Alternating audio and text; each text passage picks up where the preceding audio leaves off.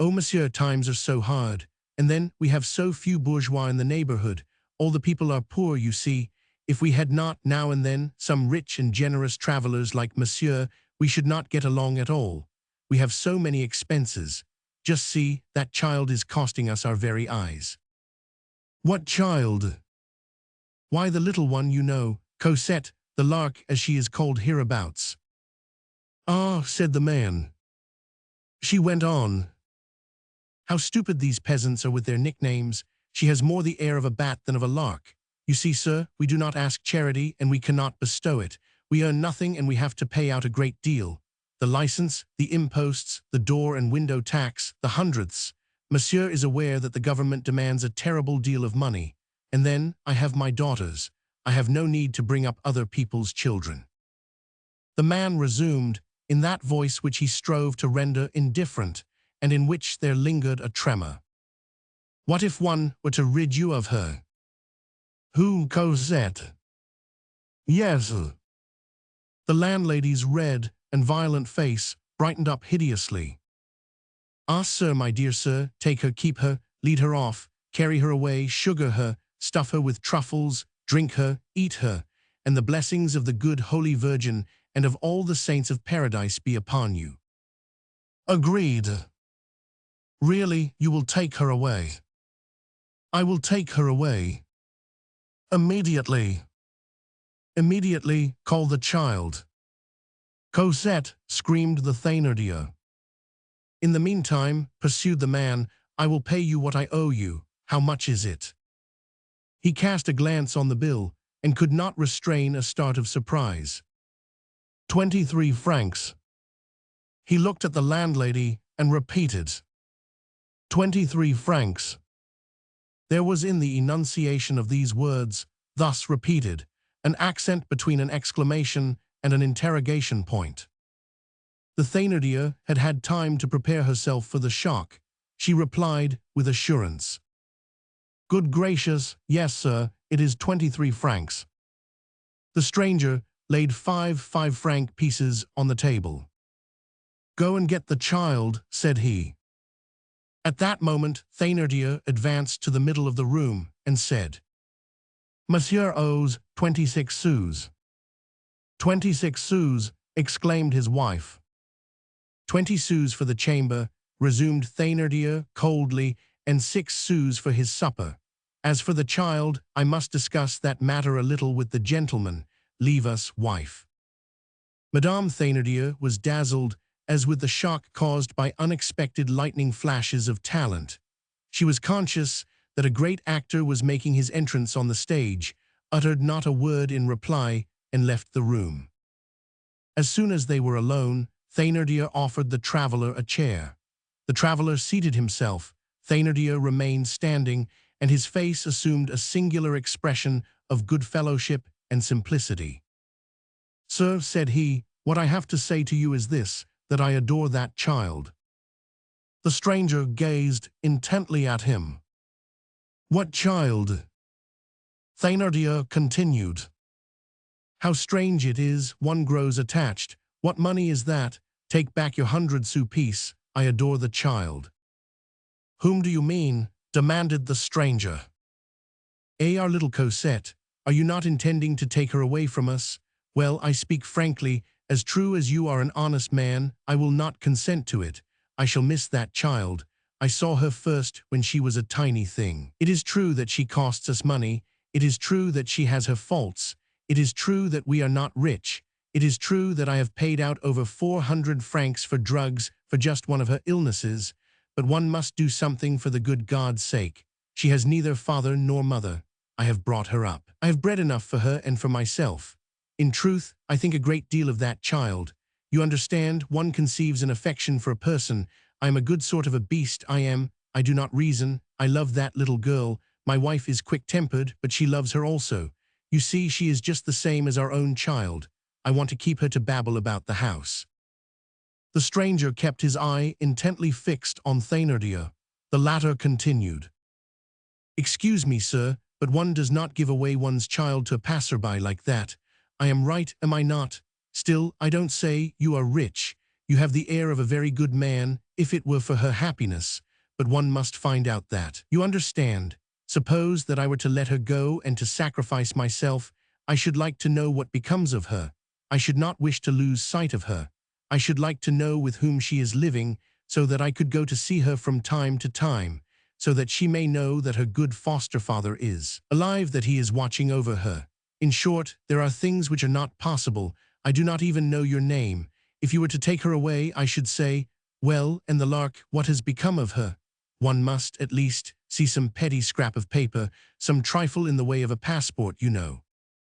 The stranger, still surveying him with that gaze which penetrates, as the saying goes, to the very depths of the conscience, replied in a grave, firm voice. Monsieur Thénardier, one does not require a passport to travel 5 leagues from Paris. If I take Cosette away, I shall take her away, and that is the end of the matter. You will not know my name, you will not know my residence, you will not know where she is, and my intention is that she shall never set eyes on you again so long as she lives. I break the thread which binds her foot, and she departs. Does that suit you? Yes or no? Since geniuses, like demons, recognize the presence of a superior god by certain signs, Thénardier comprehended that he had to deal with a very strong person. It was like an intuition. He comprehended it with his clear and sagacious promptitude. While drinking with the Carters, smoking, and singing coarse songs on the preceding evening, he had devoted the whole of the time to observing the stranger, watching him like a cat, and studying him like a mathematician. He had watched him, both on his own account, for the pleasure of the thing, and through instinct, and had spied upon him as though he had been paid for so doing. Not a movement, not a gesture, on the part of the man in the yellow greatcoat had escaped him. Even before the stranger had so clearly manifested his interest in Cosette, Thénardier had divined his purpose. He had caught the old man's deep glances returning constantly to the child. Who was this man? Why this interest? Why this hideous costume when he had so much money in his purse? Questions which he put to himself without being able to solve them, and which irritated him. He had pondered it all night long. He could not be Cosette's father. Was he her grandfather? Then why not make himself known at once? When one has a right, one asserts it. This man evidently had no right over Cosette. What was it then? Thénardier lost himself in conjectures. He caught glimpses of everything, but he saw nothing. Be that as it may, on entering into conversation with the man, sure that there was some secret in the case, that the latter had some interest in remaining in the shadow, he felt himself strong. When he perceived from the stranger's clear and firm retort that this mysterious personage was mysterious in so simple a way, he became conscious that he was weak. He had expected nothing of the sort. His conjectures were put to the rout. He rallied his ideas. He weighed everything in the space of a second. Thénardier was one of those men who take in a situation at a glance.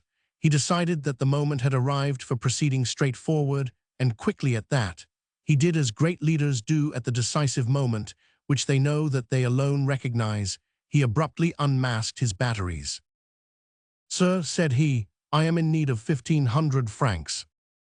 The stranger took from his side pocket an old pocketbook of black leather, opened it, drew out 3 bank bills, which he laid on the table. Then he placed his large thumb on the notes and said to the innkeeper, "Go and fetch Cosette." While this was taking place, what had Cosette been doing? On waking up, Cosette had run to get her shoe. In it she had found the gold piece. It was not a Napoleon. It was one of those perfectly new 20-franc pieces of the Restoration, on whose effigy the little Prussian queue had replaced the laurel wreath. Cosette was dazzled. Her destiny began to intoxicate her. She did not know what a gold piece was. She had never seen one. She hid it quickly in her pocket as though she had stolen it. Still, she felt that it really was hers. She guessed whence her gift had come, but the joy which she experienced was full of fear. She was happy, above all she was stupefied. Such magnificent and beautiful things did not appear real. The doll frightened her, the gold piece frightened her. She trembled vaguely in the presence of this magnificence. The stranger alone did not frighten her. On the contrary, he reassured her. Ever since the preceding evening, amid all her amazement, even in her sleep, she had been thinking in her little childish mind of that man who seemed to be so poor and so sad, and who was so rich and so kind. Everything had changed for her since she had met that good man in the forest. Cosette, less happy than the most insignificant swallow of heaven, had never known what it was to take refuge under a mother's shadow and under a wing. For the last 5 years, that is to say, as far back as her memory ran, the poor child had shivered and trembled. She had always been exposed completely naked to the sharp wind of adversity. Now it seemed to her she was clothed. Formerly her soul had seemed cold, now it was warm. Cosette was no longer afraid of the Thénardier. She was no longer alone, there was someone there. She hastily set about her regular morning duties. That louis, which she had about her, in the very apron pocket whence the 15-sou piece had fallen on the night before, distracted her thoughts. She dared not touch it, but she spent 5 minutes in gazing at it, with her tongue hanging out, if the truth must be told. As she swept the staircase, she paused, remained standing there motionless, forgetful of her broom and of the entire universe, occupied in gazing at that star which was blazing at the bottom of her pocket.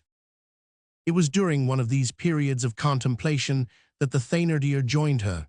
She had gone in search of Cosette at her husband's orders.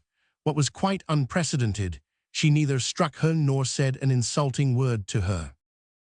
"Cosette," she said almost gently, "come immediately." An instant later Cosette entered the public room. The stranger took up the bundle which he had brought and untied it. This bundle contained a little woolen gown, an apron, a fustian bodice, a kerchief, a petticoat, woolen stockings, shoes, a complete outfit for a girl of 7 years. All was black. "My child," said the man, "take these and go and dress yourself quickly." Daylight was appearing when those of the inhabitants of Montfermeil who had begun to open their doors beheld a poorly clad old man leading a little girl dressed in mourning, and carrying a pink doll in her arms, pass along the road to Paris. They were going in the direction of Livry. It was our man and Cosette. No one knew the man, as Cosette was no longer in rags. Many did not recognize her. Cosette was going away. With whom, she did not know. Whither, she knew not. All that she understood was that she was leaving the Thénardier tavern behind her. No one had thought of bidding her farewell, nor had she thought of taking leave of anyone. She was leaving that hated and hating house. Poor, gentle creature, whose heart had been repressed up to that hour. Cosette walked along gravely, with her large eyes wide open and gazing at the sky. She had put her louis in the pocket of her new apron. From time to time, she bent down and glanced at it, then she looked at the good man. She felt something as though she were beside the good God. Chapter 10. He who seeks to better himself may render his situation worse. Madame Thénardier had allowed her husband to have his own way, as was her wont. She had expected great results. When the man and Cosette had taken their departure, Thénardier allowed a full quarter of an hour to elapse. Then he took her aside and showed her the 1,500 francs. "Is that all?" said she. It was the first time since they had set up housekeeping that she had dared to criticize one of the master's acts. The blow told. "You are right in sooth," said he. "I am a fool. Give me my hat." He folded up the 3 bank bills, thrust them into his pocket, and ran out in all haste, but he made a mistake and turned to the right first. Some neighbors, of whom he made inquiries, put him on the track again. The lark and the man had been seen going in the direction of Livry. He followed these hints, walking with great strides and talking to himself the while. "That man is evidently a million dressed in yellow, and I am an animal." First he gave 20 sous, then 5 francs, then 50 francs, then 1,500 francs, all with equal readiness.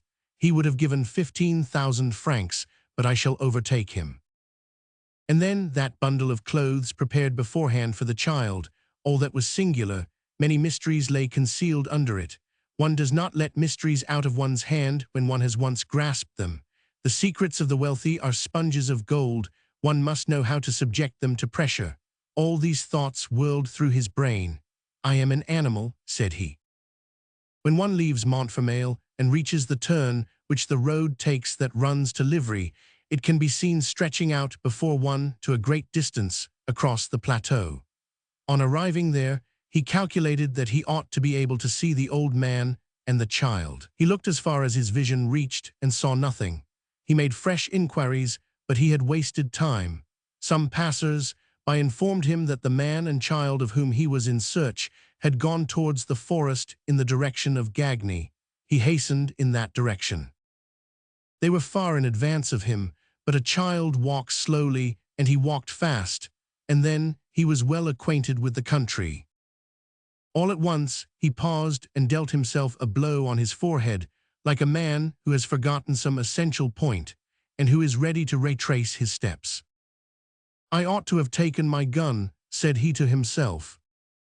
Thénardier was one of those double natures which sometimes pass through our midst without our being aware of the fact, and who disappear without our finding them out, because destiny has only exhibited one side of them.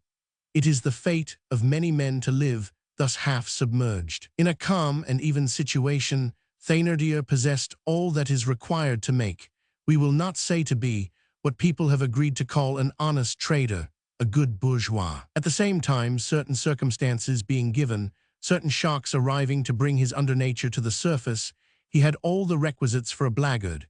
He was a shopkeeper in whom there was some taint of the monster. Satan must have occasionally crouched down in some corner of the hovel in which Thénardier dwelt, and have fallen a-dreaming in the presence of this hideous masterpiece. After a momentary hesitation, "Bah," he thought, "they will have time to make their escape." And he pursued his road, walking rapidly straight ahead, and with almost an air of certainty, with the sagacity of a fox scenting a covey of partridges. In truth, when he had passed the ponds, and had traversed in an oblique direction the large clearing which lies on the right of the Avenue de Bellevue, and reached that turf alley which nearly makes the circuit of the hill, and covers the arch of the ancient aqueduct of the Abbey of Chelles, he caught sight, over the top of the brushwood, of the hat on which he had already erected so many conjectures. It was that man's hat. The brushwood was not high. Thénardier recognized the fact that the man and Cosette were sitting there. The child could not be seen on account of her small size, but the head of her doll was visible. Thénardier was not mistaken. The man was sitting there and letting Cosette get somewhat rested.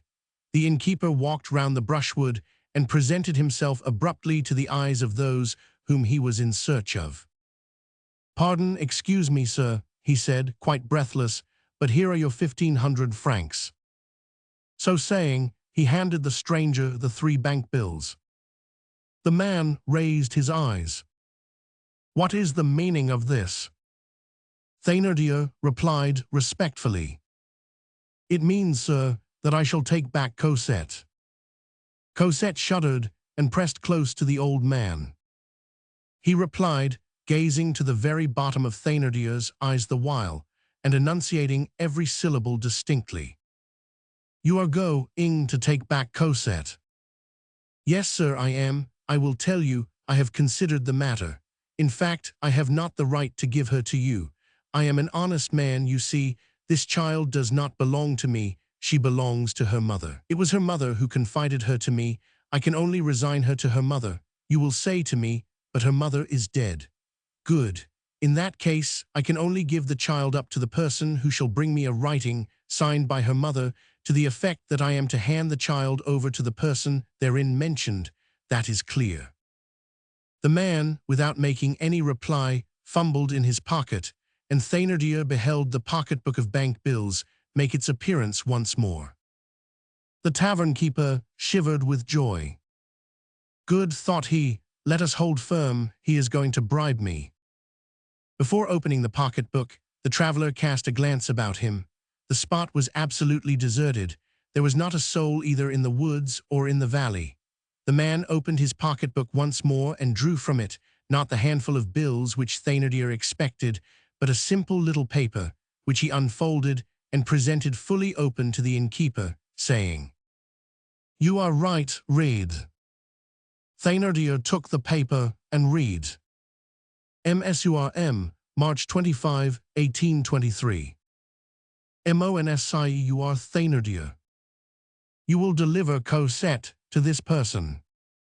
You will be paid for all the little things. I have the honor to salute you with respect. FANTINE. You know that signature, resumed the man. It certainly was Fantine's signature. Thénardier recognized it. There was no reply to make. He experienced two violent vexations, the vexation of renouncing the bribery which he had hoped for, and the vexation of being beaten. The man added, "You may keep this paper as your receipt." Thénardier retreated in tolerably good order. "This signature is fairly well imitated," he growled between his teeth. "However, let it go." Then he essayed a desperate effort. "It is well, sir," he said, "since you are the person, but I must be paid for all those little things. A great deal is owing to me." The man rose to his feet, filliping the dust from his threadbare sleeve. "Monsieur Thénardier, in January last, the mother reckoned that she owed you 120 francs. In February, you sent her a bill of 500 francs. You received 300 francs at the end of February and 300 francs at the beginning of March. Since then 9 months have elapsed, at 15 francs a month, the price agreed upon, which makes 135 francs. You had received 100 francs too much. That makes 35 still owing you. I have just given you 1,500 francs. Thénardier's sensations were those of the wolf at the moment when he feels himself nipped and seized by the steel jaw of the trap. "Who is this devil of a man?" he thought. He did what the wolf does. He shook himself. Audacity had succeeded with him once. "Monsieur, I don't know your name," he said resolutely, and this time casting aside all respectful ceremony. "I shall take back Cosette if you do not give me 1,000 crowns." The stranger said tranquilly, "Come, Cosette." He took Cosette by his left hand, and with his right he picked up his cudgel, which was lying on the ground. Thénardier noted the enormous size of the cudgel and the solitude of the spot.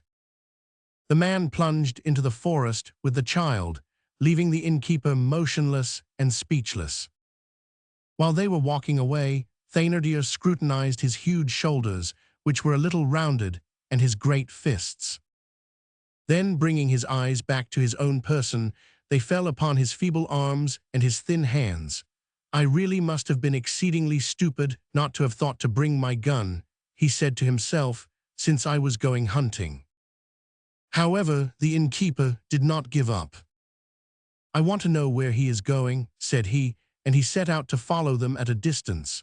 Two things were left on his hands, an irony in the shape of the paper signed Fantine, and a consolation, the 1,500 francs. The man led Cosette off in the direction of Livry and Bondy. He walked slowly, with drooping head, in an attitude of reflection and sadness.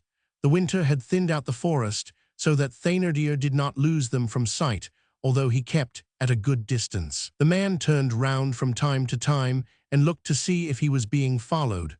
All at once he caught sight of Thénardier. He plunged suddenly into the brushwood with Cosette, where they could both hide themselves. "The deuce," said Thénardier, and he redoubled his pace. The thickness of the undergrowth forced him to draw nearer to them.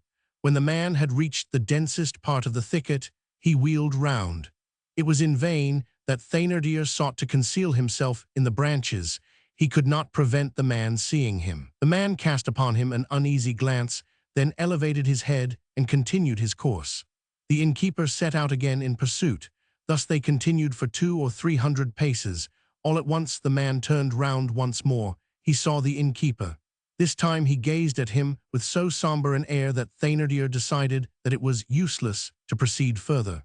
Thénardier retraced his steps. Chapter 11. Number 9430 reappears, and Cosette wins it in the lottery. Jean Valjean was not dead. When he fell into the sea, or rather, when he threw himself into it, he was not ironed, as we have seen. He swam under water until he reached a vessel at anchor, to which a boat was moored. He found means of hiding himself in this boat until night. At night he swam off again, and reached the shore a little way from Cape Brun. There, as he did not lack money, he procured clothing. A small country house in the neighborhood of Balagaya was at that time the dressing room of escaped convicts, a lucrative specialty. Then Jean Valjean, like all the sorry fugitives who are seeking to evade the vigilance of the law and social fatality, pursued an obscure and undulating itinerary. He found his first refuge at Prédox, near Cosette. Then he directed his course towards Grand Villard, near Briançon, in the Hautes-Alpes. It was a fumbling and uneasy flight, a mole's track whose branchings are untraceable. Later on, some trace of his passage into Ain, in the territory of Civria, was discovered, in the Pyrenees at Acans, at the spot called Grange de Daumec, near the market of Chevales, and in the environs of Périgueux at Brunis, canton of La Chapelle-Gonaigne. He reached Paris. We have just seen him at Montfermeil.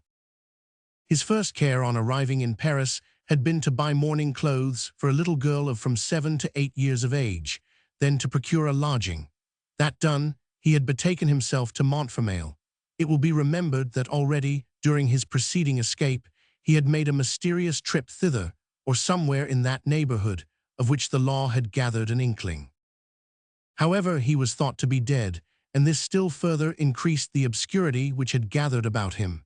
At Paris, one of the journals which chronicled the fact fell into his hands. He felt reassured and almost at peace, as though he had really been dead. On the evening of the day when Jean Valjean rescued Cosette from the claws of the Thénardiers, he returned to Paris. He re-entered it at nightfall, with the child by way of the Barrière Monceau. There he entered a cabriolet, which took him to the esplanade of the Observatoire. There he got out, paid the coachman, took Cosette by the hand, and together they directed their steps through the darkness, through the deserted streets which adjoin the Arsène and the Glacière, towards the Boulevard de l'Hôpital. The day had been strange and filled with emotions for Cosette. They had eaten some bread and cheese purchased in isolated taverns, behind hedges. They had changed carriages frequently. They had traveled short distances on foot. She made no complaint, but she was weary, and Jean Valjean perceived it by the way she dragged more and more on his hand as she walked. He took her on his back.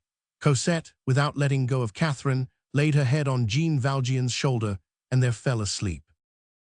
Book 4th The Gorbau Hovel. The Gorbau Hovels. Chapter 1. Master Gorbau. 40 years ago, a rambler who had ventured into that unknown country of the Salpêtrière, and who had mounted to the Barrière d'Italie by way of the boulevard, reached a point where it might be said that Paris disappeared. It was no longer solitude, for there were passers-by. It was not the country, for there were houses and streets. It was not the city, for the streets had ruts like highways and the grass grew in them. It was not a village, the houses were too lofty. What was it then? It was an inhabited spot where there was no one. It was a desert place where there was someone. It was a boulevard of the great city, a street of Paris, more wild at night than the forest, more gloomy by day than a cemetery. It was the old quarter of the Marché aux Chevaux.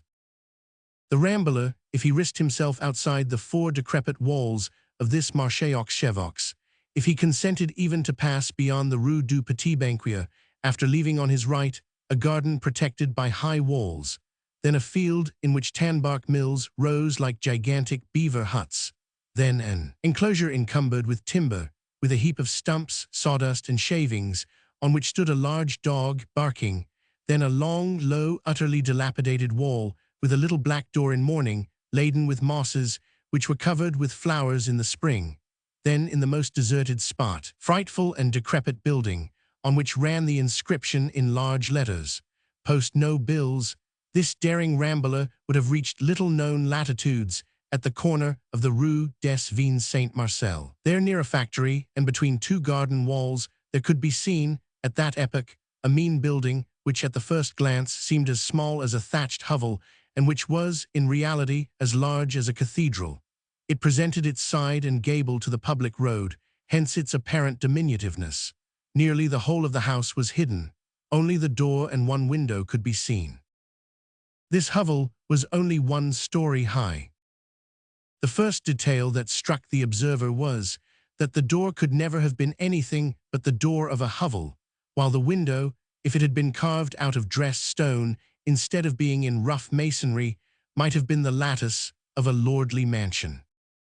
The door was nothing but a collection of worm-eaten planks roughly bound together by crossbeams which resembled roughly hewn logs.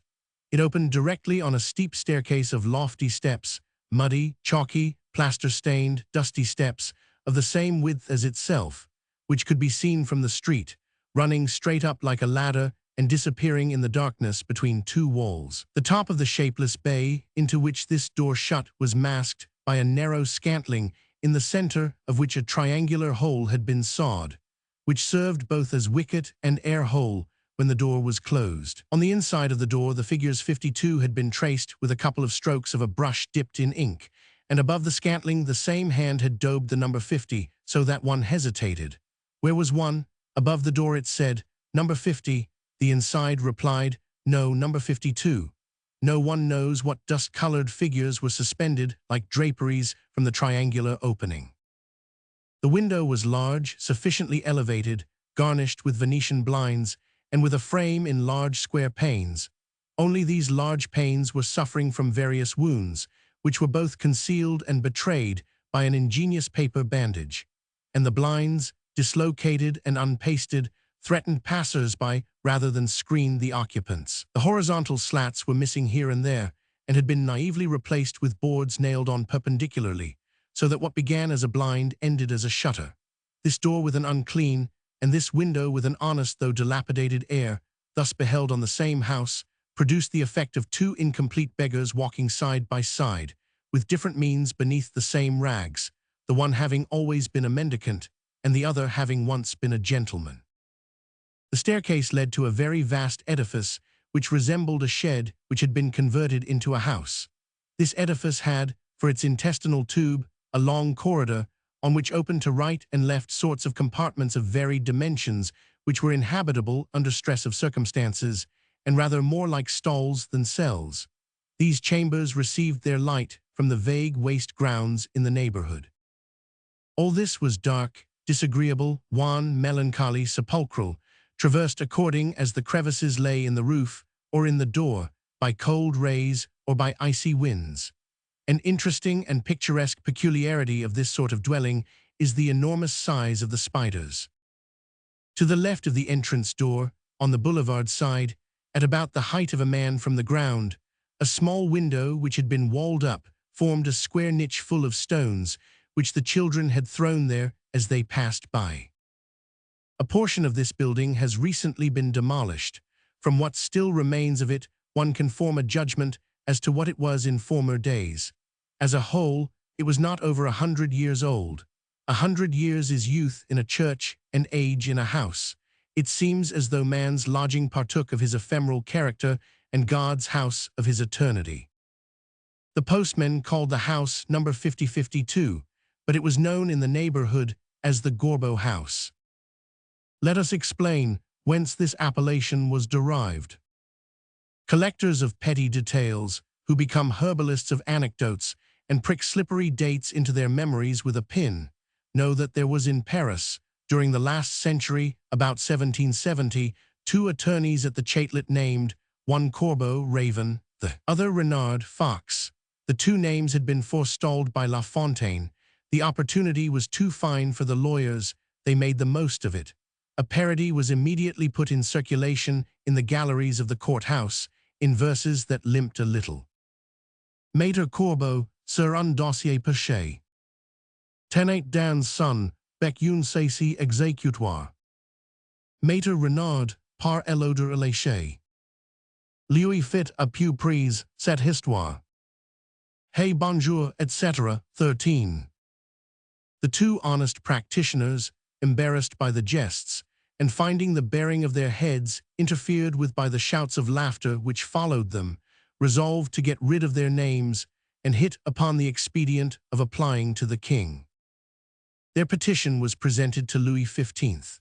On the same day when the papal nuncio, on the one hand, and the Cardinal de la Rochimon on the other, both devoutly kneeling, were each engaged in putting on, in His Majesty's presence, a slipper on the bare feet of Madame du Barry, who had just got out of bed. The king, who was laughing, continued to laugh, passed gaily from the two bishops to the two lawyers, and bestowed on these limbs of the law their former names, or nearly so. By the king's command, Maître Corbeau was permitted to add a tail to his initial letter and to call himself Gorbeau. Maître Renard was less lucky.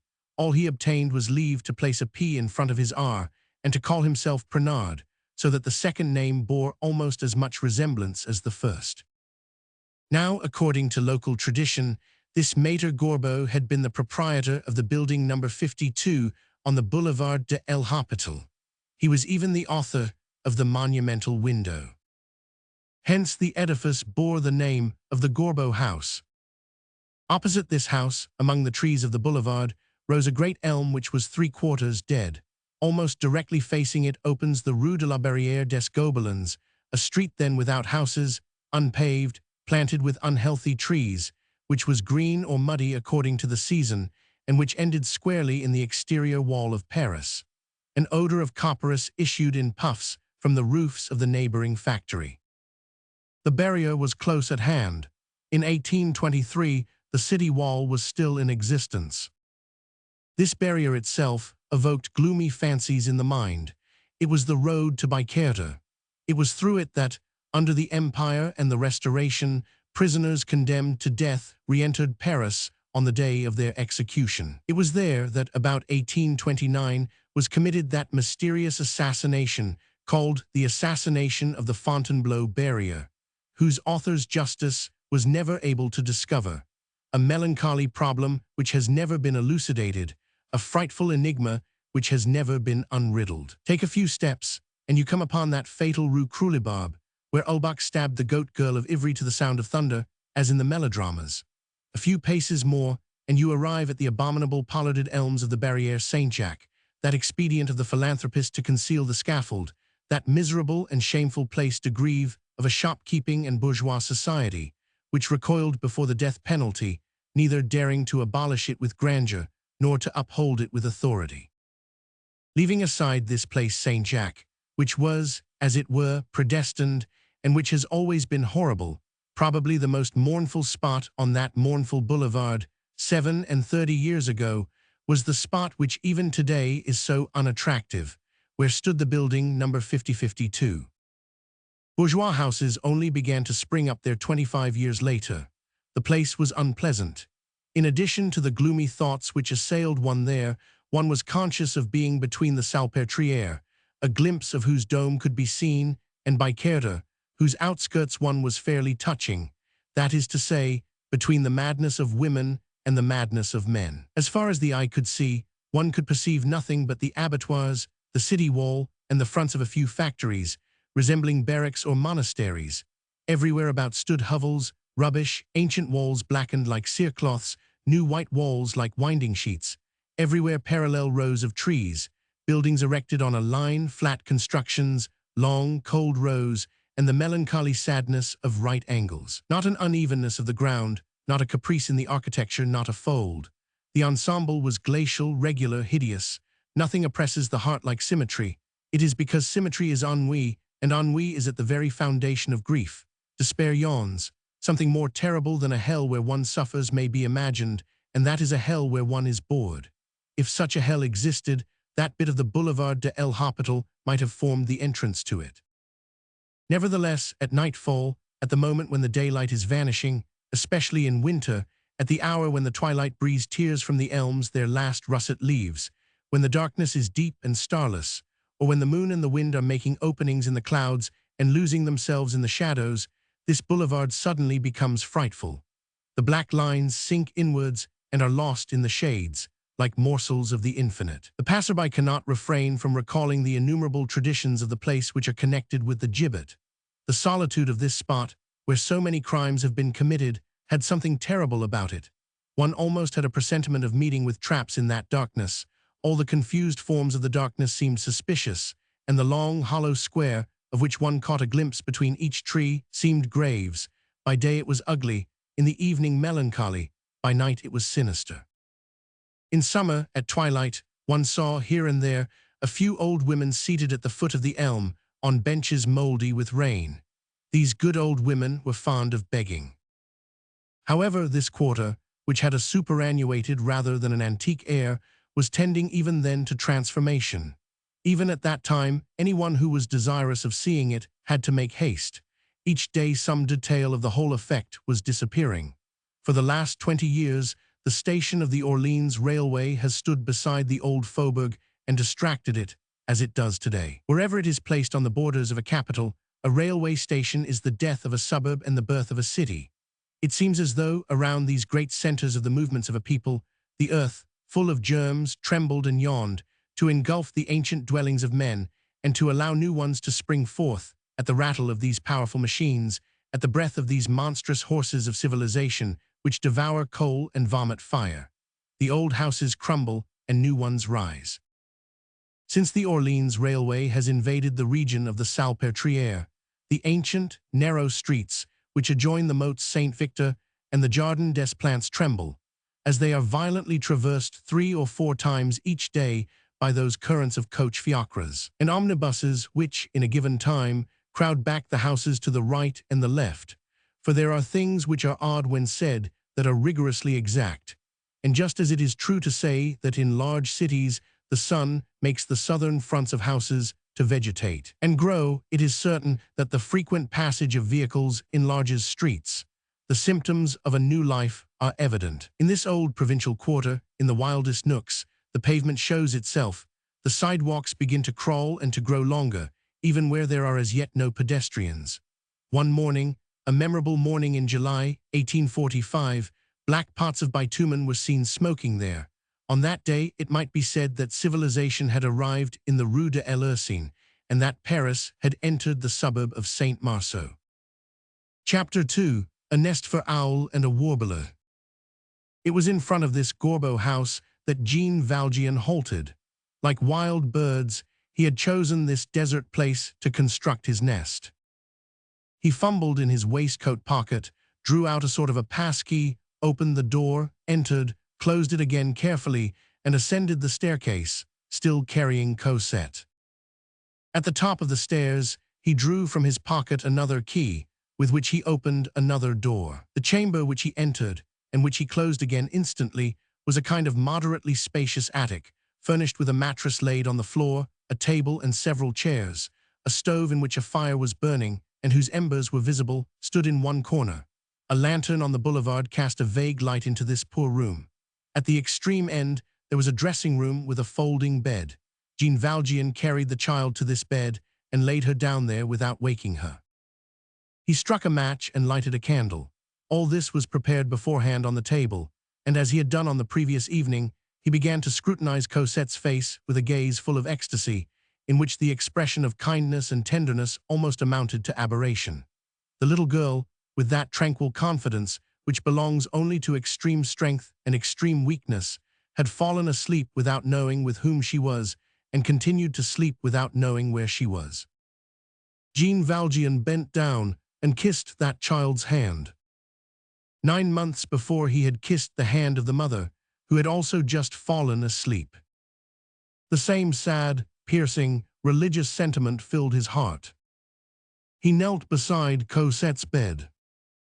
It was broad daylight, and the child still slept. A wan ray of the December sun penetrated the window of the attic and lay upon the ceiling in long threads of light and shade. All at once, a heavily laden carrier's cart, which was passing along the boulevard, shook the frail bed like a clap of thunder and made it quiver from top to bottom. "Yes, madame," cried Cosette, waking with a start. "Here I am, here I am." And she sprang out of bed, her eyes still half shut with the heaviness of sleep, extending her arms towards the corner of the wall. "Ah, mon Dieu, my broom," said she. She opened her eyes wide now, and beheld the smiling countenance of Jean Valjean. "Ah, so it is true," said the child. "Good morning, monsieur." Children accept joy and happiness instantly and familiarly, being themselves by nature joy and happiness. Cosette caught sight of Catherine at the foot of her bed and took possession of her, and as she played, she put 100 questions to Jean Valjean. Where was she? Was Paris very large? Was Madame Thénardier very far away? Was she to go back? Etc., etc. All at once she exclaimed, "How pretty it is here!" It was a frightful hole, but she felt free. "Must I sweep?" she resumed at last. "Play," said Jean Valjean. The day passed thus.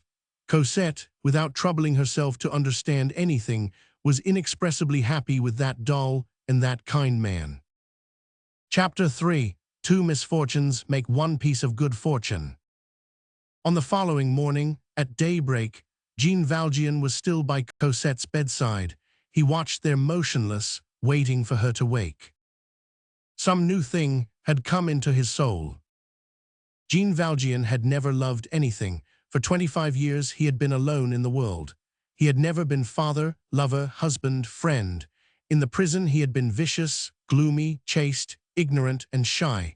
The heart of that ex-convict was full of virginity. His sister and his sister's children had left him only a vague and far-off memory which had finally almost completely vanished. He had made every effort to find them, and not having been able to find them, he had forgotten them. Human nature is made thus. The other tender emotions of his youth, if he had ever had any, had fallen into an abyss.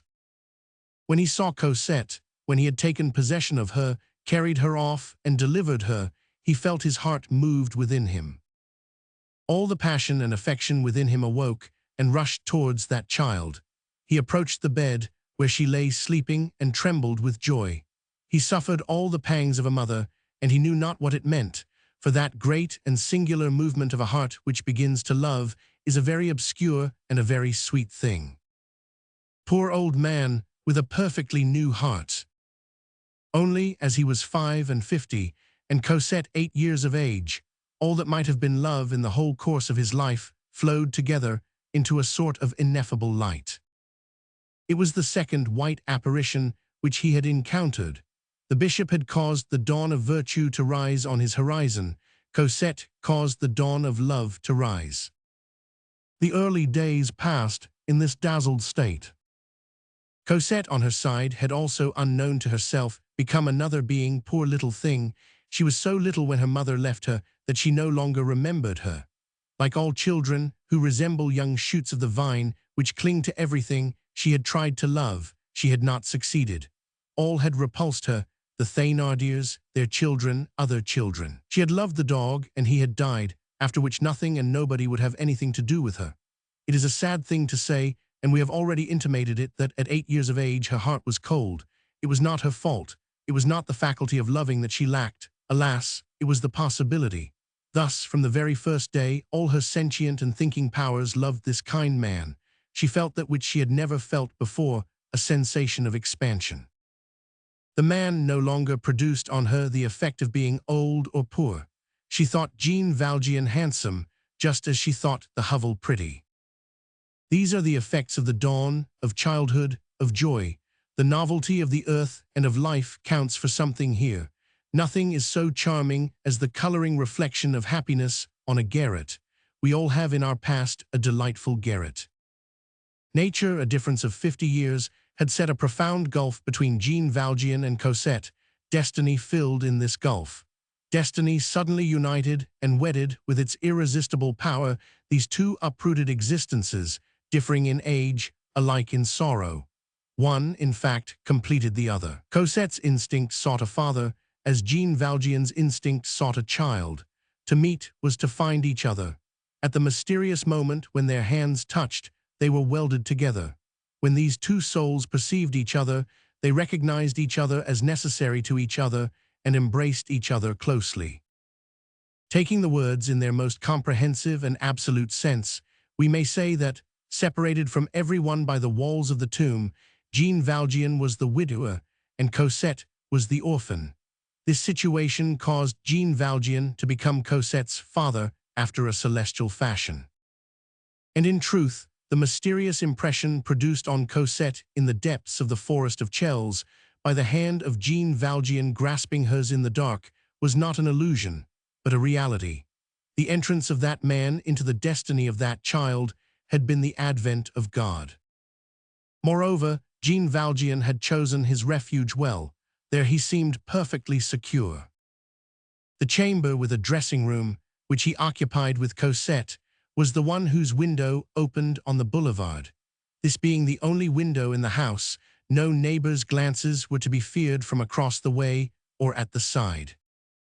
The ground floor of number 5052, a sort of dilapidated penthouse, served as a wagon house for market gardeners, and no communication existed between it and the first story. It was separated by the flooring, which had neither traps nor stairs, and which formed the diaphragm of the building, as it were. The first story contained, as we have said, numerous chambers and several attics, only one of which was occupied by the old woman who took charge of Jean Valjean's housekeeping. All the rest was uninhabited. It was this old woman, ornamented with the name of the principal lodger, and in reality entrusted with the functions of portress, who had let him the lodging on Christmas Eve. He had represented himself to her as a gentleman of means who had been ruined by Spanish bonds, who was coming there to live with his little daughter. He had paid her 6 months in advance and had commissioned the old woman to furnish the chamber and dressing room, as we have seen. It was this good woman who had lighted the fire in the stove and prepared everything on the evening of their arrival. Week followed week. These two beings led a happy life in that hovel. Cosette laughed, chattered, and sang from daybreak. Children have their morning song as well as birds. It sometimes happened that Jean Valjean clasped her tiny red hand, all cracked with chilblains, and kissed it. The poor child, who was used to being beaten, did not know the meaning of this and ran away in confusion. At times she became serious and stared at her little black gown. Cosette was no longer in rags, she was in mourning. She had emerged from misery and she was entering into life. Jean Valjean had undertaken to teach her to read. Sometimes, as he made the child spell, he remembered that it was with the idea of doing evil that he had learned to read in prison. This idea had ended in teaching a child to read. Then the ex-convict smiled with the pensive smile of the angels. He felt in it a premeditation from on high, the will of someone who was not man, and he became absorbed in reverie. Good thoughts have their abysses as well as evil ones. To teach Cosette to read, and to let her play, this constituted nearly the whole of Jean Valjean's existence. And then he talked of her mother, and he made her pray. She called him father, and knew no other name for him. He passed hours in watching her dressing and undressing her doll, and in listening to her prattle. Life henceforth appeared to him to be full of interest. Men seemed to him good and just. He no longer reproached anyone in thought. He saw no reason why he should not live to be a very old man, now that this child loved him. He saw a whole future stretching out before him, illuminated by Cosette as by a charming light. The best of us are not exempt from egotistical thoughts. At times, he reflected with a sort of joy that she would be ugly. This is only a personal opinion, but to utter our whole thought, at the point where Jean Valjean had arrived when he began to love Cosette, it is by no means clear to us that he did not need this encouragement in order that he might persevere in well-doing. He had just viewed the malice of men and the misery of society under a new aspect, incomplete aspects, which unfortunately only exhibited one side of the truth, the fate of woman as summed up in Fantine, and public authority as personified in Javert. He had returned to prison, this time for having done right. He had quaffed fresh bitterness. Disgust and lassitude were overpowering him. Even the memory of the bishop probably suffered a temporary eclipse, though sure to reappear later on luminous and triumphant. But after all, that sacred memory was growing dim. Who knows whether Jean Valjean had not been on the eve of growing discouraged and of falling once more? He loved and grew strong again. Alas, he walked with no less indecision than Cosette. He protected her and she strengthened him. Thanks to him she could walk through life. Thanks to her he could continue in virtue. He was that child's stay and she was his prop. O unfathomable and divine mystery of the balances of destiny. Chapter 4. The remarks of the principal tenant. Jean Valjean was prudent enough never to go out by day. Every evening, at twilight, he walked for an hour or two, sometimes alone, often with Cosette, seeking the most deserted side alleys of the boulevard and entering churches at nightfall. He liked to go to Saint Médard, which is the nearest church. When he did not take Cosette with him, she remained with the old woman, but the child's delight was to go out with the good man. She preferred an hour with him to all her rapturous tête-à-têtes with Catherine. He held her hand as they walked and said sweet things to her. It turned out that Cosette was a very gay little person. The old woman attended to the housekeeping and cooking and went to market. They lived soberly, always having a little fire, but like people in very moderate circumstances.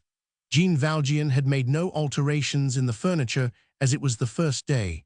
He had merely had the glass door leading to Cosette's dressing room replaced by a solid door. He still wore his yellow coat, his black breeches, and his old hat. In the street, he was taken for a poor man. It sometimes happened that kind-hearted women turned back to bestow a sou on him. Jean Valjean accepted the sou with a deep bow. It also happened occasionally that he encountered some poor wretch asking alms. Then he looked behind him to make sure that no one was observing him, stealthily approached the unfortunate man, put a piece of money into his hand, often a silver coin, and walked rapidly away. This had its disadvantages. He began to be known in the neighborhood under the name of the beggar who gives alms. The old principal lodger, a cross-looking creature who was thoroughly permeated, so far as her neighbors were concerned, with the inquisitiveness peculiar to envious persons, scrutinized Jean Valjean a great deal, without his suspecting the fact. She was a little deaf, which rendered her talkative. There remained to her from her past 2 teeth, one above, the other below, which she was continually knocking against each other. She had questioned Cosette, who had not been able to tell her anything, since she knew nothing herself except that she had come from Montfermeil. One morning this spy saw Jean Valjean, with an air which struck the old gossip as peculiar, entering one of the uninhabited compartments of the hovel. She followed him with the step of an old cat, and was able to observe him without being seen through a crack in the door, which was directly opposite him. Jean Valjean had his back turned towards this door, by way of greater security, no doubt. The old woman saw him fumble in his pocket and draw thence a case, scissors, and thread.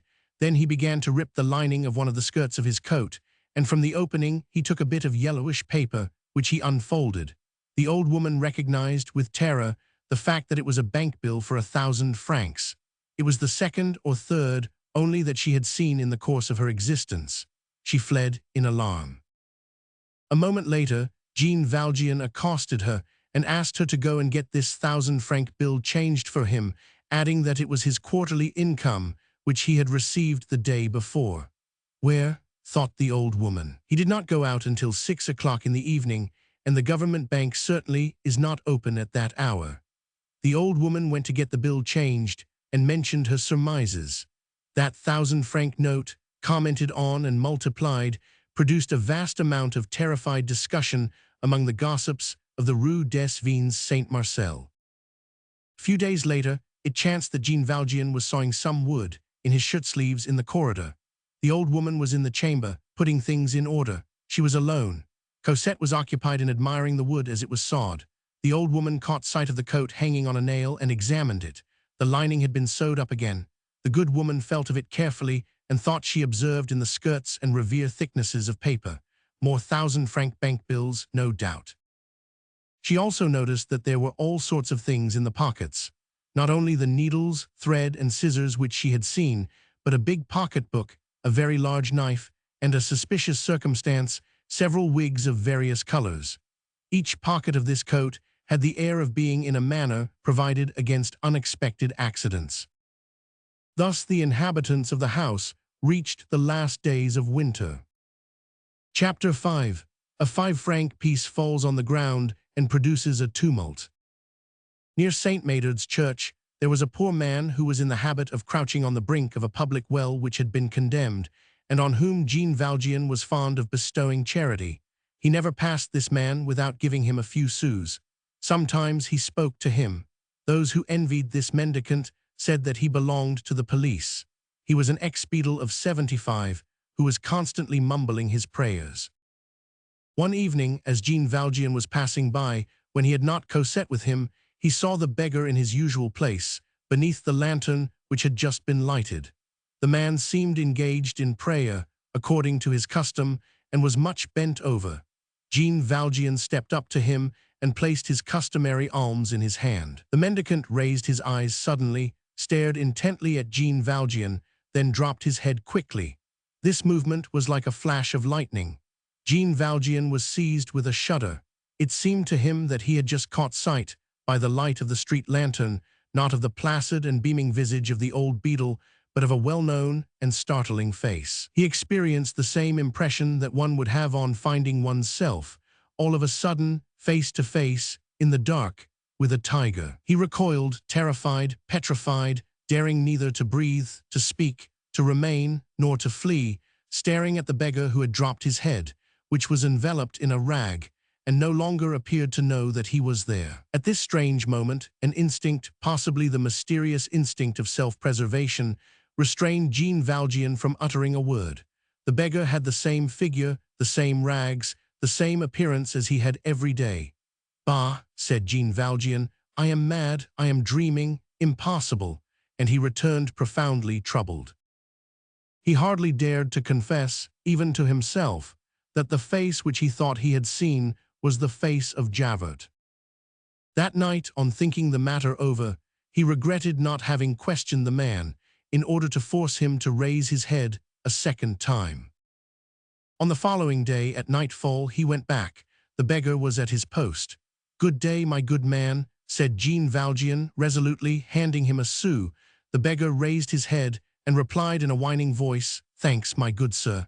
It was unmistakably the ex-beadle. Jean Valjean felt completely reassured. He began to laugh. "How the deuce could I have thought that I saw Javert there?" he thought.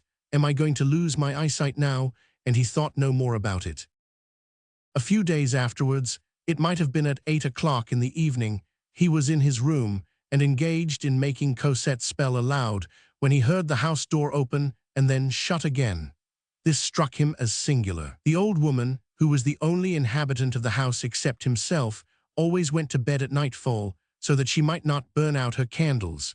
Jean Valjean made a sign to Cosette to be quiet. He heard someone ascending the stairs. It might possibly be the old woman, who might have fallen ill and have been out to the apothecary's. Jean Valjean listened. The step was heavy and sounded like that of a man, but the old woman wore stout shoes, and there is nothing which so strongly resembles the step of a man as that of an old woman. Nevertheless, Jean Valjean blew out his candle.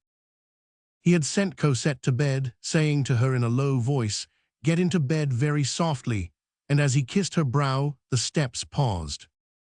Jean Valjean remained silent, motionless, with his back towards the door, seated on the chair from which he had not stirred, and holding his breath in the dark. After the expiration of a rather long interval, he turned round, as he heard nothing more, and, as he raised his eyes towards the door of his chamber, he saw a light through the keyhole. This light formed a sort of sinister star in the blackness of the door and the wall. There was evidently someone there, who was holding a candle in his hand and listening. Several minutes elapsed thus, and the light retreated, but he heard no sound of footsteps, which seemed to indicate that the person who had been listening at the door had removed his shoes. Jean Valjean threw himself, all dressed as he was, on his bed, and could not close his eyes all night. At daybreak, just as he was falling into a doze through fatigue, he was awakened by the creaking of a door which opened on some attic at the end of the corridor. Then he heard the same masculine footstep which had ascended the stairs on the preceding evening. The step was approaching. He sprang off the bed and applied his eye to the keyhole, which was tolerably large, hoping to see the person who had made his way by night into the house and had listened at his door as he passed. It was a man, in fact, who passed, this time without pausing, in front of Jean Valjean's chamber. The corridor was too dark to allow of the person's face being distinguished, but when the man reached the staircase, a ray of light from without made it stand out like a silhouette, and Jean Valjean had a complete view of his back. The man was of lofty stature, clad in a long frock coat, with a cudgel under his arm. The formidable neck and shoulders belonged to Javert. Jean Valjean might have attempted to catch another glimpse of him through his window opening on the boulevard, but he would have been obliged to open the window. He dared not. It was evident that this man had entered with a key, and like himself, who had given him that key. What was the meaning of this? When the old woman came to do the work, at 7 o'clock in the morning, Jean Valjean cast a penetrating glance on her, but he did not question her.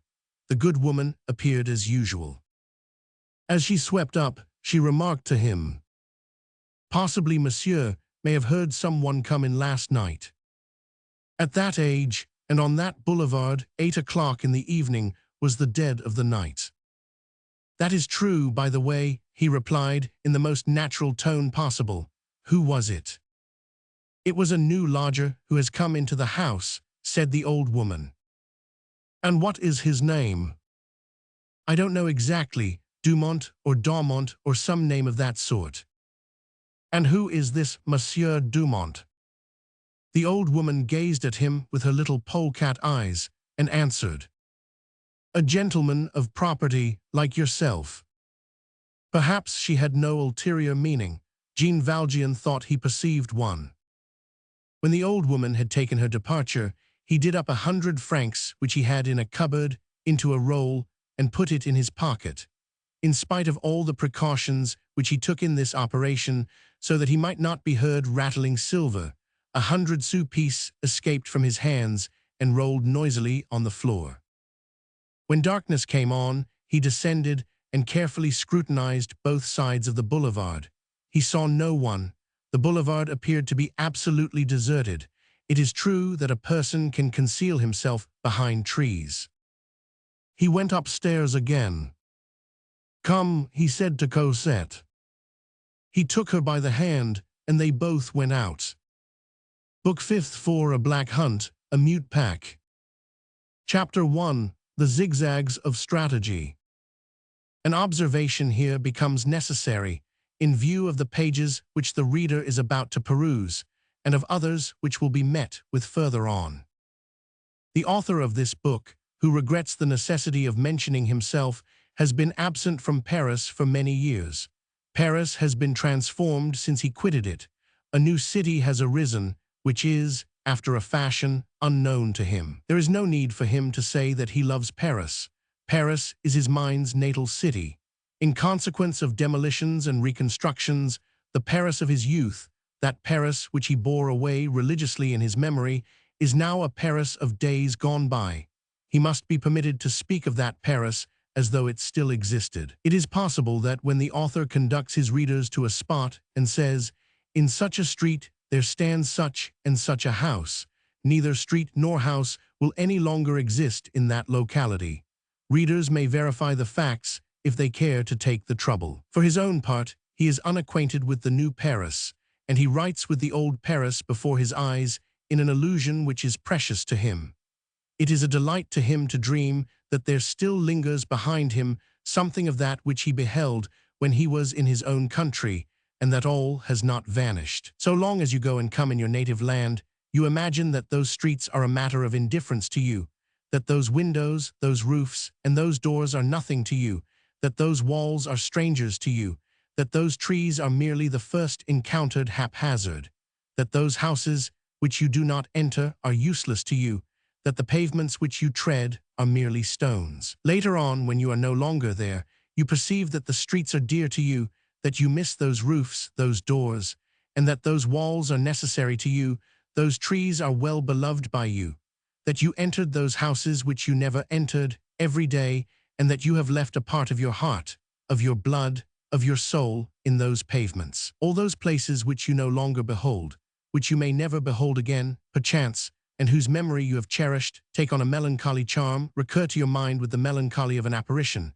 make the Holy Land visible to you, and are, so to speak, the very form of France, and you love them. And you call them up as they are, as they were, and you persist in this, and you will submit to no change, for you are attached to the figure of your fatherland as to the face of your mother. May we, then, be permitted to speak of the past in the present. That said, we beg the reader to take note of it, and we continue. Jean Valjean instantly quitted the boulevard and plunged into the streets, taking the most intricate lines which he could devise, returning on his track at times to make sure that he was not being followed. The Black Hunt. This maneuver is peculiar to the hunted stag. On soil where an imprint of the track may be left, this maneuver possesses, among other advantages, that of deceiving the huntsmen and the dogs by throwing them on the wrong scent. In venery, this is called false re-ambushment. The moon was full that night. Jean Valjean was not sorry for this. The moon, still very close to the horizon, cast great masses of light and shadow in the streets. Jean Valjean could glide along close to the houses on the dark side and yet keep watch on the light side. He did not, perhaps, take sufficiently into consideration the fact that the dark side escaped him. Still, in the deserted lanes which lie near the Rue Poliveau, he thought he felt certain that no one was following him. Cosette walked on without asking any questions. The sufferings of the first 6 years of her life had instilled something passive into her nature. Moreover, and this is a remark to which we shall frequently have occasion to recur, she had grown used, without being herself aware of it, to the peculiarities of this good man and to the freaks of destiny. And then she was with him, and she felt safe. Jean Valjean knew no more where he was going than did Cosette. He trusted in God as she trusted in him. It seemed as though he also were clinging to the hand of someone greater than himself. He thought he felt a being leading him, though invisible. However, he had no settled idea, no plan, no project. He was not even absolutely sure that it was Javert, and then it might have been Javert, without Javert knowing that he was Jean Valjean. Was not he disguised? Was not he believed to be dead? Still, queer things had been going on for several days. He wanted no more of them. He was determined not to return to the Gorbeau house. Like the wild animal chased from its lair, he was seeking a hole in which he might hide until he could find one where he might dwell. Jean Valjean described many and varied labyrinths in the Mouffetard quarter, which was already asleep, as though the discipline of the Middle Ages and the yoke of the curfew still existed. He combined in various manners, with cunning strategy, the Rue Censier and the Rue Copeau, the Rue du Battoir Saint-Victor, and the Rue du Puits-l'Ermite. There are lodging houses in this locality, but he did not even enter one, finding nothing which suited him. He had no doubt that if anyone had chanced to be upon his track, they would have lost it. As 11 o'clock struck from Saint-Étienne-du-Mont, he was traversing the Rue de Pontoise in front of the office of the Commissary of Police, situated at number 14. A few moments later, the instinct of which we have spoken above made him turn round. At that moment he saw distinctly, thanks to the commissary's lantern, which betrayed them, 3 men who were following him closely pass, one after the other, under that lantern on the dark side of the street. One of the 3 entered the alley leading to the commissary's house. The one who marched at their head struck him as decidedly suspicious. "Come, child," he said to Cosette, and he made haste to quit the Rue Pontoise. He took a circuit, turned into the Passage des Patriarches, which was closed on account of the hour, strode along the Rue de l'Épée de Bois and the Rue de l'Arbalète, and plunged into the Rue des Postes. At that time, there was a square formed by the intersection of streets, where the College Roland stands today, and where the Rue Neuve Sainte-Geneviève turns off. It is understood, of course, that the Rue Neuve Sainte-Geneviève is an old street, and that a posting-chaise does not pass through the Rue des Postes once in 10 years. In the 13th century, this Rue des Postes was inhabited by potters, and its real name is Rue des Pots. The moon cast a livid light into this open space. Jean Valjean went into ambush in a doorway, calculating that if the men were still following him, he could not fail to get a good look at them as they traversed this illuminated space. In point of fact, 3 minutes had not elapsed when the men made their appearance. There were 4 of them now. All were tall, dressed in long brown coats, with round hats and huge cudgels in their hands. Their great stature and their vast fists rendered them no less alarming than did their sinister stride through the darkness. One would have pronounced them 4 spectres disguised as bourgeois. They halted in the middle of the space and formed a group, like men in consultation. They had an air of indecision. The one who appeared to be their leader turned round and pointed hastily with his right hand in the direction which Jean Valjean had taken. Another seemed to indicate the contrary direction with considerable obstinacy. At the moment when the first man wheeled round, the moon fell full in his face. Jean Valjean recognized Javert perfectly. Chapter 2. It is lucky that the Pont 500 Austerlitz bears carriages. Uncertainty was at an end for Jean Valjean. Fortunately, it still lasted for the men. He took advantage of their hesitation. It was time lost for them, but gained for him. He slipped from under the gate where he had concealed himself and went down the Rue des Postes towards the region of the Jardin des Plantes. Cosette was beginning to be tired. He took her in his arms and carried her. There were no passers-by, and the street lanterns had not been lighted on account of there being a moon. He redoubled his pace. In a few strides, he had reached the goblet potteries, on the front of which the moonlight rendered distinctly legible the ancient inscription. De goblet fills, c'est la fabrique. Venez choisir des crutches et des brocs. Des pots à fleurs, des tioux de la brique. A tout venant le coeur vend des carreaux. 14. He left behind him the Rue de la Clef, then the Fountain Saint-Victor, skirted the Jardin des Plantes by the lower streets, and reached the quay. There he turned round. The quay was deserted. The streets were deserted. There was no one behind him. He drew a long breath. He gained the Pont d'Austerlitz. Tolls were still collected there at that epoch. He presented himself at the toll office and handed over a sou. "It is 2 sous, said the old soldier in charge of the bridge.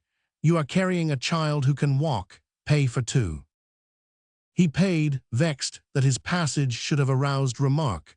Every flight should be an imperceptible slipping away.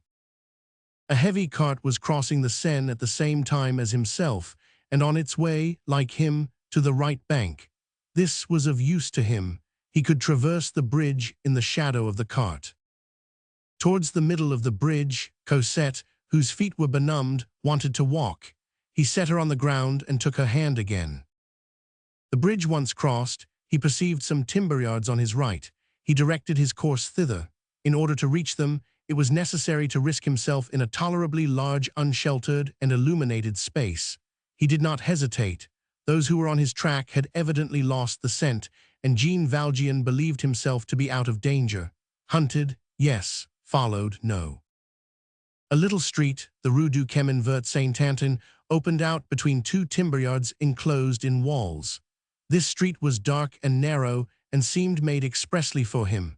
Before entering it, he cast a glance behind him. From the point where he stood, he could see the whole extent of the Pont d'Austerlitz. 4 shadows were just entering on the bridge. These shadows had their backs turned to the Jardin des Plantes and were on their way to the right bank. These 4 shadows were the 4 men. Jean Valjean shuddered like the wild beast which is recaptured. One hope remained to him. It was that the men had not, perhaps, stepped on the bridge and had not caught sight of him while he was crossing the large illuminated space, holding Cosette by the hand. In that case, by plunging into the little street before him, he might escape, if he could reach the timber yards, the marshes, the market gardens, the uninhabited ground which was not built upon. It seemed to him that he might commit himself to that silent little street. He entered it. Chapter 3, to wit, the plan of Paris in 1727. 300 paces further on, he arrived at a point where the street forked. It separated into 2 streets, which ran in a slanting line, one to the right and the other to the left. Jean Valjean had before him what resembled the 2 branches of a Y which should he choose. He did not hesitate, but took the one on the right. Why?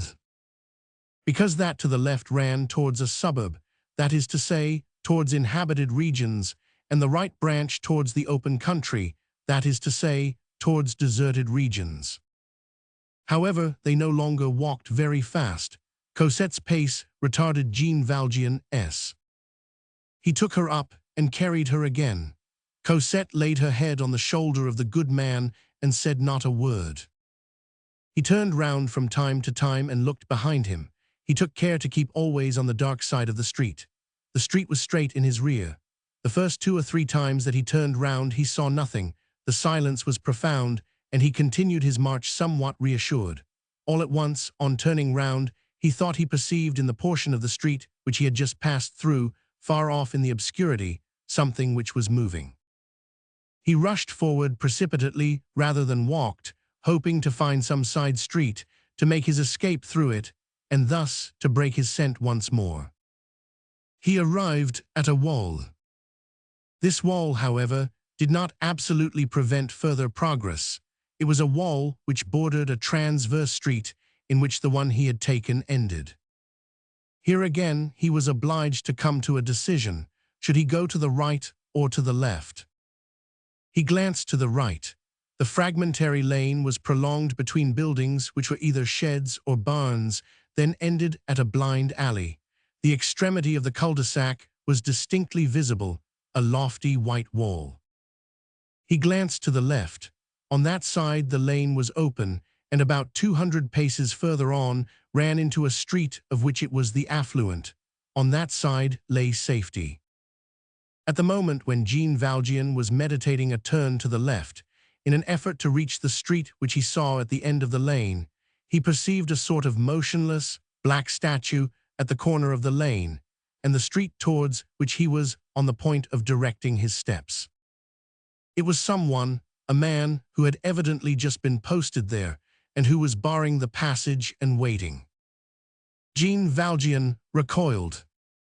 The point of Paris, where Jean Valjean found himself, situated between the Faubourg Saint-Antoine and La Rapée, is one of those which recent improvements have transformed from top to bottom, resulting in disfigurement according to some, and in a transfiguration according to others.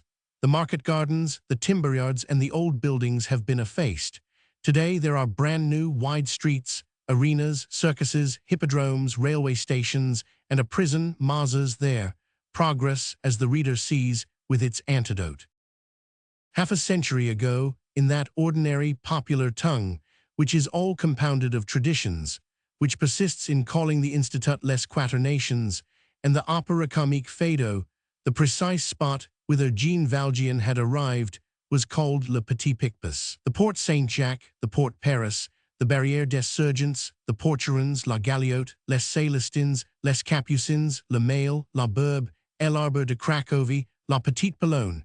These are the names of old Paris which survive amid the new. The memory of the populace hovers over these relics of the past.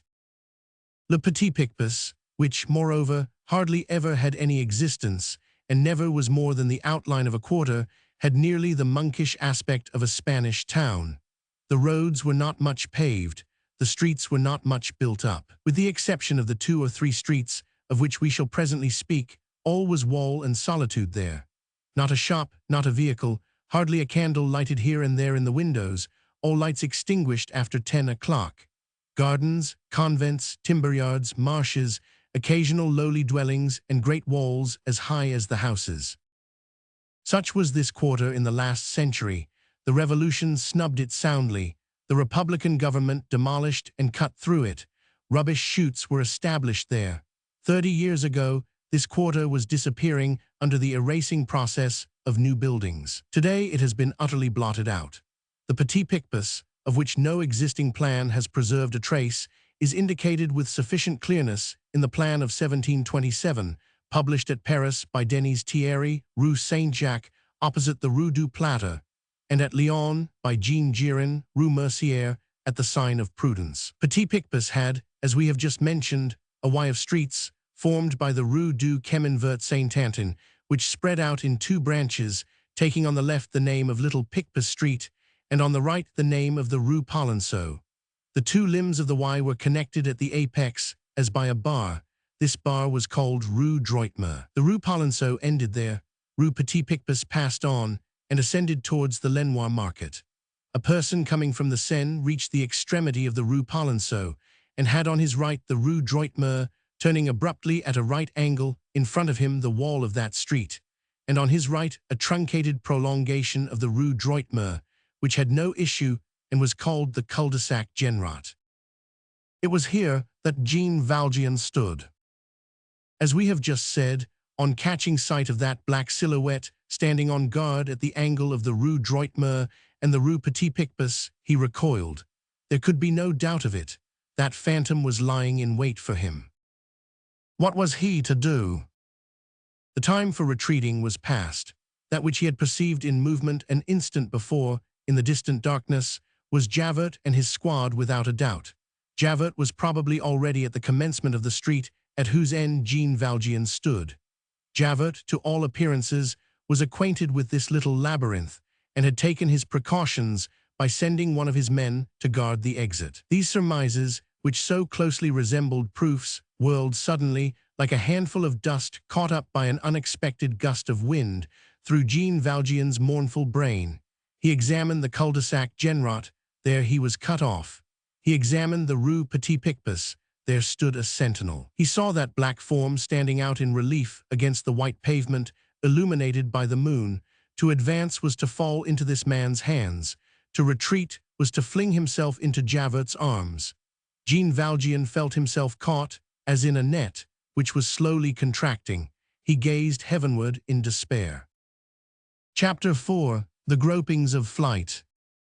In order to understand what follows, it is requisite to form an exact idea of the Droitmer lane, and, in particular, of the angle which one leaves on the left when one emerges from the Rue Polonceau into this lane. Droitmer lane was almost entirely bordered on the right, as far as the Rue Petit Picpus, by houses of mean aspect. On the left by a solitary building of severe outlines, composed of numerous parts which grew gradually higher by a story or two as they approached the Rue Petit Picpus side. So that this building, which was very lofty on the Rue Petit Picpus side, was tolerably low on the side adjoining the Rue Polonceau. There, at the angle of which we have spoken, it descended to such a degree that it consisted of merely a wall. This wall did not abut directly on the street. It formed a deeply retreating niche, concealed by its two corners from two observers who might have been, one in the Rue Polonceau, the other in the Rue Droitmer. Beginning with these angles of the niche, the wall extended along the Rue Polonceau as far as a house which bore the number 49, and along the Rue Droitmer, where the fragment was much shorter, as far as the gloomy building which we have mentioned and whose gable it intersected, thus forming another retreating angle in the street. This gable was somber of aspect. Only one window was visible, or to speak more correctly, two shutters covered with a sheet of zinc and kept constantly closed. The state of the places of which we are here giving a description is rigorously exact, and will certainly awaken a very precise memory in the mind of old inhabitants of the quarter. The niche was entirely filled by a thing which resembled a colossal and wretched door. It was a vast, formless assemblage of perpendicular planks, the upper ones being broader than the lower, bound together by long transverse strips of iron. At one side, there was a carriage gate of the ordinary dimensions, and which had evidently not been cut more than 50 years previously. A linden tree showed its crest above the niche, and the wall was covered with ivy on the side of the Rue Polonceau. In the imminent peril in which Jean Valjean found himself, this sombre building had about it a solitary and uninhabited look which tempted him. He ran his eyes rapidly over it. He said to himself that if he could contrive to get inside it, he might save himself. First he conceived an idea, then a hope. In the central portion of the front of this building, on the Rue Droitmer side, there were at all the windows of the different stories ancient cistern pipes of lead. The various branches of the pipes, which led from one central pipe to all these little basins, sketched out a sort of tree on the front. These ramifications of pipes, with their 100 elbows, imitated those old leafless vine stalks which writhe over the fronts of old farmhouses. This odd espalier, with its branches of lead and iron, was the first thing that struck Jean Valjean. He seated Cosette with her back against a stone post, with an injunction to be silent, and ran to the spot where the conduit touched the pavement. Perhaps there was some way of climbing up by it and entering the house. But the pipe was dilapidated and past service, and hardly hung to its fastenings. Moreover, all the windows of this silent dwelling were grated with heavy iron bars, even the attic windows in the roof. And then the moon fell full upon that facade, and the man who was watching at the corner of the street would have seen Jean Valjean in the act of climbing. And finally, what was to be done with Cosette? How was she to be drawn up to the top of a 3-story house? He gave up all idea of climbing by means of the drain pipe, and crawled along the wall to get back into the Rue Polonceau. When he reached the slant of the wall where he had left Cosette, he noticed that no one could see him there. As we have just explained, he was concealed from all eyes, no matter from which direction they were approaching. Besides this, he was in the shadow. Finally, there were 2 doors. Perhaps they might be forced. The wall above which he saw the linden tree and the ivy evidently abutted on a garden where he could, at least, hide himself, although there were as yet no leaves on the trees, and spend the remainder of the night. Time was passing, He must act quickly. He felt over the carriage door and immediately recognized the fact that it was impracticable outside and in. He approached the other door with more hope. It was frightfully decrepit. Its very immensity rendered it less solid. The planks were rotten. The iron bands, there were only 3 of them, were rusted. It seemed as though it might be possible to pierce this worm-eaten barrier. On examining it, he found that the door was not a door. It had neither hinges, crossbars, lock, nor fissure in the middle. The iron bands traversed it from side to side without any break. Through the crevices in the planks, he caught a view of unhewn slabs and blocks of stone roughly cemented together, which passers-by might still have seen there 10 years ago. He was forced to acknowledge with consternation that this apparent door was simply the wooden decoration of a building against which it was placed. It was easy to tear off a plank, but then one found one's self face to face with a wall. Chapter 5, which would be impossible with gas lanterns. At that moment, a heavy and measured sound began to be audible at some distance. Jean Valjean risked a glance round the corner of the street. 7 or 8 soldiers, drawn up in a platoon, had just debouched into the Rue Polonceau. He saw the gleam of their bayonets. They were advancing towards him. These soldiers, at whose head he distinguished Javert's tall figure, advanced slowly and cautiously. They halted frequently. It was plain that they were searching all the nooks of the walls and all the embrasures of the doors and alleys. This was some patrol that Javert had encountered. There could be no mistake as to this surmise, and whose aid he had demanded. Javert's 2 acolytes were marching in their ranks. At the rate at which they were marching, and in consideration of the halts which they were making, it would take them about a quarter of an hour to reach the spot where Jean Valjean stood. It was a frightful moment. A few minutes only separated Jean Valjean from that terrible precipice which yawned before him for the 3rd time, and the galleys now meant not only the galleys, but Cosette lost to him forever, that is to say, a life resembling the interior of a tomb. There was but one thing which was possible. Jean Valjean had this peculiarity that he carried, as one might say, 2 beggars' pouches. In one he kept his saintly thoughts, in the other the redoubtable talents of a convict. He rummaged in the one or the other, according to circumstances.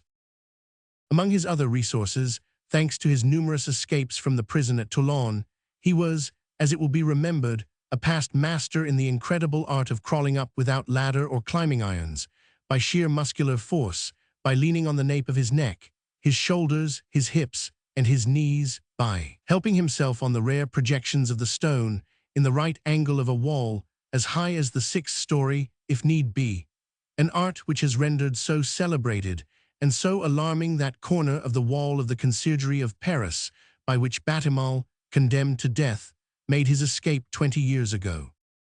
Jean Valjean measured with his eyes the wall above which he espied the linden. It was about 18 feet in height. The angle which it formed with the gable of the large building was filled, at its lower extremity, by a mass of masonry of a triangular shape, probably intended to preserve that too convenient corner from the rubbish of those dirty creatures called the passers-by. This practice of filling up corners of the wall is much in use in Paris. This mass was about 5 feet in height. The space above the summit of this mass, which it was necessary to climb, was not more than 14 feet. The wall was surmounted by a flat stone without a coping. Cosette was the difficulty, for she did not know how to climb a wall. Should he abandon her? Jean Valjean did not once think of that. It was impossible to carry her. A man's whole strength is required to successfully carry out these singular ascents. The least burden would disturb his center of gravity and pull him downwards. A rope would have been required. Jean Valjean had none. Where was he to get a rope at midnight in the Rue Polonceau? Certainly, if Jean Valjean had had a kingdom, he would have given it for a rope at that moment. All extreme situations have their lightning flashes which sometimes dazzle, sometimes illuminate us. Jean Valjean's despairing glance fell on the street lantern post of the blind alley Genrot. At that epoch there were no gas jets in the streets of Paris. At nightfall lanterns placed at regular distances were lighted. They were ascended and descended by means of a rope, which traversed the street from side to side and was adjusted in a groove of the post. The pulley over which this rope ran was fastened underneath the lantern in a little iron box, the key to which was kept by the lamplighter, and the rope itself was protected by a metal case. Jean Valjean, with the energy of a supreme struggle, crossed the street at one bound, entered the blind alley, broke the latch of the little box with the point of his knife, and an instant later he was beside Cosette once more. He had a rope. These gloomy inventors of expedients work rapidly when they are fighting against fatality. We have already explained that the lanterns had not been lighted that night. The lantern in the cul-de-sac Genrot was thus naturally extinct, like the rest, and one could pass directly under it without even noticing that it was no longer in its place. Nevertheless, the hour, the place, the darkness, Jean Valjean's absorption, his singular gestures, his goings and comings, all had begun to render Cosette uneasy. Any other child than she would have given vent to loud shrieks long before. She contented herself with plucking Jean Valjean by the skirt of his coat. They could hear the sound of the patrols approach ever more and more distinctly. "Father," said she in a very low voice, "I am afraid. Who is coming yonder?" "Hush," replied the unhappy man, "it is Madame Thénardier." Cosette shuddered. He added, "Say nothing, don't interfere with me. If you cry out, if you weep, the Thénardier is lying in wait for you. She is coming to take you back."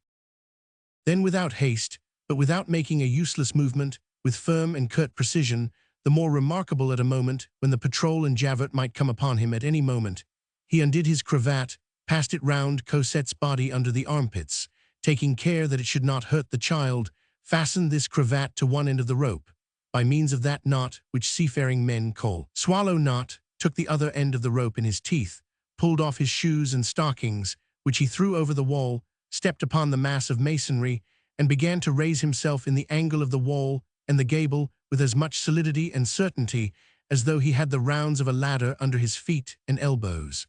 Half a minute had not elapsed when he was resting on his knees on the wall. Cosette gazed at him in stupid amazement, without uttering a word. Jean Valjean's injunction and the name of Madame Thénardier had chilled her blood. All at once she heard Jean Valjean's voice crying to her, though in a very low tone, "Put your back against the wall." She obeyed. "Don't say a word, and don't be alarmed," went on Jean Valjean. And she felt herself lifted from the ground. Before she had time to recover herself, she was on the top of the wall. Jean Valjean grasped her, put her on his back, took her two tiny hands in his large left hand, lay down flat on his stomach, and crawled along on top of the wall as far as the cant. As he had guessed, there stood a building whose roof started from the top of the wooden barricade and descended to within a very short distance of the ground, with a gentle slope which grazed the linden tree. A lucky circumstance, for the wall was much higher on this side than on the street side. Jean Valjean could only see the ground at a great depth below him. He had just reached the slope of the roof, and had not yet left the crest of the wall, when a violent uproar announced the arrival of the patrol. The thundering voice of Javert was audible. "Search the blind alley. The Rue Droitmer is guarded, so is the Rue Petit Picpus. I'll answer for it that he is in the blind alley." The soldiers rushed into the Genrot alley. Jean Valjean allowed himself to slide down the roof, still holding fast to Cosette, reached the linden tree, and leaped to the ground. Whether from terror or courage, Cosette had not breathed a sound, though her hands were a little abraded. Chapter 6. The beginning of an enigma. Jean Valjean found himself in a sort of garden which was very vast and of singular aspect, one of those melancholy gardens which seem made to be looked at in winter and at night. This garden was oblong in shape, with an alley of large poplars at the further end, tolerably tall forest trees in the corners, and an unshaded space in the center, where could be seen a very large solitary tree, then several fruit trees, gnarled and bristling like bushes, beds of vegetables, a melon patch, whose glass frames sparkled in the moonlight, and an old well. Here and there stood stone benches which seemed black with moss.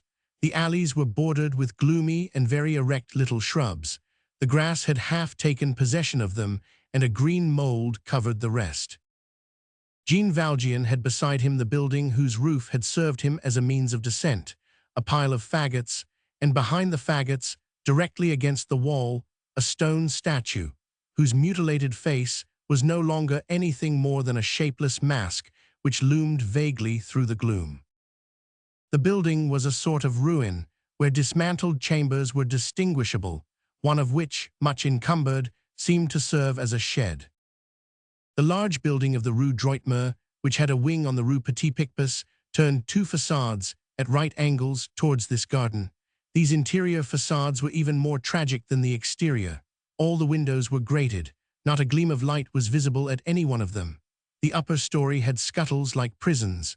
One of those facades cast its shadow on the other, which fell over the garden like an immense black pall. No other house was visible. The bottom of the garden was lost in mist and darkness. Nevertheless, walls could be confusedly made out, which intersected as though there were more cultivated land beyond, and the low roofs of the Rue Polonceau. Nothing more wild and solitary than this garden could be imagined. There was no one in it, which was quite natural in view of the hour, but it did not seem as though this spot were made for anyone to walk in, even in broad daylight. Jean Valjean's first care had been to get hold of his shoes and put them on again, then to step under the shed with Cosette. A man who is fleeing never thinks himself sufficiently hidden. The child, whose thoughts were still on the Thénardier, shared his instinct for withdrawing from sight as much as possible. Cosette trembled and pressed close to him. They heard the tumultuous noise of the patrol searching the blind alley and the streets, the blows of their gun stocks against the stones, Javert's appeals to the police spies whom he had posted, and his imprecations mingled with words which could not be distinguished. At the expiration of a quarter of an hour, it seemed as though that species of stormy roar were becoming more distant. Jean Valjean held his breath. He had laid his hand lightly on Cosette's mouth. However, the solitude in which he stood was so strangely calm that this frightful uproar, close and furious as it was, did not disturb him by so much as the shadow of a misgiving. It seemed as though those walls had been built of the deaf stones of which the Scriptures speak. All at once, in the midst of this profound calm, a fresh sound arose, a sound as celestial, divine, ineffable, ravishing, as the other had been horrible. It was a hymn which issued from the gloom, a dazzling burst of prayer and harmony in the obscure and alarming silence of the night.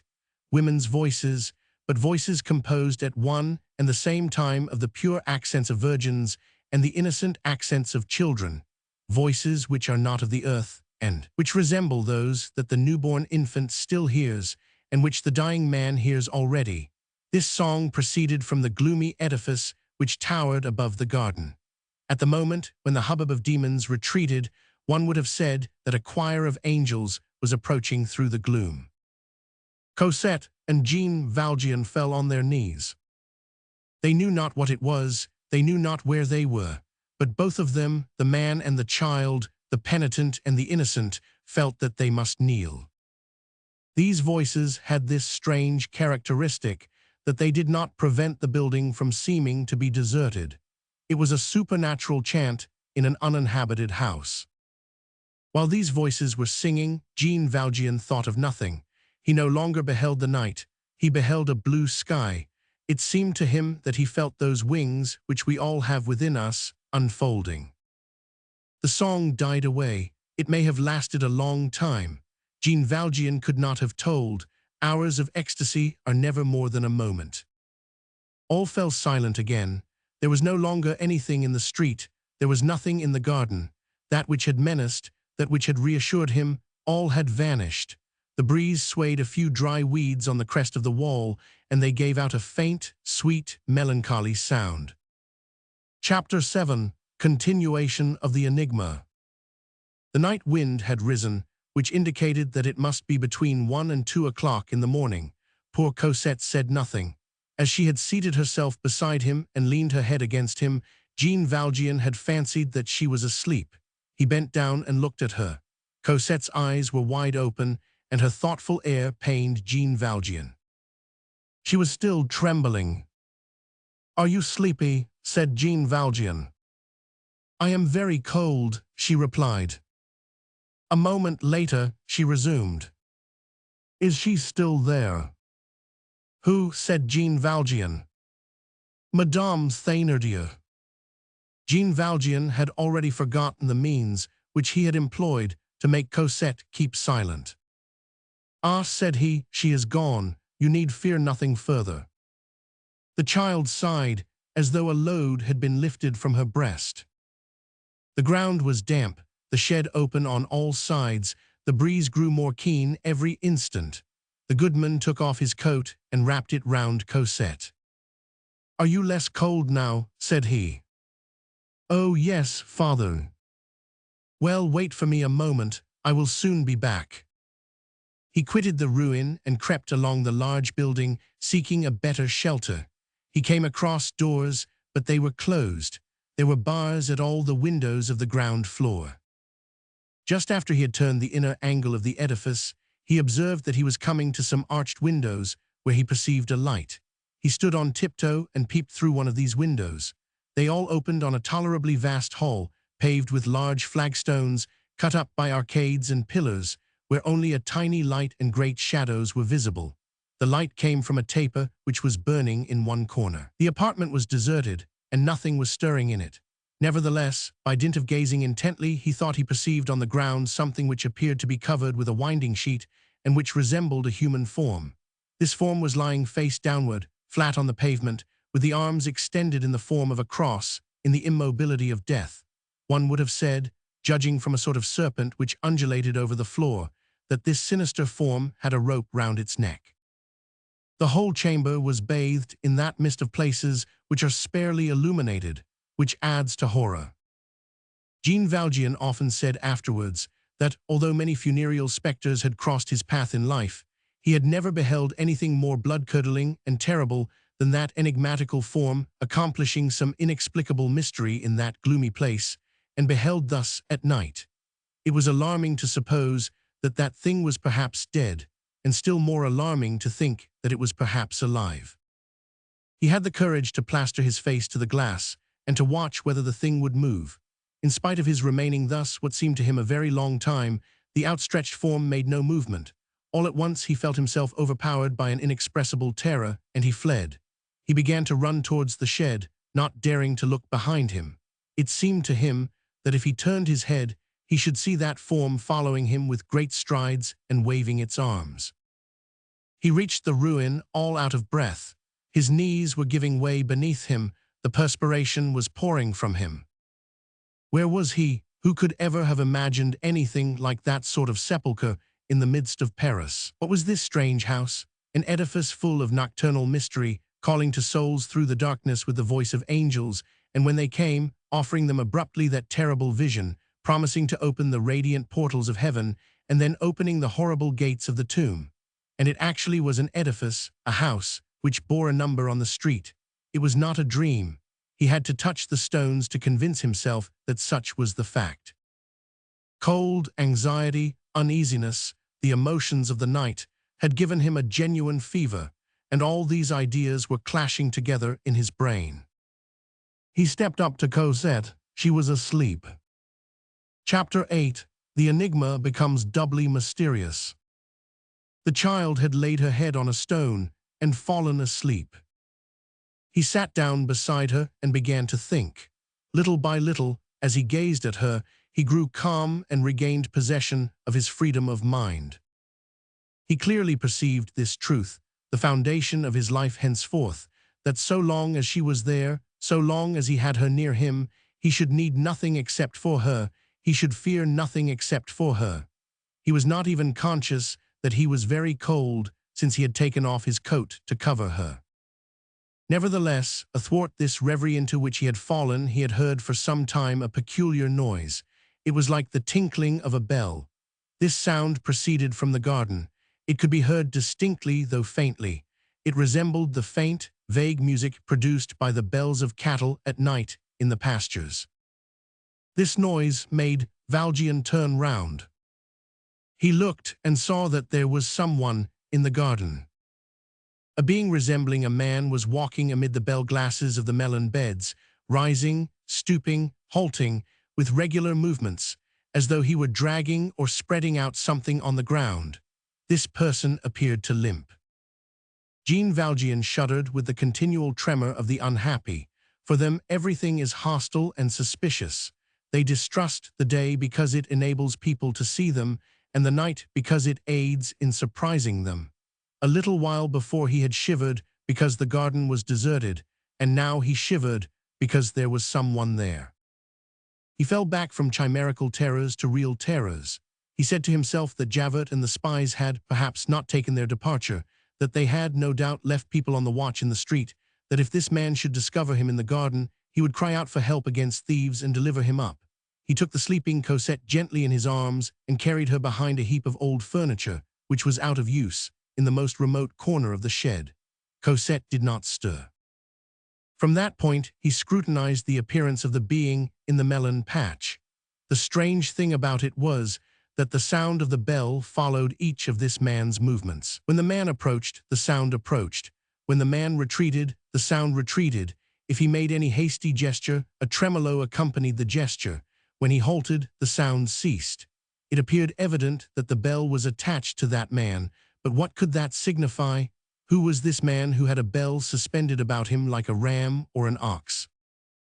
As he put these questions to himself, he touched Cosette's hands. They were icy cold. "Ah, good God!" he cried. He spoke to her in a low voice. "Cosette!" She did not open her eyes. He shook her vigorously. She did not wake. "Is she dead?" he said to himself, and sprang to his feet, quivering from head to foot. The most frightful thoughts rushed pell-mell through his mind. There are moments when hideous surmises assail us like a cohort of furies and violently force the partitions of our brains. When those we love are in question, our prudence invents every sort of madness. He remembered that sleep in the open air on a cold night may be fatal. Cosette was pale and had fallen at full length on the ground at his feet without a movement. He listened to her breathing. She still breathed, but with a respiration which seemed to him weak and on the point of extinction. How was he to warm her back to life? How was he to rouse her? All that was not connected with this vanished from his thoughts. He rushed wildly from the ruin. It was absolutely necessary that Cosette should be in bed and beside a fire in less than a quarter of an hour. Chapter 9. The Man with the Bell. He walked straight up to the man whom he saw in the garden. He had taken in his hand the roll of silver which was in the pocket of his waistcoat. The man's head was bent down, and he did not see him approaching. In a few strides Jean Valjean stood beside him. Jean Valjean accosted him with the cry, 100 francs. The man gave a start and raised his eyes. "You can earn 100 francs, went on Jean Valjean, if you will grant me shelter for this night." The moon shone full upon Jean Valjean's terrified countenance. "What, so it is you, Father Madeleine?" said the man. That name thus pronounced, at that obscure hour, in that unknown spot, by that strange man, made Jean Valjean start back. He had expected anything but that. The person who thus addressed him was a bent and lame old man, dressed almost like a peasant, who wore on his left knee a leather kneecap, whence hung a moderately large bell.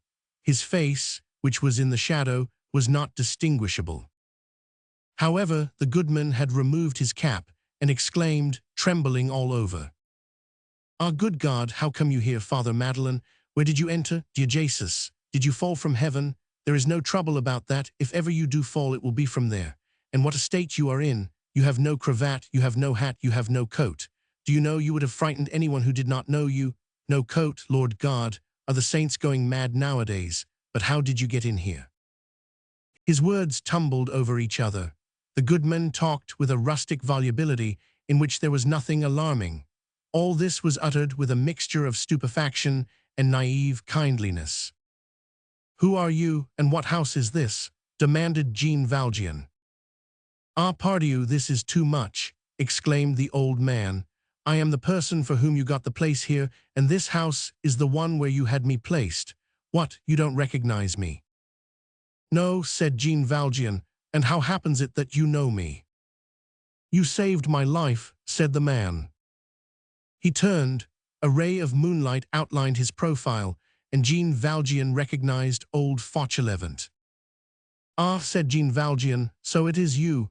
Yes, I recollect you." "That is very lucky," said the old man in a reproachful tone. "And what are you doing here?" resumed Jean Valjean. "Why, I am covering my melons, of course." In fact, at the moment when Jean Valjean accosted him, old Fauchelevent held in his hand the end of a straw mat, which he was occupied in spreading over the melon bed. During the hour or thereabouts that he had been in the garden, he had already spread out a number of them.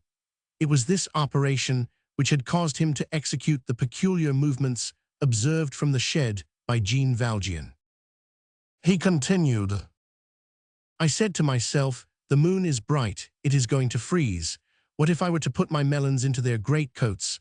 And," he added, looking at Jean Valjean with a broad smile, "pardieu, you ought to have done the same, but how do you come here?" Jean Valjean, finding himself known to this man, at least only under the name of Madeleine, thenceforth advanced only with caution. He multiplied his questions. Strange to say, their roles seemed to be reversed. It was he, the intruder, who interrogated. "And what is this bell which you wear on your knee?" "This," replied Fauchelevent, "is so that I may be avoided." "What, so that you may be avoided?" Old Fauchelevent winked with an indescribable air. "Ah, goodness, there are only women in this house, many young girls. It appears that I should be a dangerous person to meet. The bell gives them warning. When I come, they go." "What house is this?" "Come, you know well enough." "But I do not." "Not when you got me the place here as gardener." "Answer me as though I knew nothing." "Well then, this is the Petit Picpus convent." Memories recurred to Jean Valjean. Chance, that is to say, Providence, had cast him into precisely that convent in the Quartier Saint-Antin, where old Fauchelevent, crippled by the fall from his cart, had been admitted on his recommendation 2 years previously. He repeated, as though talking to himself, "The Petit Picpus convent." "Exactly," returned old Fauchelevent. "But to come to the point, how the deuce did you manage to get in here, you Father Madeleine? No matter if you are a saint, you are a man as well, and no man enters here." "You certainly are here." "There is no one but me." "Still," said Jean Valjean, "I must stay here." "Ah, good God!" cried Fauchelevent. Jean Valjean drew near to the old man and said to him in a grave voice, "Father Fauchelevent, I saved your life."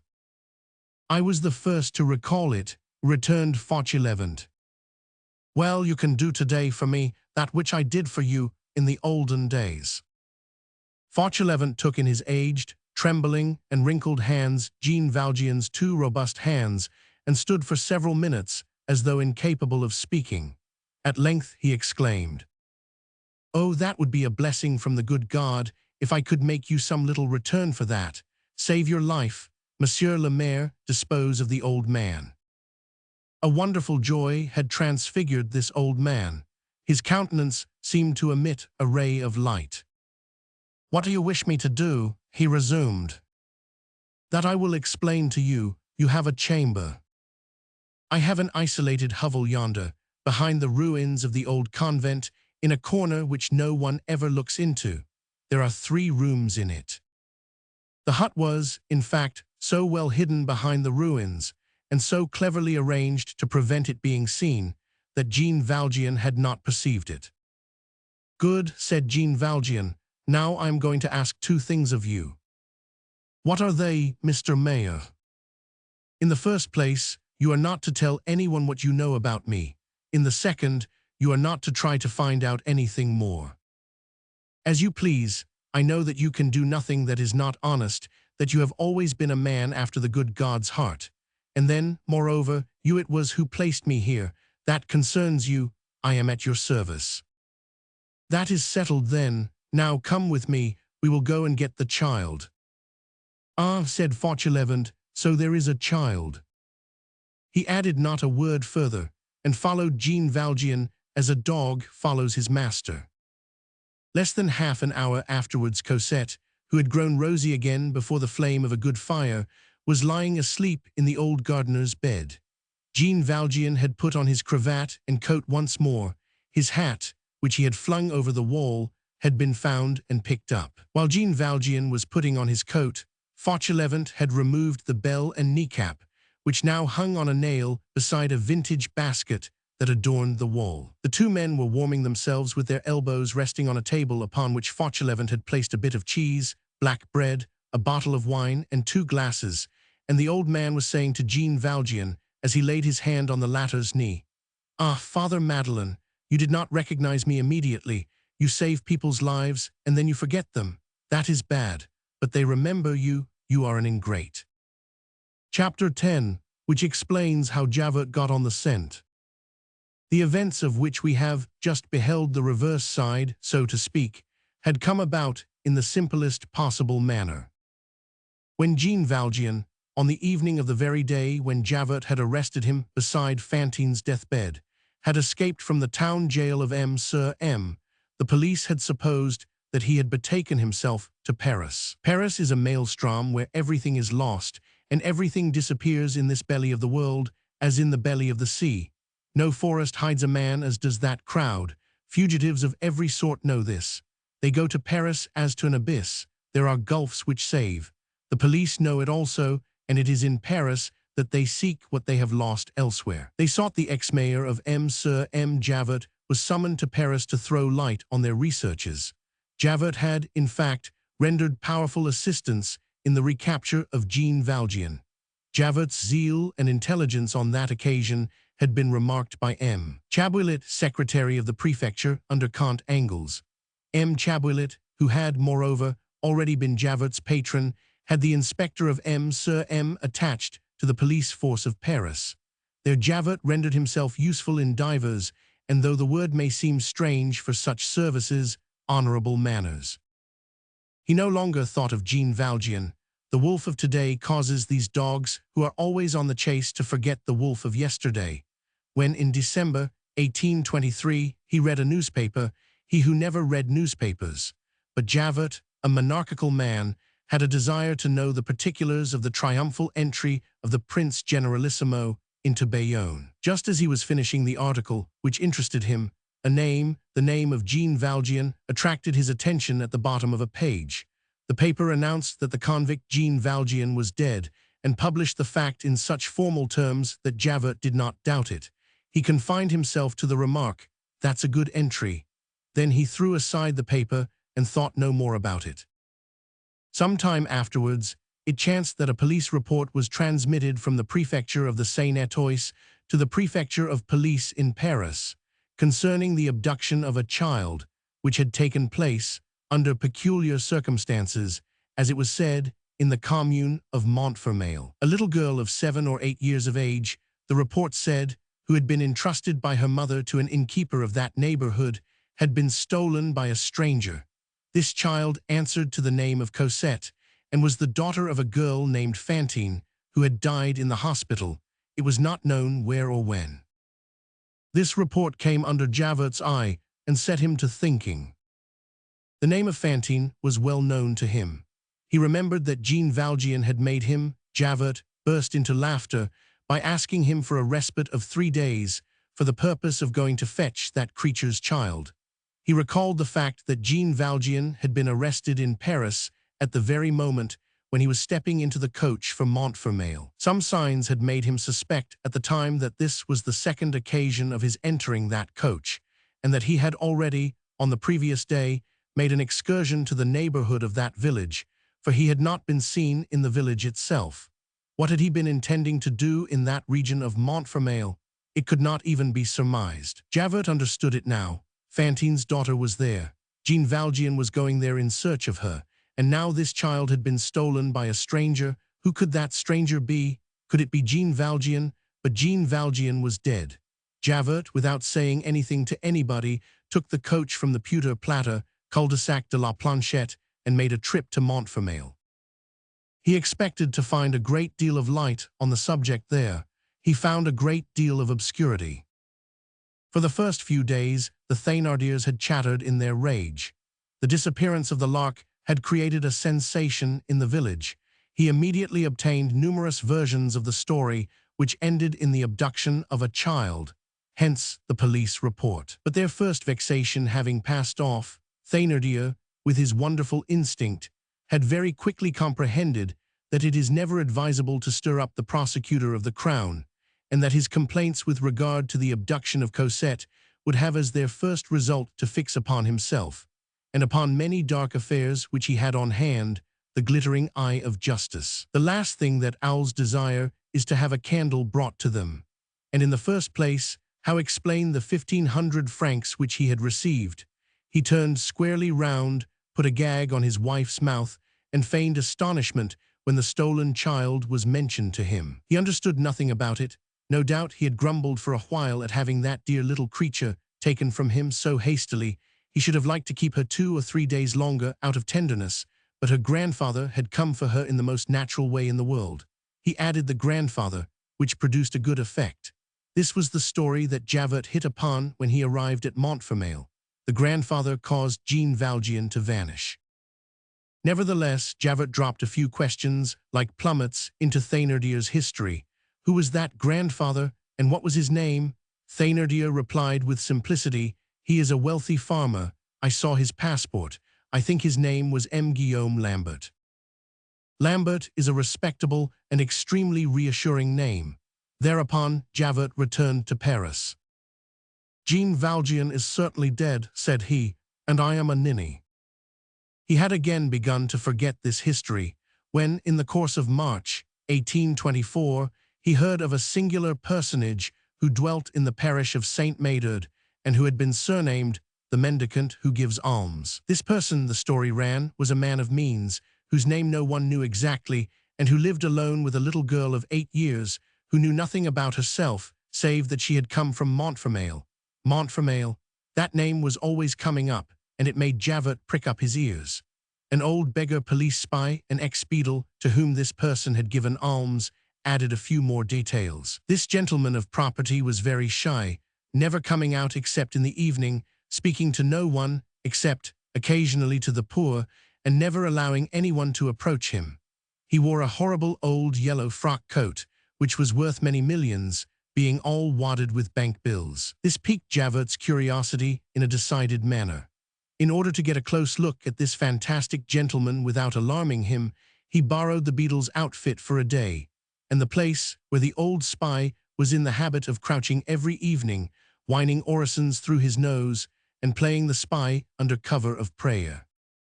The suspected individual did indeed approach Javert thus disguised, and bestow alms on him. At that moment, Javert raised his head, and the shock which Jean Valjean received on recognizing Javert was equal to the one received by Javert when he thought he recognized Jean Valjean. However the darkness might have misled him, Jean Valjean's death was official.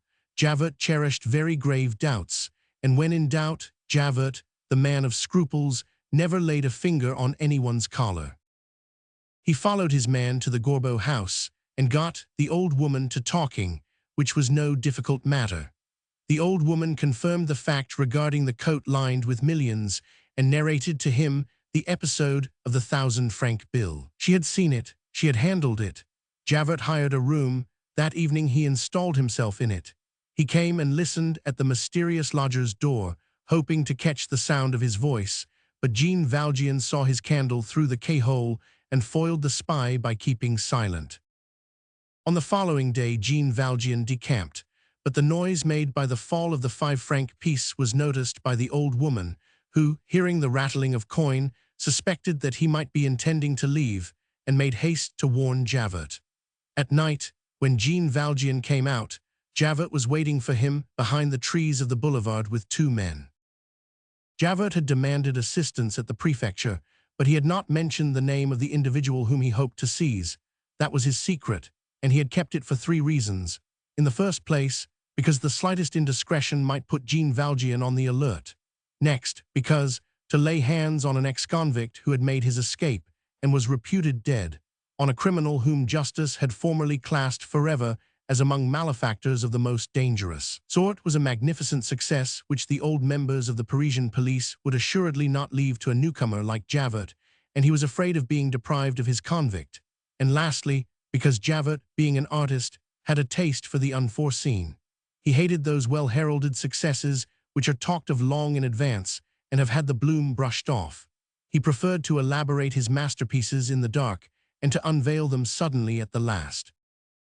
Javert had followed Jean Valjean from tree to tree, then from corner to corner of the street, and had not lost sight of him for a single instant, even at the moments when Jean Valjean believed himself to be the most secure. Javert's eye had been on him. Why had not Javert arrested Jean Valjean?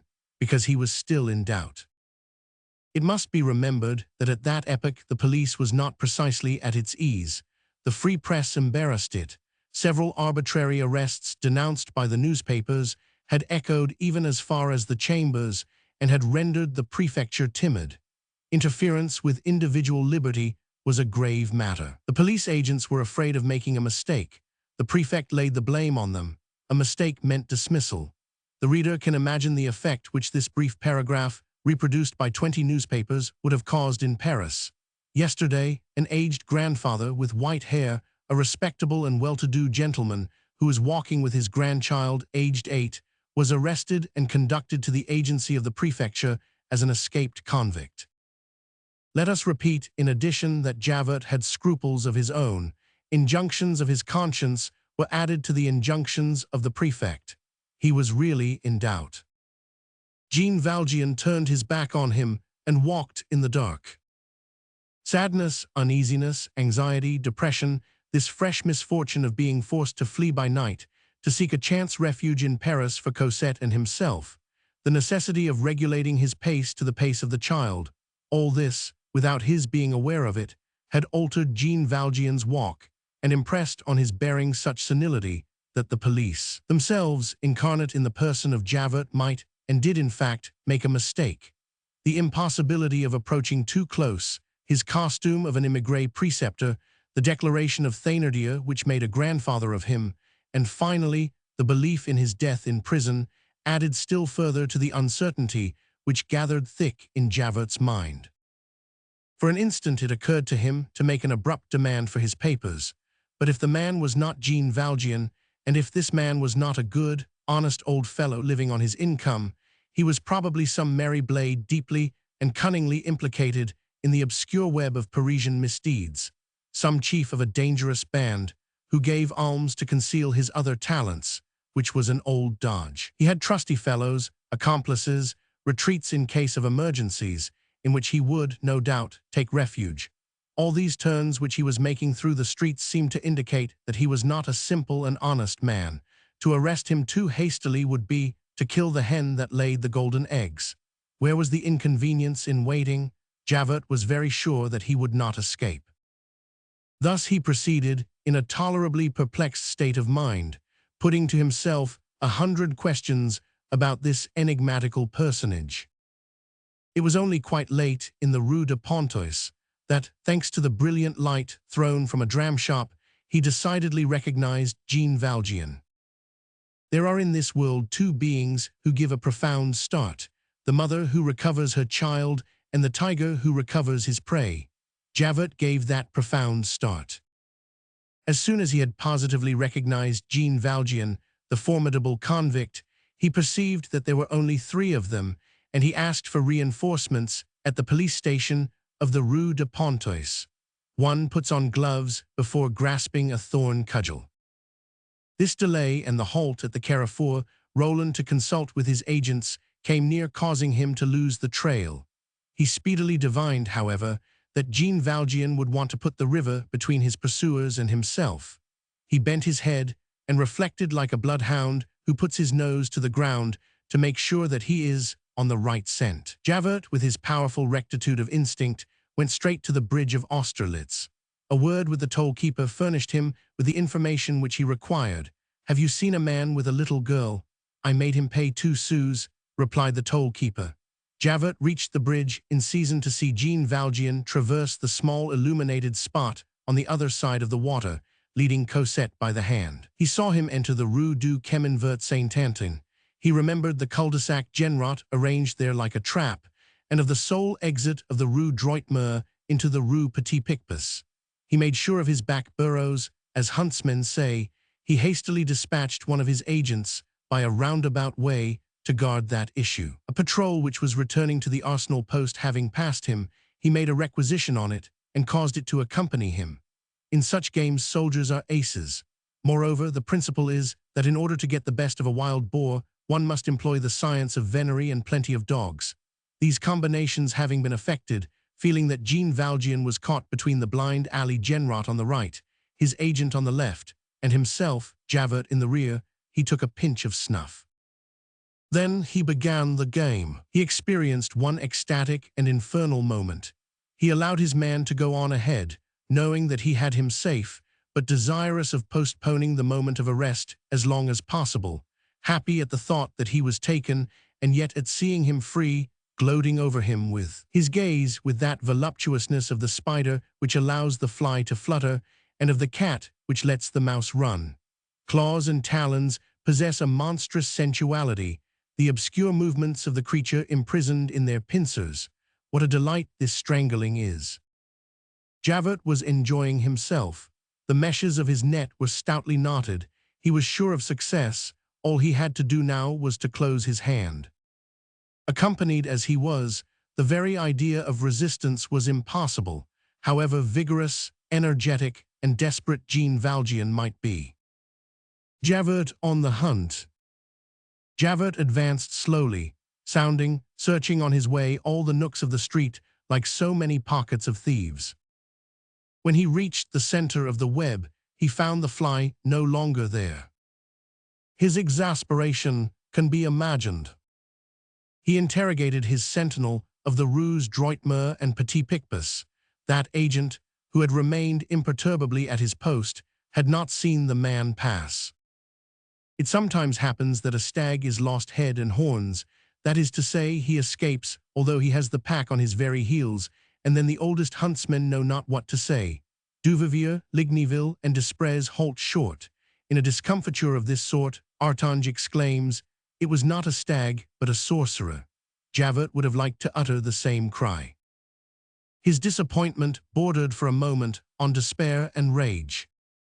It is certain that Napoleon made mistakes during the war with Russia, that Alexander committed blunders in the war in India, that Caesar made mistakes in the war in Africa, that Cyrus was at fault in the war in Scythia, and that Javert blundered in this campaign against Jean Valjean. He was wrong, perhaps, in hesitating in his recognition of the ex-convict. The first glance should have sufficed him. He was wrong in not arresting him purely and simply in the old building. He was wrong in not arresting him when he positively recognized him in the Rue de Pontoise. He was wrong in taking counsel with his auxiliaries in the full light of the moon in the Carrefour Rollin. Advice is certainly useful. It is a good thing to know and to interrogate those of the dogs who deserve confidence, but the hunter cannot be too cautious when he is chasing uneasy animals like the wolf and the convict. Javert, by taking too much thought as to how he should set the bloodhounds of the pack on the trail, alarmed the beast by giving him wind of the dart, and so made him run. Above all, he was wrong in that, after he had picked up the scent again on the bridge of Austerlitz, he played that formidable and puerile game of keeping such a man at the end of a thread. He thought himself stronger than he was, and believed that he could play at the game of the mouse and the lion. At the same time, he reckoned himself as too weak when he judged it necessary to obtain reinforcement. Fatal precaution, waste of precious time. Javert committed all these blunders, and nonetheless was one of the cleverest and most correct spies that ever existed. He was, in the full force of the term, what is called in venery a knowing dog. But what is there that is perfect? Great strategists have their eclipses. The greatest follies are often composed, like the largest ropes of a multitude of strands. Take the cable thread by thread, take all the petty determining motives separately, and you can break them one after the other, and you say, that is all there is of it. Braid them, twist them together. The result is enormous. It is Attila hesitating between Marcian on the east and Valentinian on the west. It is Hannibal tarrying at Capua. It is Danton falling asleep at Arcis-sur-Aube. However that may be, even at the moment when he saw that Jean Valjean had escaped him, Javert did not lose his head. Sure that the convict who had broken his ban could not be far off, he established sentinels, he organized traps and ambuscades, and beat the quarter all that night.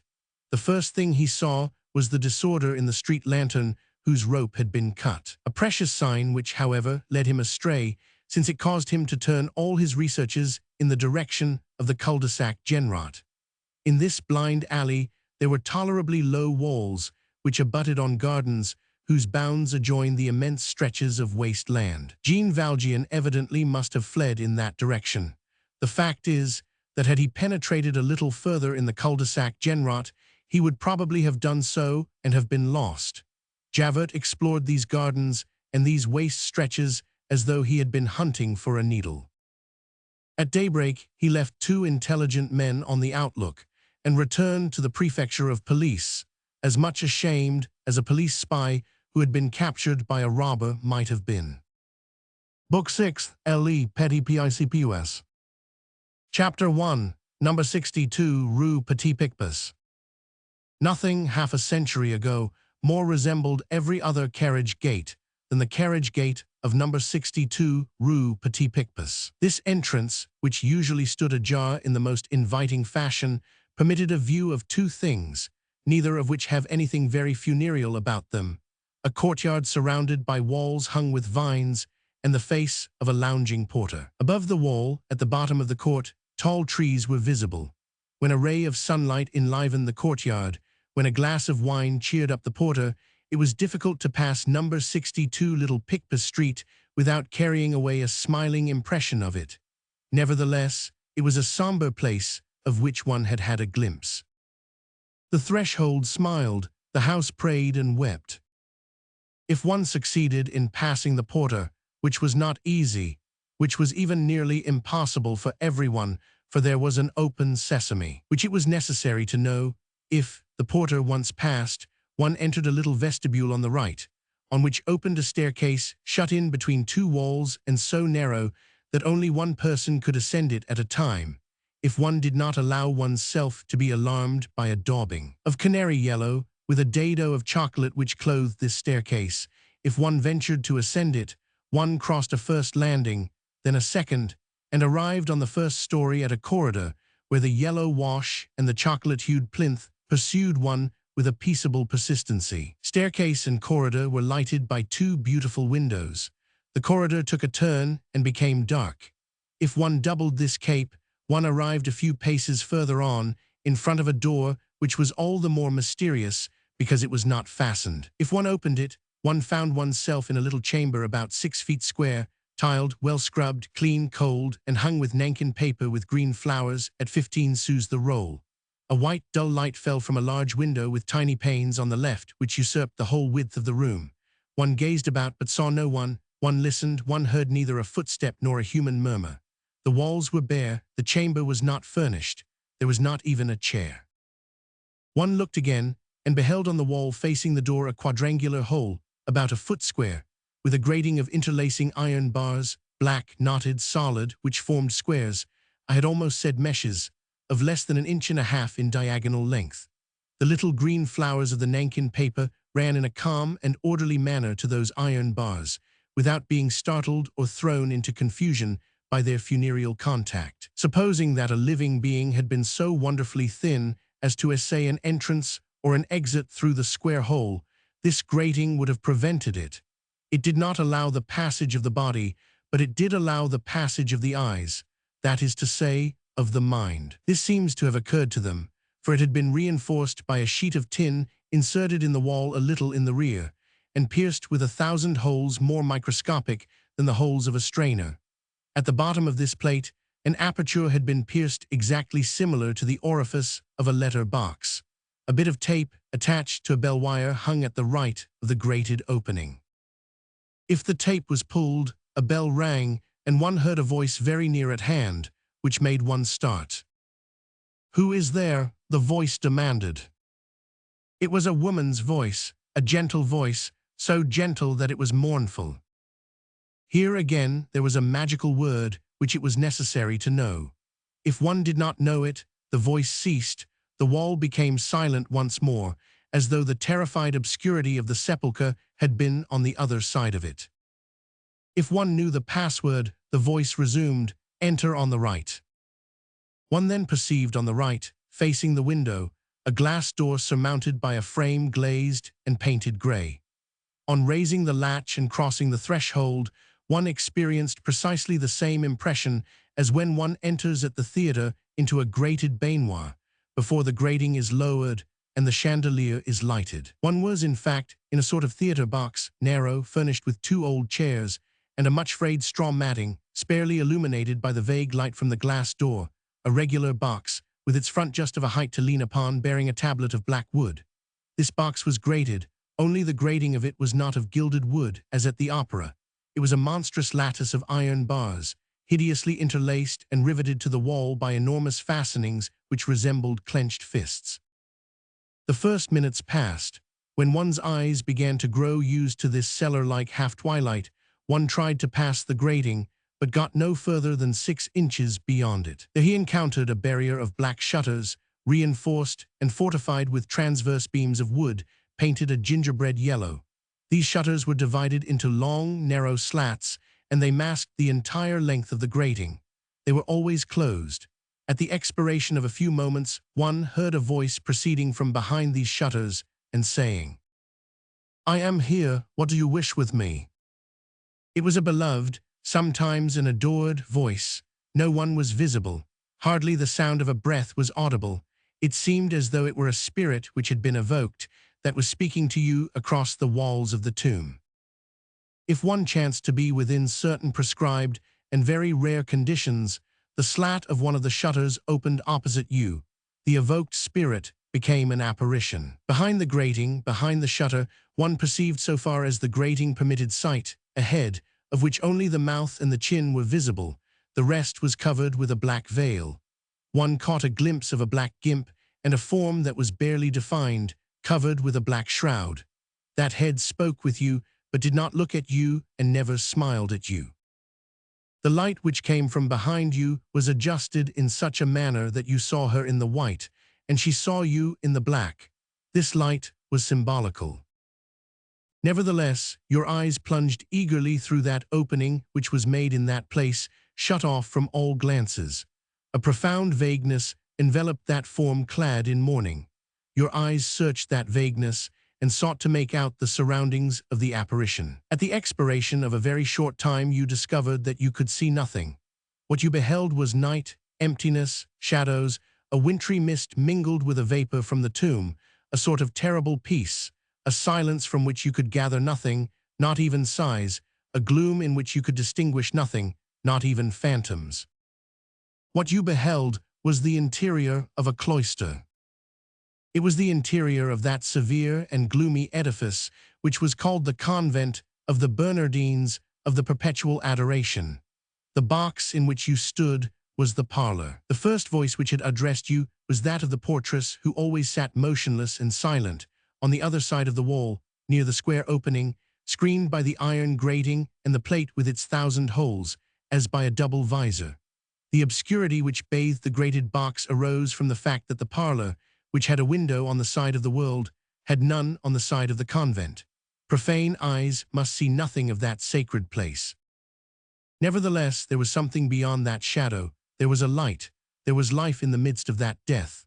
Although this was the most strictly walled of all convents, we shall endeavor to make our way into it, and to take the reader in, and to say, without transgressing the proper bounds, things which storytellers have never seen, and have therefore never described. Chapter 2. The Obedience of Martin Verga. This convent, which in 1824 had already existed for many a long year in the Rue Petit Picpus, was a community of Bernardines of the obedience of Martin Verga. These Bernardines were attached, in consequence, not to Clairvaux like the Bernardine monks, but to Citox like the Benedictine monks. In other words, they were the subjects not of Saint Bernard, but of Saint Benoit. Anyone who has turned over old folios to any extent knows that Martin Verga founded in 1425 a congregation of Bernardines Benedictines, with Salamanca for the head of the order and Alcala as the branch establishment. This congregation had sent out branches throughout all the Catholic countries of Europe. There is nothing unusual in the Latin Church in these grafts of one order on another. To mention only a single order of Saint Benoit, which is here in question, there are attached to this order, without counting the obedience of Martin Verga, 4 congregations, 2 in Italy, Montcassin and Saint Justin of Padua, 2 in France, Cluny and Saint Maur, and 9 orders, Vallombrosa, Grandmont, the Celestins, the Camaldules, the Carthusians, the Humiliés, the Olivateurs, the Silvestrins, and lastly Citox. For Citox itself, a trunk for other orders, is only an offshoot of Saint Benoit. Citox dates from Saint Robert, Abbé de Molesme, in the Diocese of Langres in 1098. Now it was in 529 that the devil, having retired to the desert of Subiaco, he was old, had he turned hermit, was chased from the ancient temple of Apollo, where he dwelt, by Saint Benoit, then aged 17. After the rule of the Carmelites, who go barefoot, wear a bit of willow on their throats, and never sit down, the harshest rule is that of the Bernardines Benedictines of Martin Verga. They are clothed in black, with a gimp, which, in accordance with the express command of Saint Benoit, mounts to the chin. A robe of serge with large sleeves, a large woolen veil, the gimp which mounts to the chin cut square on the breast, the band which descends over their brow to their eyes, this is their dress. All is black except the band, which is white. The novices wear the same habit, but all in white. The professed nuns also wear a rosary at their side. The Bernardines Benedictines of Martin Verga practice the perpetual adoration, like the Benedictines called Ladies of the Holy Sacrament, who, at the beginning of this century, had 2 houses in Paris, one at the Temple, the other in the Rue Neuve Sainte-Geneviève. However, the Bernardines Benedictines of the Petit Picpus, of whom we are speaking, were a totally different order from the Ladies of the Holy Sacrament, cloistered in the Rue Neuve Sainte-Geneviève and at the Temple. There were numerous differences in their rule. There were some in their costume. The Bernardines Benedictines of the Petit Picpus wore the black gimp, and the Benedictines of the Holy Sacrament and of the Rue Neuve Sainte-Geneviève wore a white one, and had besides on their breasts a holy sacrament about 3 inches long, in silver gilt or gilded copper. The nuns of the Petit Picpus did not wear this holy sacrament. The perpetual adoration, which was common to the house of the Petit Picpus and to the house of the Temple, leaves those 2 orders perfectly distinct. Their only resemblance lies in this practice of the Ladies of the Holy Sacrament and the Bernardines of Martin Verga, just as there existed a similarity in the study and the glorification of all the mysteries relating to the infancy, the life, and death of Jesus Christ and the Virgin, between the 2 orders, which were nevertheless widely separated and on occasion even hostile. The Oratory of Italy, established at Florence by Philip de Neri, and the Oratory of France, established by Pierre de Bérulle. The Oratory of France claimed the precedence since Philip de Neri was only a saint, while Bérulle was a cardinal. Let us return to the harsh Spanish rule of Martin Verga.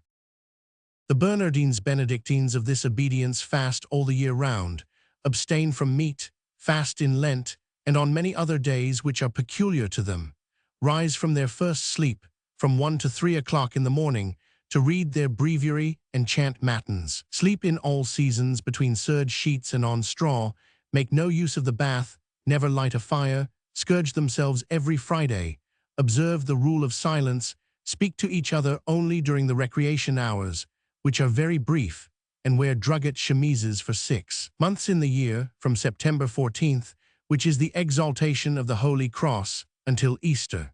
These 6 months are a modification. The rule says all the year, but this drugget chemise, intolerable in the heat of summer, produced fevers and nervous spasms. The use of it had to be restricted. Even with this palliation, when the nuns put on this chemise on the 14th of September, They suffer from fever for 3 or 4 days. Obedience, poverty, chastity, perseverance in their seclusion, these are their vows, which the rule greatly aggravates. The prioress is elected for 3 years by the mothers, who are called mères vocales because they have a voice in the chapter. A prioress can only be re-elected twice, which fixes the longest possible reign of a prioress at 9 years. They never see the officiating priest, who is always hidden from them by a serge curtain 9 feet in height. During the sermon, when the preacher is in the chapel, they drop their veils over their faces. They must always speak low, walk with their eyes on the ground, and their heads bowed. One man only is allowed to enter the convent, the archbishop of the diocese. There is really one other, the gardener, but he is always an old man, and in order that he may always be alone in the garden, and that the nuns may be warned to avoid him, a bell is attached to his knee. Their submission to the prioress is absolute and passive. It is the canonical subjection in the full force of its abnegation. As at the voice of Christ, ut voce Christi, at a gesture, at the first sign, ad nudum, ad primum signum, immediately with cheerfulness, with perseverance, with a certain blind obedience, prompt, hilariter, perseverenter, et sia quadam obedientia, as the file in the hand of the workman, quasi limem in manibus fabri, without power to read or to write without express permission, leger vel scriber non addicerit sine expressa superioris licentia. Each one of them in turn makes what they call reparation. The reparation is the prayer for all the sins, for all the faults, for all the dissensions, for all the violations, for all the iniquities, for all the crimes committed on earth. For the space of 12 consecutive hours, from 4 o'clock in the afternoon till 4 o'clock in the morning, or from 4 o'clock in the morning until 4 o'clock in the afternoon, the sister who is making reparation remains on her knees on the stone before the Holy Sacrament, with hands clasped a rope around her neck. When her fatigue becomes unendurable, she prostrates herself flat on her face against the earth, with her arms outstretched in the form of a cross. This is her only relief. In this attitude, she prays for all the guilty in the universe. This is great to sublimity. As this act is performed in front of a post on which burns a candle, it is called without distinction to make reparation or to be at the post. The nuns even prefer, out of humility, this last expression, which contains an idea of torture and abasement. To make reparation is a function in which the whole soul is absorbed. The sister at the post would not turn round were a thunderbolt to fall directly behind her. Besides this, there is always a sister kneeling before the Holy Sacrament. This station lasts an hour. They relieve each other like soldiers on guard. This is the perpetual adoration. The prioresses and the mothers almost always bear names stamped with peculiar solemnity, recalling not the saints and martyrs, but moments in the life of Jesus Christ, as Mother Nativity, Mother Conception, Mother Presentation, Mother Passion. But the names of saints are not interdicted. When one sees them, one never sees anything but their mouths. All their teeth are yellow. No toothbrush ever entered that convent. Brushing one's teeth is at the top of a ladder at whose bottom is the loss of one's soul. They never say my. They possess nothing of their own, and they must not attach themselves to anything. They call everything our, thus, our veil, our chaplet. If they were speaking of their chemise, they would say our chemise. Sometimes they grow attached to some petty object, to a book of hours, a relic, a medal that has been blessed. As soon as they become aware that they are growing attached to this object, they must give it up. They recall the words of Saint Therese, to whom a great lady said, as she was on the point of entering her order, "Permit me, mother, to send for a Bible to which I am greatly attached." Ah, you are attached to something. In that case, do not enter our order. Every person whatever is forbidden to shut herself up, to have a place of her own, a chamber. They live with their cells open. When they meet, one says, "Blessed and adored be the most holy sacrament of the altar." The other responds, "Forever." The same ceremony when one taps at the other's door. Hardly has she touched the door when a soft voice on the other side is heard to say hastily, "Forever." Like all practices, this becomes mechanical by force of habit, and one sometimes says forever before the other has had time to say the rather long sentence, "Praised and adored be the most holy sacrament of the altar." Among the visitandines, the one who enters says, "Ave Maria," and the one whose cell is entered says, "Gratia plena." It is their way of saying good day, which is in fact full of grace. At each hour of the day 3 supplementary strokes sound from the church bell of the convent. At this signal prioress, vocal mothers, professed nuns, lay sisters, novices, postulants interrupt what they are saying, what they are doing, or what they are thinking, and all say in unison if it is 5 o'clock, for instance, "At 5 o'clock and at all hours praised and adored be the most holy sacrament of the altar." If it is 8 o'clock, at 8 o'clock and at all hours, and so on, according to the hour. This custom, the object of which is to break the thread of thought and to lead it back constantly to God, exists in many communities. The formula alone varies. Thus at the infant Jesus they say, "At this hour, and at every hour may the love of Jesus kindle my heart." The Bernardines Benedictines of Martin Verga, cloistered 50 years ago at Petit Picpus, chant the offices to a solemn psalmody, a pure Gregorian chant, and always with full voice during the whole course of the office. Everywhere in the missal where an asterisk occurs they pause and say in a low voice, "Jesus Marie Joseph." For the office of the dead, they adopt a tone so low that the voices of women can hardly descend to such a depth. The effect produced is striking and tragic.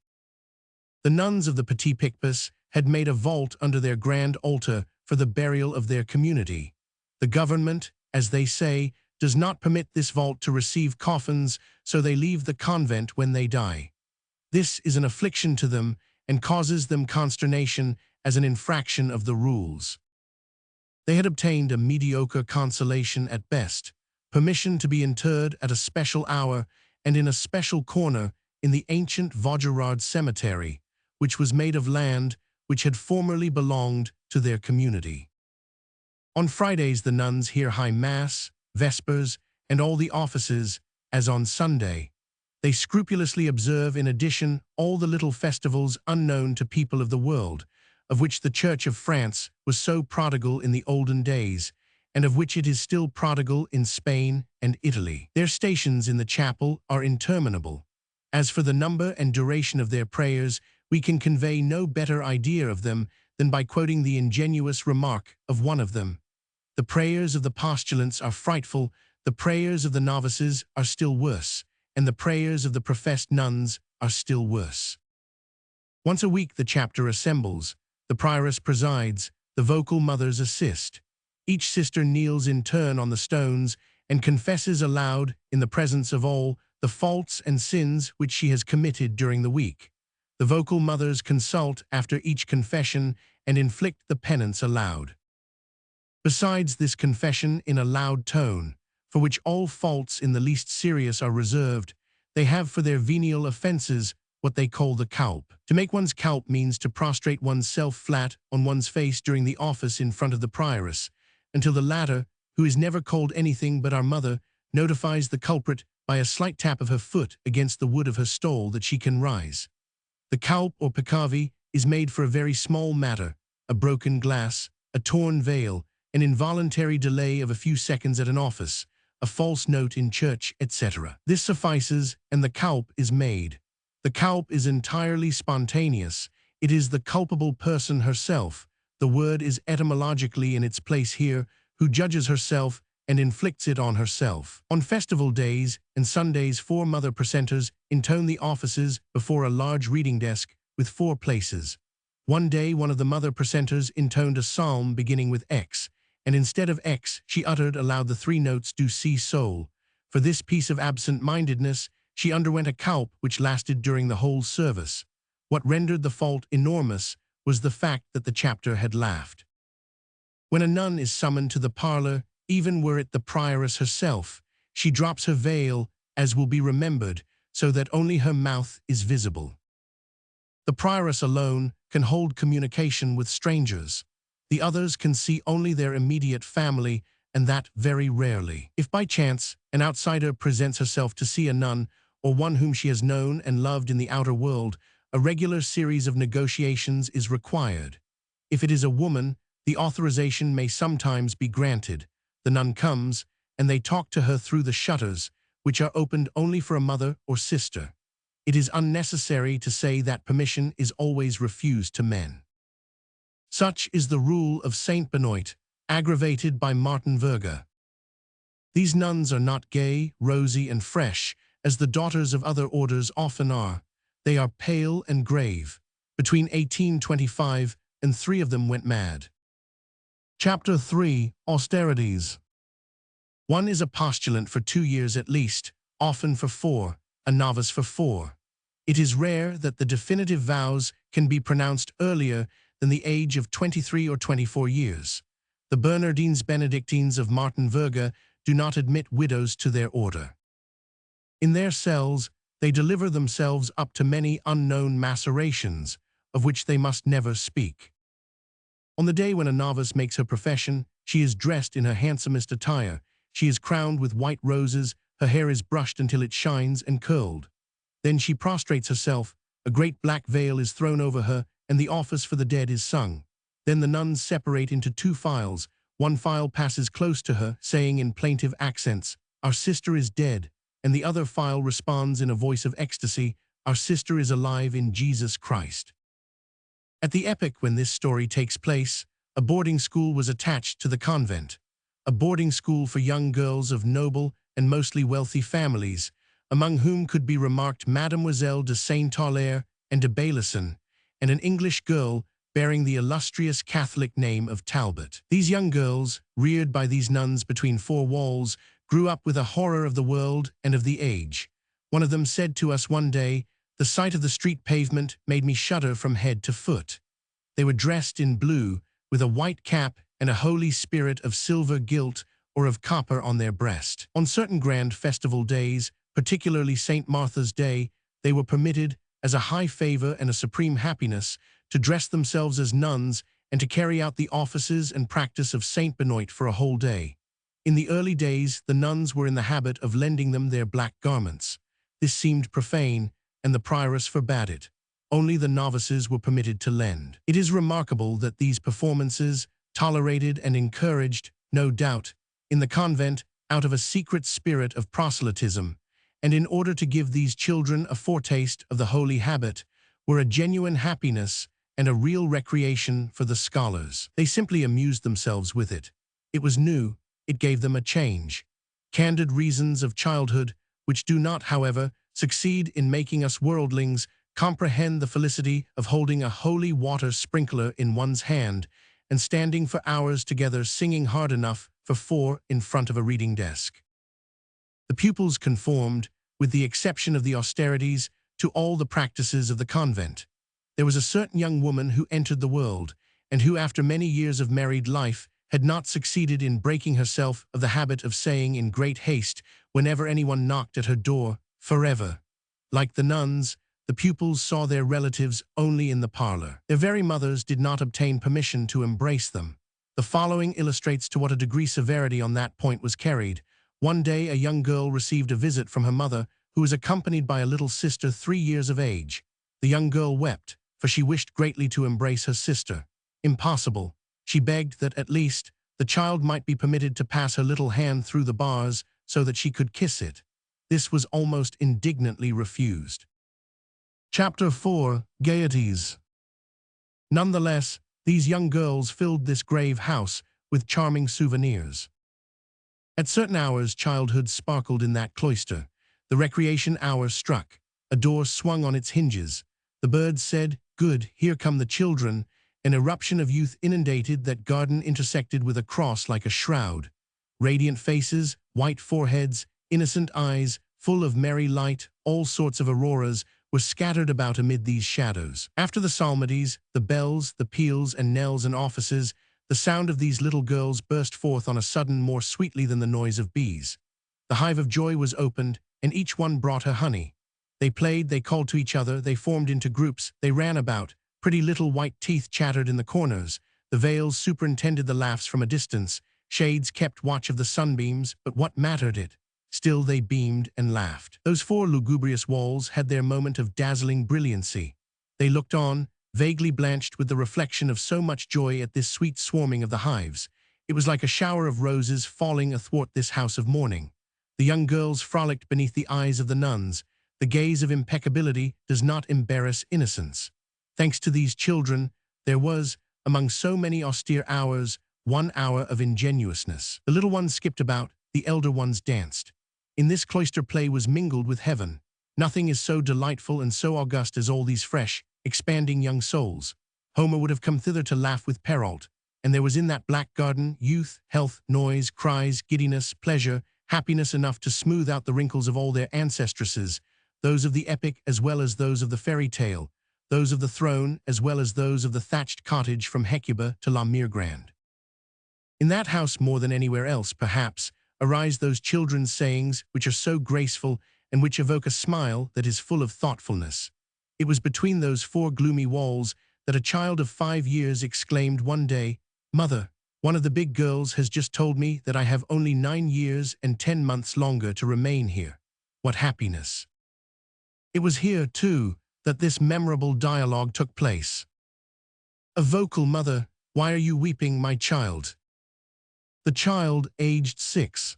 "I told Alex that I knew my French history. She says that I do not know it, but I do." Alex, the big girl, aged 9. "No, she does not know it." The mother, "How is that, my child?" Alex, "She told me to open the book at random and to ask her any question in the book, and she would answer it." "Well, she did not answer it." "Let us see about it. What did you ask her?" "I opened the book at random, as she proposed, and I put the first question that I came across." "And what was the question?" "It was, what happened after that." It was there that that profound remark was made anent a rather greedy paroquet, which belonged to a lady boarder.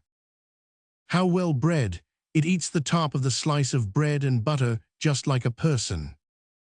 It was on one of the flagstones of this cloister that there was once picked up a confession which had been written out in advance, in order that she might not forget it, by a sinner of 7 years. "Father, I accuse myself of having been avaricious." "Father, I accuse myself of having been an adulteress." "Father, I accuse myself of having raised my eyes to the gentleman." It was on one of the turf benches of this garden that a rosy mouth 6 years of age improvised the following tale, which was listened to by blue eyes aged 4 and 5 years. There were 3 little cocks who owned a country where there were a great many flowers. They plucked the flowers and put them in their pockets. After that, they plucked the leaves and put them in their playthings. There was a wolf in that country. There was a great deal of forest, and the wolf was in the forest, and he ate the little cocks. And this other poem. There came a blow with a stick. It was Punchinello who bestowed it on the cat. It was not good for her, it hurt her. Then a lady put Punchinello in prison. It was there that a little abandoned child, a foundling whom the convent was bringing up out of charity, uttered this sweet and heartbreaking saying. She heard the others talking of their mothers, and she murmured in her corner, "As for me, my mother was not there when I was born." There was a stout portress who could always be seen hurrying through the corridors with her bunch of keys, and whose name was Sister Agatha. The big girls, those over 10 years of age, called her Agathocles. The refectory, a large apartment of an oblong square form, which received no light except through a vaulted cloister on a level with the garden, was dark and damp, and, as the children say, full of beasts. All the places round about furnished their contingent of insects. Each of its 4 corners had received, in the language of the pupils, a special and expressive name. There was Spider Corner, Caterpillar Corner, Woodlouse Corner, and Cricket Corner. Cricket Corner was near the kitchen and was highly esteemed. It was not so cold there as elsewhere. From the refectory, the names had passed to the boarding school, and there served, as in the old college Mazarin, to distinguish 4 nations. Every pupil belonged to one of these 4 nations, according to the corner of the refectory in which she sat at meals. One day Monseigneur the Archbishop, while making his pastoral visit, saw a pretty little rosy girl with beautiful golden hair, enter the classroom through which he was passing. He inquired of another pupil, a charming brunette with rosy cheeks, who stood near him. "Who is that?" "She is a spider, monseigneur." "Ah, and that one yonder?" "She is a cricket." "And that one?" "She is a caterpillar." "Really, and yourself?" "I am a woodlouse, monseigneur." Every house of this sort has its own peculiarities. At the beginning of this century, Ecouen was one of those strict and graceful places where young girls pass their childhood in a shadow that is almost august. At Ecouen, in order to take rank in the procession of the Holy Sacrament, a distinction was made between virgins and florists. There were also the dais and the censors, the first who held the cords of the dais, and the others who carried incense before the Holy Sacrament. The flowers belonged by right to the florists. 4 virgins walked in advance. On the morning of that great day, it was no rare thing to hear the question put in the dormitory, "Who is a virgin?" Madame Campan used to quote this saying of a little one of 7 years to a big girl of 16 who took the head of the procession, while she, the little one, remained at the rear. "You are a virgin, but I am not." Chapter 5. Distractions. Above the door of the refectory, this prayer, which was called the White Paternoster, and which possessed the property of bearing people straight to paradise, was inscribed in large black letters. "Little white Paternoster, which God made, which God said, which God placed in paradise. In the evening when I went to bed, I found 3 angels sitting on my bed, 1 at the foot, 2 at the head, the good Virgin Mary in the middle, who told me to lie down without hesitation.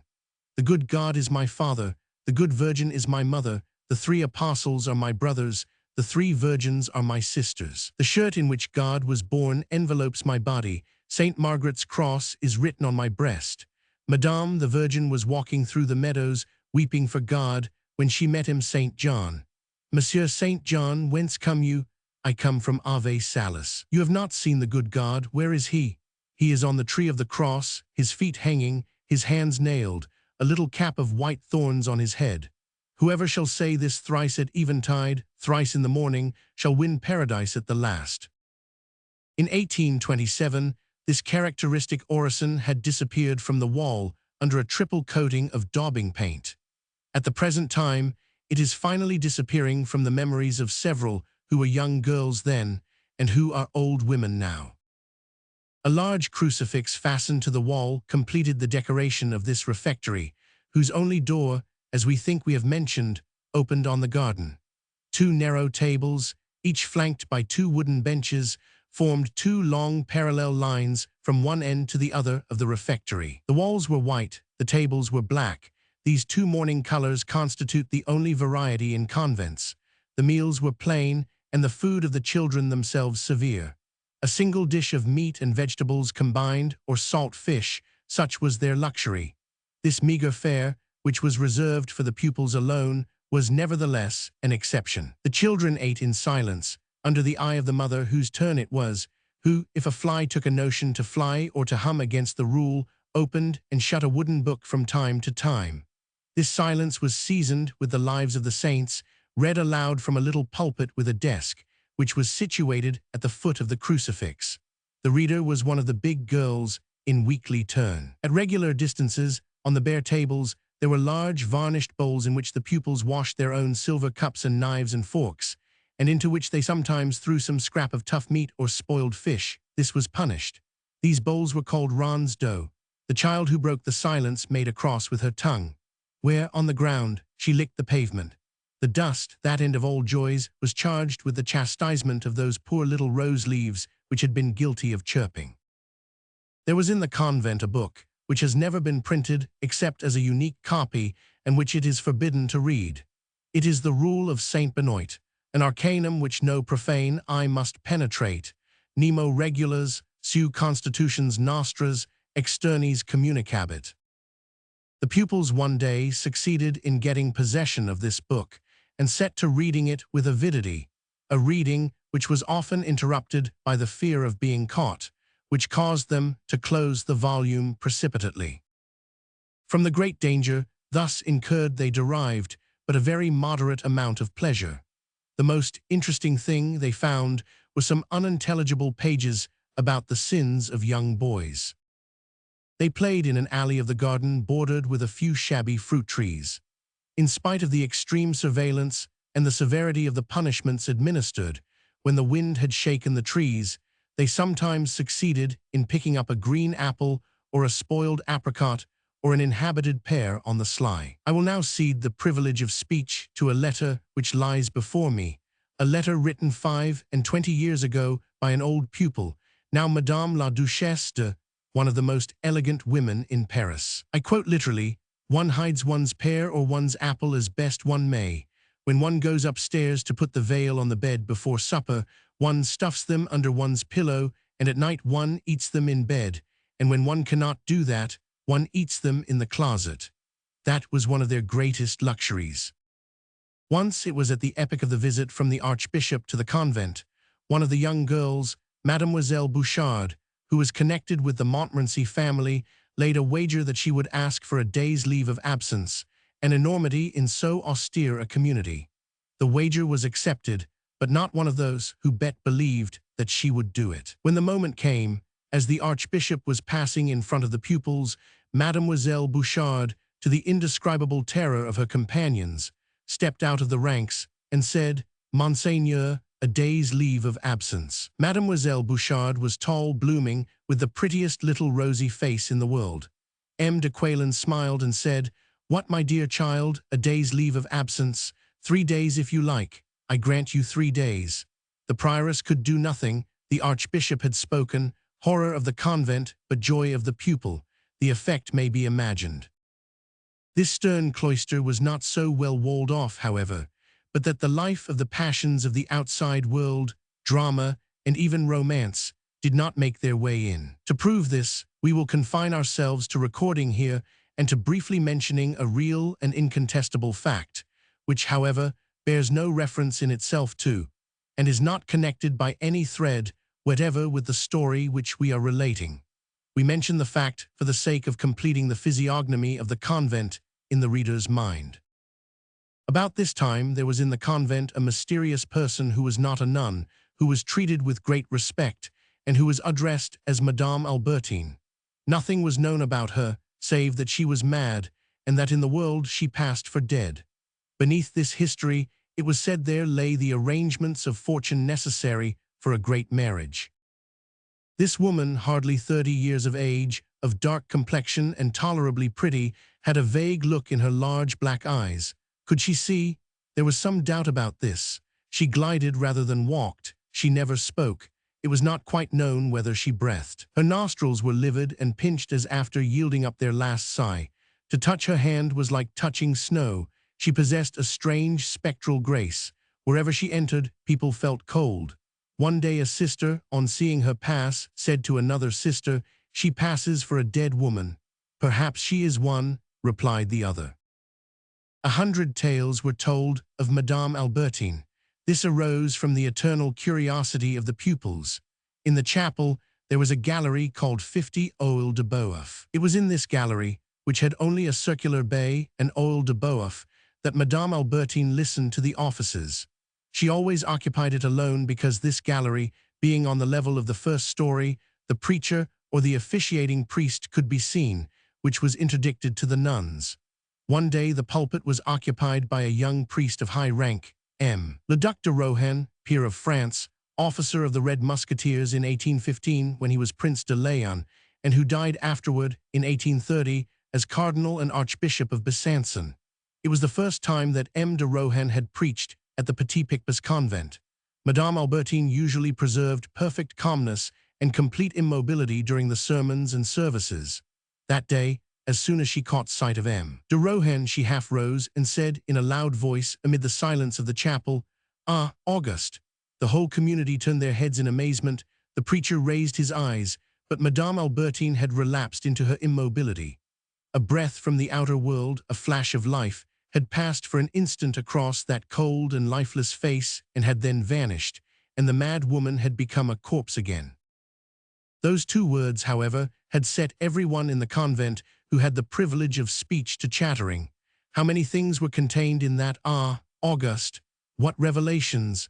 M. de Rohan's name really was Auguste. It was evident that Madame Albertine belonged to the very highest society, since she knew M. de Rohan, and that her own rank there was of the highest, since she spoke thus familiarly of so great a lord, and that there existed between them some connection, of relationship perhaps, but a very close one in any case, since she knew his pet name.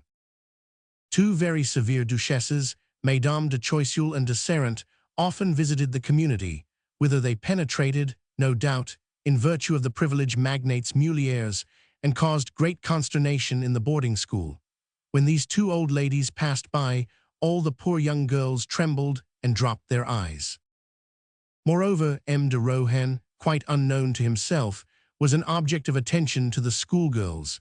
At that epoch he had just been made, while waiting for the episcopate, vicar general of the Archbishop of Paris.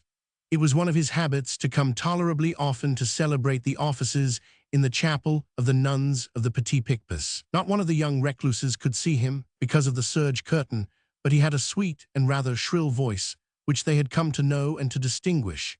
He had been a mousquetaire, and then he was said to be very coquettish, that his handsome brown hair was very well dressed in a roll around his head, and that he had a broad girdle of magnificent moire, and that his black cassock was of the most elegant cut in the world. He held a great place in all these imaginations of 16 years.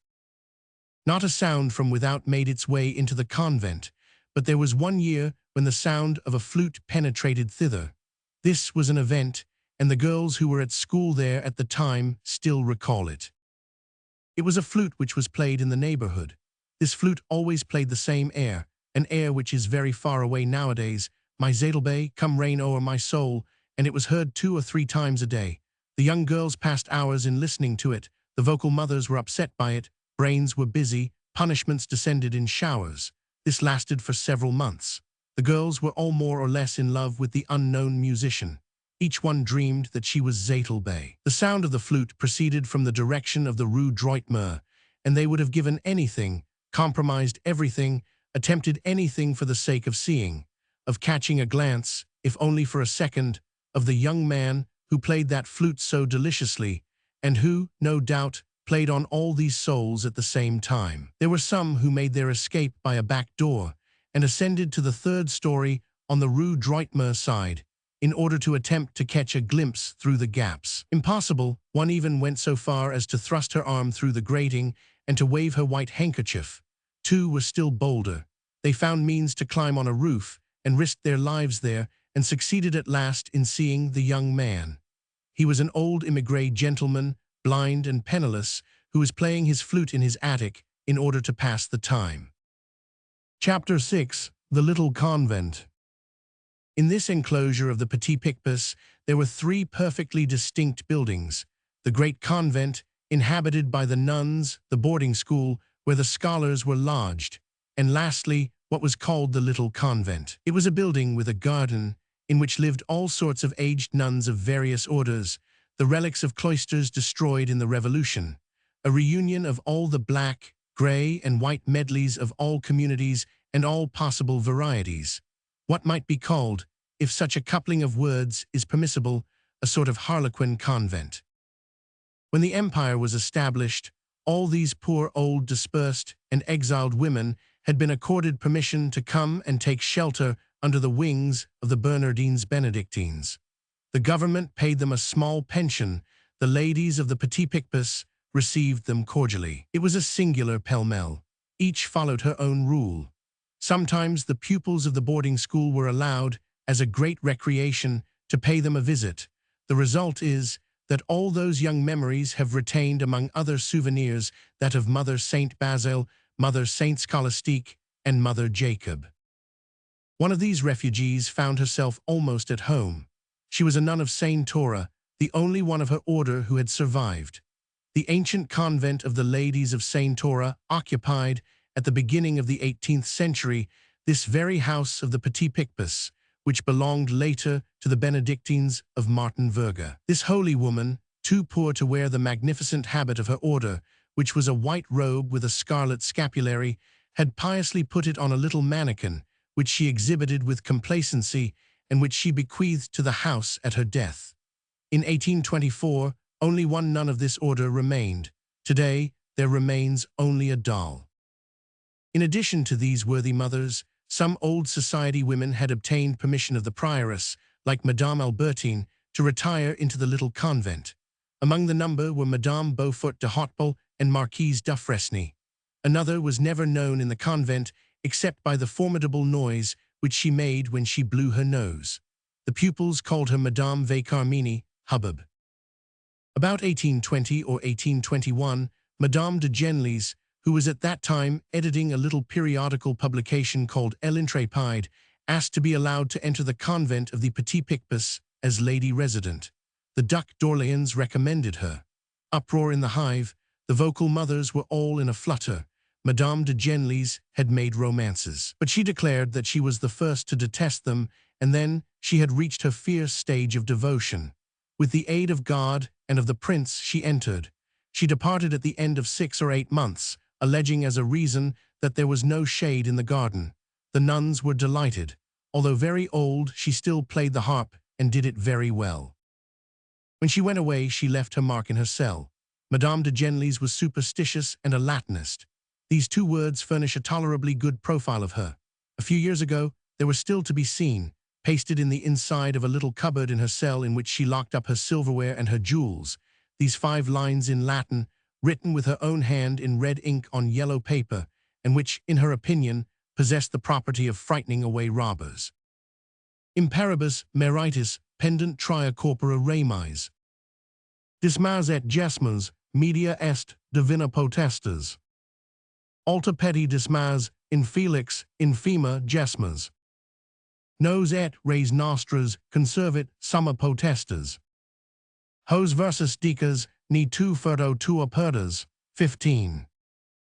These verses in 6th century Latin raise the question whether the 2 thieves of Calvary were named, as is commonly believed, Dismas and Gestas, or Dismas and Gesmas. This orthography might have confounded the pretensions put forward in the last century by the Vicomte de Gestas, of a descent from the wicked thief. However, the useful virtue attached to these verses forms an article of faith in the order of the Hospitallers. The church of the house, constructed in such a manner as to separate the great convent from the boarding school like a veritable entrenchment, was of course common to the boarding school, the great convent, and the little convent.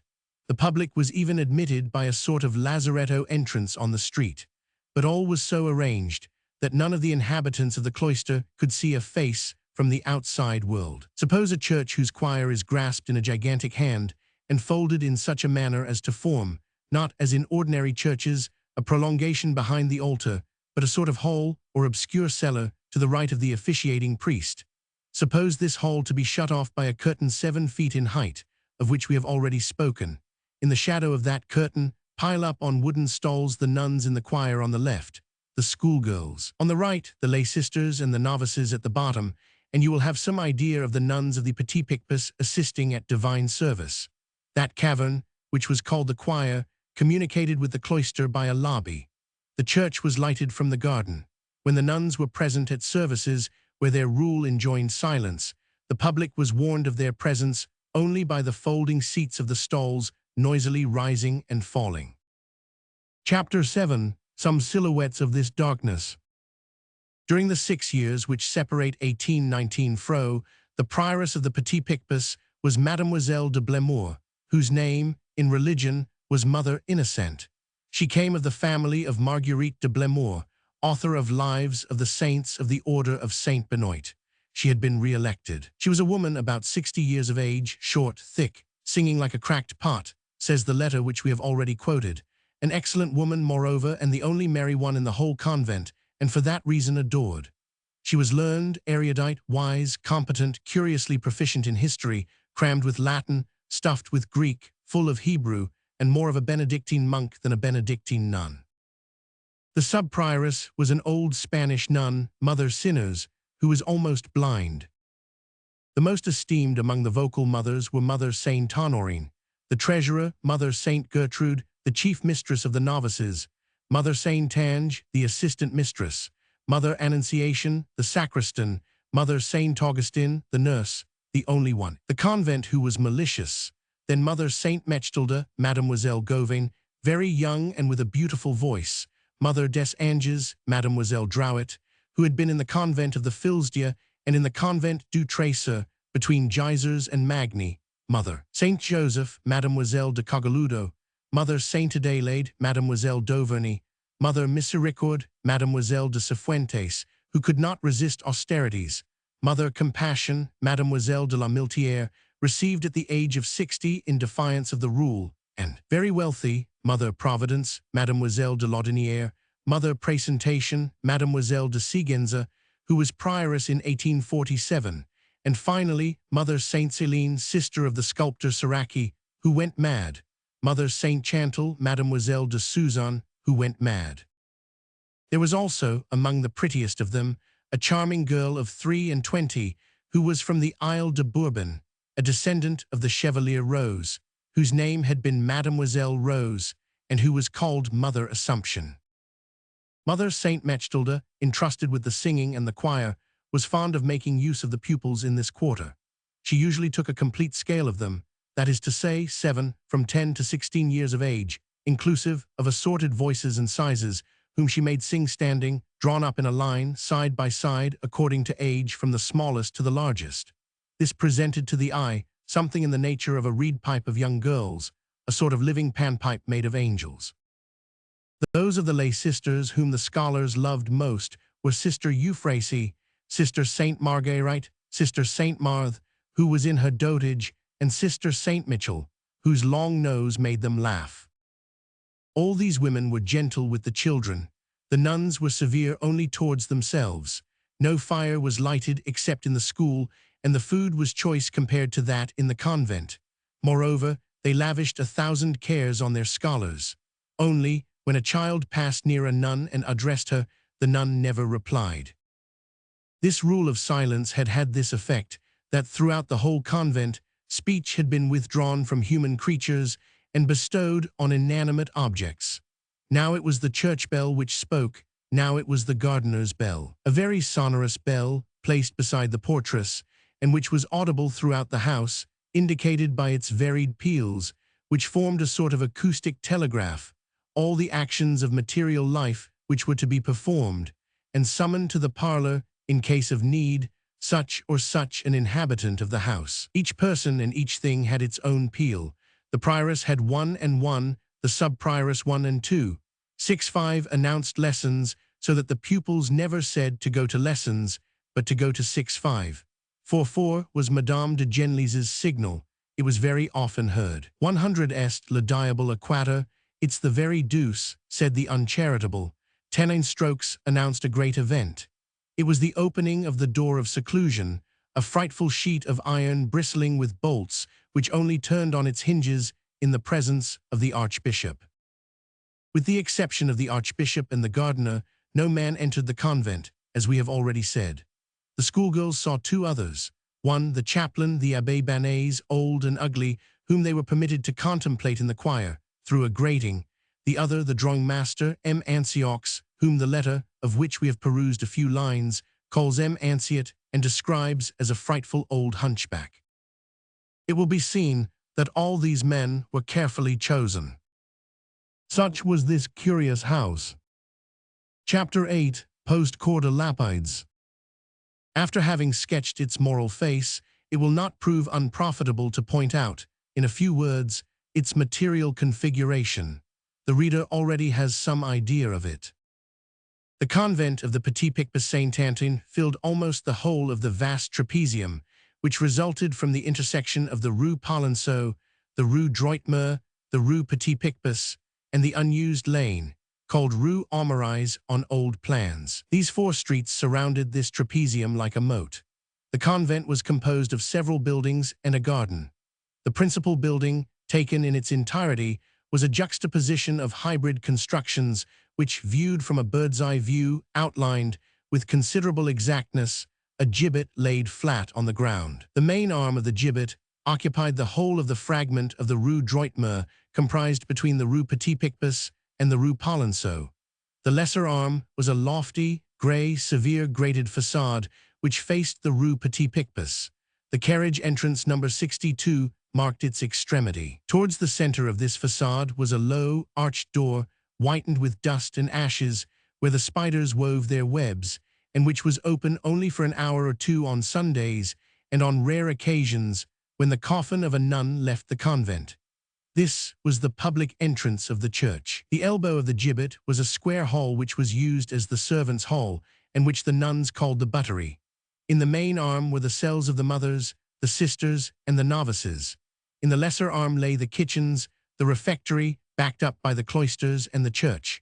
Between the door number 62 and the corner of the closed Aumarais lane was the school, which was not visible from without. The remainder of the trapezium formed the garden, which was much lower than the level of the Rue Polonceau, which caused the walls to be very much higher on the inside than on the outside. The garden, which was slightly arched, had in its center, on the summit of a hillock, a fine pointed and conical fir tree, whence ran, as from the peaked boss of a shield, 4 grand alleys, and ranged by twos in between the branchings of these 8 small ones, so that if the enclosure had been circular, the geometrical plan of the alleys would have resembled a cross superposed on a wheel. As the alleys all ended in the very irregular walls of the garden, they were of unequal length. They were bordered with currant bushes. At the bottom, an alley of tall poplars ran from the ruins of the old convent, which was at the angle of the Rue Droitmer, to the house of the little convent, which was at the angle of the Aumarais lane.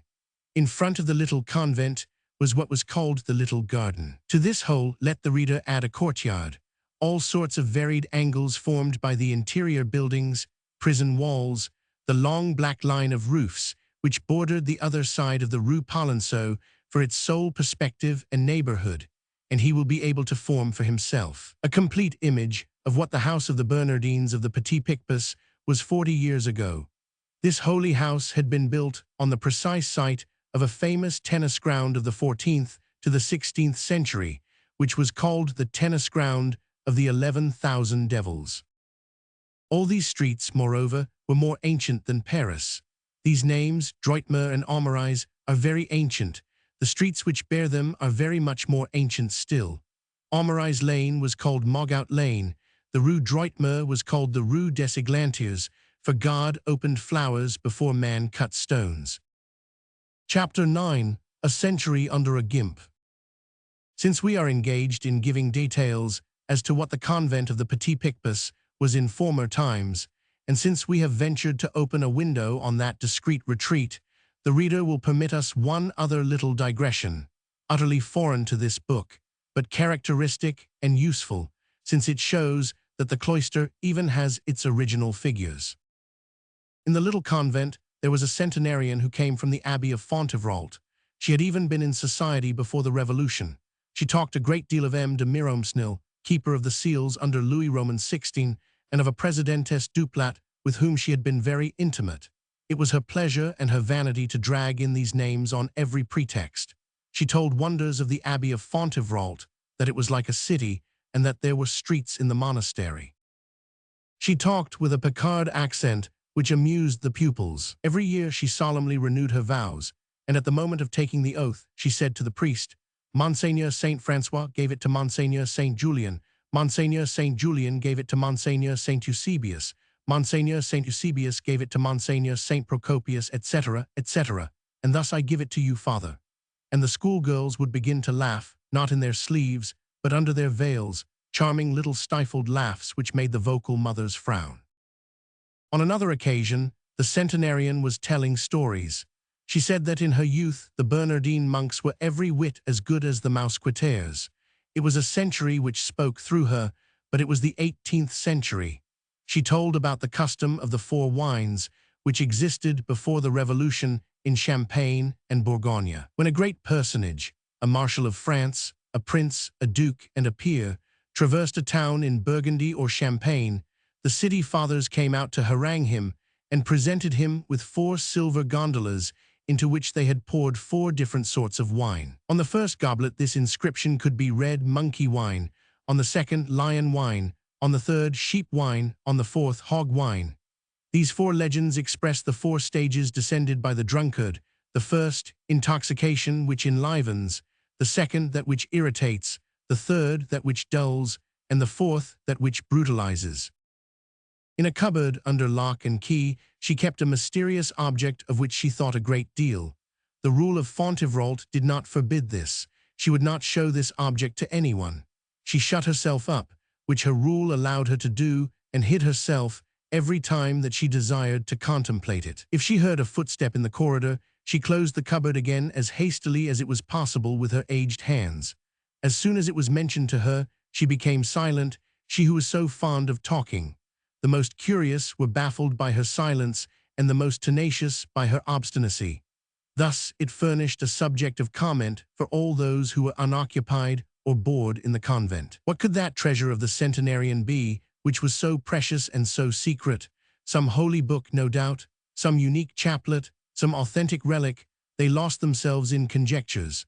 When the poor old woman died, they rushed to her cupboard more hastily than was fitting, perhaps, and opened it. They found the object beneath a triple linen cloth, like some consecrated paten. It was a Finza platter, representing little loves flitting away pursued by apothecary lads armed with enormous syringes.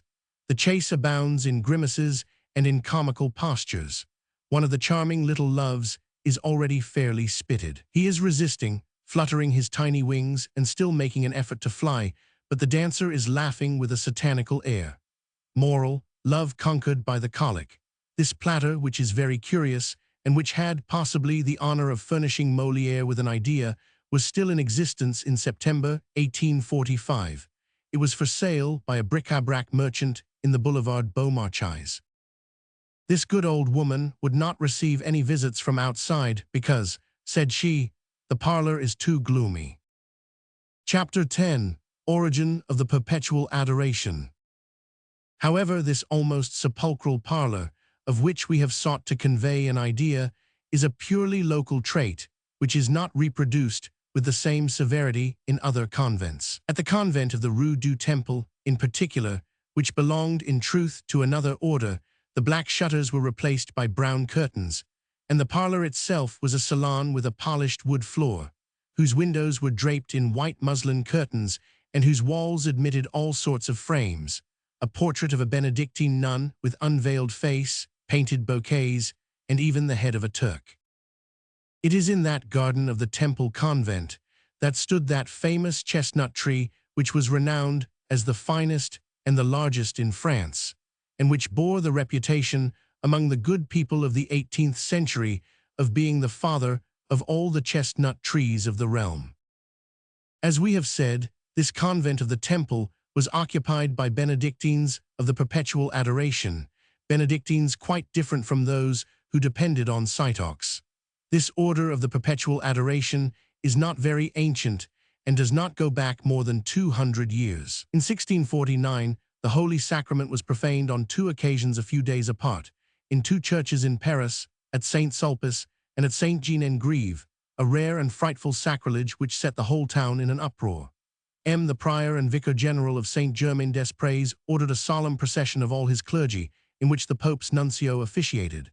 But this expiation did not satisfy two sainted women, Madame Courtin, Marquise de Baux, and the Comtesse de Chateauvieux. This outrage committed on the most holy sacrament of the altar, though but temporary, would not depart from these holy souls, and it seemed to them that it could only be extenuated by a perpetual adoration in some female monastery. Both of them, one in 1652, the other in 1653, made donations of notable sums to Mother Catherine de Bar, called of the Holy Sacrament, a Benedictine nun, for the purpose of founding, to this pious end, a monastery of the Order of Saint Benoit. The first permission for this foundation was given to Mother Catherine de Bar by M. de Metz, Abbé of Saint Germain, on condition that no woman could be received unless she contributed 300 livres income, which amounts to 6,000 livres to the principal. After the Abbé of Saint Germain, the king accorded letters patent, and all the rest, abbatial charter and royal letters, was confirmed in 1654 by the Chamber of Accounts and the Parliament. Such is the origin of the legal consecration of the establishment of the Benedictines of the Perpetual Adoration of the Holy Sacrament at Paris. Their first convent was a new building in the Rue Cosette, out of the contributions of Mesdames de Baux and de Chateauvieux. This order, as it will be seen, was not to be confounded with the Benedictine nuns of Cîteaux.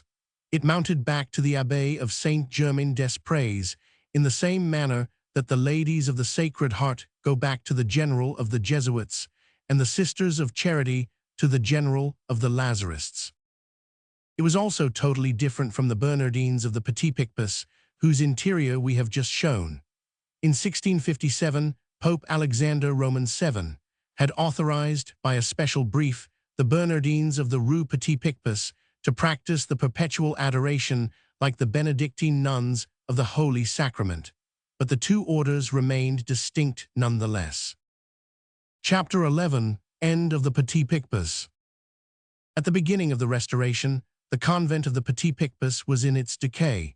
This forms a part of the general death of the order, which, after the 18th century, has been disappearing like all the religious orders. Contemplation is, like prayer, one of humanity's needs, but like everything which the Revolution touched, it will be transformed, and from being hostile to social progress, it will become favorable to it. The house of the Petit Picpus was becoming rapidly depopulated. In 1840, the little convent had disappeared, the school had disappeared. There were no longer any old women, nor young girls. The first were dead, the latter had taken their departure. Volaverant. The rule of the perpetual adoration is so rigid in its nature that it alarms, vocations recoil before it, the order receives no recruits. In 1845, it still obtained lay sisters here and there, but of professed nuns, none at all. 40 years ago, the nuns numbered nearly 100. 15 years ago, there were not more than 28 of them. How many are there today? In 1847, the prioress was young, a sign that the circle of choice was restricted. She was not 40 years old. In proportion as the number diminishes, the fatigue increases, the service of each becomes more painful. The moment could then be seen drawing near when there would be but a dozen bent and aching shoulders to bear the heavy rule of Saint Benoit. The burden is implacable and remains the same for the few as for the many. It weighs down, it crushes, thus they die. At the period when the author of this book still lived in Paris, two died. One was 25 years old, the other 23. This latter can say, like Julia Alpinula, hic jacio, vixi annos viginti et tres. It is in consequence of this decay that the convent gave up the education of girls. We have not felt able to pass before this extraordinary house without entering it, and without introducing the minds which accompany us, and which are listening to our tale, to the profit of some, perchance, of the melancholy history of Jean Valjean. We have penetrated into this community, full of those old practices which seem so novel today. It is the closed garden, hortus conclusus. We have spoken of this singular place in detail, but with respect, in so far at least, as detail and respect are compatible. We do not understand all, but we insult nothing. We are equally far removed from the Hosanna of Joseph de Maistre, who wound up by anointing the executioner, and from the sneer of Voltaire, who even goes so far as to ridicule the cross. An illogical act on Voltaire's part, we may remark, by the way, for Voltaire would have defended Jesus as he defended collars, and even for those who deny superhuman incarnations, what does the crucifix represent? The assassinated sage. In this 19th century, the religious idea is undergoing a crisis. People are unlearning certain things, and they do well, provided that, while unlearning them, they learn this. There is no vacuum in the human heart. Certain demolitions take place, and it is well that they do, but on condition that they are followed by reconstructions. In the meantime, let us study things which are no more. It is necessary to know them, if only for the purpose of avoiding them. The counterfeits of the past assume false names and gladly call themselves the future. This spectre, this past, is given to falsifying its own passport. Let us inform ourselves of the trap. Let us be on our guard. The past has a visage, superstition, and a mask, hypocrisy. Let us denounce the visage and let us tear off the mask. As for convents, they present a complex problem, a question of civilization which condemns them, a question of liberty which protects them. Book 7th, parenthesis. Chapter 1, The convent as an abstract idea. This book is a drama whose leading personage is the infinite. Man is the second. Such being the case, and a convent having happened to be on our road, it has been our duty to enter it. Why? Because the convent, which is common to the Orient as well as to the Occident, to antiquity as well as to modern times, to paganism, to Buddhism, to Mahometanism, as well as to Christianity, is one of the optical apparatuses applied by man to the infinite. This is not the place for enlarging disproportionately on certain ideas. Nevertheless, while absolutely maintaining our reserves, our restrictions, and even our indignations, we must say that every time we encounter man in the infinite, either well or ill understood, we feel ourselves overpowered with respect. There is in the synagogue, in the mosque, in the pagoda, in the wigwam, a hideous side which we execrate, and a sublime side which we adore. What a contemplation for the mind, and what endless food for thought, is the reverberation of God upon the human wall. Chapter 2. The Convent as an Historical Fact. From the point of view of history, of reason, and of truth, monasticism is condemned. Monasteries, when they abound in a nation, are clogs in its circulation, cumbrous establishments, centers of idleness where centers of labor should exist. Monastic communities are to the great social community what the mistletoe is to the oak, what the wart is to the human body. Their prosperity and their fatness mean the impoverishment of the country. The monastic regime, good at the beginning of civilization, useful in the reduction of the brutal by the spiritual, is bad when peoples have reached their manhood.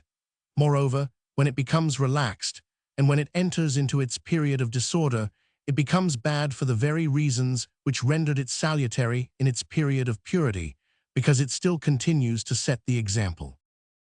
Claustration has had its day.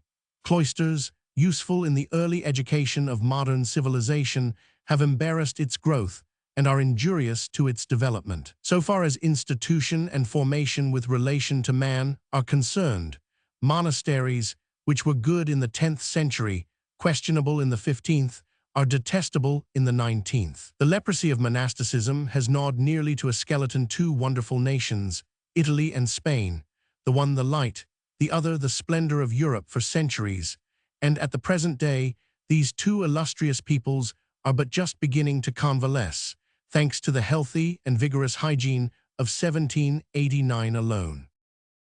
The convent, the ancient female convent in particular, such as it still presents itself on the threshold of this century, in Italy, in Austria, in Spain, is one of the most somber concretions of the Middle Ages. The cloister, that cloister, is the point of intersection of horrors. The Catholic cloister, properly speaking, is wholly filled with the black radiance of death. The Spanish convent is the most funereal of all. Their rise in obscurity, beneath vaults filled with gloom, beneath domes vague with shadow, massive altars of Babel, as high as cathedrals, their immense white crucifixes hang from chains in the dark.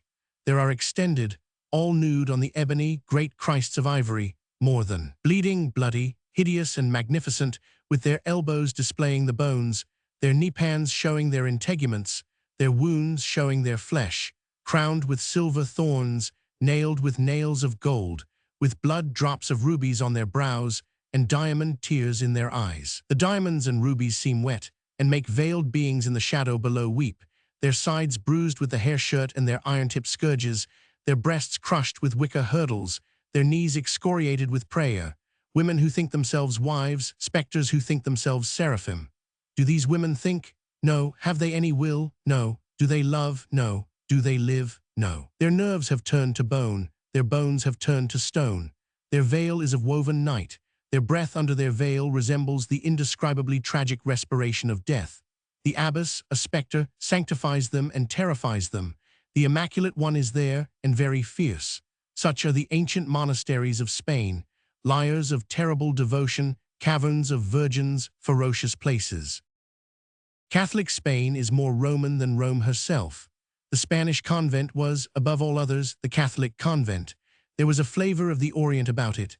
The archbishop, the Kisleraga of heaven, locked up and kept watch over this seraglio of souls reserved for God. The nun was the odalisque, the priest was the eunuch. The fervent were chosen in dreams and possessed Christ. At night, the beautiful, nude young man descended from the cross and became the ecstasy of the cloistered one. Lofty walls guarded the mystic sultana, who had the crucified for her sultan from all living distraction. A glance on the outer world was infidelity. The in-pace replaced the leather sack. That which was cast into the sea in the east was thrown into the ground in the west. In both quarters, women wrung their hands, the waves for the first, the grave for the last, here the drowned, there the buried, monstrous parallel. Today the upholders of the past, unable to deny these things, have adopted the expedient of smiling at them. There has come into fashion a strange and easy manner of suppressing the revelations of history, of invalidating the commentaries of philosophy, of eliding all embarrassing facts and all gloomy questions. A matter for declamations, say the clever. Declamations repeat the foolish. Jean-Jacques a declaimer, Diderot a declaimer, Voltaire on Carlas, Labar and Servin declaimers. I know not who has recently discovered that Tacitus was a declaimer, that Nero was a victim, and that pity is decidedly due to that poor Holofernes. Facts, however, are awkward things to disconcert, and they are obstinate. The author of this book has seen, with his own eyes, 8 legs distant from Brussels. There are relics of the Middle Ages there which are attainable for everybody. At the Abbey of Villers, the whole of the oubliettes, in the middle of the field which was formerly the courtyard of the cloister, and on the banks of the Thill, 4 stone dungeons, half underground, half under the water. They were in pace. Each of these dungeons has the remains of an iron door, a vault, and a grated opening which, on the outside, is 2 feet above the level of the river, and on the inside, 6 feet above the level of the ground. 4 feet of river flow passed along the outside wall. The ground is always soaked. The occupant of the in-pace had this wet soil for his bed. In one of these dungeons, there is a fragment of an iron necklet riveted to the wall. In another, there can be seen a square box made of 4 slabs of granite, too short for a person to lie down in, too low for him to stand upright in. A human being was put inside, with a coverlet of stone on top. This exists. It can be seen. It can be touched. These in-pace, these dungeons, these iron hinges, these necklets, that lofty peephole on a level with the river's current, that box of stone closed with a lid of granite like a tomb, with this difference that the dead man here was a living being, that soil which is but mud, that vault hole, those oozing walls, what declaimers. Chapter 3. On what conditions one can respect the past. Monasticism, such as it existed in Spain and such as it still exists in Thibet, is a sort of thesis for civilization. It stops life short. It simply depopulates.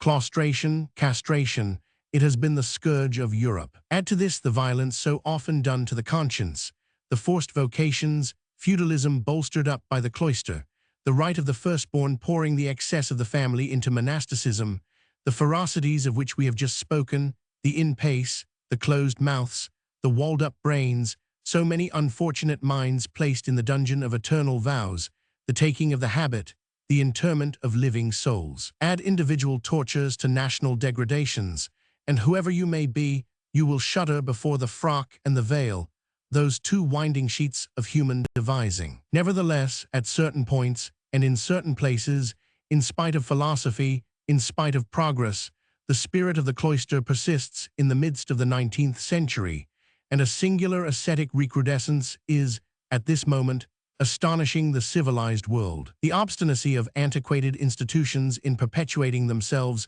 resembles the stubbornness of the rancid perfume which should claim our hair, the pretensions of the spoiled fish which should persist in being eaten, the persecution of the child's garment which should insist on clothing the man, the tenderness of corpses which should return to embrace the living. Ingrates, says the garment, I protected you in inclement weather, why will you have nothing to do with me? I have just come from the deep sea, says the fish. I have been a rose, says the perfume. I have loved you, says the corpse. I have civilized you, says the convent. To this there is but one reply, in former days. To dream of the indefinite prolongation of defunct things, and of the government of men by embalming, to restore dogmas in a bad condition, to regild shrines, to patch up cloisters, to rebless reliquaries, to refurnish superstitions, to revictual fanaticisms, to put new handles on holy water brushes and militarism, to reconstitute monasticism and militarism, to believe in the salvation of society by the multiplication of parasites, to force the past on the present. This seems strange. Still, there are theorists who hold such theories. These theorists, who are in other respects people of intelligence, have a very simple process. They apply to the past a glazing which they call social order, divine right, morality, family, the respect of elders, antique authority, sacred tradition, legitimacy, religion, and they go about shouting, "Look, take this, honest people." This logic was known to the ancients. The soothsayers practice it.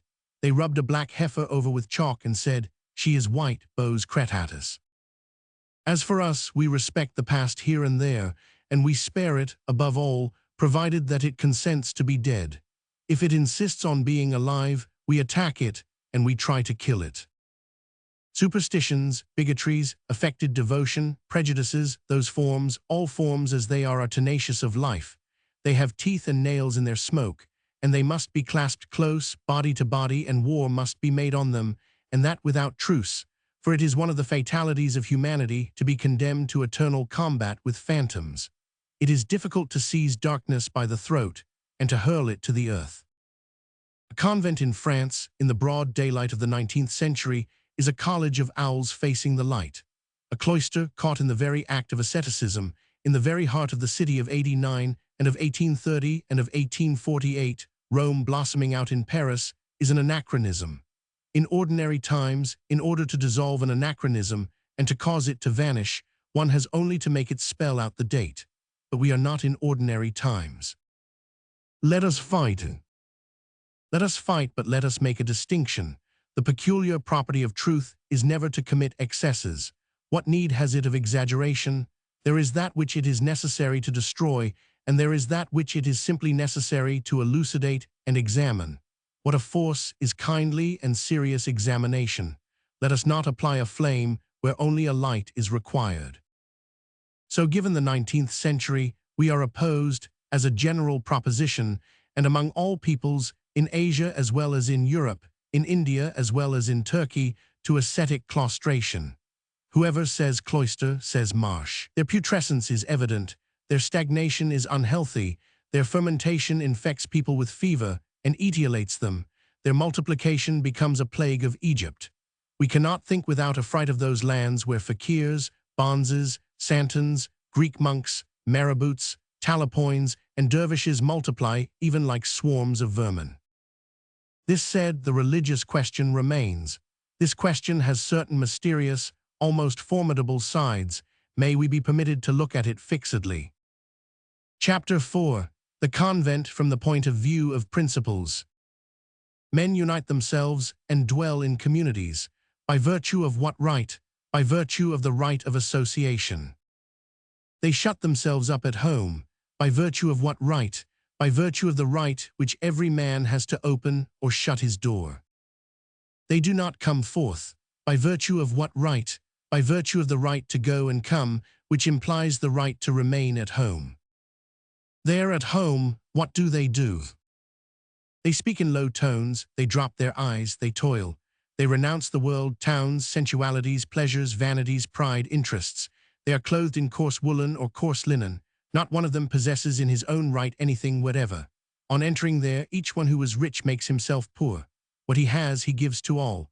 He who is what is called noble, a gentleman and a lord, is the equal of him who is a peasant. The cell is identical for all. All undergo the same tonsure, wear the same frock, eat the same black bread, sleep on the same straw, die on the same ashes, the same sack on their backs, the same rope around their loins. If the decision has been to go barefoot, all go barefoot. There may be a prince among them, that prince is the same shadow as the rest. No titles. Even family names have disappeared. They bear only first names. All are bowed beneath the equality of baptismal names. They have dissolved the carnal family and constituted in their community a spiritual family. They have no other relatives than all men. They succor the poor, they care for the sick. They elect those whom they obey. They call each other my brother. You stop me and exclaim, but that is the ideal convent. It is sufficient that it may be the possible convent, that I should take notice of it. Thence it results that, in the preceding book, I have spoken of a convent with respectful accents. The Middle Ages cast aside, Asia cast aside, the historical and political question held in reserve, from the purely philosophical point of view, outside the requirements of militant policy, on condition that the monastery shall be absolutely a voluntary matter and shall contain only consenting parties, I shall always consider a cloistered community with a certain attentive, and in some respects, a deferential gravity. Wherever there is a community, there is a commune. Where there is a commune, there is right. The monastery is the product of the formula, equality, fraternity. Oh, how grand is liberty, and what a splendid transfiguration. Liberty suffices to transform the monastery into a republic. Let us continue. But these men or these women who are behind these four walls, they dress themselves in coarse woolen, they are equals, they call each other brothers, that is well, but they do something else. Yes. What? They gaze on the darkness, they kneel, and they clasp their hands. What does this signify? Chapter 5, Prayer. They pray. To whom? To God. To pray to God, what is the meaning of these words? Is there an infinite beyond us? Is that infinite there, inherent, permanent, necessarily substantial since it is infinite, and because if it lacked matter it would be bounded, necessarily intelligent since it is infinite, and because if it lacked intelligence it would end there? Does this infinite awaken in us the idea of essence, while we can attribute to ourselves only the idea of existence? In other terms, is it not the absolute, of which we are only the relative? At the same time that there is an infinite without us, is there not an infinite within us? Are not these two infinites, what an alarming plural, superposed the one upon the other?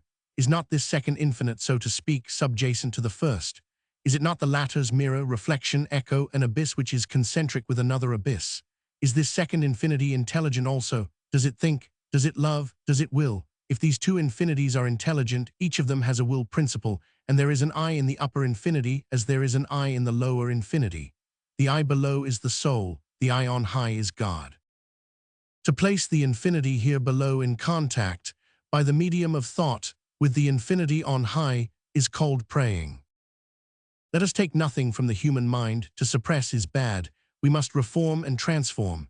Certain faculties in man are directed towards the unknown, thought, reverie, prayer. The unknown is an ocean. What is conscience? It is the compass of the unknown. Thought, reverie, prayer, these are great and mysterious radiations. Let us respect them.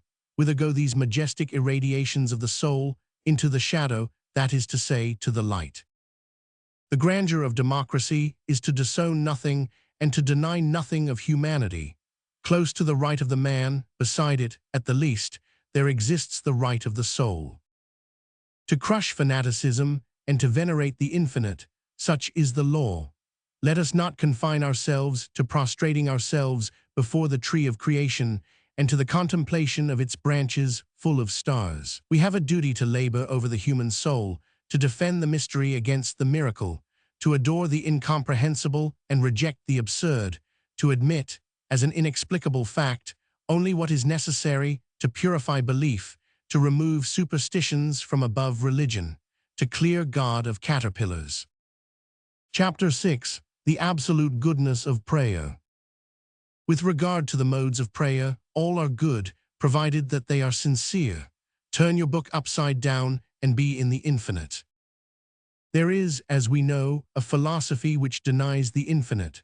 There is also a philosophy, pathologically classified, which denies the sun. This philosophy is called blindness.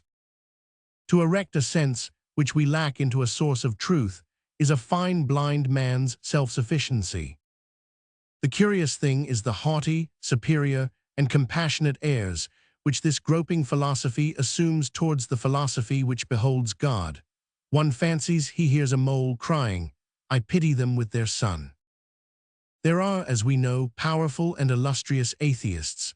At bottom, led back to the truth by their very force, they are not absolutely sure that they are atheists.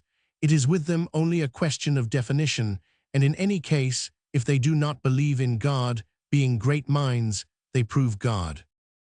We salute them as philosophers, while inexorably denouncing their philosophy. Let us go on. The remarkable thing about it is also their facility in paying themselves off with words. A metaphysical school of the North, impregnated to some extent with fog, has fancied that it has worked a revolution in human understanding by replacing the word force with the word will. To say the plant wills instead of the plant grows, this would be fecund in results indeed if we were to add the universe wills. Why? Because it would come to this: the plant wills, therefore it has an I, the universe wills, therefore it has a God. As for us, who, however, in contradistinction to this school, reject nothing a priori, a will in the plant, accepted by this school, appears to us more difficult to admit than a will in the universe denied by it. To deny the will of the infinite, that is to say, God, is impossible on any other conditions than a denial of the infinite. We have demonstrated this. The negation of the infinite led straight to nihilism. Everything becomes a mental conception. With nihilism, no discussion is possible, for the nihilist logic doubts the existence of its interlocutor and is not quite sure that it exists itself. From its point of view, it is possible that it may be for itself only a mental conception. Only it does not perceive that all which it has denied it admits in the lump, simply by the utterance of the word mind. In short, no way is open to the thought by a philosophy which makes all end in the monosyllable, no. To no there is only one reply, yes.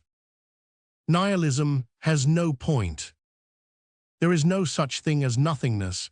Zero does not exist. Everything is something. Nothing is nothing. Man lives by affirmation, even more than by bread. Even to see and to show does not suffice. Philosophy should be an energy. It should have for effort and effect to ameliorate the condition of man. Socrates should enter into Adam and produce Marcus Aurelius. In other words, the man of wisdom should be made to emerge from the man of felicity. Eden should be changed into a lyceum. Science should be a cordial. To enjoy, what a sad aim and what a paltry ambition the brute enjoys. To offer thought to the thirst of men, to give them all as an elixir the notion of God, to make conscience and science fraternize in them, to render them just by this mysterious confrontation, such is the function of real philosophy. Morality is a blossoming out of truths. Contemplation leads to action. The absolute should be practicable. It is necessary that the ideal should be breathable, drinkable, and eatable to the human mind. It is the ideal which has the right to say, "Take, this is my body, this is my blood." Wisdom is holy communion.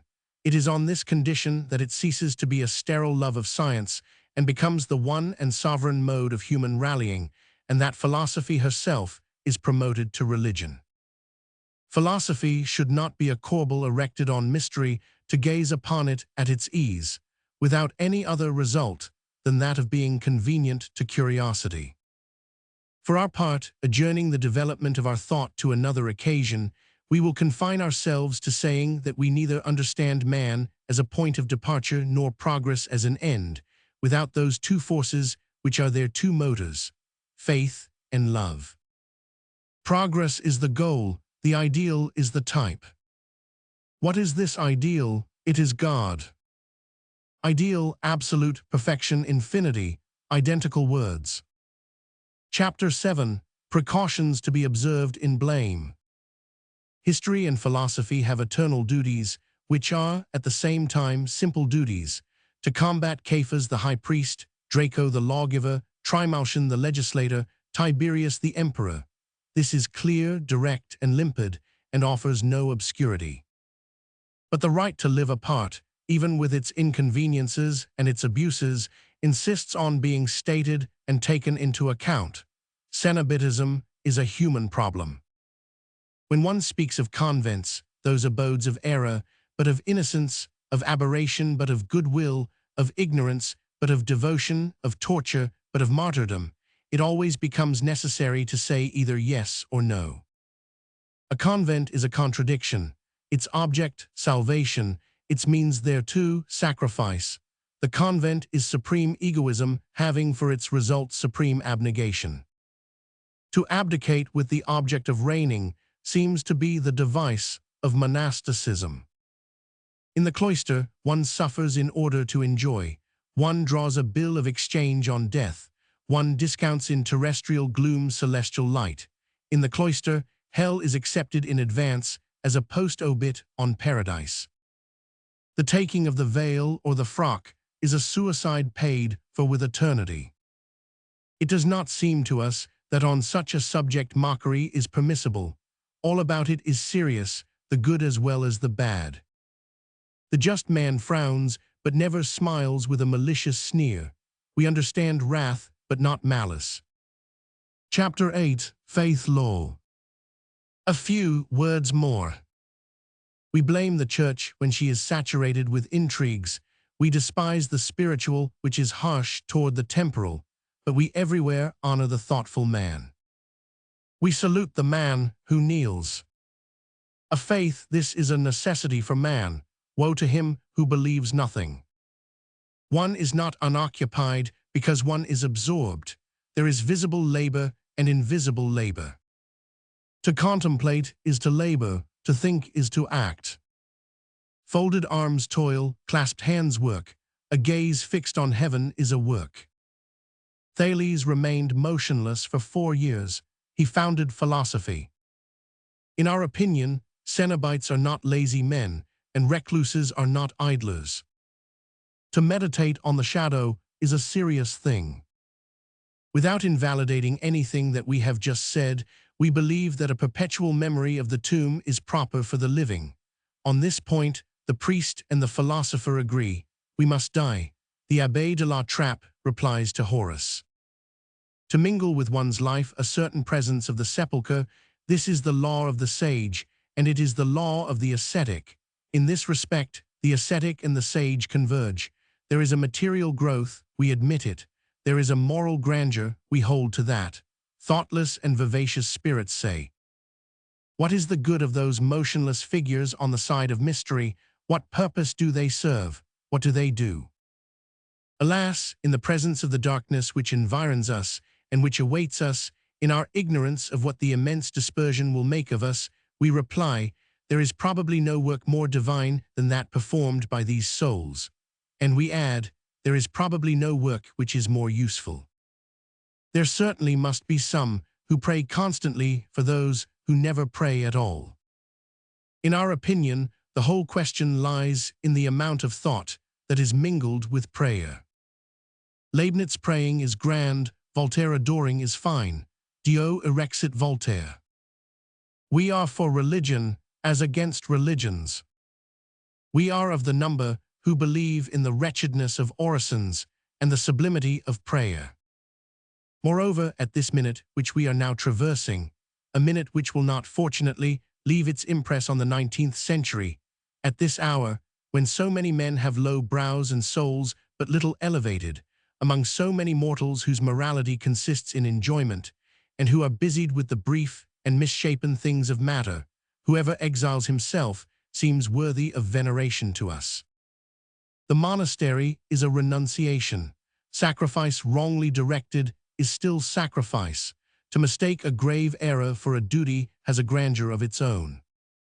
Taken by itself, and ideally, and in order to examine the truth on all sides until all aspects have been impartially exhausted, the monastery, the female convent in particular, for in our century it is woman who suffers the most, and in this exile of the cloister there is something of protestation.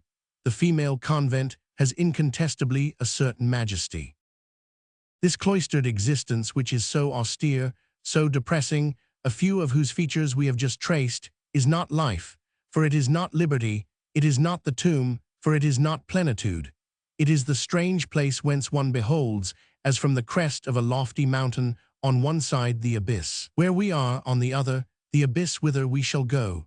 It is the narrow and misty frontier separating two worlds, illuminated and obscured by both at the same time, where the ray of life, which has become enfeebled, is mingled with the vague ray of death. It is the half-obscurity of the tomb. We who do not believe what these women believe, but who, like them, live by faith. We have never been able to think without a sort of tender and religious terror, without a sort of pity that is full of envy of those devoted, trembling and trusting creatures, of these humble and august souls, who dare to dwell on the very brink of the mystery, waiting between the world which is closed and heaven which is not yet open, turned towards the light which one cannot see, possessing the sole happiness of thinking that they know where it is, aspiring towards the gulf and the unknown, their eyes fixed motionless on the darkness, kneeling, bewildered, stupefied, shuddering, half lifted at times by the deep breaths of eternity. Book 8, Cemeteries take that which is committed them. Chapter 1, which treats of the manner of entering a convent. It was into this house that Jean Valjean had, as Fauchelevent expressed it, fallen from the sky. He had scaled the wall of the garden which formed the angle of the Rue Polonceau. That hymn of the angels which he had heard in the middle of the night was the nuns chanting matins. That hall, of which he had caught a glimpse in the gloom, was the chapel. That phantom which he had seen stretched on the ground was the sister who was making reparation. That bell, the sound of which had so strangely surprised him, was the gardener's bell attached to the knee of Father Fauchelevent. Cosette once put to bed, Jean Valjean and Fauchelevent had, as we have already seen, supped on a glass of wine and a bit of cheese before a good, crackling fire. Then, the only bed in the hut being occupied by Cosette, each threw himself on a truss of straw. Before he shut his eyes, Jean Valjean said, "I must remain here henceforth." This remark trotted through Fauchelevent's head all night long. To tell the truth, neither of them slept. Jean Valjean, feeling that he was discovered and that Javert was on his scent, understood that he and Cosette were lost if they returned to Paris. Then the new storm which had just burst upon him had stranded him in this cloister. Jean Valjean had henceforth but one thought: to remain there. Now, for an unfortunate man in his position, this convent was both the safest and the most dangerous of places. The most dangerous because, as no men might enter there if he were discovered, it was a flagrant offense, and Jean Valjean would find but one step intervening between the convent and prison. The safest because, if he could manage to get himself accepted there and remain there, who would ever seek him in such a place? To dwell in an impossible place was safety. On his side, Fauchelevent was cudgelling his brains. He began by declaring to himself that he understood nothing of the matter. How had Madeleine got there when the walls were what they were? Cloister walls are not to be stepped over. How did he get there with a child? One cannot scale a perpendicular wall with a child in one's arms. Who was that child? Where did they both come from? Since Fauchelevent had lived in the convent, he had heard nothing of Sir M, and he knew nothing of what had taken place there. Father Madeleine had an air which discouraged questions, and besides, Fauchelevent said to himself, one does not question a saint. Madeleine had preserved all his prestige in Fauchelevent's eyes. Only, from some words which Jean Valjean had let fall, the gardener thought he could draw the inference that Madeleine had probably become bankrupt through the hard times, and that he was pursued by his creditors, or that he had compromised himself in some political affair and was in hiding, which last did not displease Fauchelevent, who, like many of our peasants of the north, had an old fund of Bonapartism about him. While in hiding, Madeleine had selected the convent as a refuge, and it was quite simple that he should wish to remain there. But the inexplicable point, to which Fauchelevent returned constantly and over which he wearied his brain, was that Madeleine should be there, and that he should have that little girl with him. Fauchelevent saw them, touched them, spoke to them, and still did not believe it possible. The incomprehensible had just made its entrance into Fauchelevent's hut. Fauchelevent groped about amid conjectures, and could see nothing clearly but this: Madeleine saved my life. This certainty alone was sufficient and decided his course. He said to himself, "It is my turn now." He added in his conscience, Madeleine did not stop to deliberate when it was a question of thrusting himself under the cart for the purpose of dragging me out. He made up his mind to save Madeleine. Nevertheless, he put many questions to himself and made himself divers replies. After what he did for me, would I save him if he were a thief? Just the same. If he were an assassin, would I save him? Just the same. Since he is a saint, shall I save him? Just the same.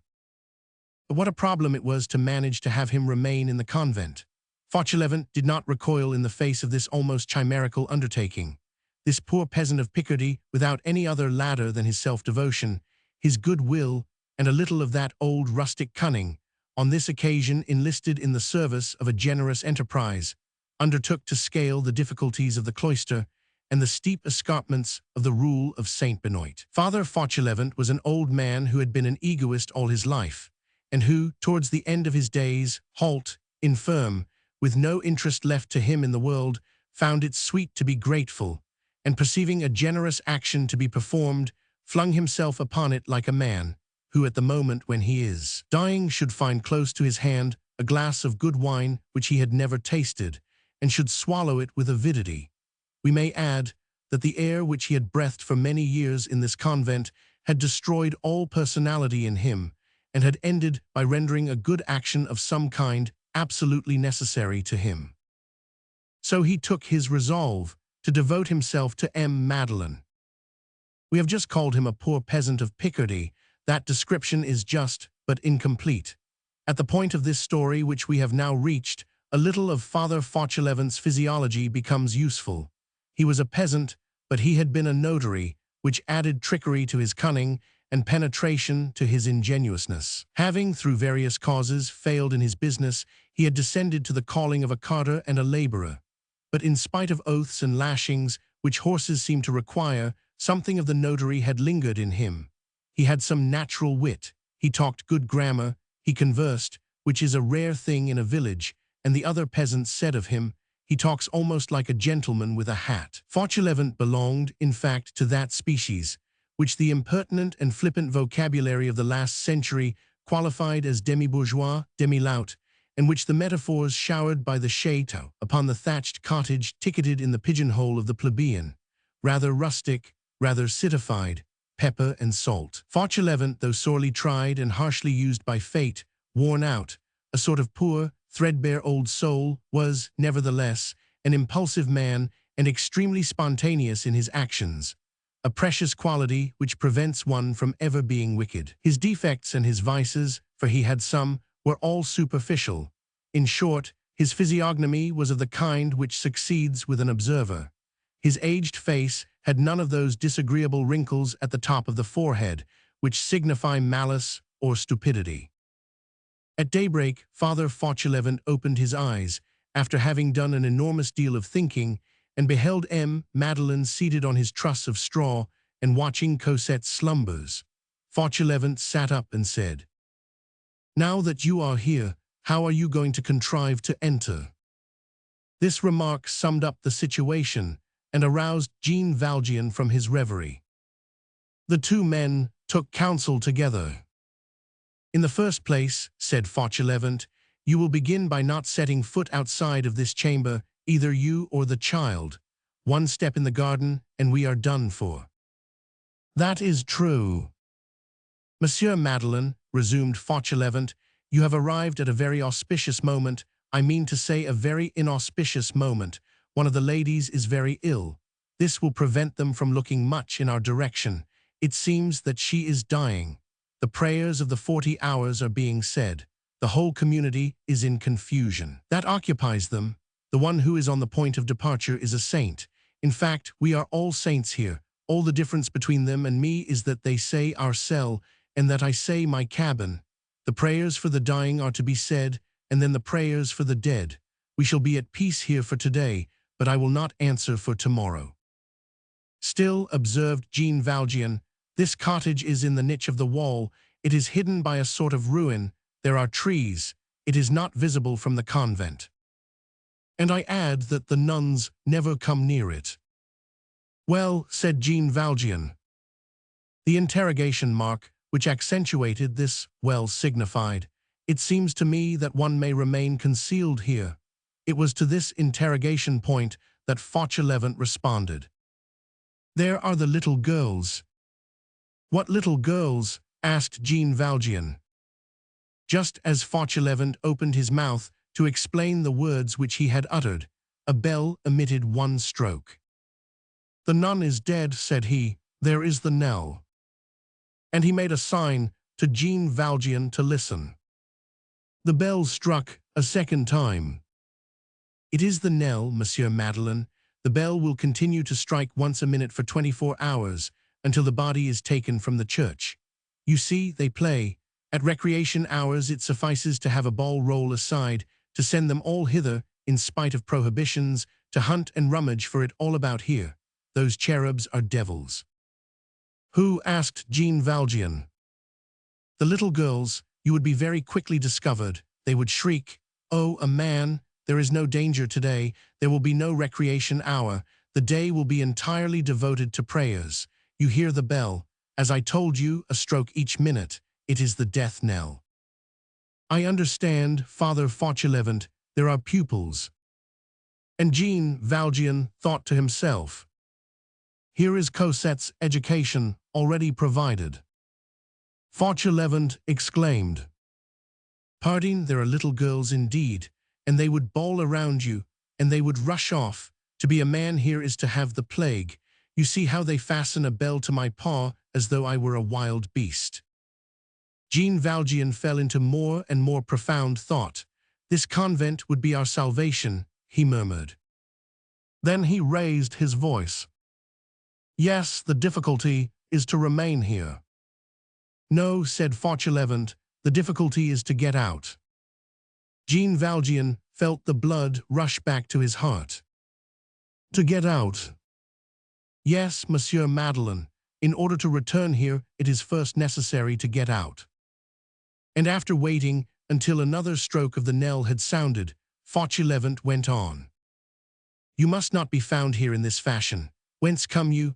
For me, you fall from heaven, because I know you, but the nuns require one to enter by the door." All at once, they heard a rather complicated pealing from another bell. "Ah," said Fauchelevent, "they are ringing up the vocal mothers. They are going to the chapter. They always hold a chapter when anyone dies. She died at daybreak. People generally do die at daybreak. But cannot you get out by the way in which you entered? Come, I do not ask for the sake of questioning you, but how did you get in?" Jean Valjean turned pale. The very thought of descending again into that terrible street made him shudder. You make your way out of a forest filled with tigers, and once out of it, imagine a friendly council that shall advise you to return thither. Jean Valjean pictured to himself the whole police force still engaged in swarming in that quarter, agents on the watch, sentinels everywhere, frightful fists extended towards his collar, Javert at the corner of the intersection of the streets perhaps. "Impossible," said he. "Father Fauchelevent say that I fell from the sky." "But I believe it," retorted Fauchelevent. "You have no need to tell me that. The good God must have taken you in his hand for the purpose of getting a good look at you close to, and then dropped you. Only, he meant to place you in a man's convent. He made a mistake. Come, there goes another peal. That is to order the porter to go and inform the municipality that the dead doctor is to come here and view a corpse. All that is the ceremony of dying. These good ladies are not at all fond of that visit. A doctor is a man who does not believe in anything. He lifts the veil. Sometimes he lifts something else too. How quickly they have had the doctor summoned this time. What is the matter? Your little one is still asleep. What is her name?" "Cosette." "She is your daughter. You are her grandfather, that is." "Yes." "It will be easy enough for her to get out of here. I have my service door which opens on the courtyard. I knock. The porter opens. I have my vintage basket on my back. The child is in it. I go out. Father Fauchelevent goes out with his basket. That is perfectly natural. You will tell the child to keep very quiet. She will be under the cover. I will leave her for whatever time is required with a good old friend, a fruit seller whom I know in the Rue Cheminvert, who is deaf, and who has a little bed. I will shout in the fruit seller's ear that she is a niece of mine, and that she is to keep her for me until tomorrow. Then the little one will re-enter with you, for I will contrive to have you re-enter. It must be done. But how will you manage to get out?" Jean Valjean shook his head. "No one must see me. The whole point lies there, Father Fauchelevent. Find some means of getting me out in a basket, under cover, like Cosette." Fauchelevent scratched the lobe of his ear with the middle finger of his left hand, a sign of serious embarrassment. A third peal created a diversion. "That is the dead doctor taking his departure," said Fauchelevent. He has taken a look and said, "She is dead, that is well." When the doctor has signed the passport for paradise, the undertaker's company sends a coffin. If it is a mother, the mothers lay her out. If she is a sister, the sisters lay her out. After which, I nail her up. That forms a part of my gardener's duty. A gardener is a bit of a grave digger. She is placed in a lower hall of the church which communicates with the street, and into which no man may enter save the doctor of the dead. I don't count the undertaker's men and myself as men. It is in that hall that I nail up the coffin. The undertaker's men come and get it, and whip up, "Coachman, that's the way one goes to heaven." They fetch a box with nothing in it, they take it away again with something in it. That's what a burial is like. De profundis. A horizontal ray of sunshine lightly touched the face of the sleeping Cosette, who lay with her mouth vaguely open and had the air of an angel drinking in the light. Jean Valjean had fallen to gazing at her. He was no longer listening to Fauchelevent. That one is not listened to is no reason for preserving silence. The good old gardener went on tranquilly with his babble. The grave is dug in the Vaugirard cemetery. They declare that they are going to suppress that Vaugirard cemetery. It is an ancient cemetery which is outside the regulations, which has no uniform, and which is going to retire. It is a shame, for it is convenient. I have a friend there, Father Mestienne, the grave digger. The nuns here possess one privilege. It is to be taken to that cemetery at nightfall. There is a special permission from the prefecture on their behalf. But how many events have happened since yesterday? Mother Crucifixion is dead, and Father Madeleine is buried, said Jean Valjean, smiling sadly. Fauchelevent caught the word. Goodness, if you were here for good, it would be a real burial. A fourth peal burst out. Fauchelevent hastily detached the belled kneecap from its nail and buckled it on his knee again. This time it is for me. The mother prioress wants me. Good, now I am pricking myself on the tongue of my buckle. Monsieur Madeleine, don't stir from here and wait for me. Something new has come up. If you are hungry, there is wine, bread, and cheese. And he hastened out of the hut, crying, "Coming, coming." Jean Valjean watched him hurrying across the garden as fast as his crooked leg would permit, casting a sidelong glance, by the way, on his melon patch. Less than 10 minutes later, Father Fauchelevent, whose bell put the nuns in his road to flight, tapped gently at a door, and a gentle voice replied, "Forever, forever, that is to say, enter." The door was the one leading to the parlor reserved for seeing the gardener on business. This parlor adjoined the chapter hall. The prioress, seated on the only chair in the parlor, was waiting for Fauchelevent. Chapter 2. Fauchelevent in the presence of a difficulty. It is the peculiarity of certain persons and certain professions, notably priests and nuns, to wear a grave and agitated air on critical occasions. At the moment when Fauchelevent entered, this double form of preoccupation was imprinted on the countenance of the prioress, who was that wise and charming Mademoiselle de Blemeur, Mother Innocent, who was ordinarily cheerful. The gardener made a timid bow and remained at the door of the cell. The prioress, who was telling her beads, raised her eyes and said, "Ah, it is you, Father Fauvent." This abbreviation had been adopted in the convent. Fauchelevent bowed again. "Father Fauvent, I have sent for you." "Here I am, Reverend Mother. I have something to say to you." "And so have I," said Fauchelevent with a boldness which caused him inward terror. "I have something to say to the very Reverend Mother." The prioress stared at him. "Ah, you have a communication to make to me." "A request." "Very well, speak." Goodman Fauchelevent, the ex-notary, belonged to the category of peasants who have assurance. A certain clever ignorance constitutes a force. You do not distrust it, and you are caught by it. Fauchelevent had been a success during the something more than 2 years which he had passed in the convent. Always solitary and busied about his gardening, he had nothing else to do than to indulge his curiosity.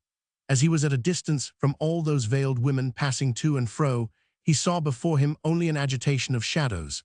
By dint of attention and sharpness, he had succeeded in clothing all those phantoms with flesh, and those corpses were alive for him. He was like a deaf man whose sight grows keener, and like a blind man whose hearing becomes more acute. He had applied himself to riddling out the significance of the different peals, and he had succeeded, so that this taciturn and enigmatical cloister possessed no secrets for him. The Sphinx babbled all her secrets in his ear. Fauchelevent knew all and concealed all. That constituted his art. The whole convent thought him stupid, a great merit in religion. The vocal mothers made much of Fauchelevent. He was a curious mute. He inspired confidence. Moreover, he was regular and never went out except for well-demonstrated requirements of the orchard and vegetable garden. This discretion of conduct had inured to his credit. Nonetheless, he had set two men to chattering, the porter in the convent, and he knew the singularities of their parlor, and the grave digger at the cemetery, and he was acquainted with the peculiarities of their sepulture. In this way, he possessed a double light on the subject of these nuns, one as to their life, the other as to their death. But he did not abuse his knowledge. The congregation thought a great deal of him. Old, lame, blind to everything, probably a little deaf into the bargain, what qualities? They would have found it difficult to replace him.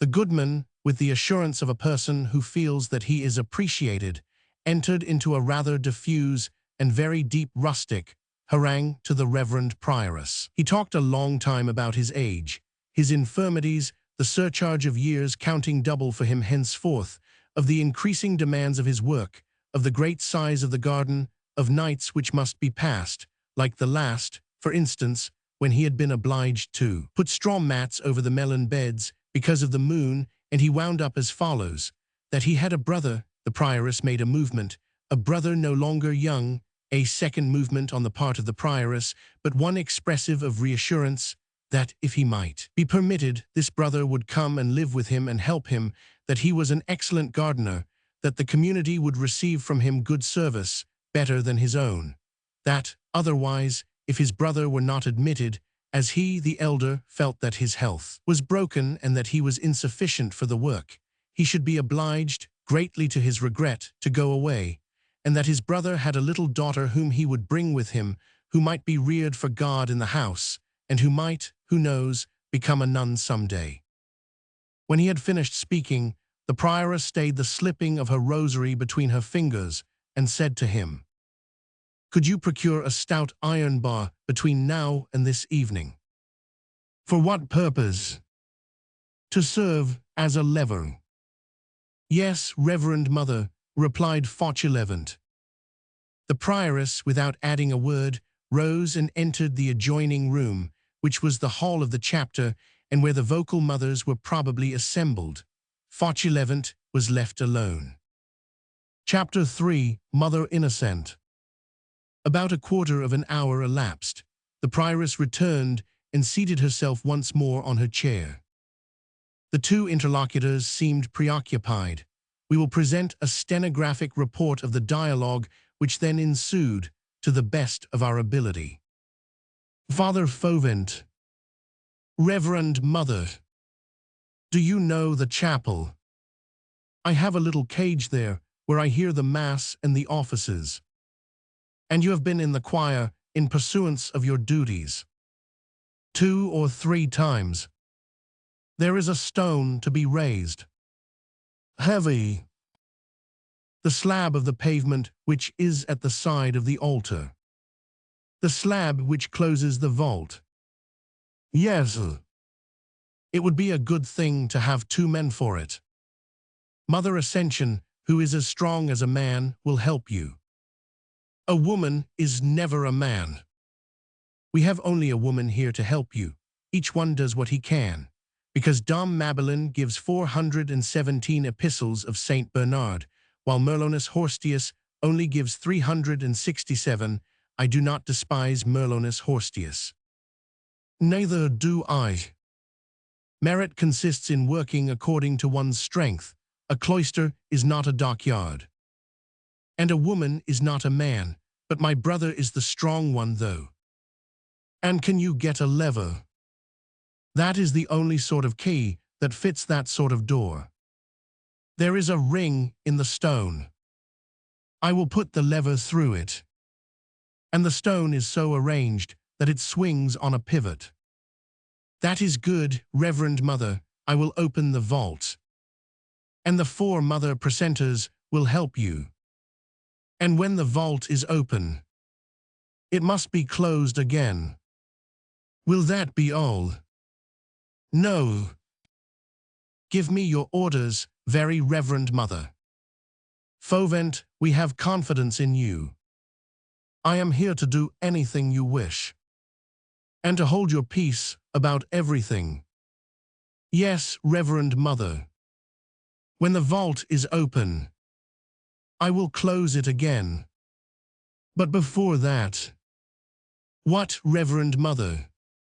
Something must be lowered into it. A silence ensued. The prioress, after a pout of the under lip which resembled hesitation, broke it. Father Fauvent, Reverend Mother, you know that a mother died this morning. No. Did you not hear the bell? Nothing can be heard at the bottom of the garden. Really? I can hardly distinguish my own signal. She died at daybreak. And then the wind did not blow in my direction this morning.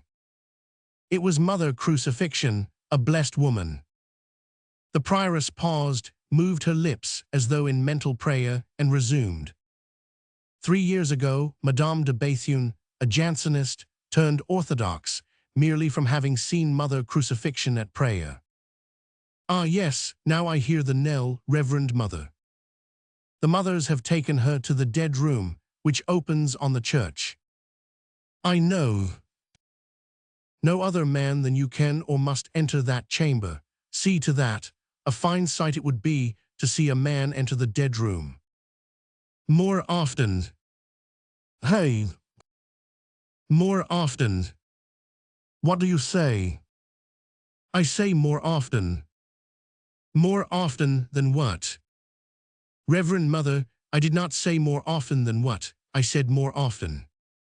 I don't understand you, why do you say more often?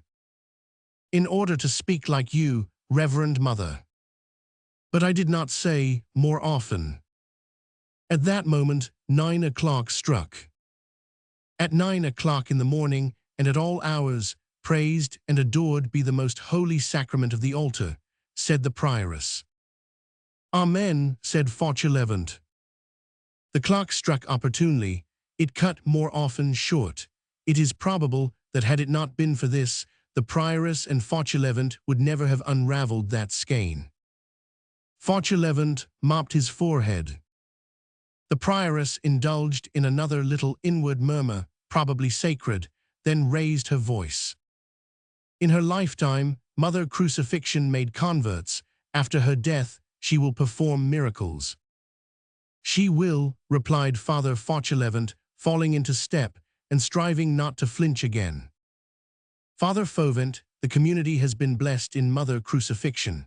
No doubt, it is not granted to everyone to die, like Cardinal de Bérault, while saying the Holy Mass, and to breathe forth their souls to God, while pronouncing these words, Hanc igiter oblationem.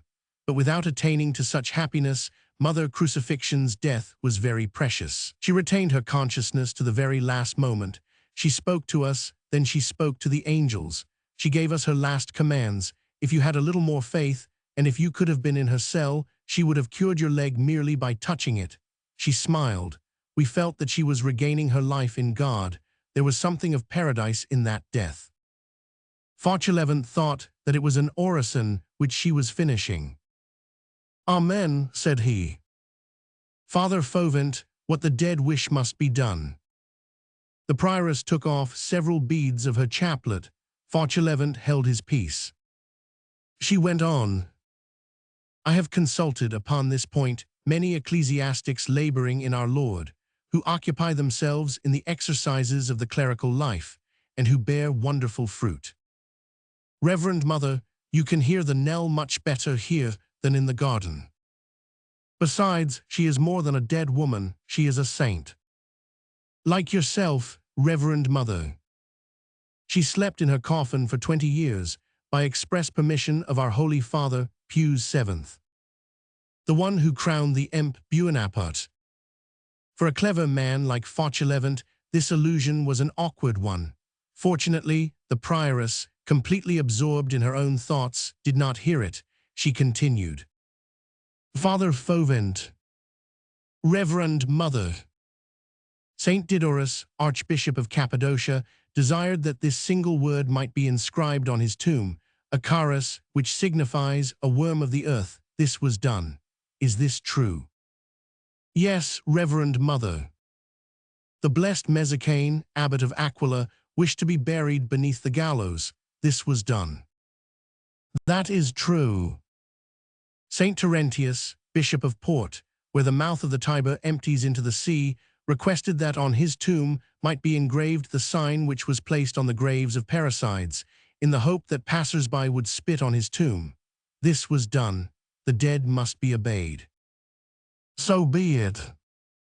The body of Bernard Gaidanis, born in France near Rochebay, was, as he had ordered, and in spite of the King of Castile, born to the Church of the Dominicans in Limoges, although Bernard Gaidanis was Bishop of Tai in Spain. Can the contrary be affirmed? For that matter, no, Reverend Mother. The fact is attested by Plantavit de la Fosse. Several beads of the chaplet were told off, still in silence. The prioress resumed. Father Fauvent, Mother Crucifixion will be interred in the coffin in which she has slept for the last 20 years. That is just. It is a continuation of her slumber. So I shall have to nail up that coffin. Yes. And we are to reject the undertaker's coffin. Precisely. I am at the orders of the very reverend community. The four mother precentors will assist you. In nailing up the coffin, I do not need them. No, in lowering the coffin. Where? Into the vault. What vault? Under the altar. Fauchelevent started. The vault under the altar. Under the altar. But you will have an iron bar. Yes, but you will raise the stone with the bar by means of the ring. But the dead must be obeyed, to be buried in the vault under the altar of the chapel, not to go to profane earth, to remain there in death where she prayed while living. Such was the last wish of Mother Crucifixion. She asked it of us, that is to say, commanded us. But it is forbidden. Forbidden by men, enjoined by God. What if it became known? We have confidence in you. Oh, I am a stone in your walls. The chapter assembled. The vocal mothers, whom I have just consulted again, and who are now deliberating, have decided that Mother Crucifixion shall be buried, according to her wish, in her own coffin under our altar. Think, Father Fauvent, if she were to work miracles here, what a glory of God for the community, and miracles issue from tombs. But, Reverend Mother, if the agent of the Sanitary Commission, Saint Benoit II, in the matter of sepulture, resisted Constantine Pogonatus. But the commissary of police, Chanaudmer, one of the 7 German kings who entered among the Gauls under the empire of Constantius, expressly recognized the right of nuns to be buried in religion, that is to say, beneath the altar. But the inspector from the prefecture. The world is nothing in the presence of the cross. Martin, the 11th general of the Carthusians, gave to his order this device, stat crux dum volvetur orbis. Amen, said Fauchelevent, who imperturbably extricated himself in this manner from the dilemma whenever he heard Latin. Any audience suffices for a person who has held his peace too long. On the day when the rhetorician Gymnostoras left his prison, bearing in his body many dilemmas and numerous syllogisms which had struck in, he halted in front of the first tree which he came to, harangued it, and made very great efforts to convince it. The prioress, who was usually subjected to the barrier of silence, and whose reservoir was overfull, rose and exclaimed with the loquacity of a dam which has broken away. I have on my right Benoit and on my left Bernard, Who was Bernard, the first abbot of Clairvaux? Fontaines in Burgundy is a country that is blessed because it gave him birth. His father was named Tesselin and his mother Alez. He began at Citeaux to end in Clairvaux. He was ordained abbot by the Bishop of Chalon-sur-Saône, Guillaume de Champeaux. He had 700 novices and founded 160 monasteries. He overthrew a Baylard at the Council of Sens in 1140, and Pierre de Brise and Henry, his disciple, and another sort of erring spirits who were called the Apostolics. He confounded Arnold de Brescia, darted lightning at the monk Raoul, the murderer of the Jews, dominated the Council of Rheims in 1148, caused the condemnation of Gilbert de Poria, Bishop of Poitiers, caused the condemnation of Ian de Elatel, arranged the disputes of princes, enlightened King Louis the Young, advised Pope Eugene III, regulated the temple, preached the crusade, performed 250 miracles during his lifetime, and as many as 39 in one day. Who was Benoit? He was the Patriarch of Mont-Cassin. He was the second founder of the Sainteté Claustrale. He was the Basil of the West. His order has produced 40 popes, 200 cardinals, 50 patriarchs, 1,600 archbishops, 4,600 bishops, 4 emperors, 12 empresses, 46 kings, 41 queens, 3,600 canonized saints, and has been in existence for 1,400 years. On one side, Saint Bernard, on the other, the agent of the sanitary department.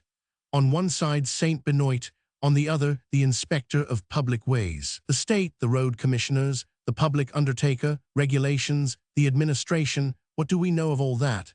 There is not a chance passerby who would not be indignant to see how we are treated. We have not even the right to give our dust to Jesus Christ. Your sanitary department is a revolutionary invention. God subordinated to the commissary of police. Such is the age. Silence, Fauvent. Fauchelevent was but ill at ease under this shower bath. The prioress continued. No one doubts the right of the monastery to sepulture. Only fanatics and those in error deny it. We live in times of terrible confusion. We do not know that which it is necessary to know, and we know that which we should ignore. We are ignorant and impious. In this age there exist people who do not distinguish between the very great Saint Bernard and the Saint Bernard denominated of the poor Catholics, a certain good ecclesiastic who lived in the 13th century. Others are so blasphemous as to compare the scaffold of Louis XVI to the cross of Jesus Christ. Louis XVI was merely a king. Let us beware of God. There is no longer just nor unjust. The name of Voltaire is known, but not the name of César de Bus. Nevertheless, César de Bus is a man of blessed memory, and Voltaire one of unblessed memory. The last archbishop, the Cardinal de Périgord, did not even know that Charles de Gondren succeeded to Bérault, and François Bergin to Gondren, and Jean-François Senault to Bergin, and Father Saint-Marthe to Jean-François Senault. The name of Father Cotton is known, not because he was one of the three who urged the foundation of the oratory, but because he furnished Henry IV, the Huguenot king, with the material for an oath. That which pleases people of the world in Saint François de Sales is that he cheated at play. And then religion is attacked. Why? Because there have been bad priests, because Sagittaire, Bishop of Gap, was the brother of Salon, Bishop of Embrun, and because both of them followed Marmont. What has that to do with the question? Does that prevent Martin de Tours from being a saint and giving half of his cloak to a beggar? They persecute the saints. They shut their eyes to the truth. Darkness is the rule. The most ferocious beasts are beasts which are blind. No one thinks of hell as a reality. Oh, how wicked people are! By order of the king signifies today by order of the revolution. One no longer knows what is due to the living or to the dead. A holy death is prohibited. Burial is a civil matter. This is horrible. Saint Leo II wrote 2 special letters, one to Pierre Notaire, the other to the king of the Visigoths, for the purpose of combating and rejecting, in questions touching the dead, the authority of the exarch and the supremacy of the emperor. Gauthier, Bishop of Chalons, held his own in this matter against Otho, Duke of Burgundy. The ancient magistracy agreed with him. In former times we had voices in the chapter, even on matters of the day. The abbot of Citeaux, the general of the order, was councillor by right of birth to the Parliament of Burgundy. We do what we please with our dead. Not the body of Saint Benoit himself in France, in the Abbey of Fleury, called Saint Benoit-sur-Loire, although he died in Italy at Mont-Cassin, on Saturday, the 21st of the month of March, of the year 543. All this is incontestable. I abhor psalm singers, I hate priors, I execrate heretics, but I should detest yet more anyone who should maintain the contrary. One has only to read Arnold Wian, Gabriel Bucelin, Tritthemus, Moralix, and Dom Luc Dacre. The prioress took breath, then turned to Fauchelevent. Is it settled, Father Fauvent? It is settled, Reverend Mother. We may depend on you. I will obey. That is well. I am entirely devoted to the convent. That is understood. You will close the coffin. The sisters will carry it to the chapel. The office for the dead will then be said. Then we shall return to the cloister. Between 11 o'clock and midnight, you will come with your iron bar. All will be done in the most profound secrecy. There will be in the chapel only the 4 mother precentors, Mother Ascension, and yourself. And the sister at the post. She will not turn round. But she will hear. She will not listen. Besides, what the cloister knows the world learns not. A pause ensued. The prioress went on. You will remove your bell. It is not necessary that the sister at the post should perceive your presence. Reverend Mother. What, Father Fauvent? Has the doctor for the dead paid his visit? He will pay it at 4 o'clock today. The peal which orders the doctor for the dead to be summoned has already been rung, but you do not understand any of the peals. I pay no attention to any but my own. That is well, Father Fauvent. Reverend Mother, a lever at least 6 feet long will be required. Where will you obtain it? Where gratings are not lacking, iron bars are not lacking. I have my heap of old iron at the bottom of the garden. About 3/4 of an hour before midnight, do not forget. Reverend Mother. What? If you were ever to have any other jobs of this sort, my brother is the strong man for you, a perfect Turk. You will do it as speedily as possible. I cannot work very fast. I am infirm. That is why I require an assistant. I limp. To limp is no sin, and perhaps it is a blessing. The Emperor Henry II, who combated anti-Pope Gregory and re-established Benoit VIII, has 2 surnames, the Saint and the Lame. 2 surtutes are a good thing, murmured Fauchelevent, who really was a little hard of hearing. Now that I think of it, Father Fauvent, let us give a whole hour to it. That is not too much. Be near the principal altar with your iron bar at 11 o'clock. The office begins at midnight. Everything must have been completed a good quarter of an hour before that. I will do anything to prove my zeal towards the community. These are my orders. I am to nail up the coffin. At 11 o'clock exactly, I am to be in the chapel. The mother precentors will be there. Mother Ascension will be there.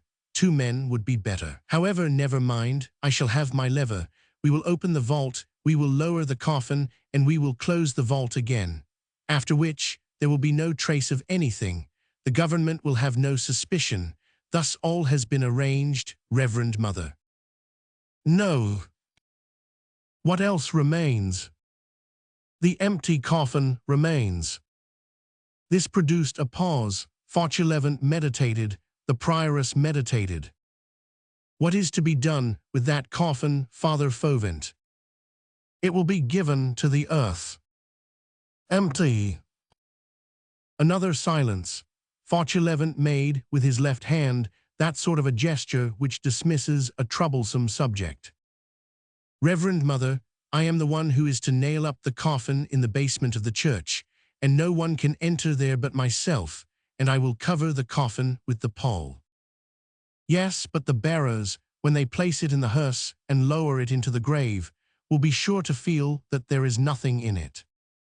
Ah, the Dieu! Exclaimed Fauchelevent. The prioress began to make the sign of the cross and looked fixedly at the gardener. The vil stuck fast in his throat. He made haste to improvise an expedient to make her forget the oath. I will put earth in the coffin, Reverend Mother. That will produce the effect of a corpse. You are right, earth, that is the same thing as man, so you will manage the empty coffin. I will make that my special business." The prioress's face, up to that moment troubled and clouded, grew serene once more. She made the sign of a superior dismissing an inferior to him. Fauchelevent went towards the door. As he was on the point of passing out, the prioress raised her voice gently. "I am pleased with you, Father Fauvent. Bring your brother to me tomorrow after the burial and tell him to fetch his daughter." Chapter 4, in which Jean Valjean has quite the air of having read Austin Castellige. The strides of a lame man are like the ogling glances of a one-eyed man. They do not reach their goal very promptly. Moreover, Fauchelevent was in a dilemma. He took nearly a quarter of an hour to return to his cottage in the garden. Cosette had waked up. Jean Valjean had placed her near the fire. At the moment when Fauchelevent entered, Jean Valjean was pointing out to her the vintner's basket on the wall and saying to her, "Listen attentively to me, my little Cosette. We must go away from this house, but we shall return to it, and we shall be very happy here. The good man who lives here is going to carry you off on his back in that. You will wait for me at a lady's house. I shall come to fetch you. Obey and say nothing, above all things, unless you want Madame Thénardier to get you again." Cosette nodded gravely. Jean Valjean turned round at the noise made by Fauchelevent opening the door. "Well, everything is arranged, and nothing is," said Fauchelevent. "I have permission to bring you in, but before bringing you in you must be got out. That's where the difficulty lies. It is easy enough with the child. You will carry her out, and she will hold her tongue. I answer for that. But you, Father Madeleine." And after a silence, fraught with anxiety, Fauchelevent exclaimed, "Why get out as you came in?" Jean Valjean, as in the first instance, contented himself with saying, "Impossible." Fauchelevent grumbled, more to himself than to Jean Valjean. "There is another thing which bothers me. I have said that I would put earth in it. When I come to think it over, the earth instead of the corpse will not seem like the real thing. It won't do, it will get displaced, it will move about. The men will bear it. You understand, Father Madeleine, the government will notice it." Jean Valjean stared him straight in the eye and thought that he was raving. Fauchelevent went on. "How the deuce are you going to get out? It must all be done by tomorrow morning. It is tomorrow that I am to bring you in. The prioress expects you." Then he explained to Jean Valjean that this was his recompense for a service which he, Fauchelevent, was to render to the community, that it fell among his duties to take part in their burials, that he nailed up the coffins and helped the grave digger at the cemetery, that the nun who had died that morning had requested to be buried in the coffin which had served her for a bed, and interred in the vault under the altar of the chapel, that the police regulations forbade this, but that she was one of those dead to whom nothing is refused, that the prioress and the vocal mothers intended to fulfill the wish of the deceased, that it was so much the worse for the government, that he, Fauchelevent, was to nail up the coffin in the cell, raise the stone in the chapel, and lower the corpse into the vault, and that, by way of thanks, the prioress was to admit his brother to the house as a gardener and his niece as a pupil, that his brother was Madeleine and that his niece was Cosette, that the prioress had told him to bring his brother on the following evening after the counterfeit interment in the cemetery, but that he could not bring Madeleine in from the outside if Madeleine was not outside, that was the first problem, and then that there was another, the empty coffin. "What is that empty coffin?" asked Jean Valjean. Fauchelevent replied, "The coffin of the administration." "What coffin, what administration?" "A nun dies, the municipal doctor comes and says, 'A nun has died.' The government sends a coffin. The next day it sends a hearse and undertaker's men to get the coffin and carry it to the cemetery. The undertaker's men will come and lift the coffin. There will be nothing in it." "Put something in it." "A corpse I have none." "No." "What then?" "A living person." "What person?" "Me," said Jean Valjean.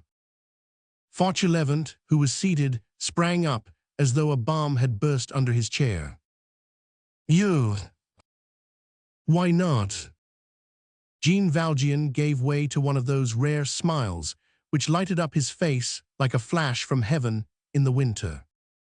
You know, Fauchelevent, what you have said, Mother Crucifixion is dead, and I add, and Father Madeleine is buried. Ah, good, you can laugh, you are not speaking seriously. Very seriously, I must get out of this place. Certainly. I'll have told you to find a basket and a cover for me also. Well, the basket will be of pine and the cover of black cloth. In the first place, it will be a white cloth. Nuns are buried in white. Let it be a white cloth then. You are not like other men, Father Madeleine. To behold such devices, which are nothing else than the savage and daring inventions of the galleys, spring forth from the peaceable things which surrounded him, and mingle with what he called the petty course of life in the convent, caused Fauchelevent as much amazement as a gull fishing in the gutter of the Rue Saint-Denis would inspire in a passer-by. Jean Valjean went on. The problem is to get out of here without being seen. This offers the means, but give me some information in the first place. How is it managed? Where is this coffin? The empty one. Yes. Downstairs, in what is called the dead room. It stands on 2 trestles under the pall. How long is the coffin? 6 feet. What is this dead room? It is a chamber on the ground floor which has a grated window opening on the garden, which is closed on the outside by a shutter and 2 doors. One leads into the convent, the other into the church. What church? The church in the street, the church which anyone can enter. Have you the keys to those 2 doors? No, I have the key to the door which communicates with the convent. The porter has the key to the door which communicates with the church. When does the porter open that door? Only to allow the undertaker's men to enter when they come to get the coffin. When the coffin has been taken out, the door is closed again. Who nails up the coffin? I do. Who spreads the pall over it? I do. Are you alone? Not another man, except the police doctor, can enter the dead room. That is even written on the wall. Could you hide me in that room tonight when everyone is asleep? No, but I could hide you in a small, dark nook which opens on the dead room, where I keep my tools to use for burials, and of which I have the key. At what time will the hearse come for the coffin tomorrow? About 3 o'clock in the afternoon. The burial will take place at the Vaugirard Cemetery a little before nightfall. It is not very near. I will remain concealed in your tool closet all night and all the morning. And how about food? I shall be hungry. I will bring you something. You can come and nail me up in the coffin at 2 o'clock. Fauchelevent recoiled and cracked his finger joints. But that is impossible. Bah, impossible to take a hammer and drive some nails in a plank. What seemed unprecedented to Fauchelevent was, we repeat, a simple matter to Jean Valjean. Jean Valjean had been in worse straits than this. Any man who has been a prisoner understands how to contract himself to fit the diameter of the escape. The prisoner is subject to flight, as the sick man is subject to a crisis which saves or kills him. An escape is a cure. What does not a man undergo for the sake of a cure? To have himself nailed up in a case and carried off like a bale of goods, to live for a long time in a box, to find air where there is none, to economize his breath for hours, to know how to stifle without dying. This was one of Jean Valjean's gloomy talents. Moreover, a coffin containing a living being, that convict's expedient, is also an imperial expedient. If we are to credit the monk Austin Castillejo, this was the means employed by Charles V, desirous of seeing the Plombs for the last time after his abdication. He had her brought into and carried out of the monastery of Saint Eustache in this manner. Fauchelevent, who had recovered himself a little exclaimed. "But how will you manage to breathe?" "I will breathe. In that box, the mere thought of it suffocates me." "You surely must have a gimlet. You will make a few holes here and there, around my mouth, and you will nail the top plank on loosely." "Good, and what if you should happen to cough or to sneeze?" "A man who is making his escape does not cough or sneeze." And Jean Valjean added, "Father Fauchelevent, we must come to a decision. I must either be caught here or accept this escape through the hearse." Everyone has noticed the taste which cats have for pausing and lounging between the two leaves of a half-shut door. Who is there who has not said to a cat, "Do come in"?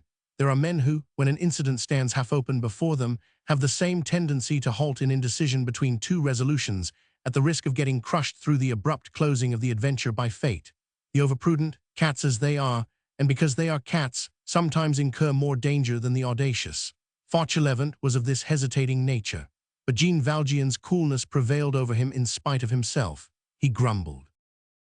"Well, since there is no other means," Jean Valjean resumed, "the only thing which troubles me is what will take place at the cemetery."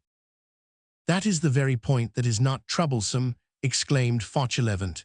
"If you are sure of coming out of the coffin all right, I am sure of getting you out of the grave. The grave digger is a drunkard and a friend of mine. He is Father Mestienne, an old fellow of the old school. The grave digger puts the corpses in the grave, and I put the grave digger in my pocket. I will tell you what will take place.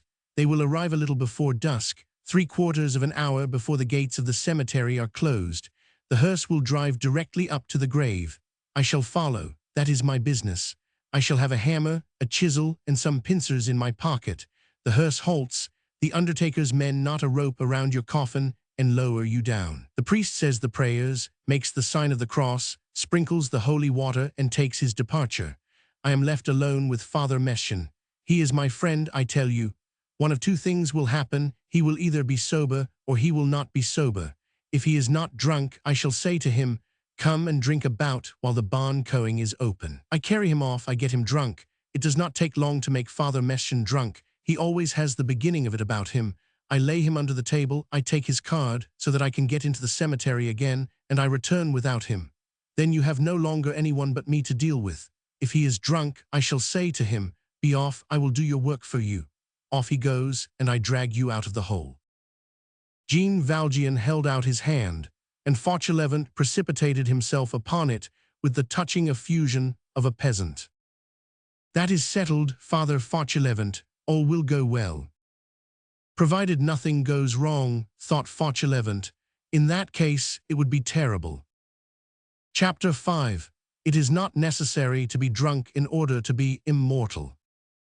On the following day, as the sun was declining, the very rare passers-by on the Boulevard du Maine pulled off their hats to an old-fashioned hearse, ornamented with skulls, crossbones, and tears. This hearse contained a coffin covered with a white cloth over which spread a large black cross, like a huge corpse with drooping arms. A mourning coach, in which could be seen a priest in his surplice and a choir boy in his red cap, followed. 2 undertaker's men in grey uniforms trimmed with black walked on the right and the left of the hearse. Behind it came an old man in the garments of a laborer, who limped along. The procession was going in the direction of the Vaugirard cemetery. The handle of a hammer, the blade of a cold chisel, and the antennae of a pair of pincers were visible, protruding from the man's pocket. The Vaugirard cemetery formed an exception among the cemeteries of Paris. It had its peculiar usages, just as it had its carriage entrance and its house door, which old people in the quarter, who clung tenaciously to ancient words, still called the Porte Cavalier and the Porte Piéton. 16. The Bernardines Benedictines of the Rue Petit Picpus had obtained permission, as we have already stated, to be buried there in a corner apart, and at night, the plot of land having formerly belonged to their community. The grave diggers being thus bound to service in the evening in summer and at night in winter, in this cemetery they were subjected to a special discipline. The gates of the Paris cemeteries closed, at that epoch, at sundown, and this being a municipal regulation, The Vaugirard cemetery was bound by it like the rest. The carriage gate and the house door were two contiguous grated gates, adjoining a pavilion built by the architect Perronet and inhabited by the doorkeeper of the cemetery. These gates, therefore, swung inexorably on their hinges at the instant when the sun disappeared behind the dome of the Invalids. If any grave digger were delayed after that moment in the cemetery, there was but one way for him to get out: his grave digger's card furnished by the Department of Public Funerals. A sort of letterbox was constructed in the porter's window. The grave digger dropped his card into this box. The porter heard it fall, pulled the rope, and the small door opened. If the man had not his card, he mentioned his name. The porter, who was sometimes in bed and asleep, rose, came out and identified the man, and opened the gate with his key. The grave digger stepped out, but had to pay a fine of 15 francs. This cemetery, with its peculiarities outside the regulations, embarrassed the symmetry of the administration. It was suppressed a little later than 1830. The cemetery of Montparnasse, called the Eastern Cemetery, succeeded to it, and inherited that famous dram shop next to the Vaugirard cemetery, which was surmounted by a quince painted on a board, and which formed an angle, one side on the drinkers' tables and the other on the tombs, with this sign, Au bon coing. The Vaugirard cemetery was what may be called a faded cemetery. It was falling into disuse. Dampness was invading it. The flowers were deserting it. The bourgeois did not care much about being buried in the Vaugirard. It hinted at poverty. Père Lachaise, if you please. To be buried in Père Lachaise is equivalent to having furniture of mahogany. It is recognized as elegant. The Vaugirard cemetery was a venerable enclosure, planted like an old-fashioned French garden. Straight alleys, box, thuya trees, holly, ancient tombs beneath aged cypress trees, and very tall grass. In the evening it was tragic there. There were very lugubrious lines about it. The sun had not yet set when the hearse with the white pole and the black cross entered the avenue of the Vaugirard cemetery. The lame man who followed it was no other than Fauchelevent. The interment of Mother Crucifixion in the vault under the altar, the exit of Cosette, the introduction of Jean Valjean to the dead room, all had been executed without difficulty, and there had been no hitch. Let us remark in passing that the burial of Mother Crucifixion under the altar of the convent is a perfectly venial offense in our sight. It is one of the faults which resemble a duty. The nuns had committed it, not only without difficulty, but even with the applause of their own consciences. In the cloister, what is called the government is only an intermeddling with authority, an interference which is always questionable. In the first place, the rule, as for the code we shall see, make as many laws as you please, men, but keep them for yourselves. The tribute to Caesar is never anything but the remnants of the tribute to God. A prince is nothing in the presence of a principal. Fauchelevent limped along behind the hearse in a very contented frame of mind. His twin plots, the one with the nuns, the one for the convent, the other against it, the other with M. Madeleine, had succeeded to all appearance. Jean Valjean's composure was one of those powerful tranquillities which are contagious. Fauchelevent no longer felt doubtful as to his success. What remained to be done was a mere nothing. Within the last 2 years, he had made good Father Mestienne, a chubby-cheeked person, drunk at least 10 times. He played with Father Mestienne. He did what he liked with him. He made him dance according to his whim.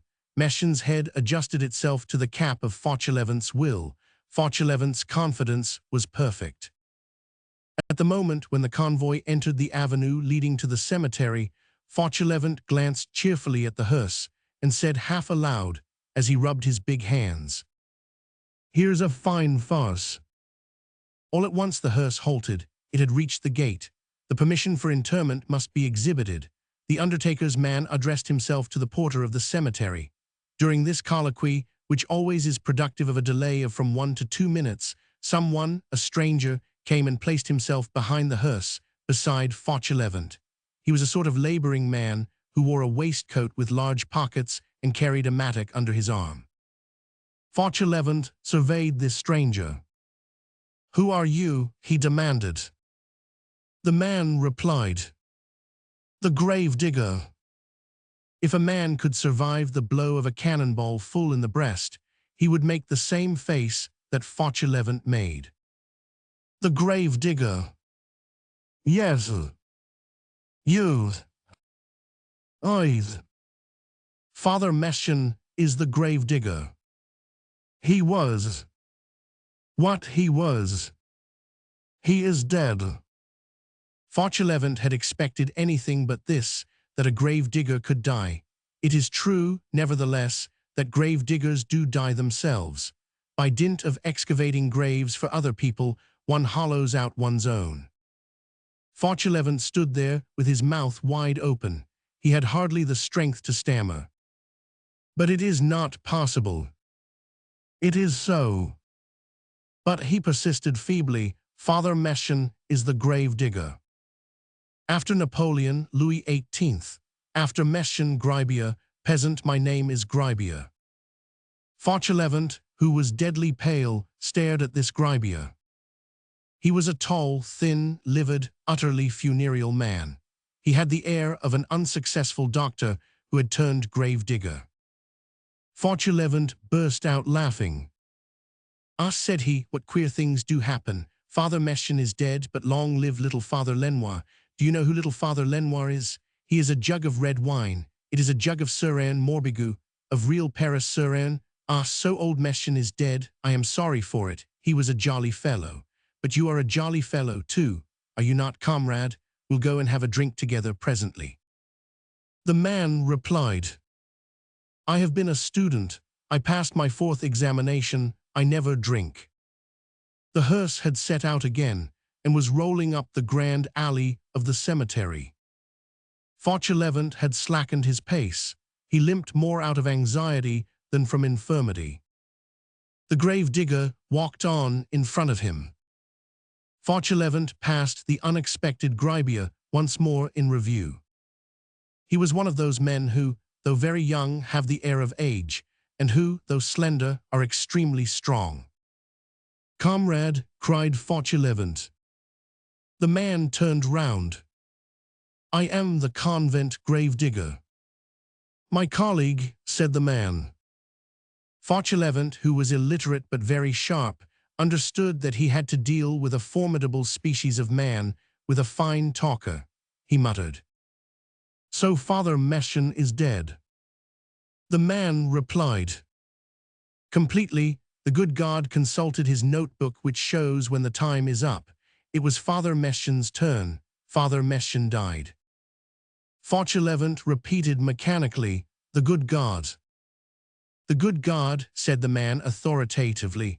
"According to the philosophers, the eternal Father. According to the Jacobins, the Supreme Being." "Shall we not make each other's acquaintance?" stammered Fauchelevent. "It is made. You are a peasant, I am a Parisian. People do not know each other until they have drunk together. He who empties his glass empties his heart. You must come and have a drink with me. Such a thing cannot be refused." "Business first." Fauchelevent thought, "I am lost." They were only a few turns of the wheel distant from the small alley leading to the nuns' corner. The grave digger resumed, "Peasant, I have 7 small children who must be fed. As they must eat, I cannot drink." And he added, with the satisfaction of a serious man who is turning a phrase well, "Their hunger is the enemy of my thirst." The hearse skirted a clump of cypress trees, quitted the grand alley, turned into a narrow one, entered the wasteland, and plunged into a thicket. This indicated the immediate proximity of the place of sepulture. Fauchelevent slackened his pace, but he could not detain the hearse. Fortunately, the soil, which was light and wet with the winter rains, clogged the wheels and retarded its speed. He approached the grave digger. "They have such a nice little Argenteuil wine," murmured Fauchelevent. "Villager," retorted the man, "I ought not be a grave digger. My father was a porter at the Prytaneum. He destined me for literature, but he had reverses, he had losses on change. I was obliged to renounce the profession of author, but I am still a public writer." "So you are not a grave digger, then?" returned Fauchelevent, clutching at this branch, feeble as it was. "The one does not hinder the other. I cumulate." Fauchelevent did not understand this last word. "Come have a drink," said he. Here a remark becomes necessary. Fauchelevent, whatever his anguish, offered a drink, but he did not explain himself on one point: who was to pay? Generally, Fauchelevent offered and Father Mestienne paid. An offer of a drink was the evident result of the novel situation created by the new grave digger, and it was necessary to make this offer, but the old gardener left the proverbial quarter of an hour named after Rabelais in the dark, and that not unintentionally. As for himself, Fauchelevent did not wish to pay, troubled as he was. The grave digger went on with a superior smile. "One must eat. I have accepted Father Mestienne's reversion. One gets to be a philosopher when one has nearly completed his classes. To the labor of the hand I join the labor of the arm. I have my scrivener's stall in the market of the Rue de Sèvres. You know, the umbrella market. All the cooks of the Red Cross apply to me. I scribble their declarations of love to the raw soldiers. In the morning I write love letters. In the evening I dig graves. Such is life, rustic." The hearse was still advancing. Fauchelevent, uneasy to the last degree, was gazing about him on all sides. Great drops of perspiration trickled down from his brow.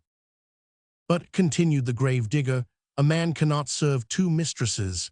I must choose between the pen and the mattock. The mattock is ruining my hand." The hearse halted.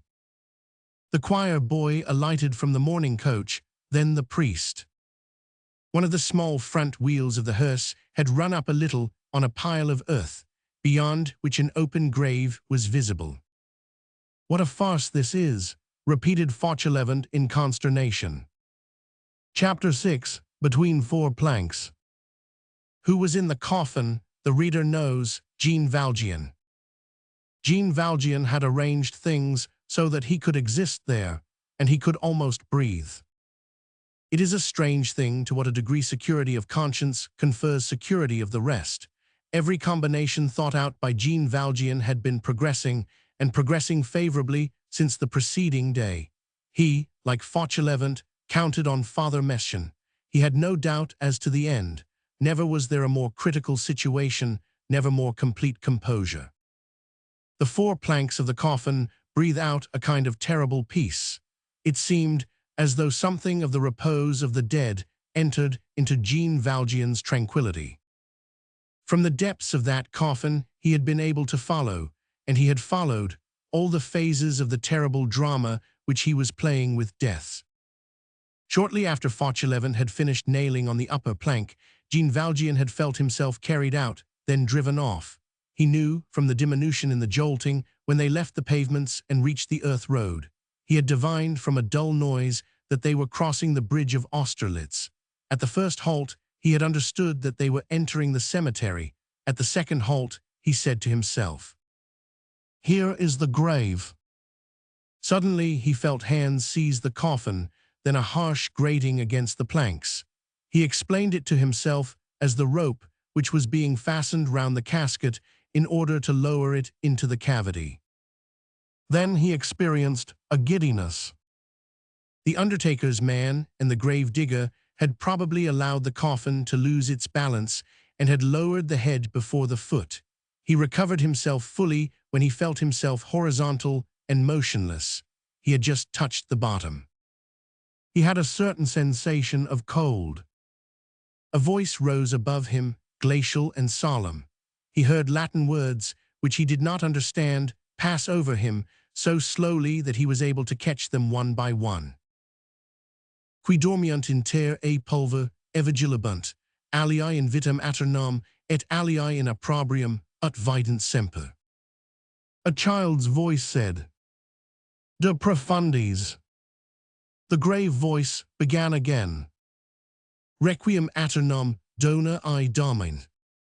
The child's voice responded, "Et lux perpetua lucit I." He heard something like the gentle patter of several drops of rain on the plank which covered him. It was probably the holy water. He thought, this will be over soon now, patience for a little while longer. The priest will take his departure. Fauchelevent will take Mestienne off to drink. I shall be left. Then Fauchelevent will return alone, and I shall get out. that will be the work of a good hour. The grave voice resumed. Requiescat in pace. And the child's voice said, Amen. Jean Valjean strained his ears and heard something like retreating footsteps.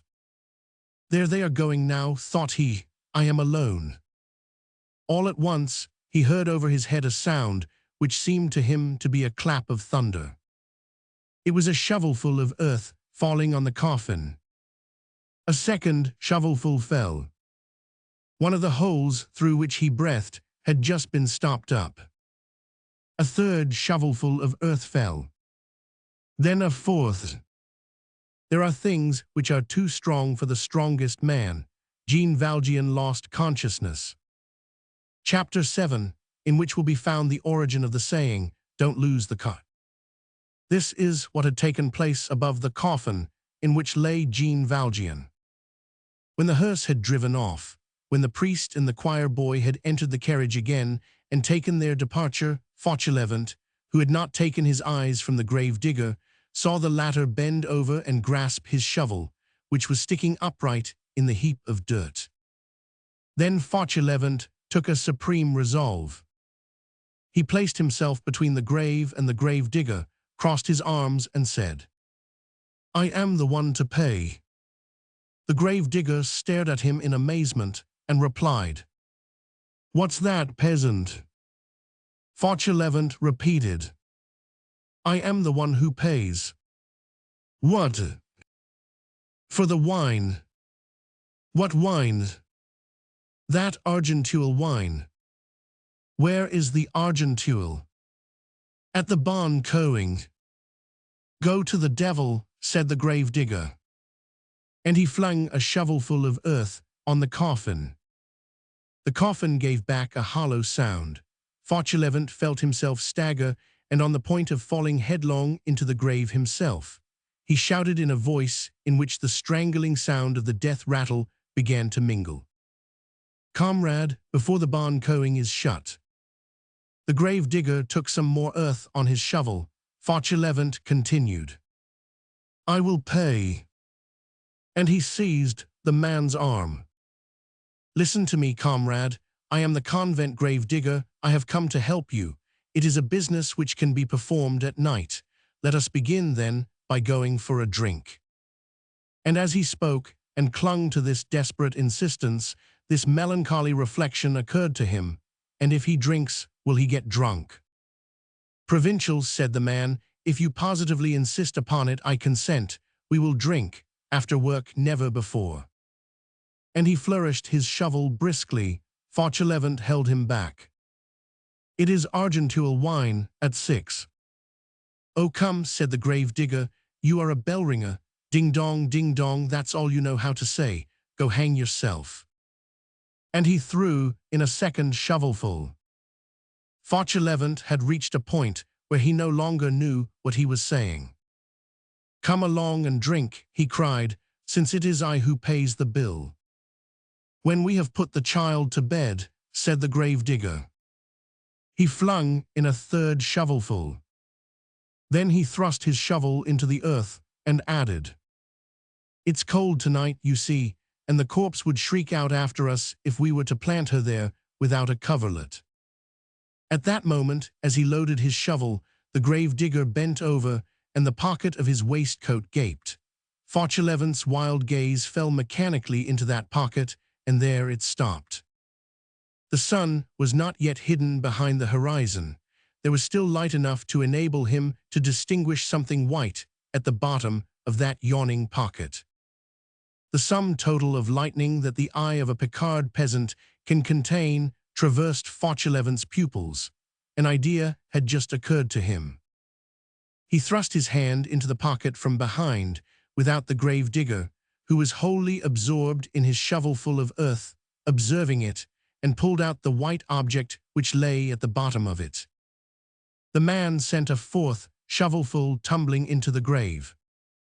Just as he turned round to get the fifth, Fauchelevent looked calmly at him and said, By the way, you new man, have you your card? The grave digger paused. What card? The sun is on the point of setting. That's good, it is going to put on its nightcap. The gate of the cemetery will close immediately. Well, what then? Have you your card? Ah, my card, said the gravedigger. And he fumbled in his pocket. Having searched one pocket, he proceeded to search the other. He passed on to his fobs, explored the first, returned to the second. Why no, said he, I have not my card, I must have forgotten it. 15 francs fine, said Fauchelevent. The gravedigger turned green. Green is the pallor of livid people. Ah, Jesus mon Dieu bancracha bas la lune, 17, he exclaimed, 15 francs fine. 3 pieces of 100 sous, said Fauchelevent. The gravedigger dropped his shovel. Fauchelevent's turn had come. Ah, come now, conscript, said Fauchelevent, none of this despair. There is no question of committing suicide and benefiting the grave. 15 francs is 15 francs, and besides, you may not be able to pay it. I'm an old hand, you are a new one. I know all the ropes and the devices. I will give you some friendly advice. One thing is clear, the sun is on the point of setting. It is touching the dome now. The cemetery will be closed in 5 minutes more. That is true, replied the man. 5 minutes more, and you will not have time to fill the grave. It is as hollow as the devil, this grave, and to reach the gate in season to pass it before it is shut. That is true. In that case, a fine of 15 francs. 15 francs. But you have time. Where do you live? A couple of steps from the barrier, a quarter of an hour from here. Number 87, Rue de Vaugirard. You have just time to get out by taking to your heels at your best speed. That is exactly so. Once outside the gate, you gallop home, you get your card, you return, the cemetery porter admits you. As you have your card, there will be nothing to pay, and you will bury your corpse. I'll watch it for you in the meantime, so that it shall not run away. I am indebted to you for my life, peasant. Decamp, said Fauchelevent. The gravedigger, overwhelmed with gratitude, shook his hand and set off on a run. When the man had disappeared in the thicket, Fauchelevent listened until he heard his footsteps die away in the distance. Then he leaned over the grave and said in a low tone, Father Madeleine. There was no reply. Fauchelevent was seized with a shudder. He tumbled rather than climbed into the grave, flung himself on the head of the coffin, and cried, Are you there? Silence in the coffin. Fauchelevent, hardly able to draw his breath for trembling, seized his cold chisel and his hammer and pried up the coffin lid. Jean Valjean's face appeared in the twilight. It was pale, and his eyes were closed. Fauchelevent's hair rose upright on his head. He sprang to his feet, then fell back against the side of the grave, ready to swoon on the coffin. He stared at Jean Valjean. Jean Valjean lay there pallid and motionless. Fauchelevent murmured in a voice as faint as a sigh, He is dead. And drawing himself up, and folding his arms with such violence that his clenched fists came in contact with his shoulders, he cried, And this is the way I save his life. Then the poor man fell to sobbing. He soliloquized the while, for it is an error to suppose that the soliloquy is unnatural. Powerful emotion often talks aloud. It is Father Mestienne's fault. Why did that fool die? What need was there for him to give up the ghost at the very moment when no one was expecting it? It is he who has killed Madeleine. Father Madeleine, he is in the coffin. It is quite handy. All is over. Now is there any sense in these things? Ah, my God, he is dead. Well, and his little girl, what am I to do with her? What will the fruit seller say? The idea of its being possible for a man like that to die like this. When I think how he put himself under that cart. Father Madeleine, pardon, he was suffocated, I said so. He wouldn't believe me. Well, here's a pretty trick to play. He is dead, that good man, the very best man out of all the good God's good folks. And his little girl, in the first place, I won't go back there myself. I shall stay here. After having done such a thing as that, what's the use of being two old men if we are two old fools? But in the first place, how did he manage to enter the convent? That was the beginning of it all. One should not do such things. Father Madeleine, Father Madeleine, Father Madeleine, Madeleine, Monsieur Madeleine, Monsieur le Maire, he does not hear me. Now get out of this scrape if you can. And he tore his hair. A grating sound became audible through the trees in the distance. It was the cemetery gate closing. Fauchelevent bent over Jean Valjean, and all at once he bounded back and recoiled so far as the limits of a grave permit. Jean Valjean's eyes were open and gazing at him. To see a corpse is alarming. To behold a resurrection is almost as much so. Fauchelevent became like stone, pale, haggard, overwhelmed by all these excesses of emotion, not knowing whether he had to do with a living man or a dead one, and staring at Jean Valjean, who was gazing at him. The resurrection. I fell asleep, said Jean Valjean. And he raised himself to a sitting posture. Fauchelevent fell on his knees. Just good Virgin, how you frightened me. Then he sprang to his feet and cried, Thanks, Father Madeleine. Jean Valjean had merely fainted. The fresh air had revived him. Joy is the ebb of terror. Fauchelevent found almost as much difficulty in recovering himself as Jean Valjean had. So you are not dead? Oh, how wise you are. I called you so much that you came back. When I saw your eyes shut, I said, Good, there he is, stifled. I should have gone raving mad, mad enough for a straitjacket. They would have put me in by Carter. What do you suppose I should have done if you had been dead? And your little girl, there's that fruit seller, she would never have understood it. The child is thrust into your arms, and then the grandfather is dead. What a story, good saints of paradise, what a tale. Ah, you are alive, that's the best of it. I am cold, said Jean Valjean. This remark recalled Fauchelevent thoroughly to reality, and there was pressing need of it.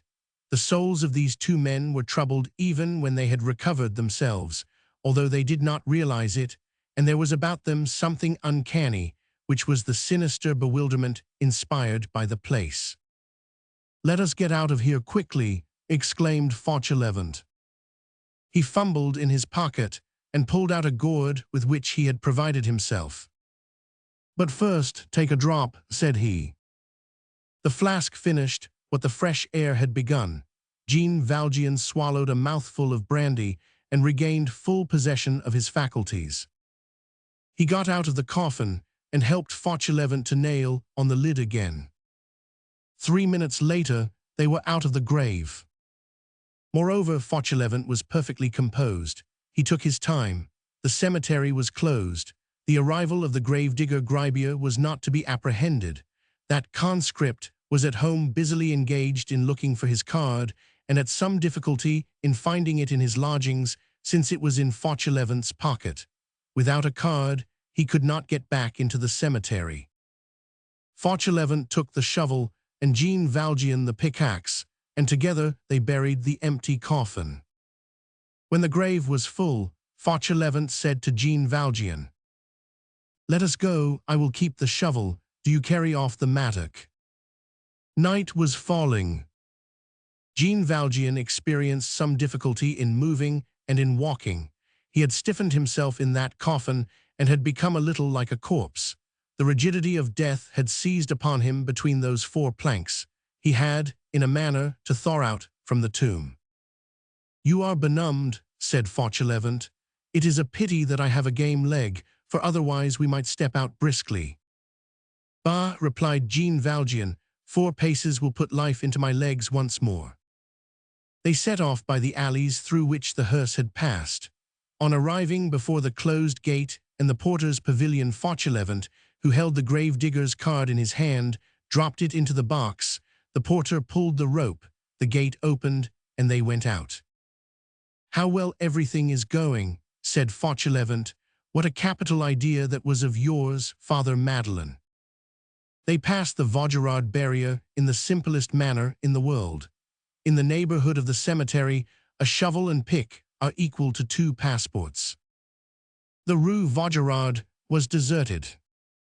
"Father Madeleine," said Fauchelevent as they went along, and raising his eyes to the houses, "your eyes are better than mine. Show me number 87. "Here it is," said Jean Valjean. "There is no one in the street," said Fauchelevent. "Give me your mattock and wait a couple of minutes for me." Fauchelevent entered number 87, ascended to the very top, guided by the instinct which always leads the poor man to the garret, and knocked in the dark at the door of an attic. A voice replied, "Come in." It was Gribier's voice. Fauchelevent opened the door. The gravedigger's dwelling was, like all such wretched habitations, an unfurnished and encumbered garret. A packing case, a coffin, perhaps, took the place of a commode, a butter-pot served for a drinking fountain, a straw mattress served for a bed, the floor served instead of tables and chairs. In a corner, on a tattered fragment which had been a piece of an old carpet, a thin woman and a number of children were piled in a heap. The whole of this poverty-stricken interior bore traces of having been overturned. One would have said that there had been an earthquake, for one. The covers were displaced, the rags scattered about, the jug broken, the mother had been crying, the children had probably been beaten, traces of a vigorous and ill-tempered search. It was plain that the grave-digger had made a desperate search for his card and had made everybody in the garret, from the jug to his wife, responsible for its loss. He wore an air of desperation. But Fauchelevent was in too great a hurry to terminate this adventure to take any notice of this sad side of his success. He entered and said, "I have brought you back your shovel and pick." Gribier gazed at him in stupefaction. "Is it you, peasant? And tomorrow morning you will find your card with the porter of the cemetery." And he laid the shovel and mattock on the floor. "What is the meaning of this?" demanded Gribier. "The meaning of it is that you dropped your card out of your pocket, that I found it on the ground after you were gone, that I have buried the corpse, that I have filled the grave, that I have done your work, that the porter will return your card to you, and that you will not have to pay 15 francs. There you have it, conscript." "Thanks, villager," exclaimed Gribier, radiant. "The next time I will pay for the drinks." Chapter 8. A Successful Interrogatory. An hour later, in the darkness of night, 2 men and a child presented themselves at number 62 Rue Petit-Picpus. The elder of the men lifted the knocker and rapped. They were Fauchelevent, Jean Valjean, and Cosette. The 2 old men had gone to fetch Cosette from the fruiterer S. in the Rue du Cheminvert, where Fauchelevent had deposited her on the preceding day. Cosette had passed these 24 hours trembling silently and understanding nothing. She trembled to such a degree that she wept. She had neither eaten nor slept. The worthy fruit-seller had plied her with 100 questions, without obtaining any other reply than a melancholy and unvarying gaze. Cosette had betrayed nothing of what she had seen and heard during the last 2 days. She divined that they were passing through a crisis. She was deeply conscious that it was necessary to be good. Who has not experienced the sovereign power of those 2 words, pronounced with a certain accent in the ear of a terrified little being? Say nothing, fear is mute. Moreover, no one guards a secret like a child. But when, at the expiration of these lugubrious 24 hours, she beheld Jean Valjean again, she gave vent to such a cry of joy that any thoughtful person who had chanced to hear that cry would have guessed that it issued from an abyss. Fauchelevent belonged to the convent and knew the passwords. All the doors opened. Thus was solved the double and alarming problem of how to get out and how to get in.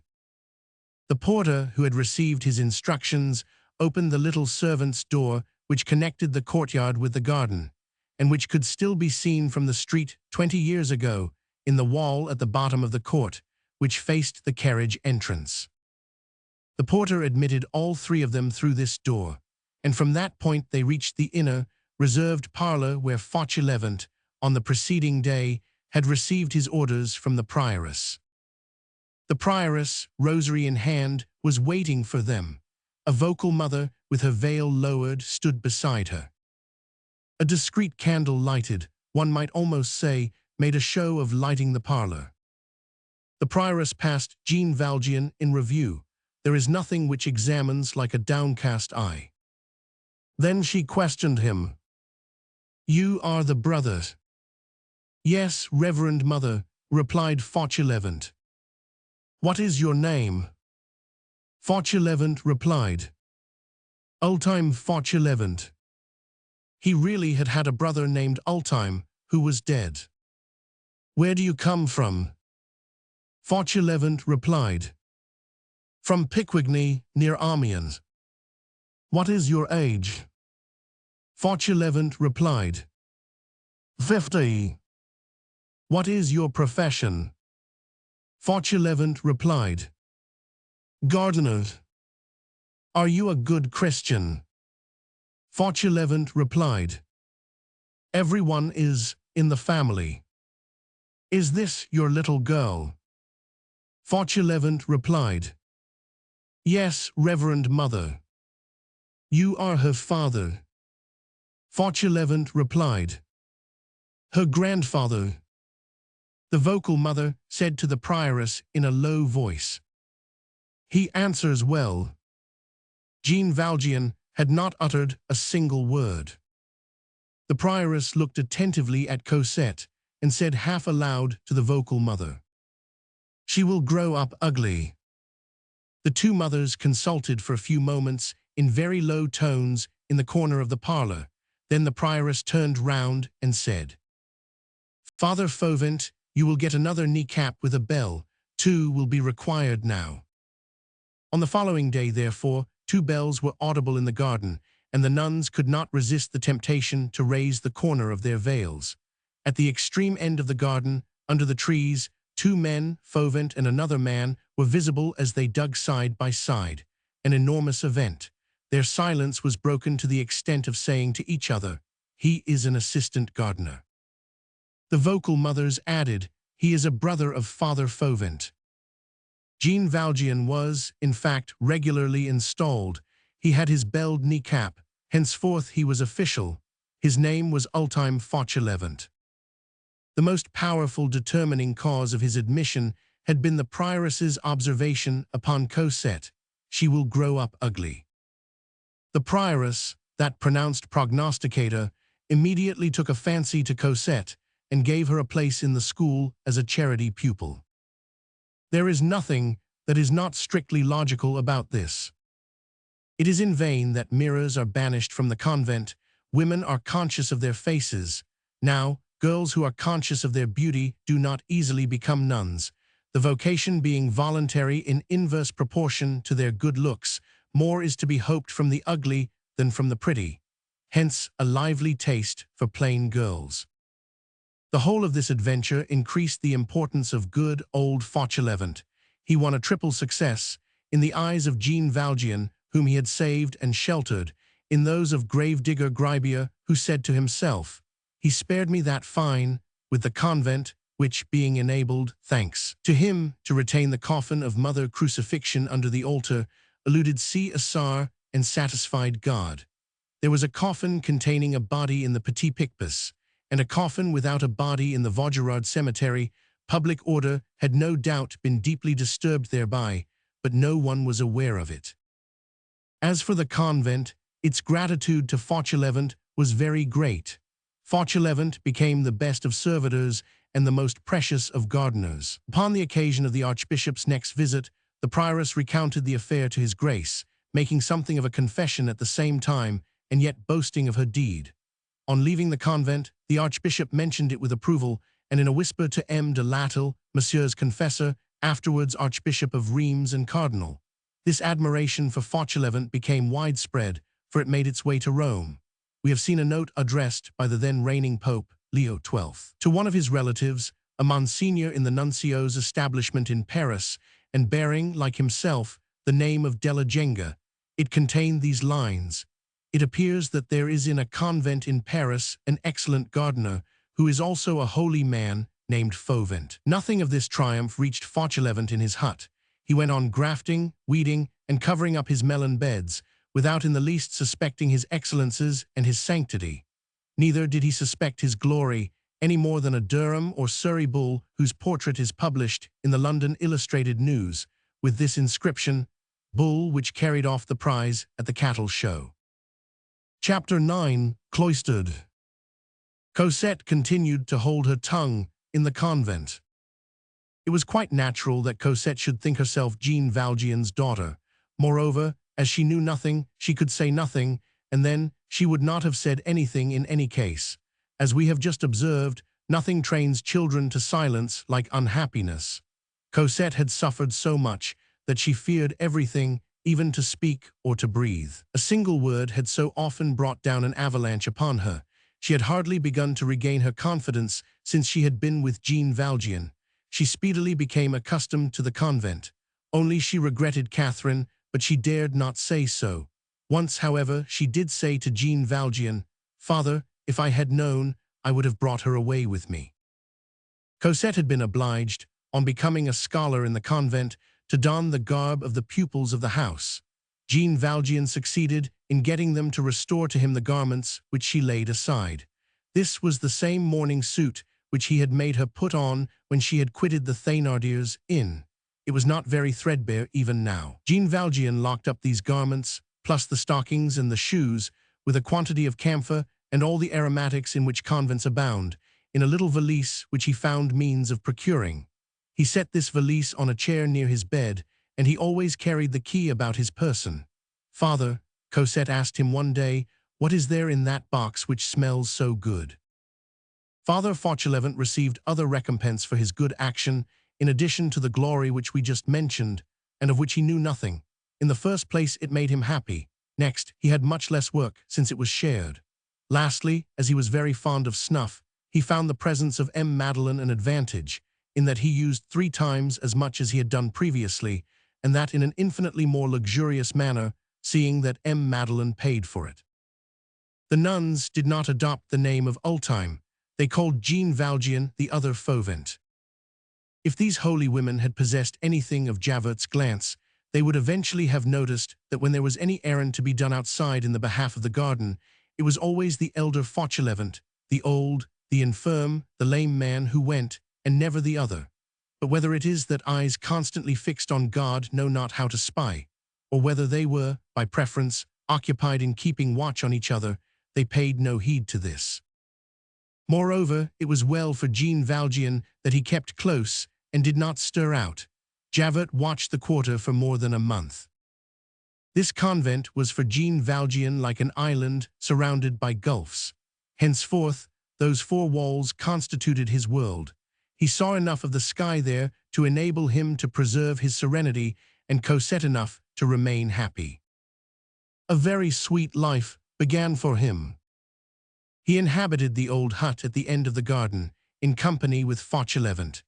This hovel, built of old rubbish, which was still in existence in 1845, was composed, as the reader already knows, of 3 chambers, all of which were utterly bare and had nothing beyond the walls. The principal one had been given up by force, for Jean Valjean had opposed it in vain, to M. Madeleine by Father Fauchelevent. The walls of this chamber had for ornament, in addition to the 2 nails whereon to hang the kneecap and the basket, a royalist banknote of 93 applied to the wall over the chimney-piece, and of which the following is an exact facsimile. Royalist banknote. This specimen of Vendian paper money had been nailed to the wall by the preceding gardener, an old chouan who had died in the convent, and whose place Fauchelevent had taken. Jean Valjean worked in the garden every day and made himself very useful. He had formerly been a pruner of trees, and he gladly found himself a gardener once more. It will be remembered that he knew all sorts of secrets and receipts for agriculture. He turned these to advantage. Almost all the trees in the orchard were ungrafted and wild. He budded them and made them produce excellent fruit. Cosette had permission to pass an hour with him every day. As the sisters were melancholy and he was kind, the child made comparisons and adored him. At the appointed hour she flew to the hut. When she entered the lowly cabin, she filled it with paradise. Jean Valjean blossomed out and felt his happiness increase with the happiness which he afforded Cosette. The joy which we inspire has this charming property that, far from growing meager, like all reflections, it returns to us more radiant than ever. At recreation hours, Jean Valjean watched her running and playing in the distance, and he distinguished her laugh from that of the rest. For Cosette laughed now. Cosette's face had even undergone a change to a certain extent. The gloom had disappeared from it. A smile is the same as sunshine. It banishes winter from the human countenance. Recreation over, when Cosette went into the house again, Jean Valjean gazed at the windows of her classroom, and at night he rose to look at the windows of her dormitory. God has his own ways. Moreover, the convent contributed, like Cosette, to uphold and complete the bishop's work in Jean Valjean. It is certain that virtue adjoins pride on one side. A bridge built by the devil exists there. Jean Valjean had been, unconsciously, perhaps, tolerably near that side in that bridge, when Providence cast his lot in the convent of the Petit Picpus. So long as he had compared himself only to the bishop, he had regarded himself as unworthy and had remained humble. But for some time past, he had been comparing himself to men in general, and pride was beginning to spring up. Who knows, he might have ended by returning very gradually to hatred. The convent stopped him on that downward path. This was the second place of captivity which he had seen. In his youth, in what had been for him the beginning of his life, and later on, quite recently again, he had beheld another, a frightful place, a terrible place, whose severities had always appeared to him the iniquity of justice and the crime of the law. Now after the galleys he saw the cloister, and when he meditated how he had formed a part of the galleys, and that he now, so to speak, was a spectator of the cloister, he confronted the two in his own mind with anxiety. Sometimes he crossed his arms and leaned on his hoe, and slowly descended the endless spirals of reverie. He recalled his former companions, how wretched they were. They rose at dawn and toiled until night. Hardly were they permitted to sleep.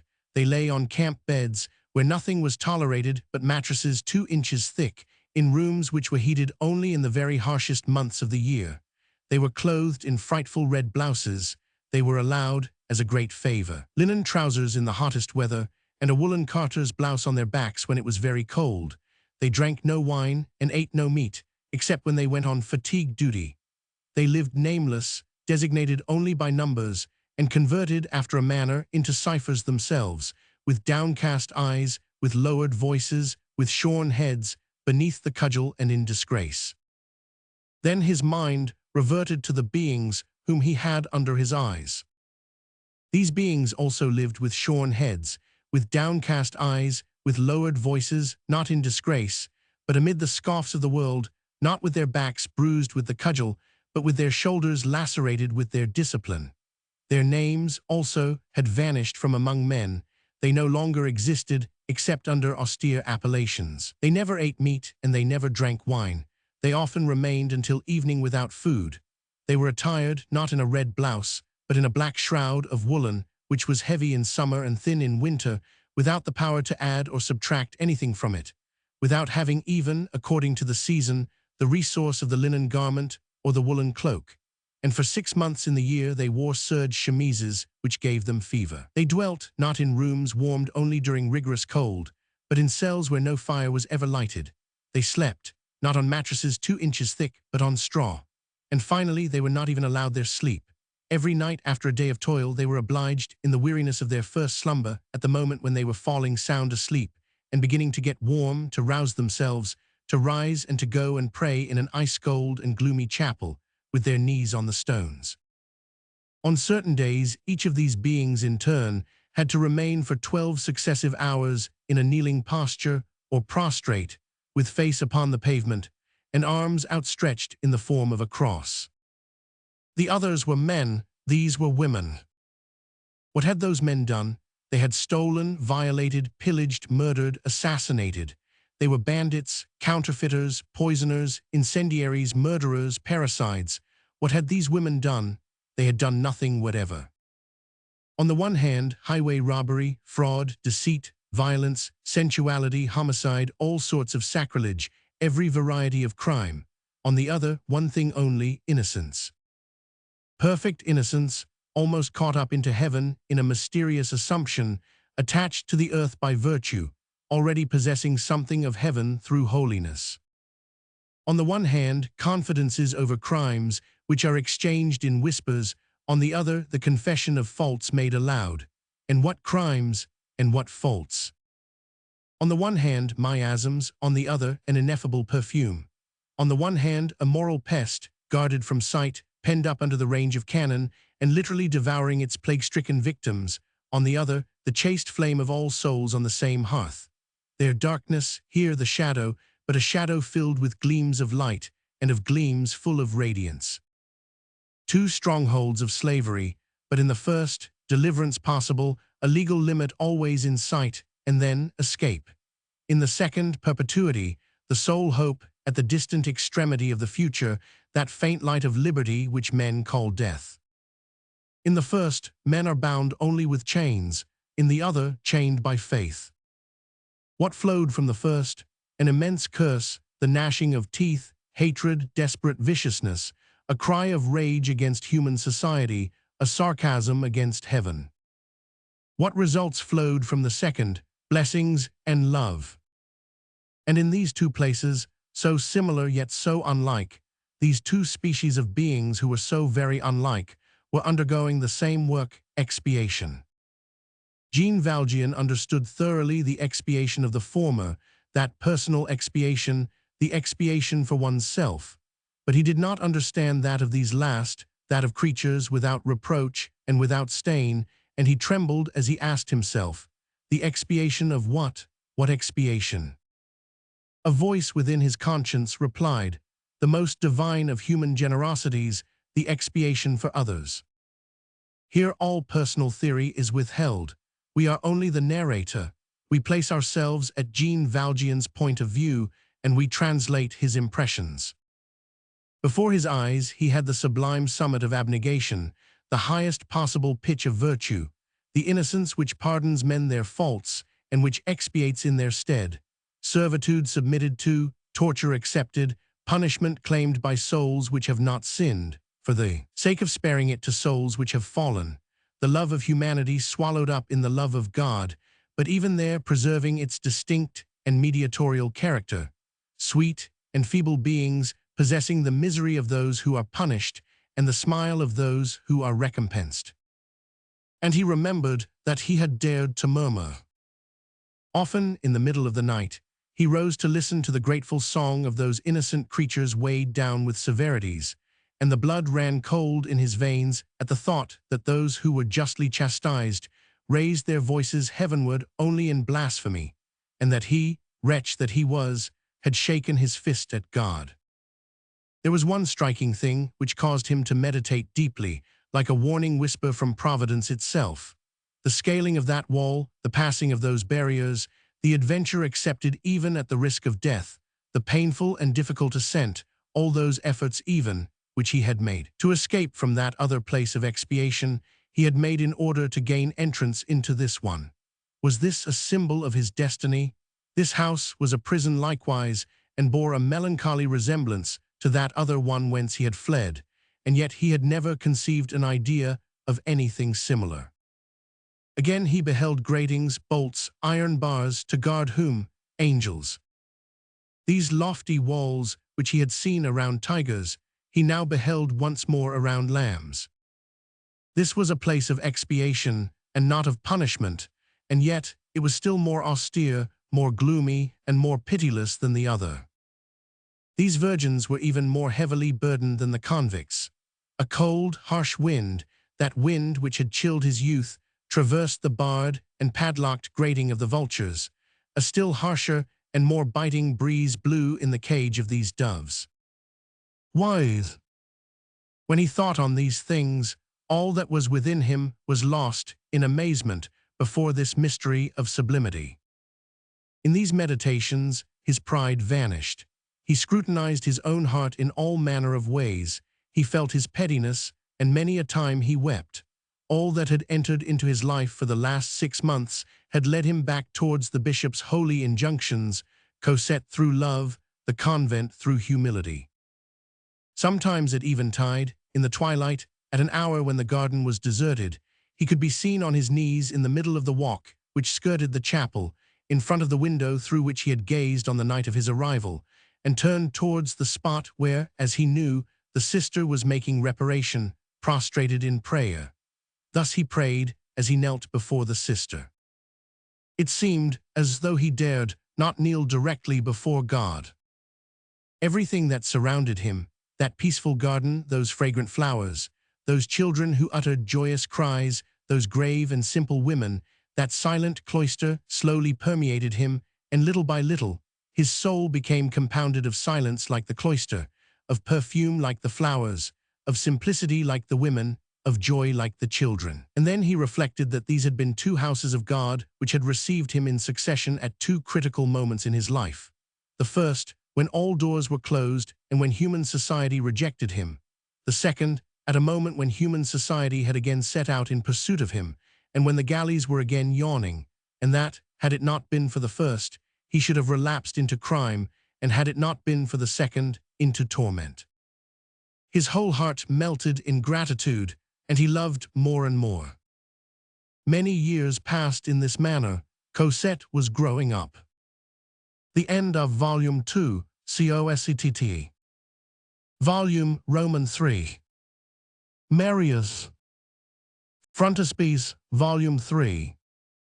Title page, Volume 3. Book 1st, Paris studied in its atom. Chapter 1, Parvulus. Paris has a child, and the forest has a bird.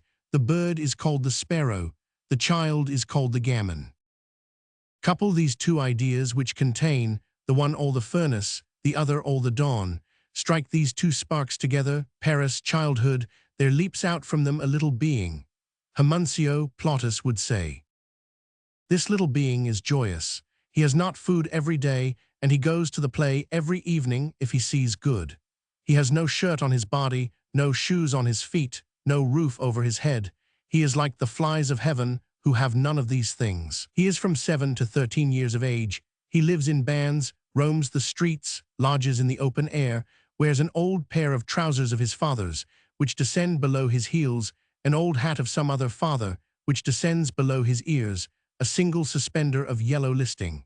He runs, lies in wait, rummages about, wastes time, blackens pipes, swears like a convict, haunts the wine shop, knows thieves, calls gay women thou, talks slang, sings obscene songs, and has no evil in his heart. This is because he has in his heart a pearl, innocence, and pearls are not to be dissolved in mud. So long as man is in his childhood, God wills that he shall be innocent. If one were to ask that enormous city, "What is this?" she would reply, "It is my little one." Chapter 2, Some of his particular characteristics. The gamin, the street Arab of Paris, is the dwarf of the giant. Let us not exaggerate, this cherub of the gutter sometimes has a shirt, but in that case he owns but one. He sometimes has shoes, but then they have no soles. He sometimes has a lodging, and he loves it, for he finds his mother there, but he prefers the street, because there he finds liberty. He has his own games, his own bits of mischief, whose foundation consists of hatred for the bourgeois, his peculiar metaphors. To be dead is to eat dandelions by the root. His own occupations, calling hackney coaches, letting down carriage steps, establishing means of transit between the two sides of a street in heavy rains, which he calls making the bridge of arts, crying. Discourses pronounced by the authorities in favor of the French people, cleaning out the cracks in the pavement. He has his own coinage, which is composed of all the little morsels of worked copper which are found on the public streets. This curious money, which receives the name of loques, rags, has an invariable and well-regulated currency in this little bohemia of children. Lastly, he has his own fauna, which he observes attentively in the corners: the ladybird, the death's head plant louse, the daddy-long-legs, the devil, a black insect, which menaces by twisting about its tail armed with two horns. He has his fabulous monster, which has scales under its belly, but is not a lizard, which has pustules on its back, but is not a toad, which inhabits the nooks of old lime kilns and wells that have run dry, which is black, hairy, sticky, which crawls sometimes slowly, sometimes rapidly, which has no cry, but which has a look, and is so terrible that no one has ever beheld it. He calls this monster the deaf thing. The search for these deaf things among the stones is a joy of formidable nature. Another pleasure consists in suddenly prying up a paving stone and taking a look at the wood lice. Each region of Paris is celebrated for the interesting treasures which are to be found there. There are earwigs in the timber yards of the Ursulines, there are milleps in the Pantheon, there are tadpoles in the ditches of the Champs de Mars. As far as sayings are concerned, this child has as many of them as Talleyrand. He is no less cynical, but he is more honest. He is endowed with a certain indescribable, unexpected joviality. He upsets the composure of the shopkeeper with his wild laughter. He ranges boldly from high comedy to farce.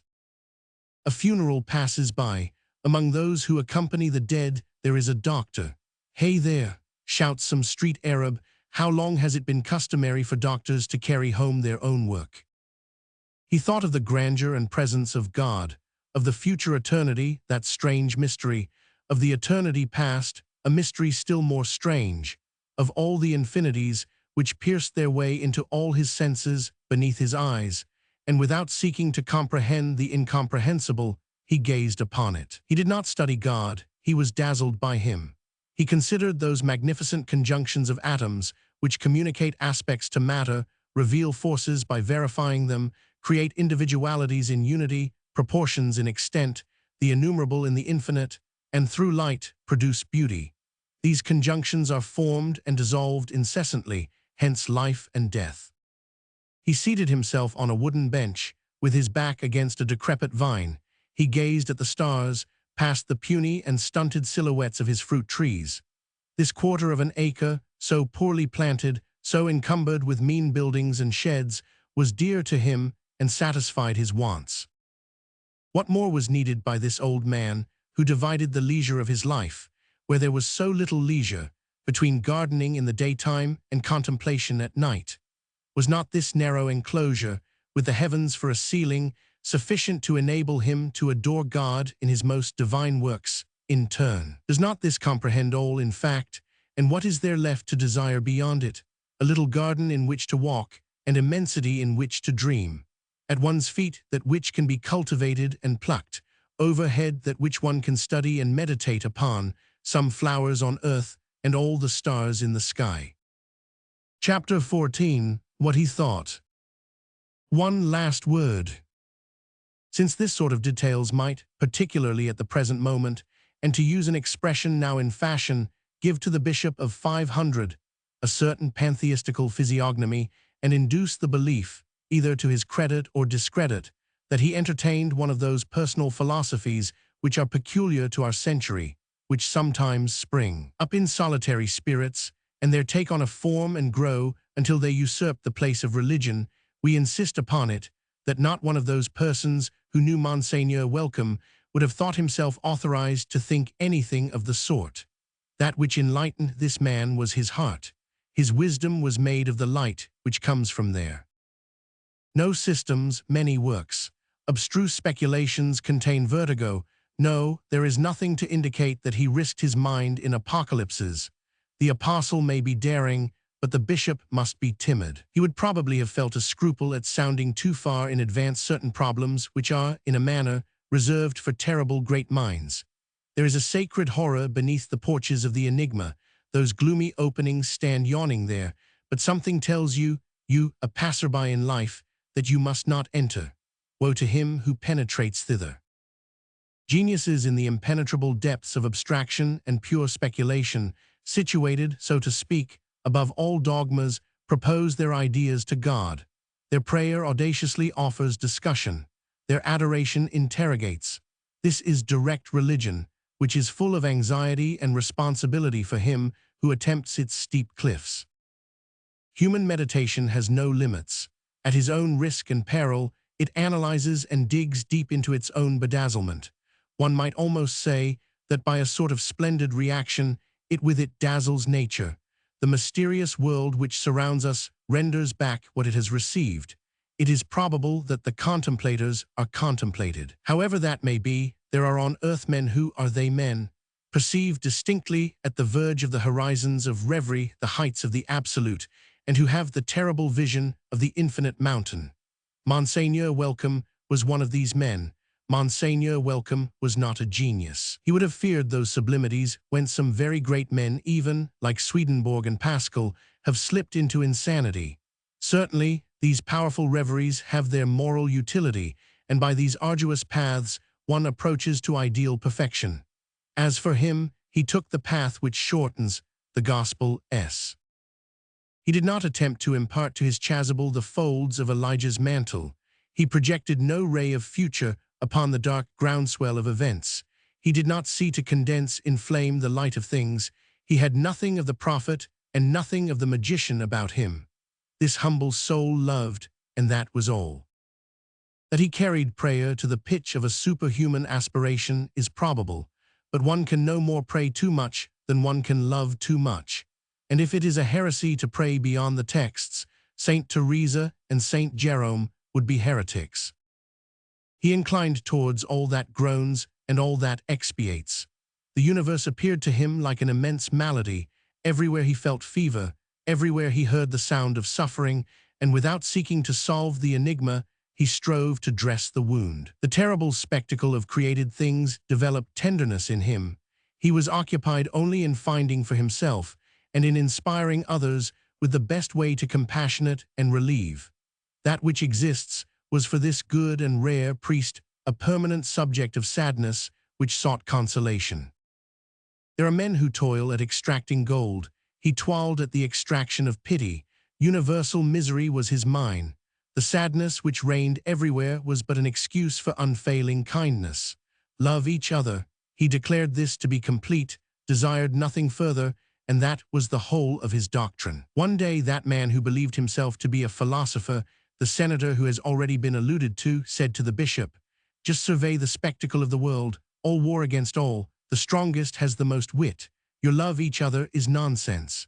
"Well," replied Monseigneur Welcome, without contesting the point, "if it is nonsense, the soul should shut itself up in it, as the pearl in the oyster." Thus he shut himself up, he lived there, he was absolutely satisfied with it, leaving on one side the prodigious questions which attract and terrify, the fathomless perspectives of abstraction, the precipices of metaphysics, all those profundities which converge, for the apostle in God, for the atheist in nothingness, destiny, good and evil, the way of being against being, the conscience of man, the thoughtful somnambulism of the animal, the transformation in death, recapitulation of existences which the tomb contains, the incomprehensible grafting of successive loves on the persistent eye, the essence, the substance, the Nile and the ends, the soul, nature, liberty, necessity, perpendicular problems, sinister obscurities, where lean the gigantic archangels of the human mind, formidable abysses, which Lucretius, Manu, St. Paul, Dante contemplate with eyes flashing lightning, which seems by its steady gaze on the infinite to cause stars to blaze forth there. Monseigneur Bienvenu was simply a man who took note of the exterior of mysterious questions without scrutinizing them, and without troubling his own mind with them, and who cherished in his own soul a grave respect for darkness. Book 2, The Fall. Chapter 1, The Evening of a Day of Walking. Early in the month of October, 1815, about an hour before sunset, a man who was traveling on foot entered the little town of 500. The few inhabitants who were at their windows or on their thresholds at the moment stared at this traveler with a sort of uneasiness. It was difficult to encounter a wayfarer of more wretched appearance. He was a man of medium stature, thick-set and robust, in the prime of life. He might have been 46 or 48 years old. A cap with a drooping leather visor partly concealed his face, burned and tanned by sun and wind, and dripping with perspiration. His shirt of coarse yellow linen, fastened at the neck by a small silver anchor, permitted a view of his hairy breast. He had a cravat twisted into a string, trousers of blue drilling, worn and threadbare, white on one knee and torn on the other, an old grey, tattered blouse patched on one of the elbows with a bit of green cloth sewed on with twine, a tightly packed soldier knapsack, well buckled and perfectly new, on his back, an enormous, knotty stick in his hand, iron-shod shoes on his stockingless feet, a shaved head, and a long beard. The sweat, the heat, the journey on foot, the dust, added I know not what sordid quality to this dilapidated whole.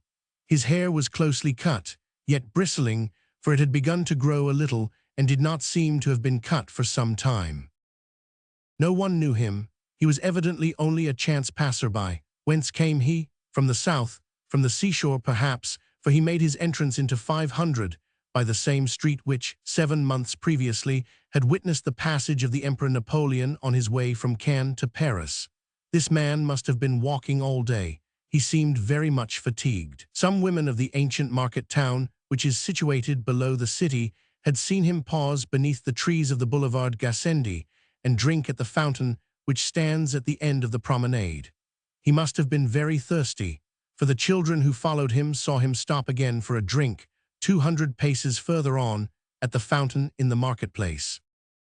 On arriving at the corner of the Rue Poichevert, he turned to the left and directed his steps toward the town hall. He entered, then came out a quarter of an hour later. A gendarme was seated near the door, on the stone bench which General Drouot had mounted on the 4th of March to read to the frightened throng of the inhabitants of 500 the proclamation of the Gulf Juan. The man pulled off his cap and humbly saluted the gendarme. The gendarme, without replying to his salute, stared attentively at him, followed him for a while with his eyes, and then entered the town hall. There then existed at 500 a fine inn at the sign of the Cross of Colbas. This inn had for a landlord a certain Jacquin Labar, a man of consideration in the town on account of his relationship to another Labar, who kept the Inn of the Three Dauphins in Grenoble and had served in the Guides. At the time of the Emperor's landing, many rumors had circulated throughout the country with regard to this Inn of the Three Dauphins. It was said that General Bertrand, disguised as a carter, had made frequent trips thither in the month of January, and that he had distributed crosses of honor to the soldiers and handfuls of gold to the citizens. The truth is that when the Emperor entered Grenoble, he had refused to install himself at the hotel of the prefecture. He had thanked the mayor, saying, "I am going to the house of a brave man of my acquaintance," and he had betaken himself to the Three Dauphins. This glory of the Labar of the Three Dauphins was reflected upon the Labar of the Cross of Colbas at a distance of 25 leagues. It was said of him in the town, "That is the cousin of the man of Grenoble." The man bent his steps towards this inn, which was the best in the countryside. He entered the kitchen, which opened on a level with the street. All the stoves were lighted. A huge fire blazed gaily in the fireplace. The host, who was also the chief cook, was going from one stewpan to another, very busily superintending an excellent dinner designed for the wagoners, whose loud talking, conversation, and laughter were audible from an adjoining apartment. Anyone who has traveled knows that there is no one who indulges in better cheer than wagoners. A fat marmot, flanked by white partridges and heathercocks, was turning on a long spit before the fire. On the stove, 2 huge carps from Lake Lauzet and a trout from Lake Allas were cooking. The host, hearing the door open and seeing a newcomer enter, said, without raising his eyes from his stoves, "What do you wish, sir?" "Food and lodging," said the man. "Nothing easier," replied the host. At that moment he turned his head, took in the traveler's appearance with a single glance, and added, "by paying for it." The man drew a large leather purse from the pocket of his blouse and answered, "I have money." "In that case, we are at your service," said the host. The man put his purse back in his pocket, removed his knapsack from his back, put it on the ground near the door, retained his stick in his hand, and seated himself on a low stool close to the fire. 500 is in the mountains. The evenings are cold there in October. But as the host went back and forth, he scrutinized the traveler. "Will dinner be ready soon?" said the man. "Immediately," replied the landlord. While the newcomer was warming himself before the fire, with his back turned, the worthy host, Jacquin Labar, drew a pencil from his pocket, then tore off the corner of an old newspaper which was lying on a small table near the window. On the white margin he wrote a line or two, folded it without sealing, and then entrusted this scrap of paper to a child who seemed to serve him in the capacity both of scullion and lackey. The landlord whispered a word in the scullion's ear, and the child set off on a run in the direction of the town hall. The traveler saw nothing of all this. Once more he inquired, "Will dinner be ready soon?" "Immediately," responded the host. The child returned. He brought back the paper. The host unfolded it eagerly, like a person who is expecting a reply. He seemed to read it attentively, then tossed his head and remained thoughtful for a moment. Then he took a step in the direction of the traveler, who appeared to be immersed in reflections which were not very serene. "I cannot receive you, sir," said he. The man half rose. "What, are you afraid that I will not pay you? Do you want me to pay you in advance? I have money, I tell you." "It is not that." "What then?" "You have money." "Yes," said the man. "And I," said the host, "have no room." The man resumed tranquilly, "Put me in the stable." "I cannot." "Why?" "The horses take up all the space."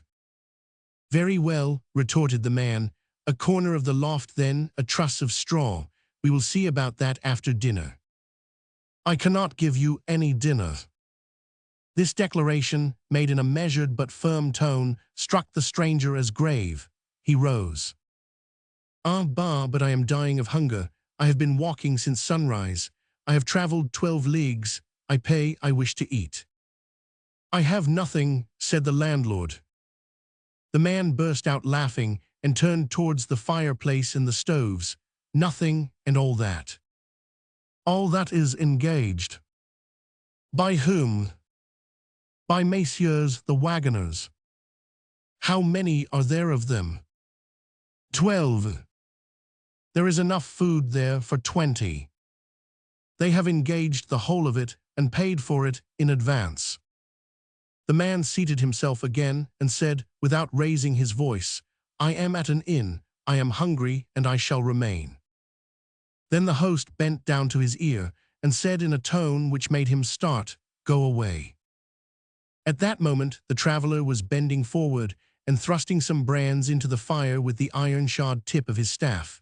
He turned quickly round, and as he opened his mouth to reply, the host gazed steadily at him and added, still in a low voice, "Stop. There's enough of that sort of talk. Do you want me to tell you your name? Your name is Jean Valjean. Now do you want me to tell you who you are?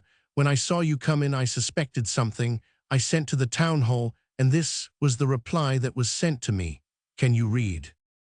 So saying, he held out to the stranger, fully unfolded, the paper which had just traveled from the inn to the town hall, and from the town hall to the inn. The man cast a glance upon it. The landlord resumed after a pause. "I am in the habit of being polite to everyone. Go away." The man dropped his head, picked up the knapsack which he had deposited on the ground, and took his departure. He chose the principal street. He walked straight on at a venture, keeping close to the houses like a sad and humiliated man. He did not turn round a single time. Had he done so, he would have seen the host of the Cross of Colbas standing on his threshold, surrounded by all the guests of his inn and all the passers-by in the street, talking vivaciously and pointing him out with his finger. And from the glances of terror and distrust cast by the group, he might have divined that his arrival would speedily become an event for the whole town. He saw nothing of all this. People who are crushed do not look behind them. They know but too well the evil fate which follows them. Thus he proceeded for some time, walking on without ceasing, traversing at random streets of which he knew nothing, forgetful of his fatigue, as is often the case when a man is sad. All at once he felt the pangs of hunger sharply. Night was drawing near. He glanced about him to see whether he could not discover some shelter. The fine hostelry was closed to him. He was seeking some very humble public house, some hovel, however lowly. Just then a light flashed up at the end of the streets. A pine branch suspended from a crossbeam of iron was outlined against the white sky of the twilight. He proceeded thither. It proved to be, in fact, a public house, the public house which is in the Rue de Chaffaut. The wayfarer halted for a moment and peeped through the window into the interior of the low-studded room of the public house, illuminated by a small lamp on a table and by a large fire on the hearth. Some men were engaged in drinking there. The landlord was warming himself. An iron pot, suspended from a crane, bubbled over the flame. The entrance to this public house, which is also a sort of an inn, is by two doors. One opens on the street, the other upon a small yard filled with manure. The traveler dare not enter by the street door. He slipped into the yard, halted again, then raised the latch timidly and opened the door. "Who goes there?" said the master. "Someone who wants supper and bed." "Good, we furnish supper and bed here." He entered. All the men who were drinking turned round. The lamp illuminated him on one side, the firelight on the other. They examined him for some time while he was taking off his knapsack. The host said to him, "There is the fire. The supper is cooking in the pot. Come and warm yourself, comrade." He approached and seated himself near the hearth. He stretched out his feet, which were exhausted with fatigue, to the fire. A fine odor was emitted by the pot. All that could be distinguished of his face, beneath his cap, which was well pulled down, assumed a vague appearance of comfort, mingled with that other poignant aspect which habitual suffering bestows.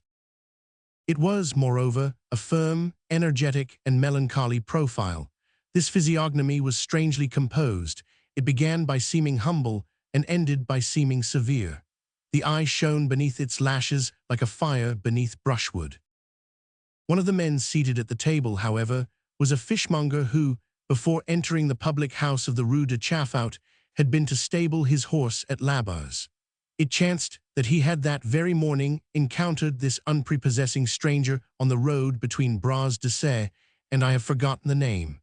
I think it was Escaublin. Now when he met him, the man, who then seemed already extremely weary, had requested him to take him on his crupper, to which the fishmonger had made no reply except by redoubling his gait. This fishmonger had been a member half an hour previously of the group which surrounded Jacquin Labar, and had himself related his disagreeable encounter of the morning to the people at the cross of Colbas. From where he sat, he made an imperceptible sign to the tavern-keeper. The tavern-keeper went to him.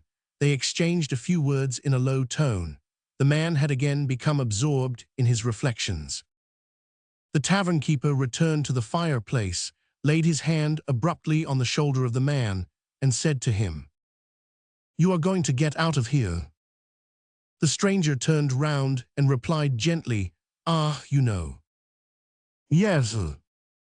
I was sent away from the other inn." "And you are to be turned out of this one. Where would you have me go?" "Elsewhere." The man took his stick and his knapsack and departed. As he went out, some children who had followed him from the cross of Colbas and who seemed to be lying in wait for him threw stones at him. He retraced his steps in anger and threatened them with his stick. The children dispersed like a flock of birds. He passed before the prison. At the door hung an iron chain attached to a bell. He rang. The wicket opened. "Turnkey," said he, removing his cap politely, "will you have the kindness to admit me and give me a lodging for the night?" A voice replied, "The prison is not an inn. Get yourself arrested and you will be admitted." The wicket closed again.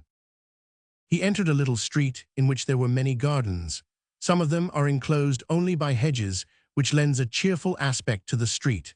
In the midst of these gardens and hedges, he caught sight of a small house of a single story, the window of which was lighted up. He peered through the pane as he had done at the public house. Within was a large whitewashed room, with a bed draped in printed cotton stuff, and a cradle in one corner, a few wooden chairs, and a double-barreled gun hanging on the wall.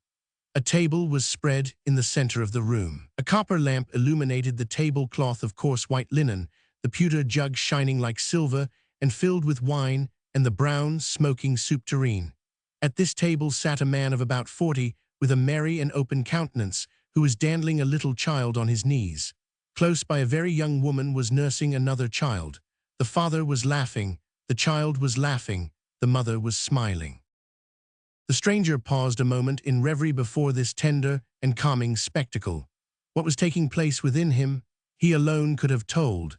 It is probable that he thought that this joyous house would be hospitable, and that, in a place where he beheld so much happiness, he would find perhaps a little pity. He tapped on the pane with a very small and feeble knock. They did not hear him. He tapped again. He heard the woman say, "It seems to me, husband, that someone is knocking." "No," replied the husband. He tapped a third time. The husband rose, took the lamp, and went to the door, which he opened. He was a man of lofty stature, half peasant, half artisan. He wore a huge leather apron, which reached to his left shoulder, and which a hammer, a red handkerchief, a powder horn, and all sorts of objects which were upheld by the girdle, as in a pocket, caused to bulge out. He carried his head thrown backwards. His shirt, widely opened and turned back, displayed his bull neck, white and bare. He had thick eyelashes, enormous black whiskers, prominent eyes, the lower part of his face like a snout, and besides all this, that air of being on his own ground, which is indescribable. "Pardon me, sir," said the wayfarer, "could you, in consideration of payment, give me a plate of soup and a corner of that shed yonder in the garden in which to sleep? Tell me, can you, for money?" "Who are you?" demanded the master of the house. The man replied, "I have just come from Pymoisen. I have walked all day long. I have traveled 12 leagues. Can you, if I pay?" "I would not refuse," said the peasant, "to lodge any respectable man who would pay me. But why do you not go to the inn?" "There is no room." "Bah, impossible. This is neither a fair nor a market day. Have you been to Labar?" "Yes." "Well." The traveler replied with embarrassment, "I do not know, he did not receive me." "Have you been to what's his name, in the Rue Chaffaut?"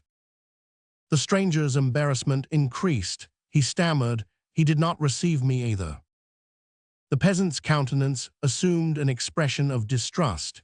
He surveyed the newcomer from head to feet and suddenly exclaimed, with a sort of shudder, "Are you the man?" He cast a fresh glance upon the stranger, took 3 steps backwards, placed the lamp on the table, and took his gun down from the wall. Meanwhile, at the words, "Are you the man?" the woman had risen, had clasped her 2 children in her arms, and had taken refuge precipitately behind her husband, staring in terror at the stranger, with her bosom uncovered, and with frightened eyes, as she murmured in a low tone, "So marad. 1." All this took place in less time than it requires to picture it to oneself. After having scrutinized the man for several moments, as one scrutinizes a viper, the master of the house returned to the door and said, "Clear out." "For pity's sake, a glass of water," said the man. "A shot from my gun," said the peasant. Then he closed the door violently, and the man heard him shoot 2 large bolts. A moment later, the window shutter was closed, and the sound of a bar of iron which was placed against it was audible outside. Night continued to fall. A cold wind from the Alps was blowing. By the light of the expiring day, the stranger perceived, in one of the gardens which bordered the street, a sort of hut, which seemed to him to be built of sods. He climbed over the wooden fence resolutely and found himself in the garden. He approached the hut. Its door consisted of a very low and narrow aperture, and it resembled those buildings which road laborers construct for themselves along the roads. He thought without doubt that it was, in fact, the dwelling of a road laborer. He was suffering from cold and hunger, but this was, at least, a shelter from the cold. This sort of dwelling is not usually occupied at night. He threw himself flat on his face and crawled into the hut. It was warm there, and he found a tolerably good bed of straw. He lay for a moment, stretched out on this bed, without the power to make a movement, so fatigued was he. Then, as the knapsack on his back was in his way, and as it furnished, moreover, a pillow ready to his hand, he set about unbuckling one of the straps. At that moment, a ferocious growl became audible. He raised his eyes. The head of an enormous dog was outlined in the darkness at the entrance of the hut. It was a dog's kennel. He was himself vigorous and formidable. He armed himself with his staff, made a shield of his knapsack, and made his way out of the kennel in the best way he could, not without enlarging the rents in his rags. He left the garden in the same manner, but backwards, being obliged, in order to keep the dog respectful, to have recourse to that maneuver with his stick, which masters in that sort of fencing designate as la rose couverte. When he had, not without difficulty, repassed the fence, and found himself once more in the street, alone, without refuge, without shelter, without a roof over his head, chased even from that bed of straw and from that miserable kennel, he dropped rather than seated himself on a stone, and it appears that a passerby heard him exclaim, "I am not even a dog." He soon rose again and resumed his march. He went out of the town, hoping to find some tree or haystack in the fields which would afford him shelter.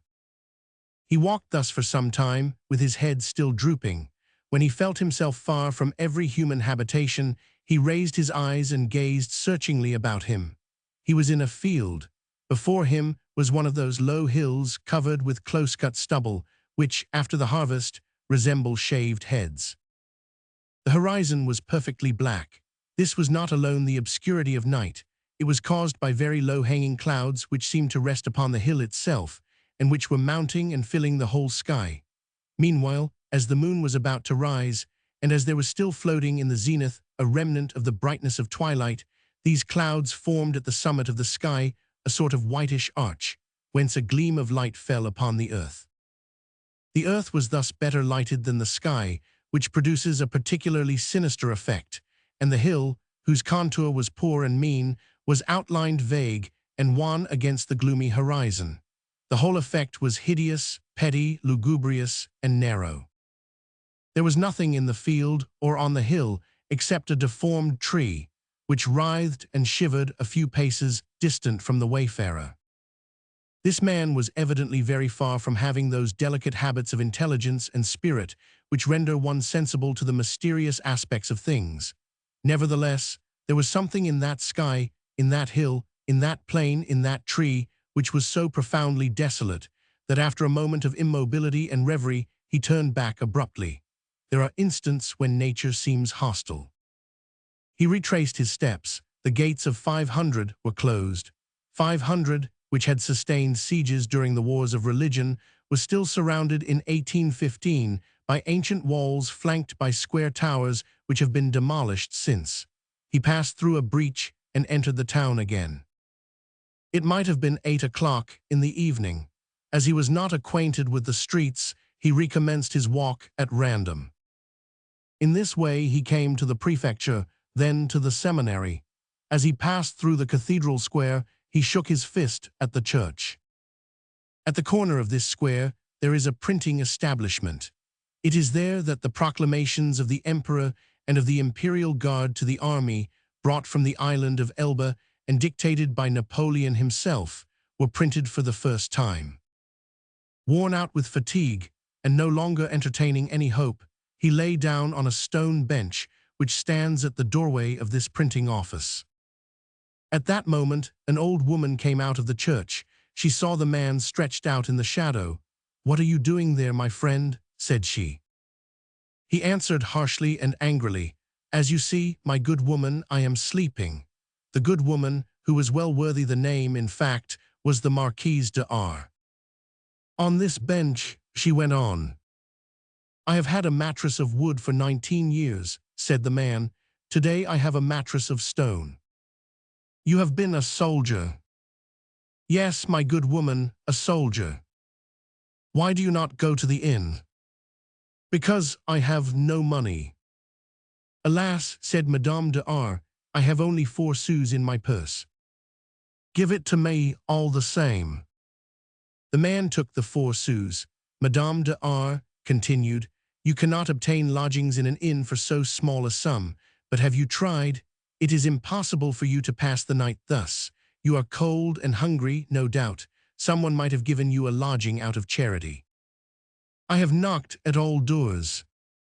"Well, I have been driven away everywhere." The good woman touched the man's arm and pointed out to him on the other side of the street a small, low house, which stood beside the bishop's palace. "You have knocked at all doors." "Yes." "Have you knocked at that one?" "No." "Knock there." Chapter 2. Prudence counseled to wisdom. That evening the Bishop of 500, after his promenade through the town, remained shut up rather late in his room. He was busy over a great work on duties, which was never completed, unfortunately. He was carefully compiling everything that the fathers and the doctors have said on this important subject. His book was divided into two parts. Firstly, the duties of all. Secondly, the duties of each individual, according to the class to which he belongs. The duties of all are the great duties. There are 4 of these. St. Matthew points them out. Duties towards God, Matt, Romans 6. Duties towards oneself, Matt, 30. Duties towards one's neighbor, Matt. Duties towards animals, Matt, 25. As for the other duties, the bishop found them pointed out and prescribed elsewhere. To sovereigns and subjects, in the Epistle to the Romans. To magistrates, to wives, to mothers, to young men by St. Peter. To husbands, fathers, children, and servants, in the Epistle to the Ephesians. To the faithful, in the Epistle to the Hebrews.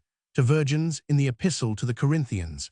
Out of these precepts, he was laboriously constructing a harmonious whole, which he desired to present to souls.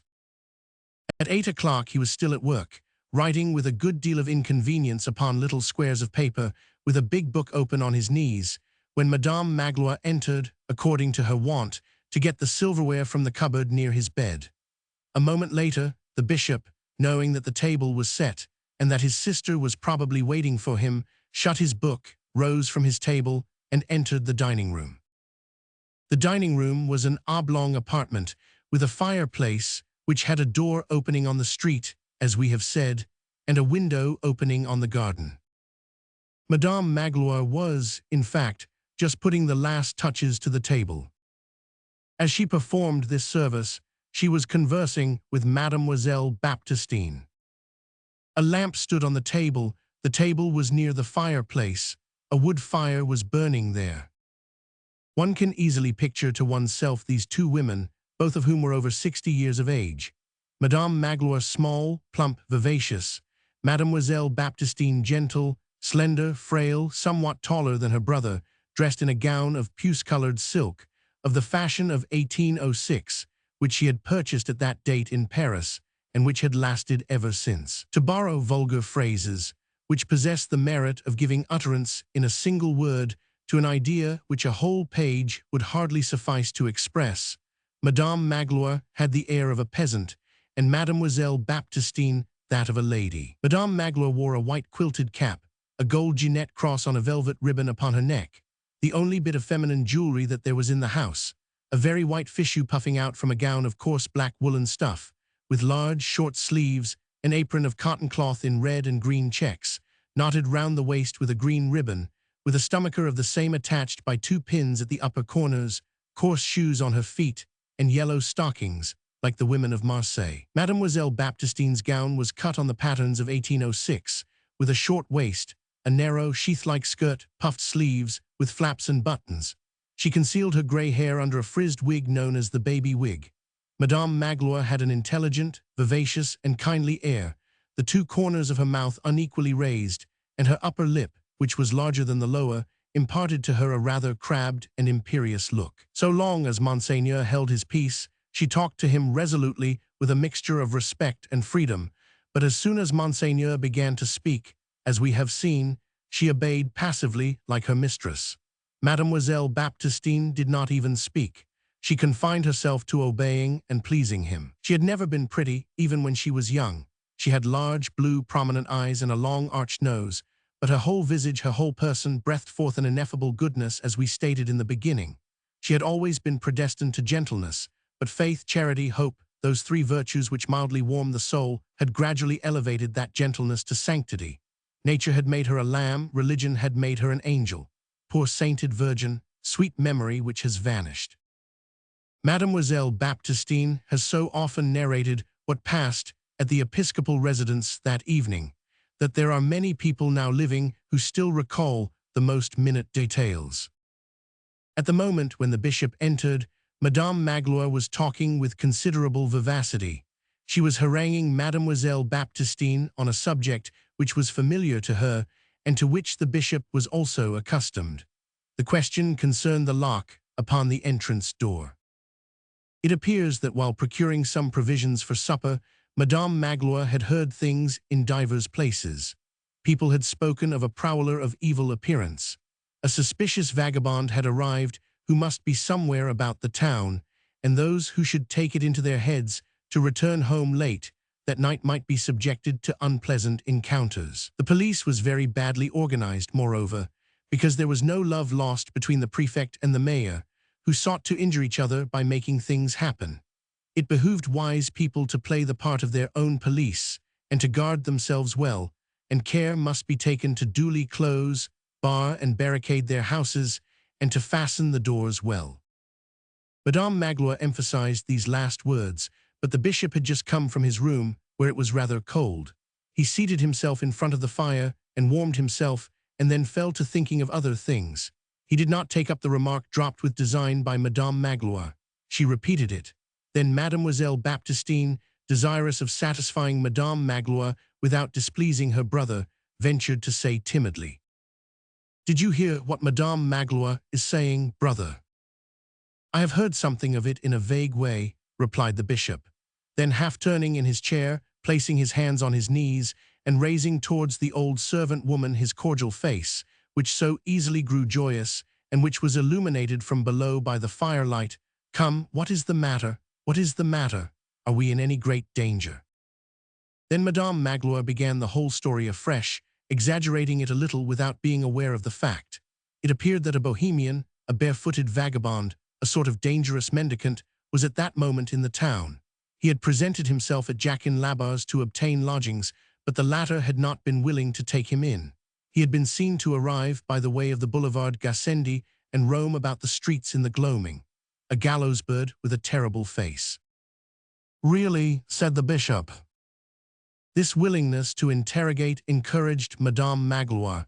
It seemed to her to indicate that the bishop was on the point of becoming alarmed. She pursued triumphantly, "Yes, Monseigneur, that is how it is.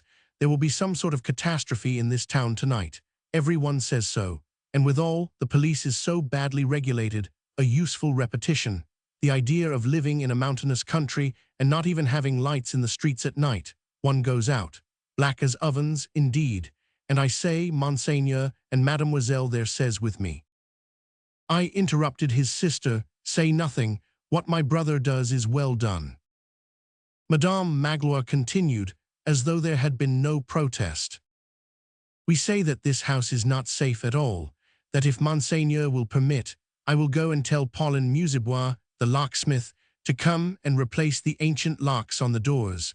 We have them, and it is only the work of a moment.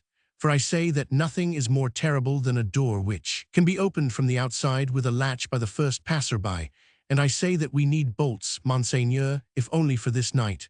Moreover, Monseigneur has the habit of always saying, 'Come in,' and besides, even in the middle of the night, oh mon Dieu, there is no need to ask permission."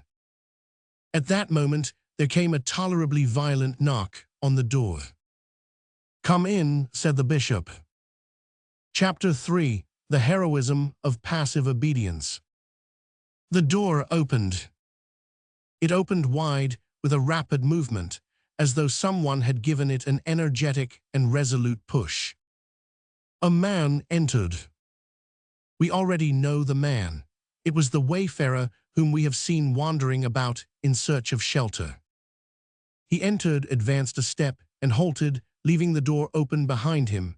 He had his knapsack on his shoulders, his cudgel in his hand, a rough, audacious, weary, and violent expression in his eyes. The fire on the hearth lighted him up. He was hideous. It was a sinister apparition. Madame Magloire had not even the strength to utter a cry. She trembled and stood with her mouth wide open. Mademoiselle Baptistine turned round, beheld the man entering, and half started up in terror. Then, turning her head by degrees towards the fireplace again, she began to observe her brother, and her face became once more profoundly calm and serene. The bishop fixed a tranquil eye on the man. As he opened his mouth, doubtless to ask the newcomer what he desired, the man rested both hands on his staff, directed his gaze at the old man and the two women, and without waiting for the bishop to speak, he said in a loud voice, "Another is in a crowd. A grave man, adorned with spectacles and trinkets, turns round indignantly, you good for nothing, you have seized my wife's waist. I, sir, search me. Chapter 3. He is agreeable. In the evening, thanks to a few sous, which he always finds means to procure, the homuncio enters a theatre. On crossing that magic threshold, he becomes transfigured. He was the street Arab, he becomes the Tati. 18 theatres are a sort of ship turned upside down with the keel in the air. It is in that keel that the Tati huddle together. The Tati is to the gamin what the moth is to the larva, the same being endowed with wings and soaring. It suffices for him to be there, with his radiance of happiness, with his power of enthusiasm and joy, with his hand-clapping, which resembles a clapping of wings, to confer on that narrow, dark, fetid, sordid, unhealthy, hideous, abominable keel the name of paradise. Bestow on an individual the useless, and deprive him of the necessary, and you have the gamin.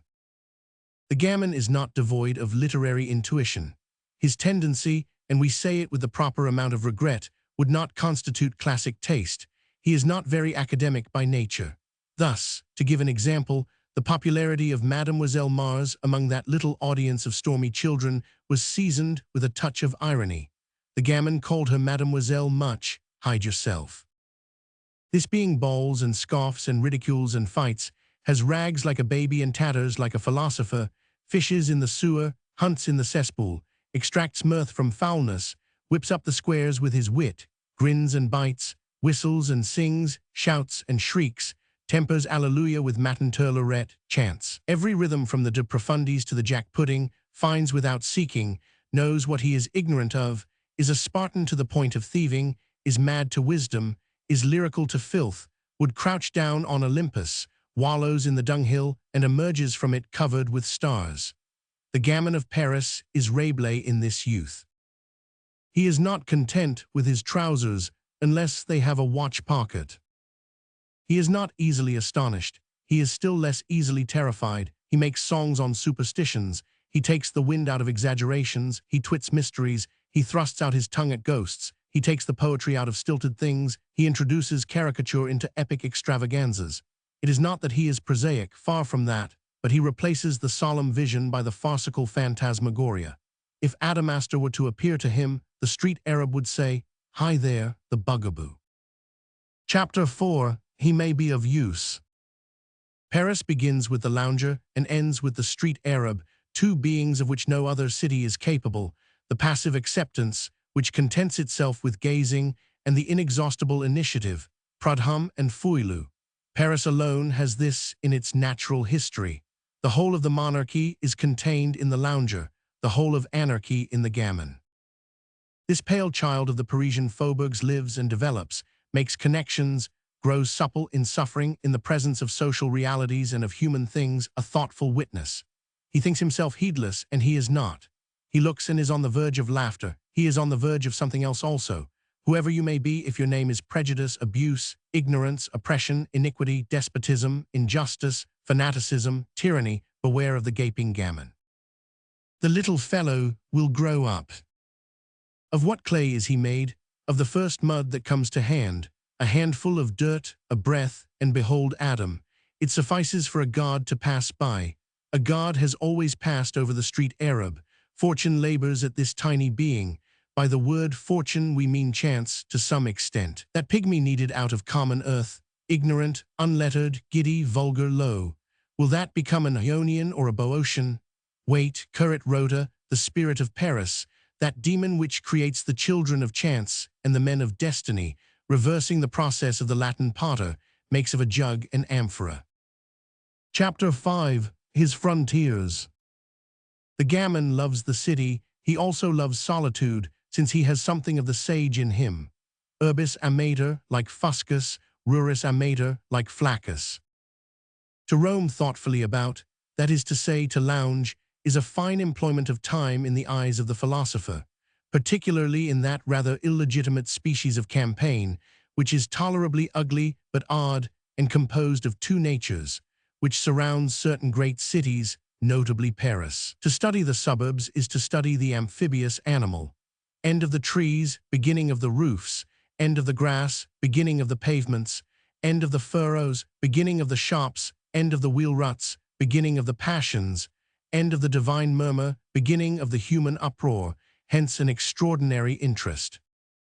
Hence, in these not very attractive places, indelibly stamped by the passing stroller with the epithet, melancholy, the apparently objectless promenades of the dreamer. He who writes these lines has long been a prowler about the barriers of Paris, and it is for him a source of profound souvenirs. That close-shaven turf, those pebbly paths, that chalk, those pools, those harsh monotonies of waste and fallow lands, the plants of early market gardens suddenly springing into sight in a bottom, that mixture of the savage and the citizen, those vast desert nooks where the garrison drums practice noisily and produce a sort of lisping of battle, those hermits by day and cutthroats by night, that clumsy mill which turns in the wind, the hoisting wheels of the quarries, the tea gardens at the corners of the cemeteries, the mysterious charm of great, somber walls squarely intersecting immense, vague stretches of land inundated with sunshine and full of butterflies, all this attracted him. There is hardly anyone on earth who is not acquainted with those singular spots, the Glacier, the Canette, the hideous wall of Grenelle, all speckled with balls, Montparnasse, the Fossoc sloops, Aubiers on the bank of the Marne, Montsouris, the Thomissoir, the Pure Plate de Chatelain, where there is an old, exhausted quarry which no longer serves any purpose except to raise mushrooms, and which is closed on a level with the ground by a trapdoor of rotten planks. The Campagna of Rome is one idea, the banlieue of Paris is another. To behold nothing but fields, houses, or trees in what a stretch of country offers us is to remain on the surface. All aspects of things are thoughts of God. The spot where a plain effects its junction with a city is always stamped with a certain piercing melancholy. Nature and humanity both appeal to you at the same time there. Local originalities there make their appearance. Anyone who, like ourselves, has wandered about in these solitudes contiguous to our faubourgs, which may be designated as the limbos of Paris, has seen here and there, in the most desert spot, at the most unexpected moment, behind a meager hedge, or in the corner of a lugubrious wall, children, grouped tumultuously, fetid, muddy, dusty, ragged, disheveled, playing hide-and-seek, and crowned with cornflowers. All of them are little ones who have made their escape from poor families. The outer boulevard is their breathing space, the suburbs belong to them.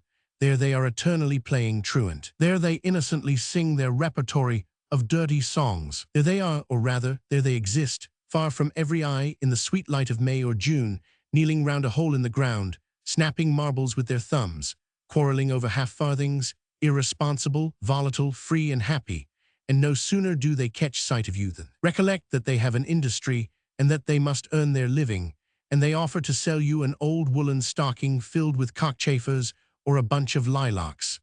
These encounters with strange children are one of the charming and at the same time poignant graces of the environs of Paris. Sometimes there are little girls among the throng of boys, are they their sisters, who are almost young maidens, thin, feverish, with sunburnt hands, covered with freckles, crowned with poppies and ears of rye, gay, haggard, barefooted. They can be seen devouring cherries among the wheat. In the evening they can be heard laughing. These groups, warmly illuminated by the full glow of midday or indistinctly seen in the twilight, occupy the thoughtful man for a very long time, and these visions mingle with his dreams. Paris, center, banlieue, circumference, this constitutes all the earth to those children. They never venture beyond this. They can no more escape from the Parisian atmosphere than fish can escape from the water. For them nothing exists 2 leagues beyond the barriers. Ivry, Gentilly, Arcueil, Belleville, Aubervilliers, Ménilmontant, Choisy-le-Roi, Billancourt, Meudon, Issy, Vanves, Severs, Puteaux, Neuilly, Gennevilliers, Colombe, Romainville, Chatou, Asnières, Bougival, Nanterre, Enghien, Noisy-le-Sec, Nogent, Gournay, Drancy, Gonesse. The universe ends there.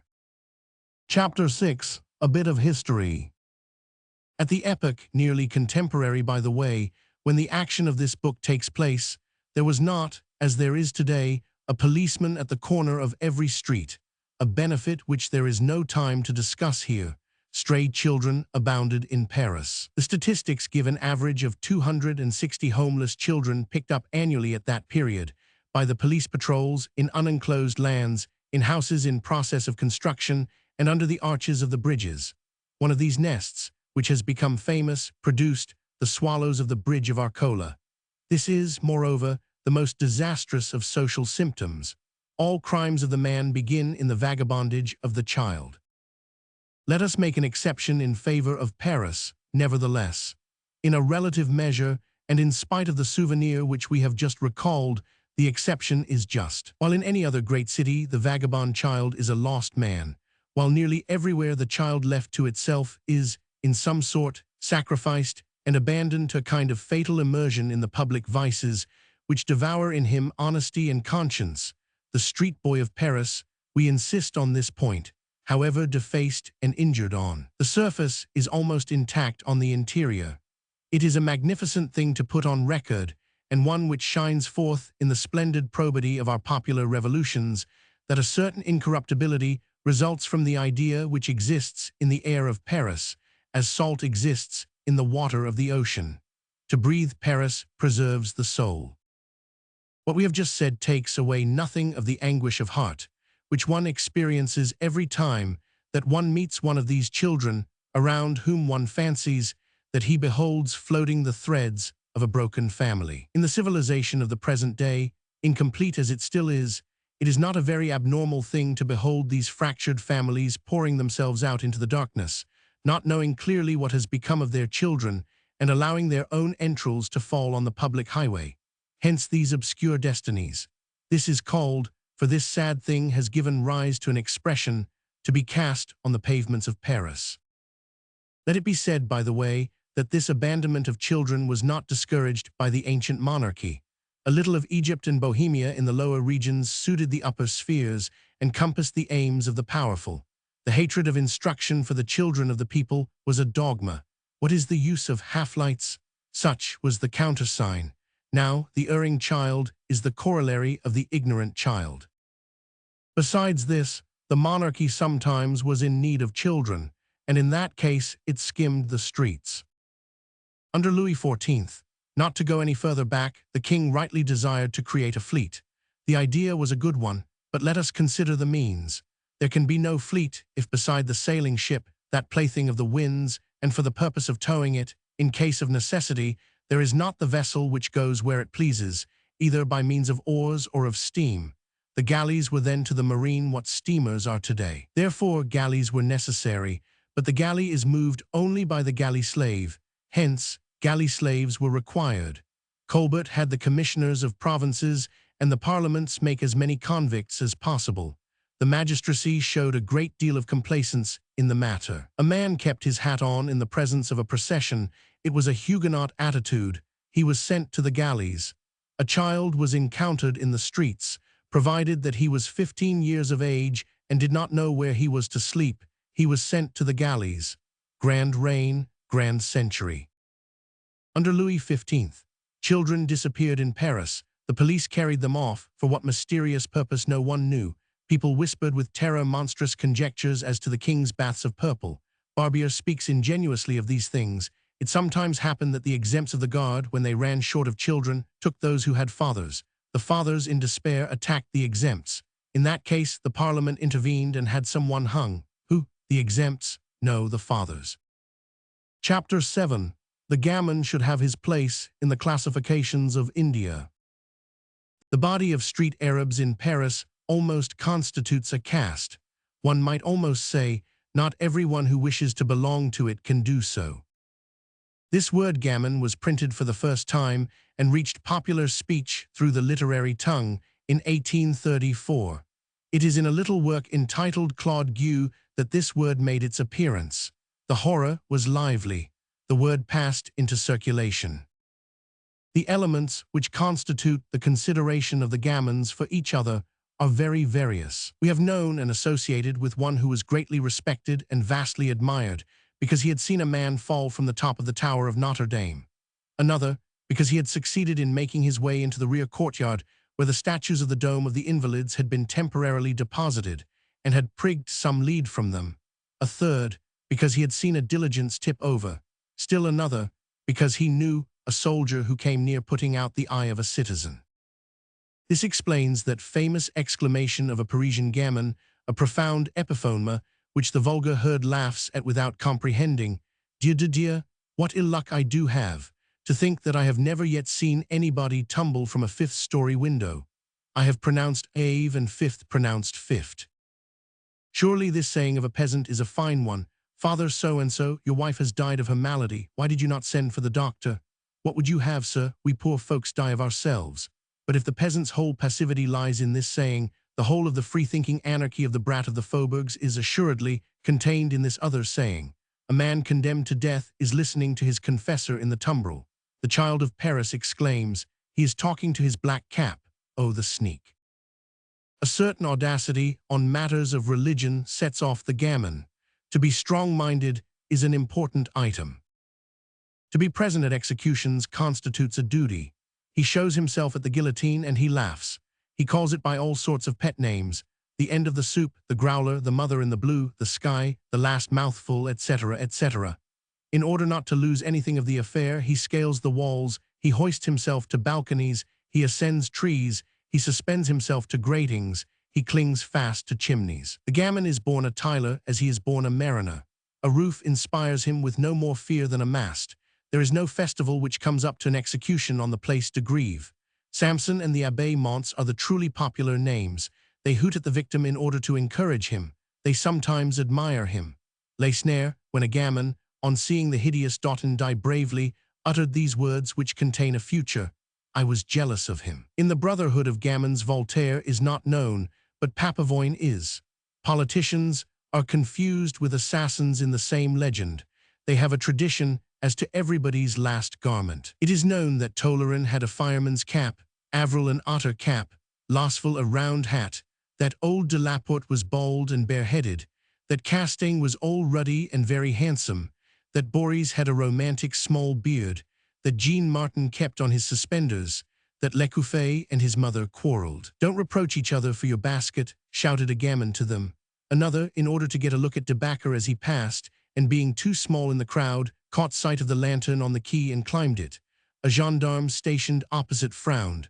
Let me climb up, Monsieur le gendarme, said the gamin, and to soften the heart of the authorities he added, I will not fall. I don't care if you do, retorted the gendarme. In the brotherhood of gamins, a memorable accident counts for a great deal. One reaches the height of consideration if one chances to cut one's self very deeply, to the very bone. The fist is no mediocre element of respect. One of the things that the gamin is fondest of saying is, I am fine and strong, come now, to be left-handed renders you very enviable. A squint is highly esteemed. Chapter 8, in which the reader will find a charming saying of the last king.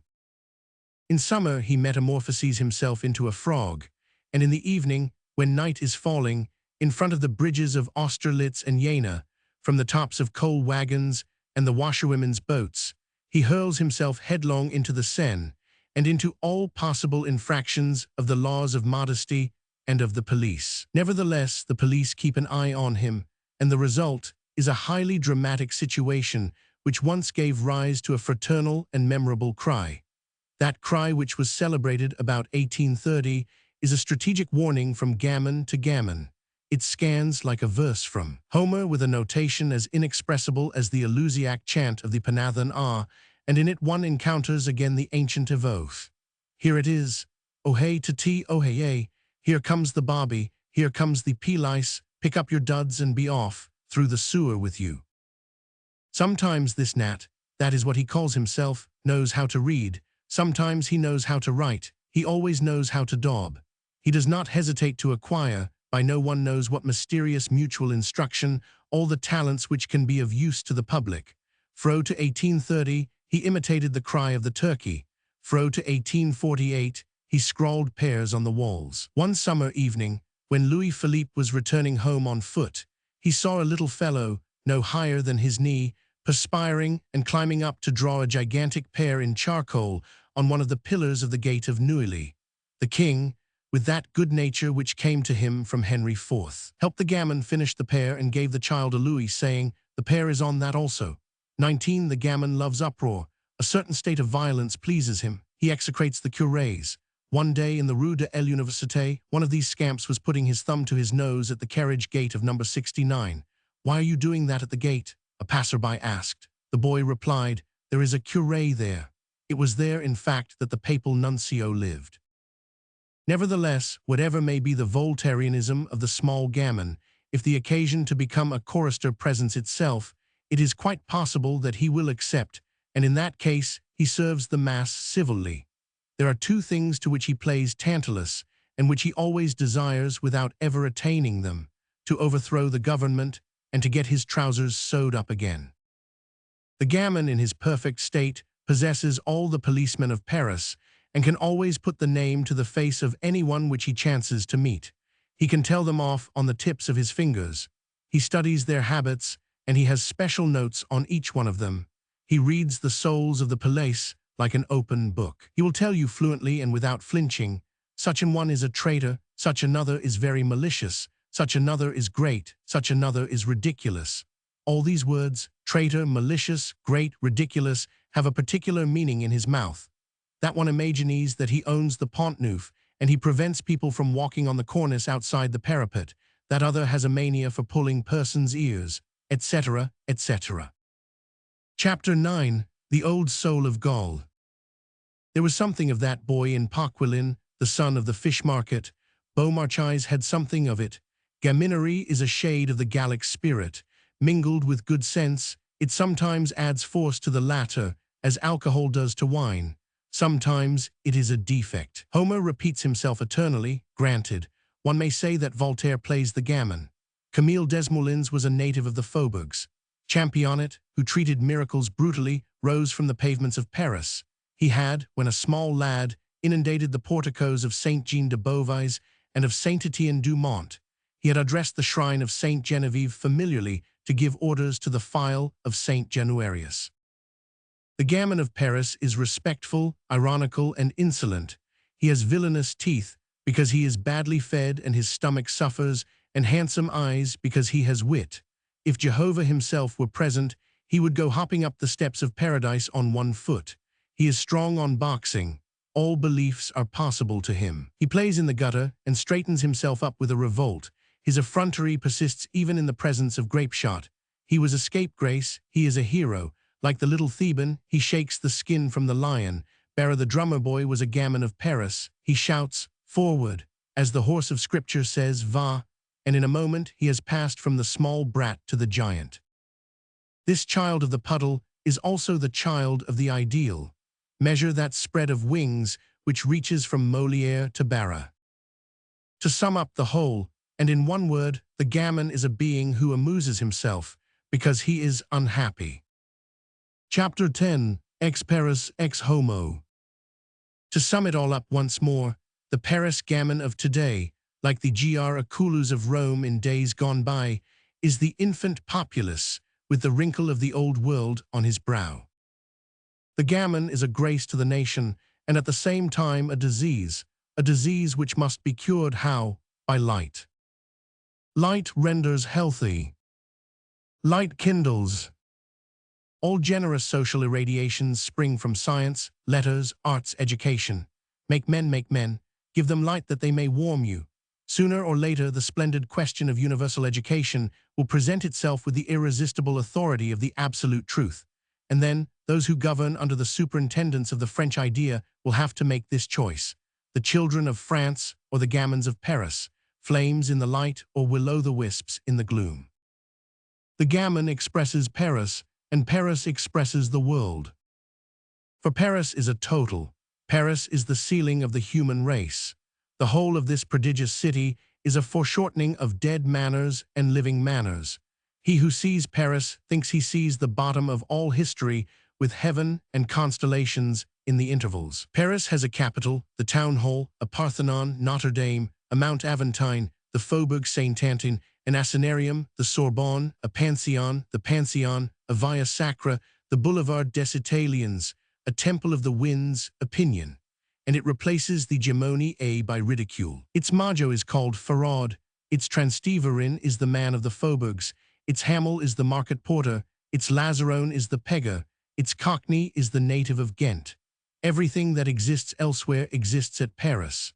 The fishwoman of Dumarsais can retort on the herb seller of Euripides. The Discabals Veganus lives again in the Forioso. the tightrope dancer. Theropontigonus Miles could walk arm in arm with Vadebencoa the grenadier. Damasippus, the second-hand dealer, would be happy among bric-a-brac merchants. Vincennes could grasp Socrates in its fist, as just as Agora could imprison Diderot. Grimaud de la Reynière discovered larded roast beef. As Curtilus invented roast hedgehog, we see the trapeze, which figures in Plautus, reappear under the vault of the Ark of Eletal. The sword-eater of Posilus, encountered by Apuleius, is a sword-swallower on the Pont Neuf.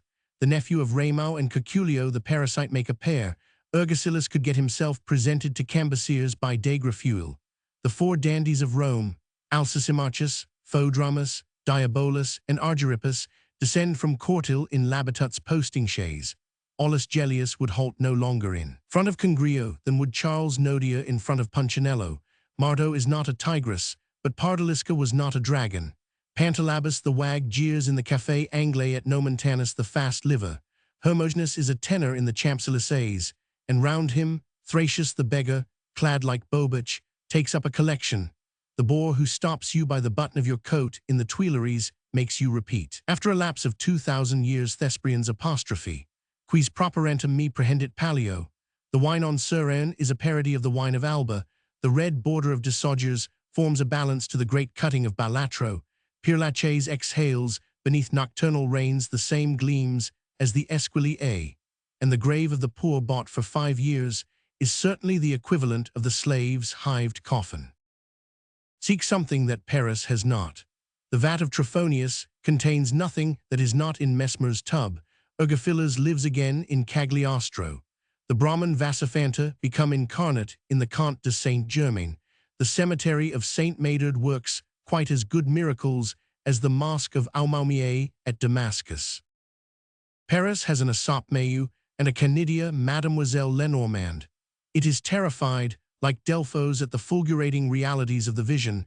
It makes tables turn as Dodona did tripods. It places the grisette on the throne, as Rome placed the courtesan there, and taking it altogether, if Louis XV is worse than Claudian, Madame du Barry is better than Messalina. Paris combines in an unprecedented type, which has existed, and which we have elbowed, Grecian nudity, the Hebraic ulcer, and the Gascon pun. It mingles Diogenes, Job, and Jack Pudding, dresses up a spectre in old numbers of the Constitutional, and makes Chodruck Duclos. Although Plutarch says, the tyrant never grows old, Rome, under Sylla as under Domitian, resigned itself and willingly put water in its wine. The Tiber was a Lethe, if the rather doctrinary eulogium made of it by Verus Vibiscus is to be credited. Contra Gracchos Tiberim habemus, by Ber Tiberim, id est seditionum obliviscae. Paris drinks 1,000,000 liters of water a day, but that does not prevent it from occasionally beating the general alarm and ringing the tocsin. With that exception, Paris is amiable. It accepts everything royally. It is not too particular about its Venus. Its Callipyge is Hottentot, provided that it is made to laugh. It condones. Ugliness cheers it. Deformity provokes it to laughter. Vice diverts it. Be eccentric, and you may be an eccentric. Even hypocrisy, that supreme cynicism, does not disgust it. It is so literary that it does not hold its nose before Basil, and is no more scandalized by the prayer of Tartuffe than Horace was repelled by the hiccup of Priapus. No trait of the universal face is lacking in the profile of Paris. The Bal Mabel is not the Polymnia dance of the Janiculum, but the dealer in ladies, wearing apparel, there devours the lorette with her eyes, exactly as the Procurus Staphyla lay in wait for the virgin Planesium. The Barrière du Combat is not the Colosseum, but people are as ferocious there as though Caesar were looking on. The Syrian hostess has more grace than Mother Saked, but if Virgil haunted the Roman wine shop, David Dangers, Balzac, and Charlotte have sat at the tables of Parisian taverns. Paris reigns. Geniuses flash forth there. The red tails prosper there. Adonai passes on his chariot with its 12 wheels of thunder and lightning. Silenus makes his entry there on his ass. For Silenus, read Rampino. Paris is the synonym of cosmos. Paris is Athens, Sybaris, Jerusalem, Pantin. All civilizations are there in an abridged form, all barbarisms also. Paris would greatly regret it if it had not a guillotine. A little of the place to grieve is a good thing. What would all that eternal festival be without this seasoning? Our laws are wisely provided, and thanks to them, this blade drips on this Shrove Tuesday. Chapter 11. To scoff, to reign. There is no limit to Paris. No city has had that domination which sometimes derides those whom it subjugates. To please you, O Athenians, exclaimed Alexander, Paris makes more than the law, it makes the fashion. Paris sets more than the fashion, it sets the routine. Paris may be stupid if it sees fit. It sometimes allows itself this luxury. Then the universe is stupid in company with it. Then Paris awakes, rubs its eyes, says, "How stupid I am," and bursts out laughing in the face of the human race. What a marvel is such a city! It is a strange thing that this grandioseness and this burlesque should be amicable neighbors, that all this majesty should not be thrown into disorder by all this parody, and that the same mouth can today blow into the trump of the judgment day, and tomorrow into the reed flute. Paris has a sovereign joviality. Its gaiety is of the thunder, and its farce holds a scepter. Its tempest sometimes proceeds from a grimace. Its explosions, its days, its masterpieces, its prodigies, its epics go forth to the bounds of the universe, and so also do its cock and bull stories. Its laugh is the mouth of a volcano which spatters the whole earth.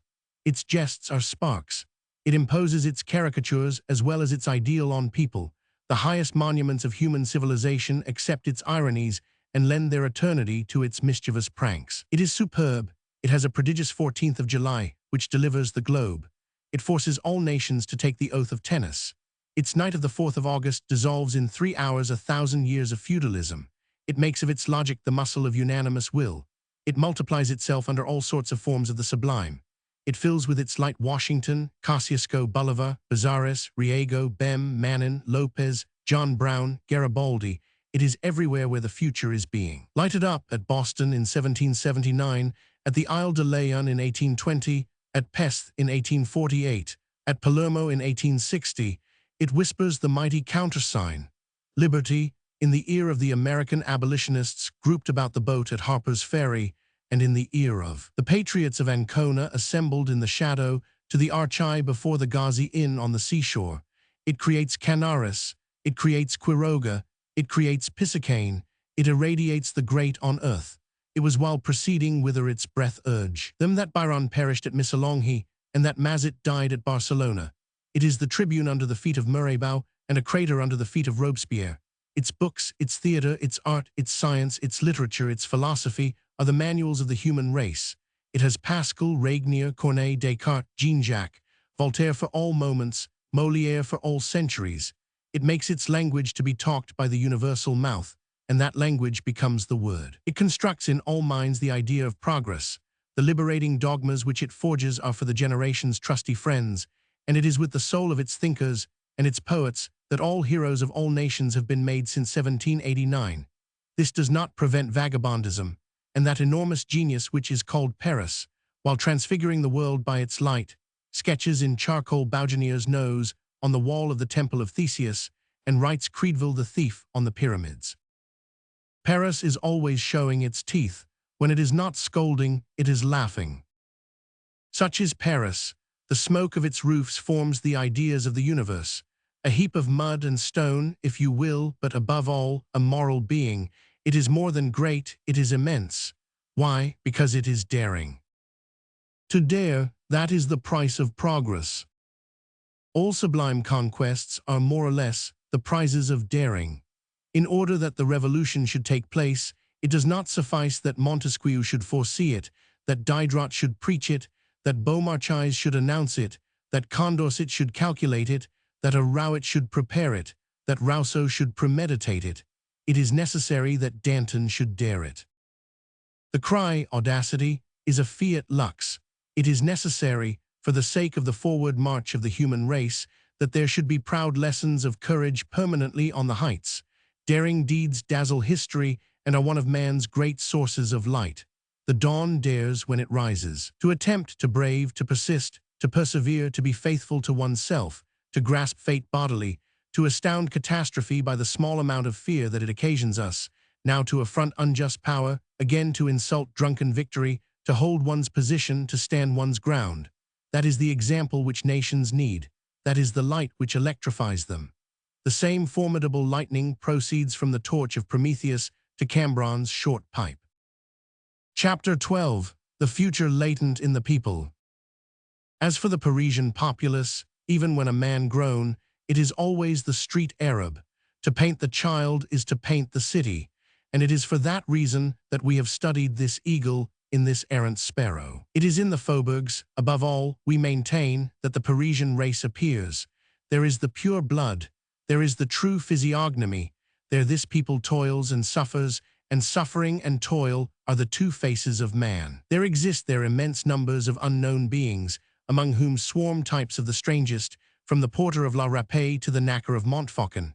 Fex urbis, exclaims Cicero, mob adsperc indignantly, rabble, multitude, populace. These are words and quickly uttered, but so be it. What does it matter? What is it to me if they do go barefoot? They do not know how to read, so much the worse. Would you abandon them for that? Would you turn their distress into a malediction? Cannot the light penetrate these masses? Let us return to that cry, light, and let us obstinately persist therein. Light, light. Who knows whether these opacities will not become transparent? Are not revolutions transfigurations? Come, philosophers, teach, enlighten, light up, think aloud, speak aloud, hasten joyously to the great sun, fraternize with the public place, announce the good news, spend your alphabets lavishly, proclaim rights, sing the Marseillaises, sow enthusiasms, tear green boughs from the oaks. Make a whirlwind of the idea. This crowd may be rendered sublime. Let us learn how to make use of that vast conflagration of principles and virtues, which sparkles, bursts forth, and quivers at certain hours. These bare feet, these bare arms, these rags, these ignorances, these abjectnesses, these darknesses, may be employed in the conquest of the ideal. Gaze past the people, and you will perceive truth. Let that vile sand which you trample underfoot be cast into the furnace. Let it melt and seethe there. It will become a splendid crystal, and it is thanks to it that Galileo and Newton will discover stars. Chapter 13. Little Gavroche. Little Gavroche. 8 or 9 years after the events narrated in the second part of this story, people noticed on the Boulevard du Temple and in the regions of the Château d'Eau a little boy 11 or 12 years of age, who would have realized with tolerable accuracy that ideal of the gamin sketched out above, if, with the laugh of his age on his lips, he had not had a heart absolutely somber and empty. This child was well muffled up in a pair of man's trousers, but he did not get them from his father, and a woman's chemise, but he did not get it from his mother. Some people or other had clothed him in rags out of charity. Still, he had a father and a mother, but his father did not think of him, and his mother did not love him. He was one of those children most deserving of pity, among all, one of those who have father and mother, and who are orphans nevertheless. This child never felt so well as when he was in the street. The pavements were less hard to him than his mother's heart. His parents had dispatched him into life with a kick. He simply took flight. He was a boisterous, pallid, nimble, wide-awake, jeering lad with a vivacious but sickly air. He went and came, sang, played at hopscotch, scraped the gutters, stole a little, but like cats and sparrows, gaily laughed when he was called a rogue, and got angry when called a thief. He had no shelter, no bread, no fire, no love, but he was merry because he was free. When these poor creatures grow to be men, the millstones of the social order meet them and crush them, but so long as they are children, they escape because of their smallness. The tiniest hole saves them. Nevertheless, abandoned as this child was, it sometimes happened every 2 or 3 months that he said, "Come, I'll go and see Mama." Then he quitted the boulevard, the Cirque, the Porte Saint-Martin, descended to the quays, crossed the bridges, reached the suburbs, arrived at the Salpêtrière, and came to a halt where, precisely at that double number 5052 with which the reader is acquainted, at the Gorbeau hovel. At that epoch, the Hove 52 generally deserted and eternally decorated with the placard, "Chambers to let," chanced to be, a rare thing, inhabited by numerous individuals who, however, as is always the case in Paris, had no connection with each other. All belonged to that indigent class which begins to separate from the lowest of petty bourgeoisie in straitened circumstances, and which extends from misery to misery into the lowest depths of society, down to those two beings in whom all the material things of civilization end, the sewer man who sweeps up the mud, and the rag picker who collects scraps. The principal lodger of Jean Valjean's day was dead and had been replaced by another exactly like her. I know not what philosopher has said, old women are never lacking. This new old woman was named Madame Bergen and had nothing remarkable about her life except a dynasty of 3 parakeets who had reigned in succession over her soul. The most miserable of those who inhabited the hovel were a family of 4 persons, consisting of father, mother, and 2 daughters, already well grown, all 4 of whom were lodged in the same attic, one of the cells which we have already mentioned. At first sight, this family presented no very special feature except its extreme destitution. The father, when he hired the chamber, had stated that his name was Jondrette. Some time after his moving in, which had borne a singular resemblance to the entrance of nothing at all, to borrow the memorable expression of the principal tenant, this Jondrette had said to the woman, who, like her predecessor, was at the same time portress and stair-sweeper, "Mother so-and-so, if anyone should chance to come and inquire for a Pole or an Italian, or even a Spaniard perchance, it is I." This family was that of the merry barefoot boy. He arrived there and found distress, and what is still sadder, no smile, a cold hearth and cold hearts. When he entered he was asked, "Whence come you?" He replied, "From the street." When he went away they asked him, "Whither are you going?" He replied, "Into the streets." His mother said to him, "What did you come here for?" This child lived, in this absence of affection, like the pale plants which spring up in cellars. It did not cause him suffering, and he blamed no one. He did not know exactly how a father and mother should be. Nevertheless, his mother loved his sisters. We have forgotten to mention that on the Boulevard du Temple this child was called Little Gavroche. Why was he called Little Gavroche? Probably because his father's name was Jondrette. It seems to be the instinct of certain wretched families to break the thread. The chamber which the Jondrettes inhabited in the Gorbeau hovel was the last at the end of the corridor. The cell next to it was occupied by a very poor young man who was called M. Marius. Let us explain who this M. Marius was. Book 2, The Great Bourgeois. Chapter 1, 90 Years and 32 Teeth. In the Rue Boucherat, Rue de Normandie, and the Rue de Saint-Ange, there still exist a few ancient inhabitants who have preserved the memory of a worthy man named M. Gillenormand, and who mention him with complacence. This good man was old when they were young. This silhouette has not yet entirely disappeared, for those who regard with melancholy that vague swarm of shadows which is called the past, from the labyrinth of streets in the vicinity of the Temple to which, under Louis Roman XIV, the names of all the provinces of France were appended exactly as in our day. The streets of the new Tivoli quarter have received the names of all the capitals of Europe, a progression, by the way, in which progress is visible.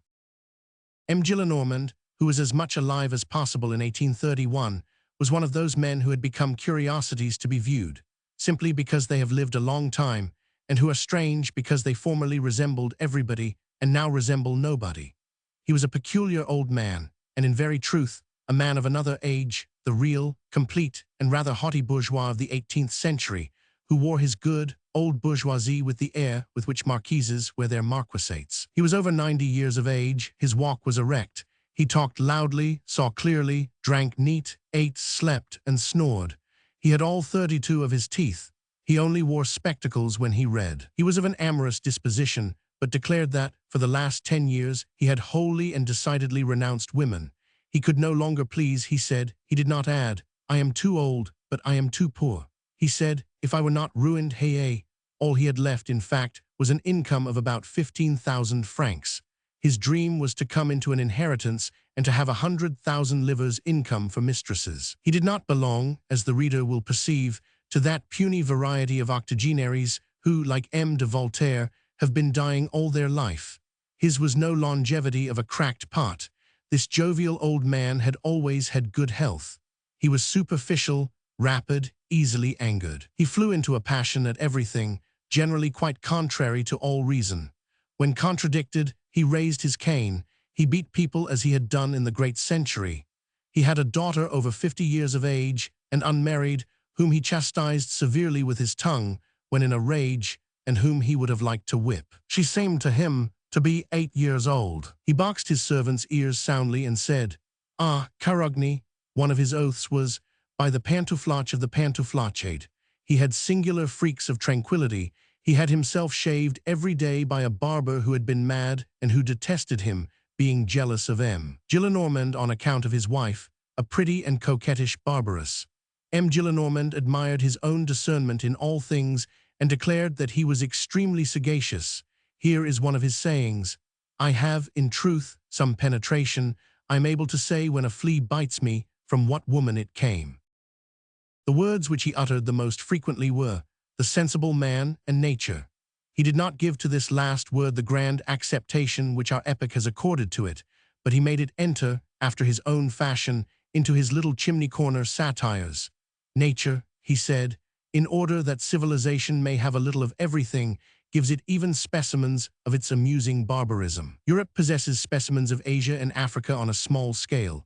The cat is a drawing-room tiger, the lizard is a pocket crocodile. The dancers at the opera are pink female savages. They do not eat men, they crunch them, or magicians that they are, they transform them into oysters and swallow them. The Caribbeans leave only the bones, they leave only the shell. Such are our morals. We do not devour, we gnaw, we do not exterminate, we claw."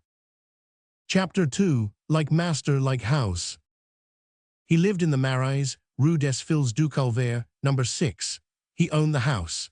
This house has since been demolished and rebuilt, and the number has probably been changed in those revolutions of numeration which the streets of Paris undergo. He occupied an ancient and vast apartment on the first floor, between street and gardens, furnished to the very ceilings with great gobelins and Beauvais tapestries representing pastoral scenes. The subjects of the ceilings and the panels were repeated in miniature on the armchairs. He enveloped his bed in a vast, 9-leaved screen of coromandel lacquer. Long, full curtains hung from the windows and formed great, broken folds that were very magnificent. Garden situated immediately under his windows was attached to that one of them which formed the angle, by means of a staircase 12 or 15 steps long, which the old gentleman ascended and descended with great agility. In addition to a library adjoining his chamber, he had a boudoir of which he thought a great deal, a gallant and elegant retreat, with magnificent hangings of straw, with a pattern of flowers and fleurs de lis made on the galleys of Louis XIV, and ordered of his convicts by M. de Vivonne for his mistress. M. Gillenormand had inherited it from a grim maternal grey-tante who had died a centenarian. He had had 2 wives. His manners were something between those of the courtier, which he had never been, and the lawyer, which he might have been. He was gay and caressing when he had a mind. In his youth, he had been one of those men who are always deceived by their wives and never by their mistresses, because they are, at the same time, the most sullen of husbands and the most charming of lovers in existence. He was a connoisseur of painting. He had in his chamber a marvelous portrait of no one knows whom, painted by Jordaens, executed with great dashes of the brush, with millions of details, in a confused and haphazard manner. M. Gillenormand's attire was not the habit of Louis XIV, nor yet that of Louis XVI. It was that of the incroyables of the Directory. He had thought himself young up to that period and had followed the fashions. His coat was of light-weight cloth with voluminous revers, a long swallowtail and large steel buttons. With this, he wore knee breeches and buckle shoes. He always thrust his hands into his fobs. He said authoritatively, "The French Revolution is a heap of blackguards." Chapter 3. Luc Esprit. At the age of 16, one evening at the opera, he had had the honor to be stared at through opera glasses by 2 beauties at the same time, ripe and celebrated beauties then, and sung by Voltaire, the Camargo and the Salé. Caught between 2 fires, he had beaten a heroic retreat towards a little dancer, a young girl named Nahenry, who was 16 like himself, obscure as a cat, and with whom he was in love. He abounded in memories. He was accustomed to exclaim, "How pretty she was, that Guimardine, the last time I saw her at Longchamps, her hair curled in sustained sentiments, with her cummancy of turquoises, her gown of the color of persons newly arrived, and her little agitation muff." He had worn in his young manhood a waistcoat of Nain Londrin, which he was fond of talking about effusively.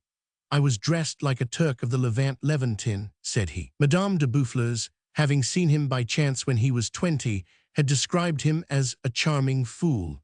He was horrified by all the names which he saw in politics and in power, regarding them as vulgar and bourgeois. He read the journals, the newspapers, the gazettes, as he said, stifling outbursts of laughter the while.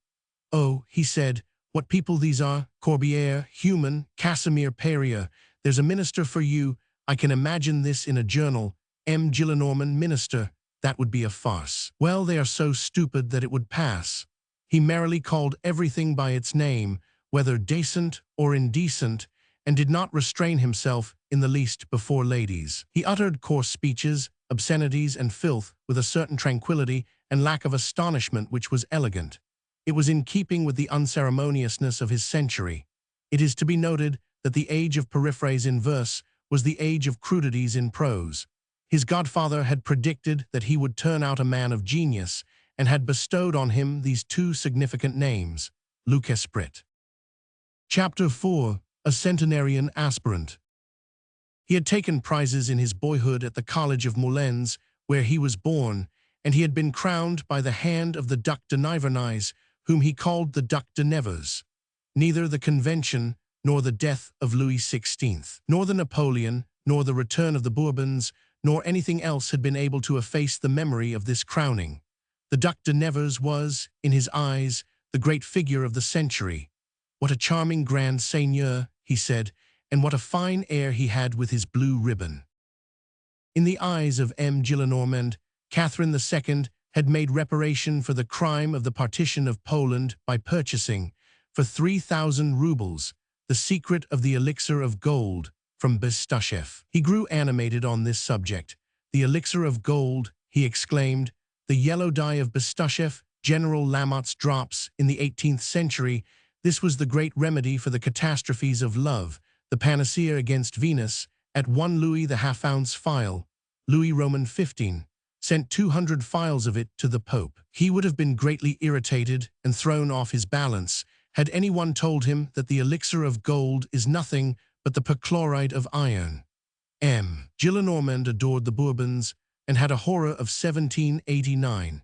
He was forever narrating in what manner he had saved himself during the Terror, and how he had been obliged to display a vast deal of gaiety and cleverness in order to escape having his head cut off. If any young man ventured to pronounce an eulogium on the Republic in his presence, he turned purple and grew so angry that he was on the point of swooning. He sometimes alluded to his 90 years and said, "I hope that I shall not see 93 twice." On these occasions, he hinted to people that he meant to live to be 100. Chapter 5. Basque and Nicolette. He had theories. Here is one of them. When a man is passionately fond of women, and when he has himself a wife for whom he cares but little, who is homely, cross, legitimate, with plenty of rights, perched on the code, and jealous at need, there is but one way of extricating himself from the quandary and of procuring peace, and that is to let his wife control the purse strings. This abdication sets him free. Then his wife busies herself, grows passionately fond of handling coin, gets her fingers covered with verdigris in the process, undertakes the education of half-share tenants and the training of farmers, convokes lawyers, presides over notaries, harangues scriveners, visits limbs of the law, follows lawsuits, draws up leases, dictates contracts, feels herself the sovereign, sells, buys, regulates, promises and compromises, binds fast and annuls, yields, concedes and retrocedes, arranges, disarranges, hoards, lavishes. She commits follies, a supreme and personal delight, and that consoles her. While her husband disdains her, she has the satisfaction of ruining her husband. This theory M. Gillenormand had himself applied, and it had become his history. His wife, the second one, had administered his fortune in such a manner that, one fine day, when M. Gillenormand found himself a widower, there remained to him just sufficient to live on, by sinking nearly the whole of it in an annuity of 15,000 francs, 3/4 of which would expire with him.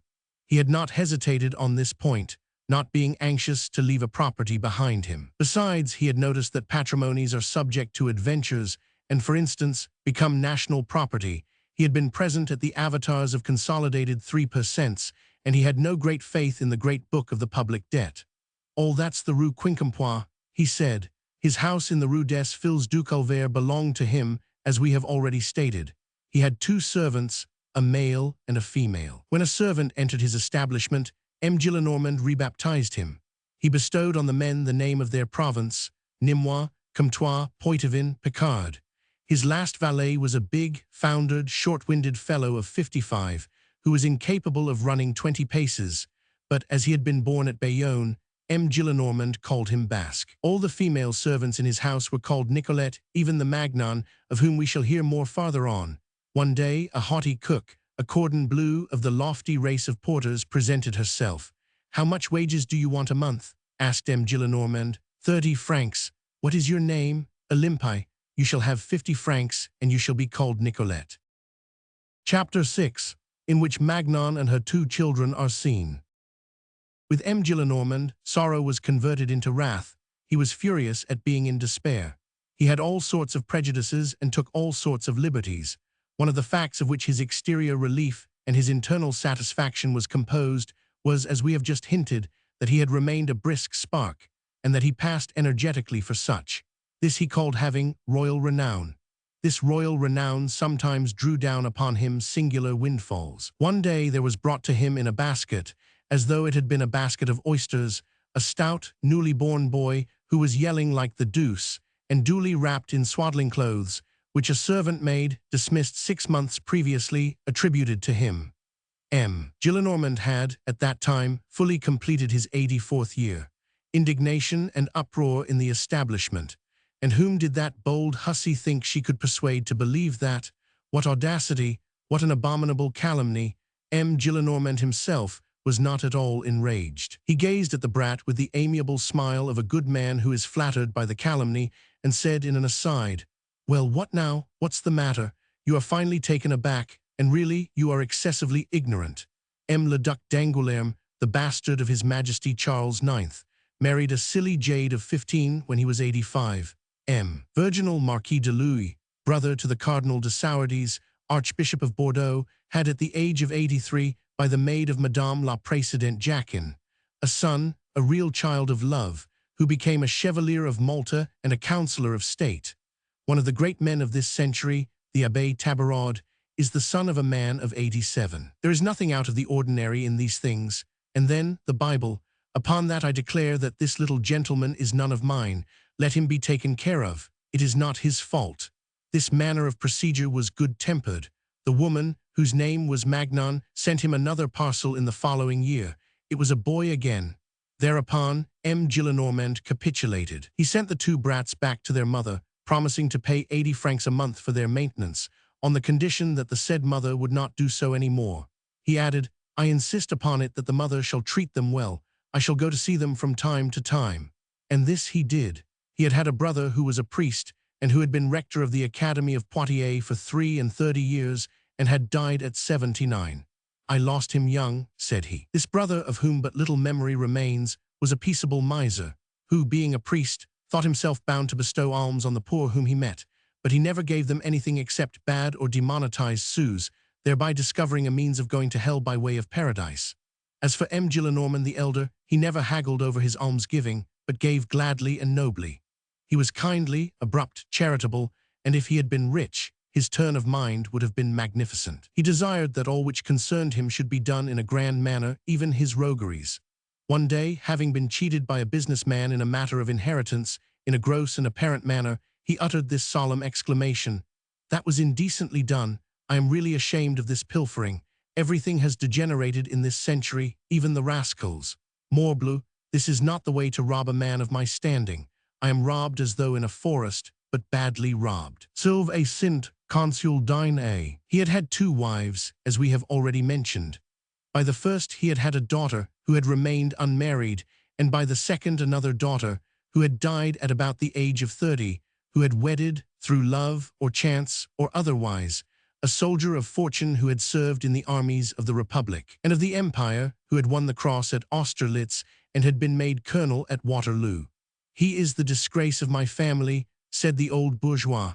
He took an immense amount of snuff, and had a particularly graceful manner of plucking at his lace ruffle with the back of one hand. he believed very little in God. Chapter 7. Rule: receive no one except in the evening.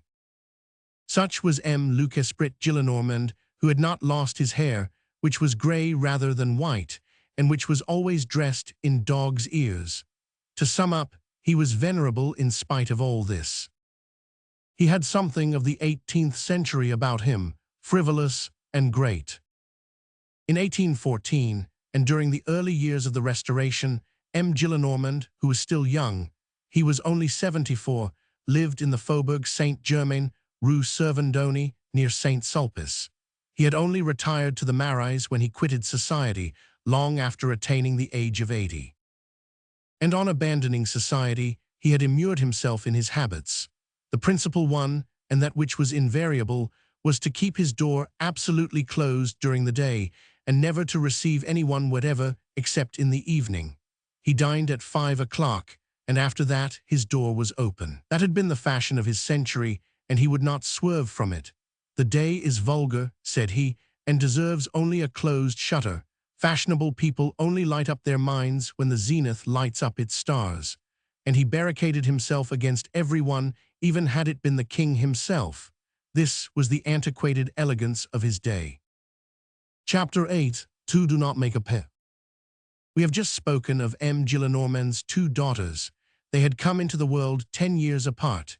In their youth, they had borne very little resemblance to each other, either in character or countenance, and had also been as little like sisters to each other as possible. The youngest had a charming soul, which turned towards all that belongs to the light, was occupied with flowers, with verses, with music, which fluttered away into glorious space, enthusiastic, ethereal, and was wedded from her very youth in ideal to a vague and heroic figure. The elder had also her chimera. She espied in the azure some very wealthy purveyor, a contractor, a splendidly stupid husband, a million-made man, or even a prefect. The receptions of the prefecture, an usher in the antechamber with a chain on his neck, official balls. The harangues of the town hall, to be Madame la Préfète, all this had created a whirlwind in her imagination. Thus the two sisters strayed, each in her own dream, at the epoch when they were young girls. Both had wings, the one like an angel, the other like a goose. No ambition is ever fully realized, here below at least. No paradise becomes terrestrial in our day. The younger wedded the man of her dreams, but she died. The elder did not marry at all. At the moment when she makes her entrance into this history which we are relating, she was an antique virtue, an incombustible prude, with one of the sharpest noses, and one of the most obtuse minds that it is possible to see. A characteristic detail, outside of her immediate family, no one had ever known her first name. She was called Mademoiselle Gillenormand the elder. In the matter of cant, Mademoiselle Gillenormand could have given points to a miss. Her modesty was carried to the other extreme of blackness. She cherished a frightful memory of her life. One day, a man had beheld her garter. Age had only served to accentuate this pitiless modesty. Her gimp was never sufficiently opaque, and never ascended sufficiently high. She multiplied clasps and pins where no one would have dreamed of looking. The peculiarity of prudery is to place all the more sentinels in proportion as the fortress is the less menaced. Nevertheless, let him who can explain these antique mysteries of innocence. She allowed an officer of the Lancers, her grandnephew, named Théodule, to embrace her without displeasure. In spite of this favored Lancer, the label, prude, under which we have classed her, suited her to absolute perfection. Mademoiselle Gillenormand was a sort of twilight soul. Prudery is a demi-virtue and a demi-vice. To prudery she added bigotry, a well-assorted lining.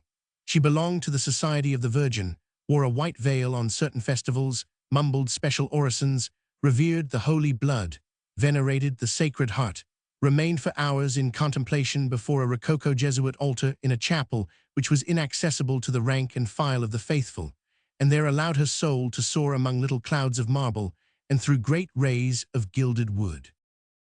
She had a chapel friend, an ancient virgin like herself, named Mademoiselle Vaubois, who was a positive blockhead, and beside whom Mademoiselle Gillenormand had the pleasure of being an eagle. Beyond the Agnus Dei and Ave Maria, Mademoiselle Vaubois had no knowledge of anything except of the different ways of making preserves. Mademoiselle Vaubois, perfect in her style, was the ermine of stupidity without a single spot of intelligence. Let us say it plainly, Mademoiselle Gillenormand had gained rather than lost as she grew older. This is the case with passive natures. She had never been malicious, which is relative kindness, and then years wear away the angles, and the softening which comes with time had come to her. She was melancholy with an obscure sadness of which she did not herself know the secret. There breathed from her whole person the stupor of a life that was finished and which had never had a beginning. She kept house for her father. M. Gillenormand had his daughter near him, as we have seen that Monseigneur Bienvenu had his sister with him. These households, comprised of an old man and an old spinster, are not rare, and always have the touching aspect of two weaknesses leaning on each other for support. There was also in this house, between this elderly spinster and this old man, a child, a little boy, who was always trembling and mute in the presence of M. Gillenormand. M. Gillenormand never addressed this child except in a severe voice, and sometimes with uplifted cane. "Here, sir, rascal, scoundrel, come here. Answer me, you scamp. Just let me see you, you good-for-nothing," etc., etc. He idolized him. This was his grandson. We shall meet with this child again later on. Book 3rd, The Grandfather and the Grandson. Chapter 1, An Ancient Salon. When M. Gillenormand lived in the Rue Servandoni, he had frequented many very good and very aristocratic salons. Although a bourgeois, M. Gillenormand was received in society. As he had a double measure of wit, in the first place, that which was born with him, and secondly, that which was attributed to him, he was even sought out and made much of. He never went anywhere except on condition of being the chief person there. There are people who will have influence at any price, and who will have other people busy themselves over them. When they cannot be oracles, they turn wags. M. Gillenormand was not of this nature.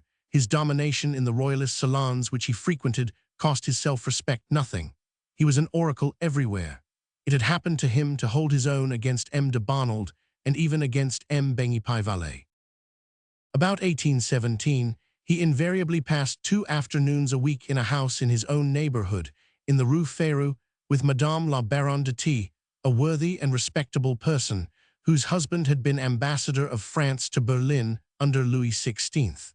Baron de T, who during his lifetime had gone very passionately into ecstasies and magnetic visions, had died bankrupt during the emigration, leaving, as his entire fortune, some very curious memoirs about Mesmer and his tub, in 10 manuscript volumes, bound in red morocco and gilded on the edges. Madame de T had not published the memoirs, out of pride, and maintained herself on a meager income which had survived no one knew how. Madame de T lived far from the court, a very mixed society, as she said, in a noble isolation, proud and poor. A few friends assembled twice a week about her widowed hearth, and these constituted a purely royalist salon. They sipped tea there, and uttered groans or cries of horror at the century, the charter, the Bonapartists, the prostitution of the blue ribbon, or the Jacobinism of Louis Roman XVIII, according as the wind veered towards elegy or dithyrambs, and they spoke in low tones of the hopes which were presented by Monsieur, afterwards Charles X. The songs of the fishwomen, in which Napoleon was called Nicolas, were received there with transports of joy. Duchesses, the most delicate and charming women in the world, went into ecstasies over couplets like the following, addressed to the federates.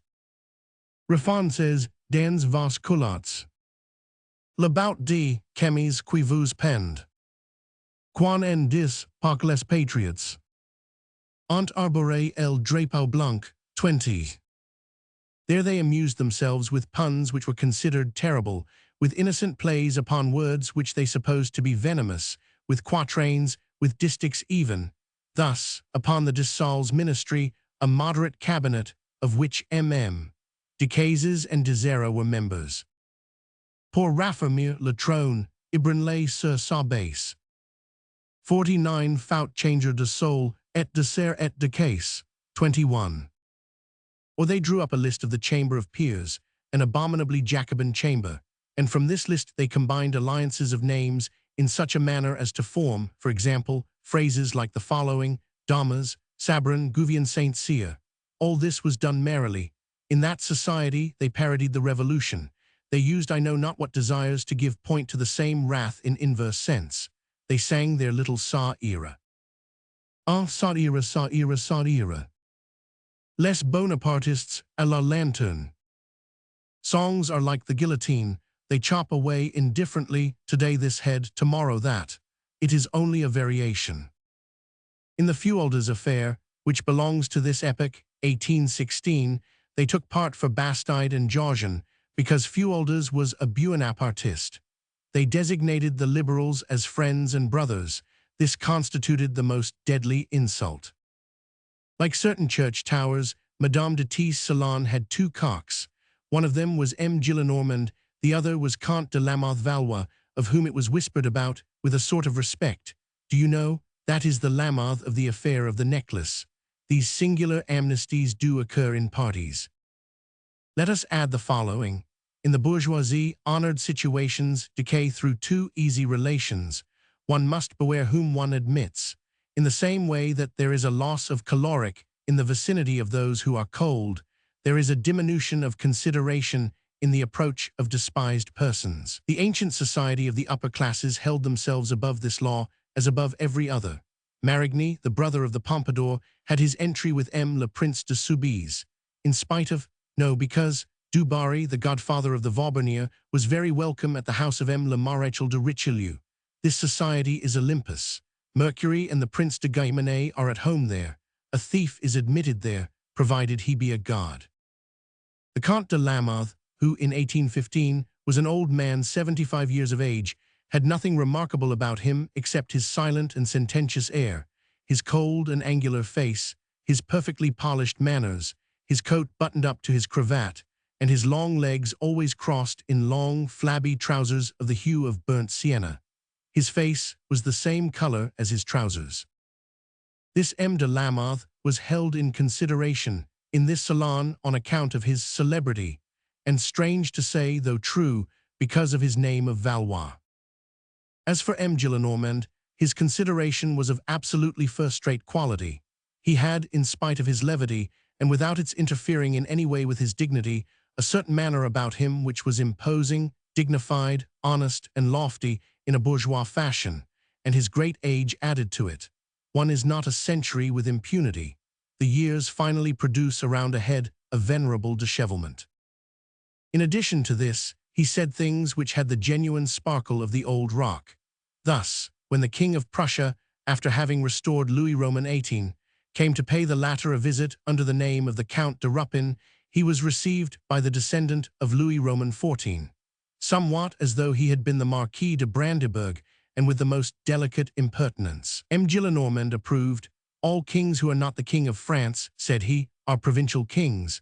One day the following question was put, and the following answer returned in his presence, to what was the editor of the Courrier Français condemned to be suspended. Sus is superfluous, observed M. Gillenormand.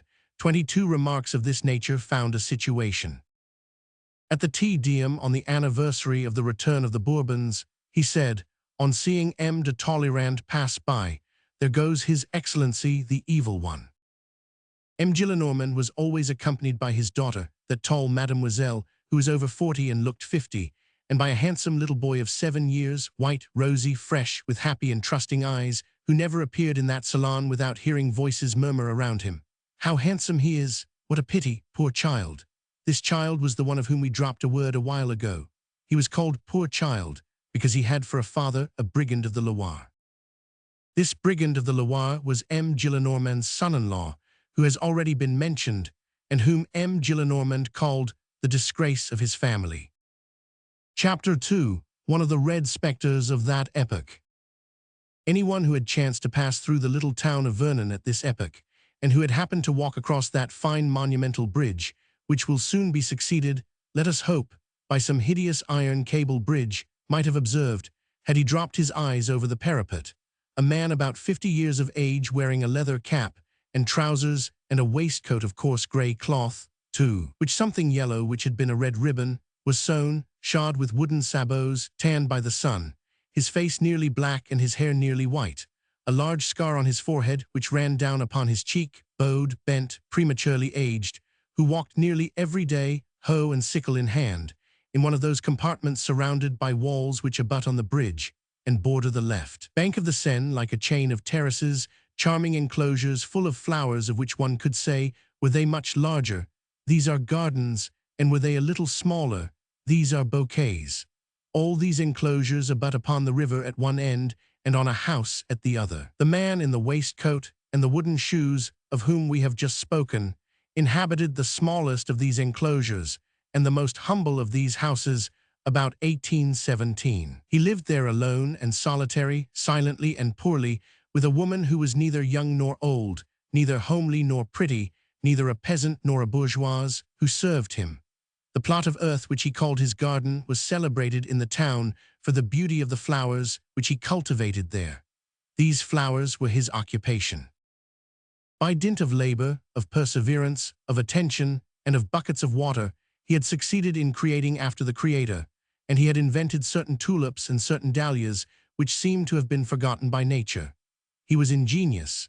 He had forestalled Solange Baudin in the formation of little clumps of earth of heath mold, for the cultivation of rare and precious shrubs from America and China. He was in his alleys from the break of day, in summer, planting, cutting, hoeing, watering, walking amid his flowers with an air of kindness, sadness, and sweetness, sometimes standing motionless and thoughtful for hours, listening to the song of a bird in the trees, the babble of a child in a house, or with his eyes fixed on a drop of dew at the tip of a spear of grass, of which the sun made a carbuncle. His table was very plain, and he drank more milk than wine. A child could make him give way, and his servant scolded him.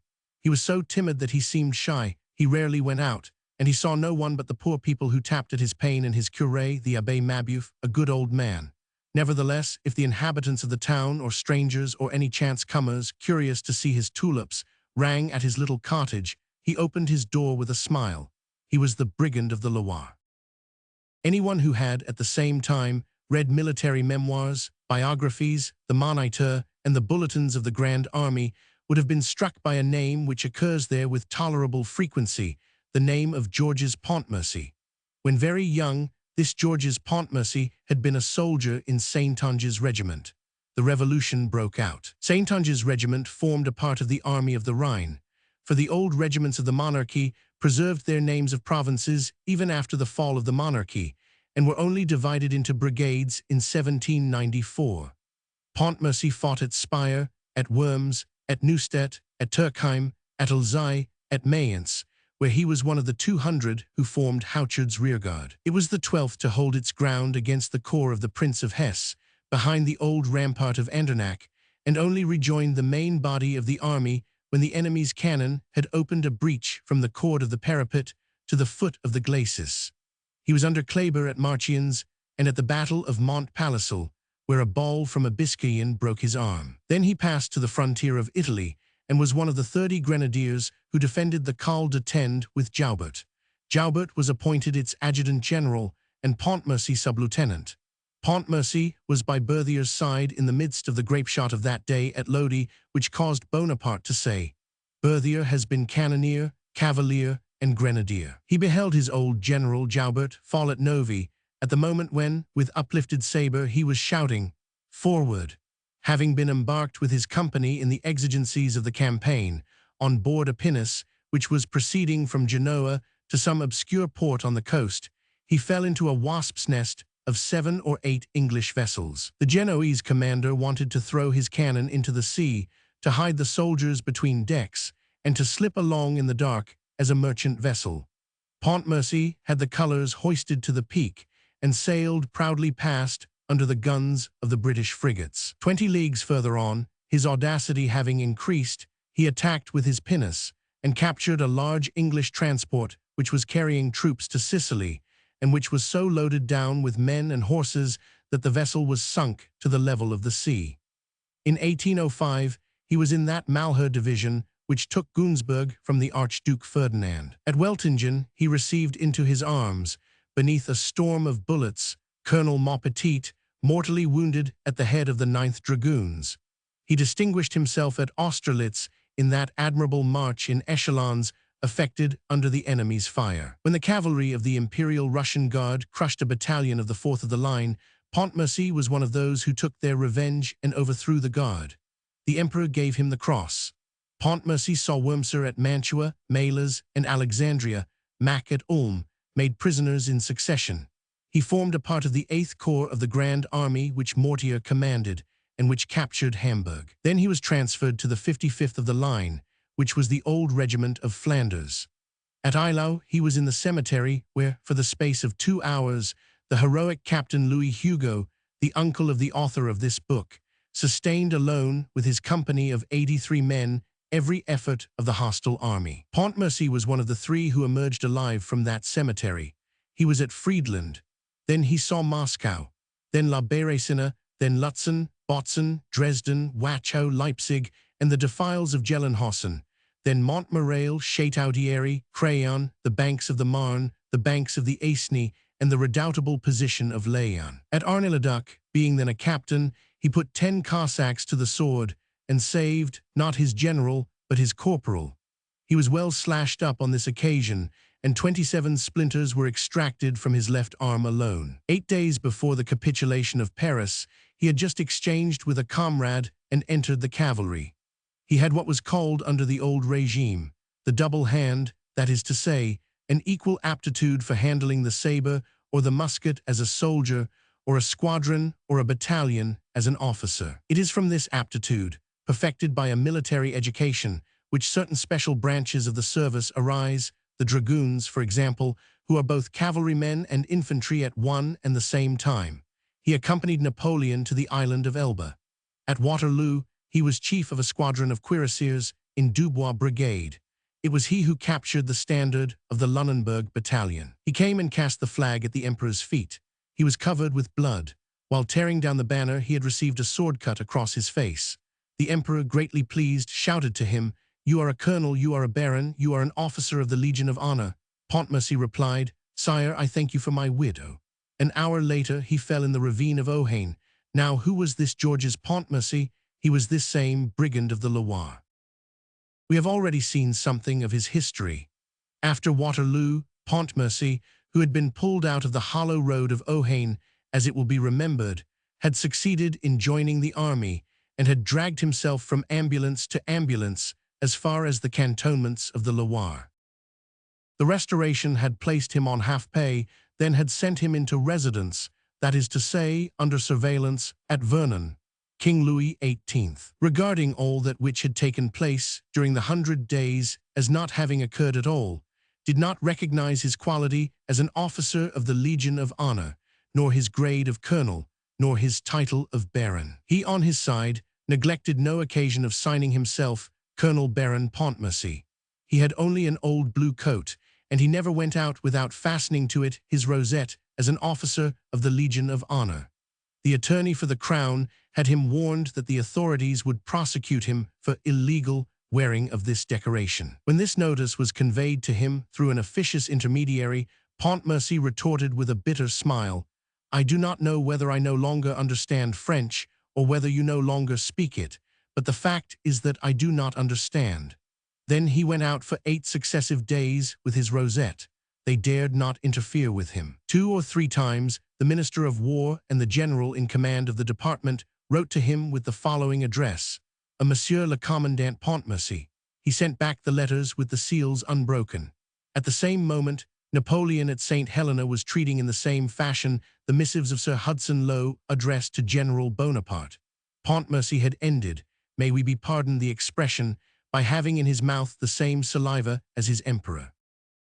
In the same way, there were at Rome Carthaginian prisoners who refused to salute Flaminius, and who had a little of Hannibal's spirit. One day he encountered the district attorney in one of the streets of Vernon, stepped up to him and said, "Mr. Crown Attorney, am I permitted to wear my scar?" He had nothing save his meager half-pay as chief of squadron. He had hired the smallest house which he could find at Vernon. He lived there alone. We have just seen how, under the Empire, between 2 wars, he had found time to marry Mademoiselle Gillenormand. The old bourgeois, thoroughly indignant at bottom, had given his consent with a sigh, saying, the greatest families are forced into it. In 1815, Madame Pontmercy, an admirable woman in every sense, by the way, lofty in sentiment and rare, and worthy of her husband, died, leaving a child. This child had been the colonel's joy in his solitude, but the grandfather had imperatively claimed his grandson, declaring that if the child were not given to him, he would disinherit him. The father had yielded in the little one's interest, and had transferred his love to flowers. Moreover, he had renounced everything, and neither stirred up mischief nor conspired. He shared his thoughts between the innocent things which he was then doing and the great things which he had done. He passed his time in expecting a pink or in recalling Austerlitz. M. Gillenormand kept up no relations with his son-in-law. The colonel was a bandit to him. M. Gillenormand never mentioned the colonel, except when he occasionally made mocking allusions to his baronship. It had been expressly agreed that Pontmercy should never attempt to see his son nor to speak to him, under penalty of having the latter handed over to him disowned and disinherited. For the Gillenormands, Pontmercy was a man afflicted with the plague. They intended to bring up the child in their own way. Perhaps the colonel was wrong to accept these conditions, but he submitted to them, thinking that he was doing right and sacrificing no one but himself. The inheritance of Father Gillenormand did not amount to much, but the inheritance of Mademoiselle Gillenormand the elder was considerable. This aunt, who had remained unmarried, was very rich on the maternal side, and her sister's son was her natural heir. The boy, whose name was Marius, knew that he had a father, but nothing more. No one opened his mouth to him about it. Nevertheless, in the society into which his grandfather took him, whispers, innuendos, and winks had eventually enlightened the little boy's mind. He had finally understood something of the case, and as he naturally took in the ideas and opinions which were, so to speak, the air he breathed, by a sort of infiltration and slow penetration, he gradually came to think of his father only with shame and with a pain at his heart. While he was growing up in this fashion, the colonel slipped away every 2 or 3 months, came to Paris on the sly, like a criminal breaking his ban, and went and posted himself at St. Sulpice at the hour when Aunt Gillenormand led Marius to the mass. There, trembling lest the aunt should turn round, concealed behind a pillar, motionless, not daring to breathe, he gazed at his child. The scarred veteran was afraid of that old spinster. From this had arisen his connection with the curé of Vernon, M. l'Abbé Mabeuf. That worthy priest was the brother of a warden of St. Sulpice, who had often observed this man gazing at his child, and the scar on his cheek, and the large tears in his eyes. That man, who had so manly an air, yet who was weeping like a woman, had struck the warden. That face had clung to his mind.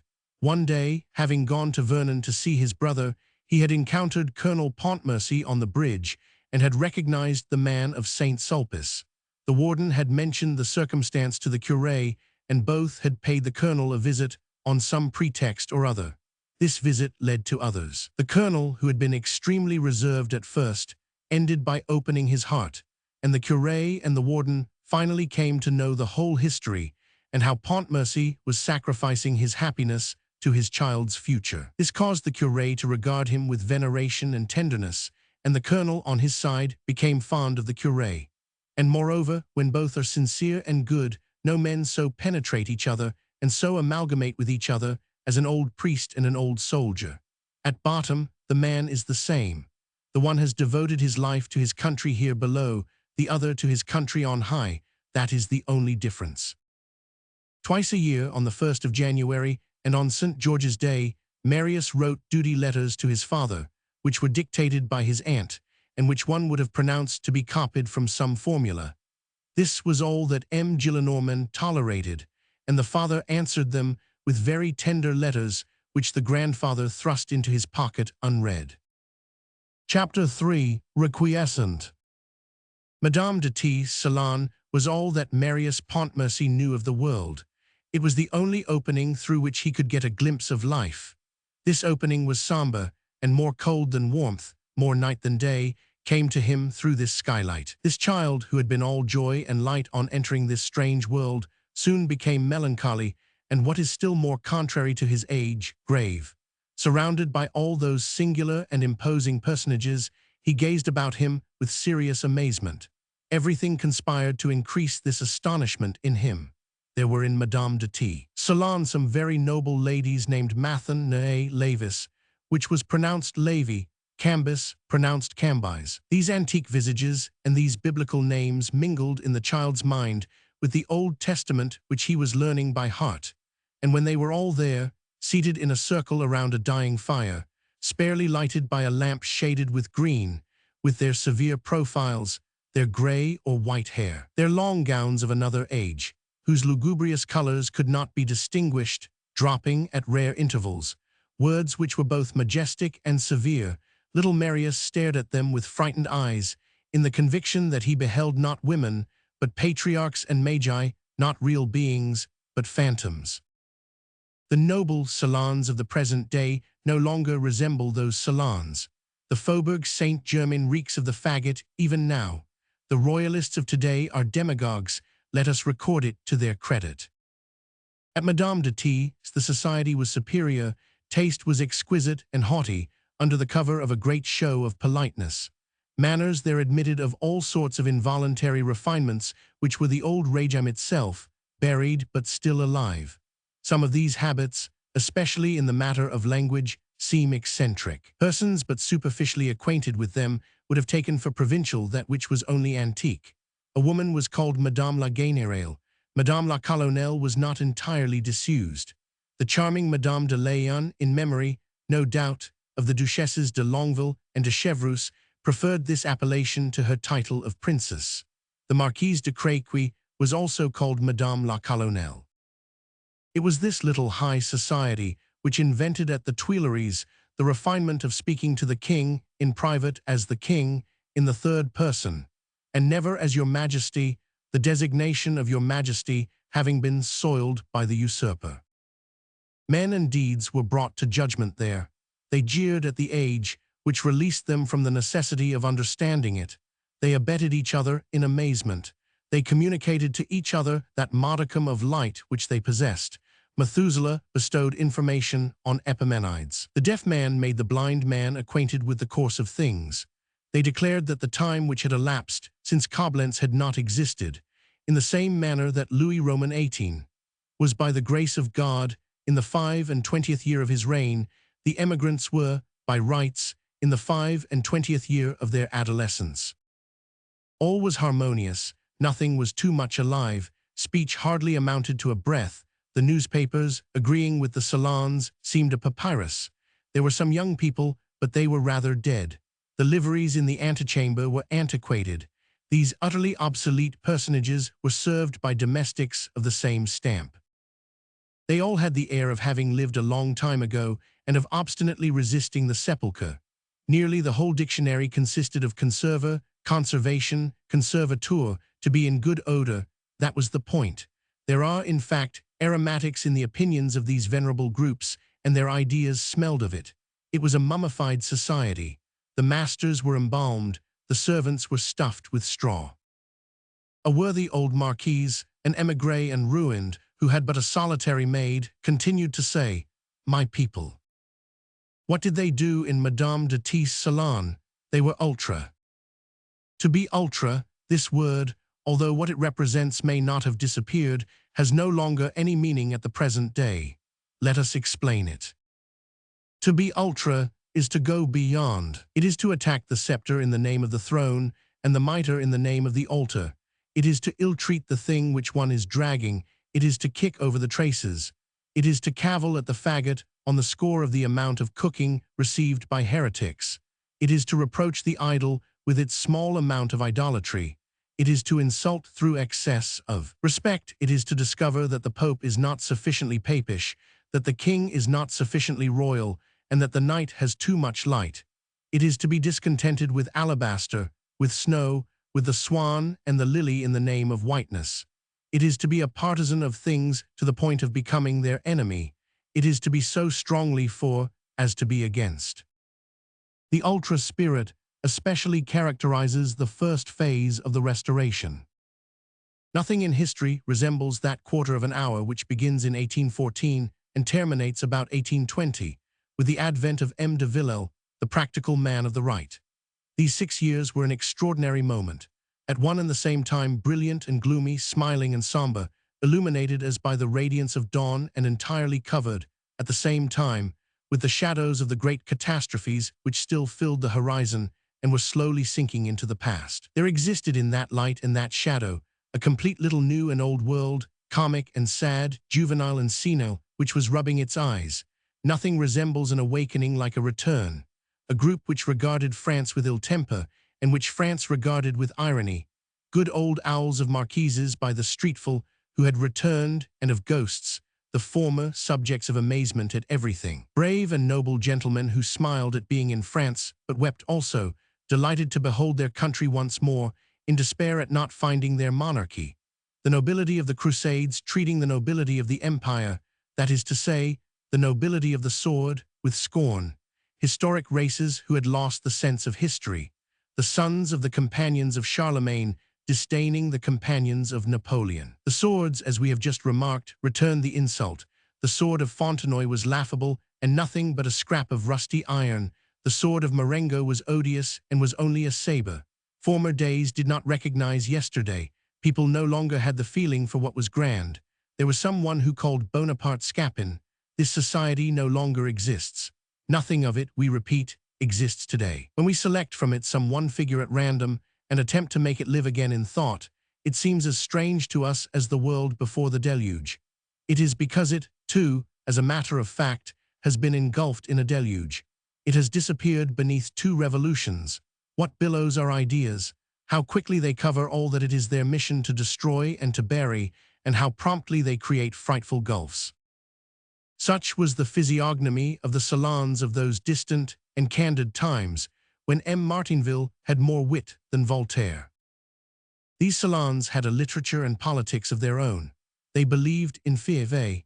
M. Agier laid down the law in them. They commentated M. Colnet, the old bookseller and publicist of the Quai Malaquais. Napoleon was to them thoroughly the Corsican ogre. Later, on the introduction into history of M. le Marquis de Bonaparte, Lieutenant General of the King's armies, was a concession to the spirit of the age. These salons did not long preserve their purity. Beginning with 1818, doctrinarians began to spring up in them, a disturbing shade. Their way was to be royalists and to excuse themselves for being so.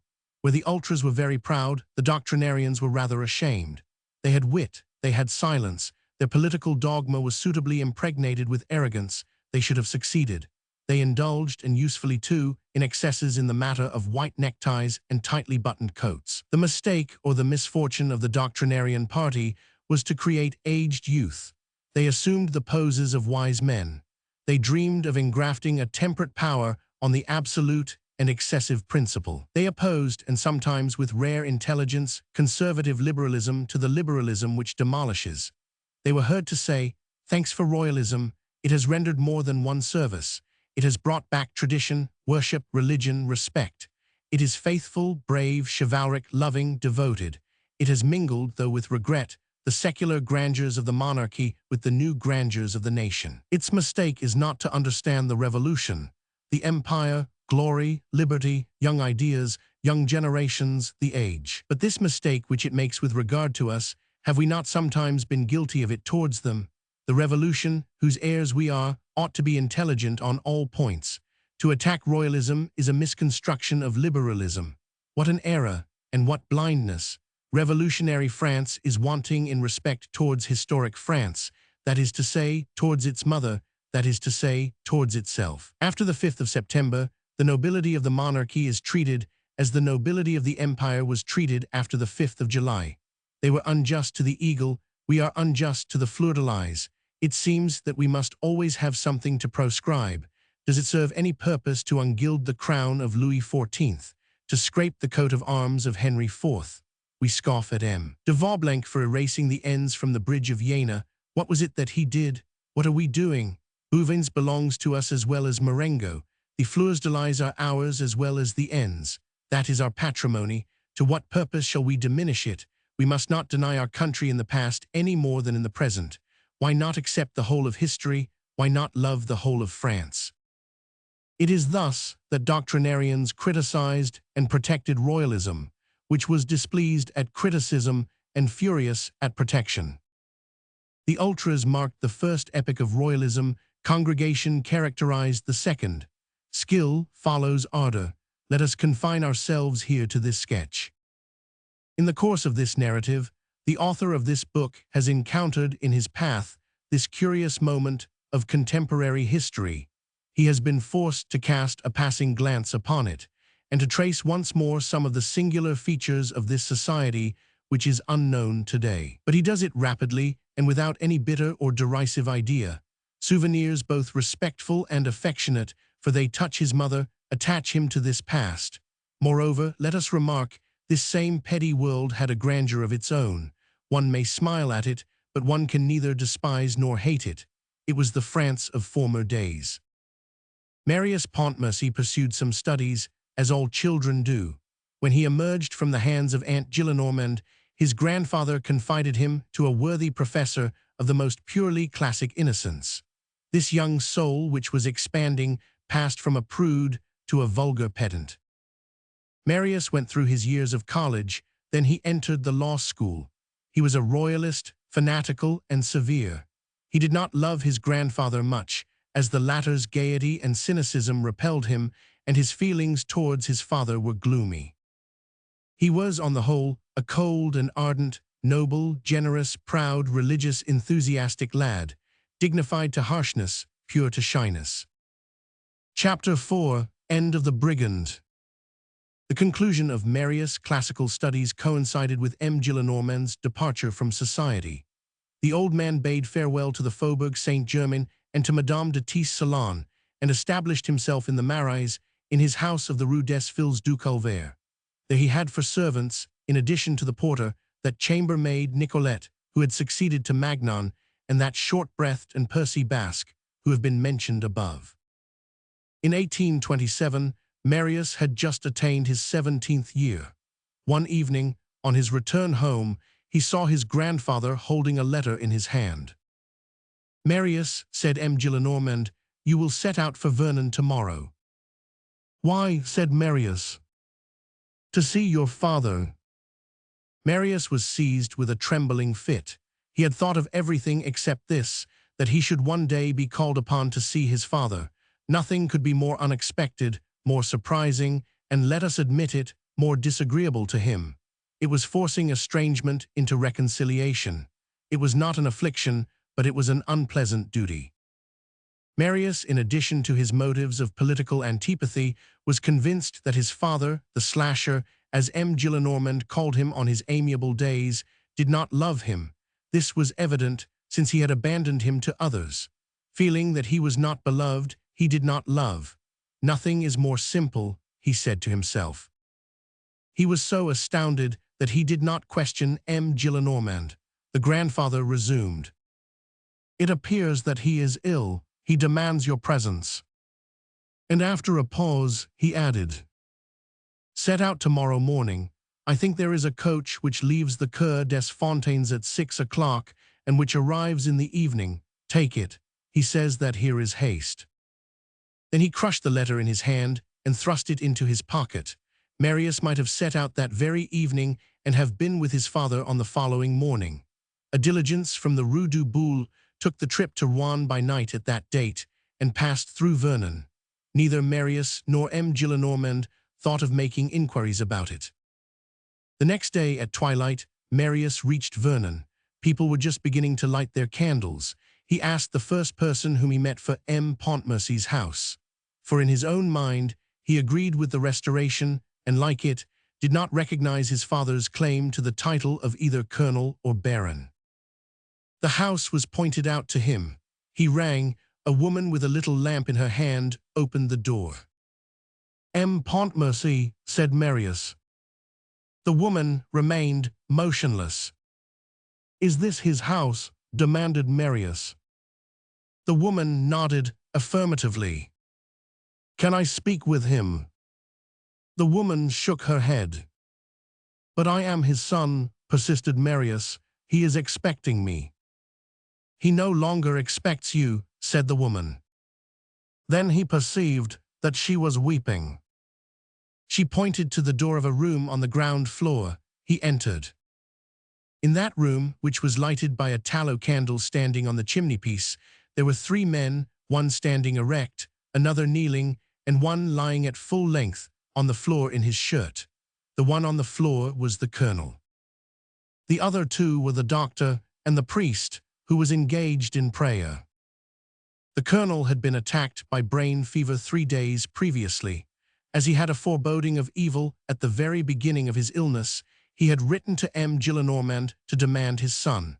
The malady had grown worse. On the very evening of Marius' arrival at Vernon, the colonel had had an attack of delirium. He had risen from his bed, in spite of the servants' efforts to prevent him, crying, "My son is not coming, I shall go to meet him." Then he ran out of his room and fell prostrate on the floor of the antechamber. He had just expired. The doctor had been summoned, and the curé. The doctor had arrived too late. The son had also arrived too late. By the dim light of the candle, a large tear could be distinguished on the pale and prostrate colonel's cheek, where it had trickled from his dead eye. The eye was extinguished, but the tear was not yet dry. That tear was his son's delay. Marius gazed upon that man whom he beheld for the first time, on that venerable and manly face, on those open eyes which saw not, on those white locks, those robust limbs, on which, here and there, brown lines, marking sword thrusts, and a sort of red stars which indicated bullet holes, were visible. He contemplated that gigantic seer which stamped heroism on that countenance upon which God had imprinted goodness. He reflected that this man was his father, and that this man was dead, and a chill ran over him. The sorrow which he felt was the sorrow which he would have felt in the presence of any other man whom he had chanced to behold stretched out in death. Anguish, poignant anguish, was in that chamber. The servant woman was lamenting in a corner, the curé was praying, and his sobs were audible, the doctor was wiping his eyes, the corpse itself was weeping. The doctor, the priest, and the woman gazed at Marius in the midst of their affliction without uttering a word. He was the stranger there. Marius, who was far too little affected, felt ashamed and embarrassed at his own attitude.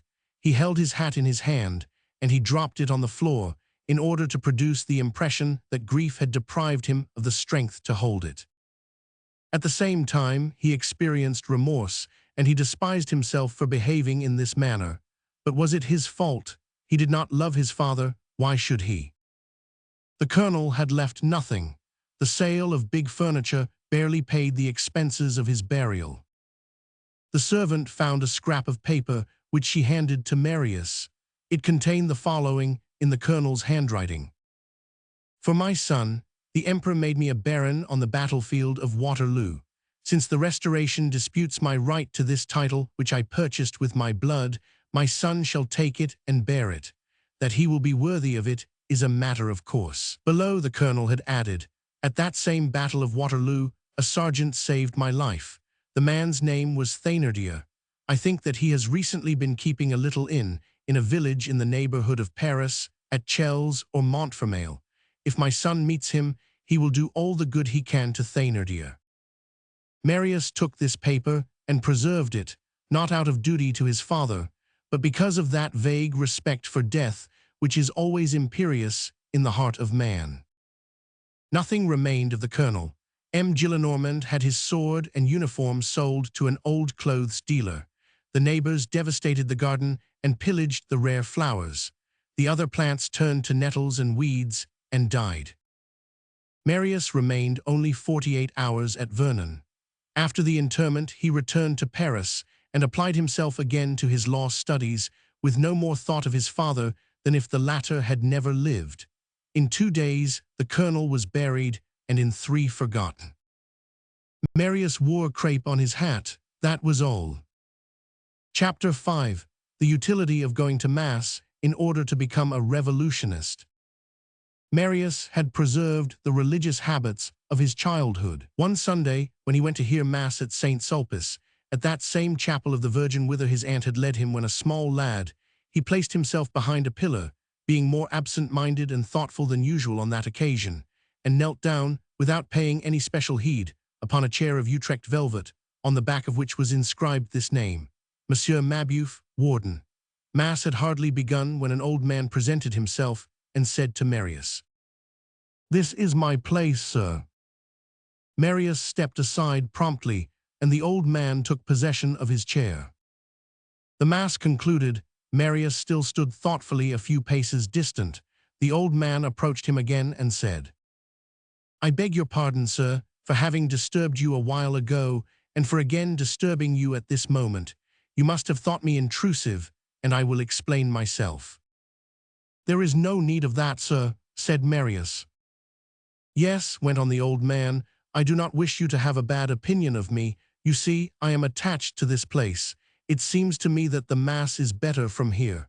Why, I will tell you. It is from this place that I have watched a poor, brave father come regularly every 2 or 3 months for the last 10 years, since he had no other opportunity and no other way of seeing his child, because he was prevented by family arrangements. He came at the hour when he knew that his son would be brought to Mass. The little one never suspected that his father was there. Perhaps he did not even know that he had a father, poor innocent. The father kept behind a pillar so that he might not be seen. He gazed at his child and he wept. He adored that little fellow, poor man. I could see that. This spot has become sanctified in my sight, and I have contracted a habit of coming hither to listen to the Mass. I prefer it to the stall to which I have a right, in my capacity of warden. I knew that unhappy gentleman a little, too. He had a father-in-law, a wealthy aunt, relatives, I don't know exactly what all, who threatened to disinherit the child if he, the father, saw him. He sacrificed himself in order that his son might be rich and happy someday. He was separated from him because of political opinions. Certainly, I approve of political opinions, but there are people who do not know where to stop. Mon Dieu, a man is not a monster because he was at Waterloo. A father is not separated from his child for such a reason as that. He was one of Bonaparte's colonels. He is dead, I believe. He lived at Vernon, where I have a brother who is a curé, and his name was something like Pontmercy or Montpercy. He had a fine sword cut, on my honor." "Pontmercy," suggested Marius, turning pale. "Precisely, Pontmercy. Did you know him?" "Sir," said Marius, "he was my father." The old warden clasped his hands and exclaimed, "Ah, you are the child. Yes, that's true, he must be a man by this time. Well, poor child, you may say that you had a father who loved you dearly." Marius offered his arm to the old man and conducted him to his lodgings. On the following day, he said to M. Gillenormand, "I have arranged a hunting party with some friends.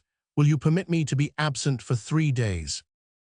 "4," replied his grandfather, "go and amuse yourself." And he said to his daughter in a low tone and with a wink, "Some love affair." Chapter 6. The consequences of having met a warden. Where it was that Marius went will be disclosed a little further on. Marius was absent for 3 days, then he returned to Paris, went straight to the library of the law school, and asked for the files of the Moniteur. He read the Moniteur, he read all the histories of the Republic and the Empire, the Memorial de Sainte-Hélène, all the memoirs, all the newspapers, the bulletins, the proclamations. He devoured everything. The first time that he came across his father's name in the bulletins of the Grand Army, he had a fever for a week. He went to see the generals under whom Georges Pontmercy had served, among others, Count H. Churchwarden Mabeuf, whom he went to see again, told him about the life at Vernon, the colonel's retreat, his flowers, his solitude. Marius came to a full knowledge of that rare, sweet, and sublime man, that species of lion-lamb who had been his father. In the meanwhile, occupied as he was with this study which absorbed all his moments as well as his thoughts, he hardly saw the Gillenormands at all. He made his appearance at meals, then they searched for him, and he was not to be found. Father Gillenormand smiled. "Bah, bah, he is just of the age for the girls." Sometimes the old man added, "The deuce, I thought it was only an affair of gallantry. It seems that it is an affair of passion." It was a passion, in fact. Marius was on the high road to adoring his father. At the same time, his ideas underwent an extraordinary change. The phases of this change were numerous and successive. As this is the history of many minds of our day, we think it will prove useful to follow these phases step by step and to indicate them all. That history, upon which he had just cast his eyes, appalled him. The first effect was to dazzle him. Up to that time, the Republic, the Empire, had been to him only monstrous words. The Republic, a guillotine in the twilight, the Empire, a sword in the night. He had just taken a look at it, and where he had expected to find only a chaos of shadows, he had beheld, with a sort of unprecedented surprise, mingled with fear and joy, stars sparkling, Mirabeau, Vergniaud, Saint-Just, Robespierre, Camille, Desmoulins, Danton, and a sun arise, Napoleon. He did not know where he stood. He recoiled, blinded by the brilliant lights. Little by little, when his astonishment had passed off, he grew accustomed to this radiance. He contemplated these deeds without dizziness. He examined these personages without terror. The Revolution and the Empire presented themselves luminously, in perspective before his mind's eye. He beheld each of these groups of events and of men summed up in two tremendous facts: the Republic in the sovereignty of civil right, restored to the masses; the Empire in the sovereignty of the French idea imposed on Europe. He beheld the grand figure of the people emerge from the Revolution, and the grand figure of France spring forth from the Empire. He asserted in his conscience that all this had been good. What his dazzled state neglected in this, his first far too synthetic estimation, we do not think it necessary to point out here. It is the state of a mind on the march that we are recording. Progress is not accomplished in one stage. That stated, once for all, in connection with what precedes as well as with what is to follow, we continue. He then perceived that up to that moment he had comprehended his country no more than he had comprehended his father. He had not known either the one or the other, and a sort of voluntary night had obscured his eyes. Now he saw, and on the one hand he admired, while on the other he adored. He was filled with regret and remorse, and he reflected in despair that all he had in his soul could now be said only to the tomb. Oh, if his father had still been in existence, if he had still had him, if God, in his compassion and his goodness, had permitted his father to be still among the living, how he would have run, how he would have precipitated himself, how he would have cried to his father, "Father, here I am, it is I have the same heart as thou, I am thy son." How he would have embraced that white head, bathed his hair in tears, gazed upon his scar, pressed his hands, adored his garment, kissed his feet. Oh, why had his father died so early, before his time, before the justice, the love of his son had come to him? Marius had a continual sob in his heart, which said to him every moment, "Alas!" At the same time, he became more truly serious, more truly grave, more sure of his thought and his faith. At each instant, gleams of the true came to complete his reason. An inward growth seemed to be in progress within him. He was conscious of a sort of natural enlargement, which gave him two things that were new to him, his father and his country. As everything opens when one has a key, so he explained to himself that which he had hated, he penetrated that which he had abhorred. Henceforth he plainly perceived the providential, divine, and human sense of the great things which he had been taught to detest, and of the great men whom he had been instructed to curse. When he reflected on his former opinions, which were but those of yesterday, and which nevertheless seemed to him already so very ancient, he grew indignant, yet he smiled. From the rehabilitation of his father, he naturally passed to the rehabilitation of Napoleon. But the latter, we will confess, was not effected without labor. From his infancy, he had been imbued with the judgments of the party of 1814 on Bonaparte. Now, all the prejudices of the Restoration, all its interests, all its instincts tended to disfigure Napoleon. It execrated him even more than it did Robespierre. It had very cleverly turned to sufficiently good account the fatigue of the nation and the hatred of mothers. Bonaparte had become an almost fabulous monster, and in order to paint him to the imagination of the people, which, as we lately pointed out, resembles the imagination of children, the party of 1814 made him appear under all sorts of terrifying masks in succession, from that which is terrible, though it remains grandiose, to that which is terrible and becomes grotesque, from Tiberius to the bugaboo. Thus, in speaking of Bonaparte, one was free to sob or to puff up with laughter, provided that hatred lay at the bottom. Marius had never entertained, about that man, as he was called, any other ideas in his mind.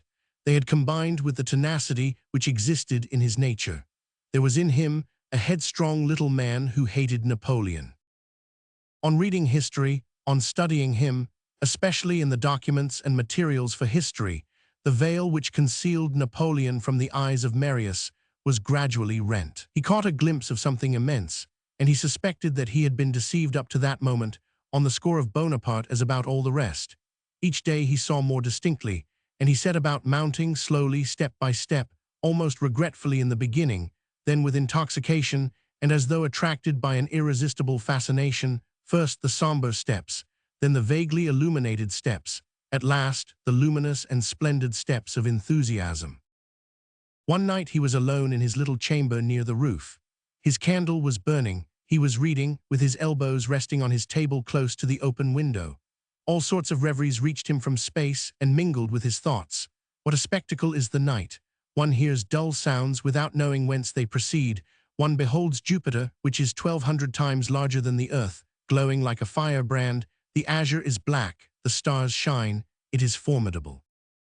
He was perusing the bulletins of the Grand Army, those heroic strophes penned on the field of battle. There, at intervals, he beheld his father's name, always the name of the emperor. The whole of that great empire presented itself to him. He felt a flood swelling and rising within him. It seemed to him at moments that his father passed close to him like a breath and whispered in his ear. He gradually got into a singular state. He thought that he heard drums, cannon, trumpets, the measured tread of battalions, the dull and distant gallop of the cavalry. From time to time his eyes were raised heavenward and gazed upon the colossal constellations as they gleamed in the measureless depths of space. Then they fell upon his book once more, and there they beheld other colossal things moving confusedly. His heart contracted within him. He was in a transport, trembling, panting. All at once, without himself knowing what was in him and what impulse he was obeying, he sprang to his feet, stretched both arms out of the window, gazed intently into the gloom, the silence, the infinite darkness, the eternal immensity, and exclaimed, "Long live the Emperor!" From that moment forth, all was over.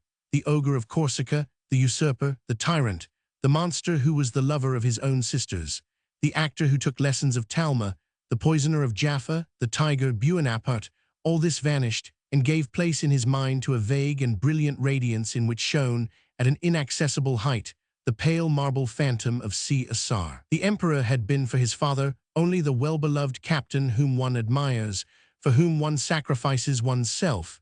He was something more to Marius. He was the predestined constructor of the French group, succeeding the Roman group in the domination of the universe. He was a prodigious architect of a destruction, the continua of Charlemagne, of Louis XI, of Henry IV, of Richelieu, of Louis XIV, and of the Committee of Public Safety, having his spots, no doubt, his faults, his crimes, even being a man, that is to say, but august in his faults, brilliant in his spots, powerful in his crime.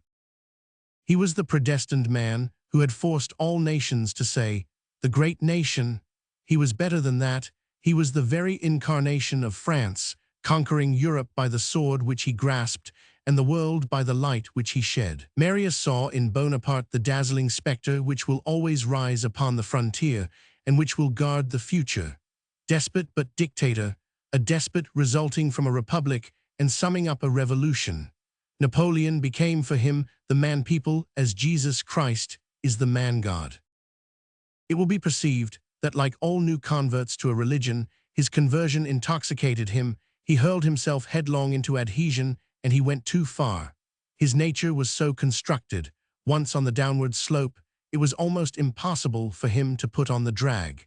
Fanaticism for the sword took possession of him and complicated in his mind his enthusiasm for the idea. He did not perceive that, along with genius and pell-mell, he was admitting force, that is to say, that he was installing in two compartments of his idolatry, on the one hand that which is divine, on the other that which is brutal. In many respects, he had set about deceiving himself otherwise. He admitted everything. There is a way of encountering error while on one's way to the truth. He had a violent sort of good faith which took everything in the lump. In the new path which he had entered on, in judging the mistakes of the old regime, as in measuring the glory of Napoleon, he neglected the attenuating circumstances. At all events, a tremendous step had been taken. Where he had formerly beheld the fall of the monarchy, he now saw the advent of France. His orientation had changed. What had been his east became the west. He had turned squarely round. All these revolutions were accomplished within him, without his family obtaining an inkling of the case. When during this mysterious labor, he had entirely shed his old Bourbon and ultra skin, when he had cast off the aristocrat, the Jacobite, and the royalist, when he had become thoroughly a revolutionist, profoundly democratic and republican, he went to an engraver on the Quai des Orfèvres and ordered 100 cards bearing this name, Le Baron Marius Pontmercy. This was only the strictly logical consequence of the change which had taken place in him, a change in which everything gravitated round his father. Only, as he did not know anyone and could not sow his cards with any porter, he put them in his pocket. By another natural consequence, in proportion as he drew nearer to his father, to the latter's memory, and to the things for which the colonel had fought 25 years before, he receded from his grandfather. We have long ago said that M. Gillenormand's temper did not please him. There already existed between them all the dissonances of the grave young man and the frivolous old man. The gaiety of Guerrant shocks and exasperates the melancholy of Werther. So long as the same political opinions and the same ideas had been common to them both, Marius had met M. Gillenormand there as on a bridge. When the bridge fell, an abyss was formed. And then, over and above all, Marius experienced unutterable impulses to revolt, when he reflected that it was M. Gillenormand who had, from stupid motives, torn him ruthlessly from the colonel, thus depriving the father of the child and the child of the father. By dint of pity for his father, Marius had nearly arrived at aversion for his grandfather. Nothing of this sort, however, was betrayed on the exterior, as we have already said. Only he grew colder and colder, laconic at meals and rare in the house. When his aunt scolded him for it, he was very gentle and alleged his studies, his lectures, the examinations, etc., as a pretext. His grandfather never departed from his infallible diagnosis, "In love, I know all about it." From time to time, Marius absented himself. "Where is it that he goes off like this?" said his aunt. On one of these trips, which were always very brief, he went to Montfermeil in order to obey the injunction which his father had left him, and he sought the old sergeant to Waterloo, the innkeeper Thénardier. Thénardier had failed, the inn was closed, and no one knew what had become of him. Marius was away from the house for 4 days on this quest. "He is getting decidedly wild," said his grandfather. They thought they had noticed that he wore something on his breast, under his shirt, which was attached to his neck by a black ribbon. Chapter 7. Some petticoat. We have mentioned a lancer. He was a great-grandnephew of M. Gillenormand, on the paternal side, who led a garrison life, outside the family and far from the domestic hearth. Lieutenant Théodule Gillenormand fulfilled all the conditions required to make what is called a fine officer. He had a lady's waist, a victorious manner of trailing his sword, and of twirling his mustache in a hook. He visited Paris very rarely, and so rarely that Marius had never seen him. The cousins knew each other only by name. We think we have said that Théodule was the favorite of Aunt Gillenormand, who preferred him because she did not see him. Not seeing people permits one to attribute to them all possible perfections. One morning, Mademoiselle Gillenormand, the elder, returned to her apartment as much disturbed as her placidity was capable of allowing. Marius had just asked his grandfather's permission to take a little trip, adding that he meant to set out that very evening. "Go," had been his grandfather's reply, and M. Gillenormand had added in an aside, as he raised his eyebrows to the top of his forehead, "Here he is passing the night out again." Mademoiselle Gillenormand had ascended to her chamber greatly puzzled, and on the staircase had dropped this exclamation, "This is too much." And this interrogation, "But where is it that he goes?" She espied some adventure of the heart, more or less illicit, a woman in the shadow, a rendezvous, a mystery, and she would not have been sorry to thrust her spectacles into the affair. Tasting a mystery resembles getting the first flavor of a scandal. Sainted souls do not detest this. There is some curiosity about scandal in the secret compartments of bigotry. So she was the prey of a vague appetite for learning a history. In order to get rid of this curiosity which agitated her a little beyond her wont, she took refuge in her talents and set about scalloping with one layer of cotton after another, one of those embroideries of the Empire and the Restoration in which there are numerous cartwheels. The work was clumsy, the worker cross. She had been seated at this for several hours when the door opened. Mademoiselle Gillenormand raised her nose. Lieutenant Théodule stood before her, making the regulation salute. She uttered a cry of delight. One may be old, one may be a prude, one may be pious, one may be an aunt, but it is always agreeable to see a lancer enter one's chamber. "You hear, Théodule?" she exclaimed. "On my way through town, aunt. Embrace me." "Here goes," said Théodule. And he kissed her. Aunt Gillenormand went to her writing desk and opened it. "You will remain with us a week at least." "I leave this very evening, aunt." "It is not possible. Mathematically." "Remain, my little Théodule, I beseech you." "My heart says yes, but my orders say no. The matter is simple. They are changing our garrison. We have been at Melun. We are being transferred to Galen. It is necessary to pass through Paris in order to get from the old post to the new one. I said, I am going to see my aunt. Here is something for your trouble." And she put 10 louis into his hand. "For my pleasure, you mean to say, my dear aunt." Théodule kissed her again, and she experienced the joy of having some of the skin scratched from her neck by the braidings on his uniform. "Are you making the journey on horseback with your regiment?" she asked him. "No, aunt, I wanted to see you. I have special permission. My servant is taking my horse. I am traveling by diligence. And by the way, I want to ask you something." "What is it?" "Is my cousin, Marius Pontmercy, traveling so too?" "How do you know that?" said his aunt, suddenly pricked to the quick with a lively curiosity. "On my arrival, I went to the diligence to engage my seat in the coupé." "Well?" "A traveler had already come to engage a seat in the Imperial. I saw his name on the card." "What name?" "Marius Pontmercy." "The wicked fellow," exclaimed his aunt. "Ah, your cousin is not a steady lad like yourself, to think that he is to pass the night in a diligence. Just as I am going to do. But you, it is your duty. In his case, it is wildness." "Bosh," said Théodule. Here an event occurred to Mademoiselle Gillenormand the elder. An idea struck her. If she had been a man, she would have slapped her brow. She apostrophized Théodule. "Are you aware whether your cousin knows you?" "No, I have seen him, but he has never deigned to notice me." "So you are going to travel together? He in the Imperial, I in the coupé. Where does this diligence run?" "To Andlies." "Then that is where Marius is going. Unless, like myself, he should stop on the way. I get down at Vernon in order to take the branch coach for Galen. I know nothing of Marius' plan of travel." "Marius, what an ugly name! What possessed them to name him Marius, while you, at least, are called Théodule?" "I would rather be called Alfred," said the officer. "Listen, Théodule." "I am listening, aunt." "Pay attention." "I am paying attention." "You understand?"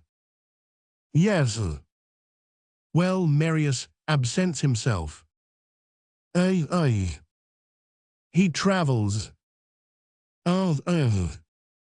"He spends the night out." Oh. "We should like to know what there is behind all this." Théodule replied with the composure of a man of bronze. "Some petticoat or other." And with that inward laugh which denotes certainty, he added, "Alas!" "That is evident," exclaimed his aunt, who thought she heard M. Gillenormand speaking, and who felt her conviction become irresistible at that word follette, accentuated in almost the very same fashion by the granduncle and the grandnephew. She resumed, "Do us a favor, follow Marius a little. He does not know you, it will be easy. Since alas there is, try to get a sight of her. You must write us the tale. It will amuse his grandfather. Théodule had no excessive taste for this sort of spying, but he was much touched by the 10 louis, and he thought he saw a chance for a possible sequel. He accepted the commission and said, "As you please, aunt." And he added in an aside to himself, "Here I am a duenna." Mademoiselle Gillenormand embraced him. "You are not the man to play such pranks, Théodule. You obey discipline, you are the slave of orders, you are a man of scruples and duty, and you would not quit your family to go and see a creature." The lancer made the pleased grimace of Cartouche when praised for his probity. Marius, on the evening following this dialogue, mounted the diligence without suspecting that he was watched. As for the watcher, the first thing he did was to fall asleep. His slumber was complete and conscientious. Argus snored all night long. At daybreak, the conductor of the diligence shouted, "Vernon, relay of Vernon, travelers for Vernon," and Lieutenant Théodule woke. "Good," he growled, still half asleep, "this is where I get out." Then, as his memory cleared by degrees, the effect of waking, he recalled his aunt, the 10 louis, and the account which he had undertaken to render of the deeds and proceedings of Marius. This set him to laughing. Perhaps he is no longer in the coach, he thought, as he rebuttoned the waistcoat of his undress uniform. He may have stopped at Poissy, he may have stopped at Trial. If he did not get out at Moulins, he may have got out at Mantes, unless he got out at Rollibois, or if he did not go on as far as Pacy, with the choice of turning to the left at Évreux or to the right at La Roche-Guyon. Run after him, auntie. What the devil am I to write to that good old soul? At that moment, a pair of black trousers descending from the Imperial made its appearance at the window of the coupé. "Can that be Marius?" said the lieutenant. It was Marius. A little peasant girl, all entangled with the horses and the postilions at the end of the vehicle, was offering flowers to the travelers. "Give your ladies flowers," she cried. Marius approached her and purchased the finest flowers in her flat basket. "Come now," said Théodule, leaping down from the coupé, "this piques my curiosity. Who the deuce is he going to carry those flowers to? She must be a splendidly handsome woman for so fine a bouquet. I want to see her." And no longer in pursuance of orders, but from personal curiosity, like dogs who hunt on their own account, he set out to follow Marius. Marius paid no attention to Théodule. Elegant women descended from the diligence. He did not glance at them. He seemed to see nothing around him. "He is pretty deeply in love," thought Théodule. Marius directed his steps towards the church. "Capital," said Théodule to himself.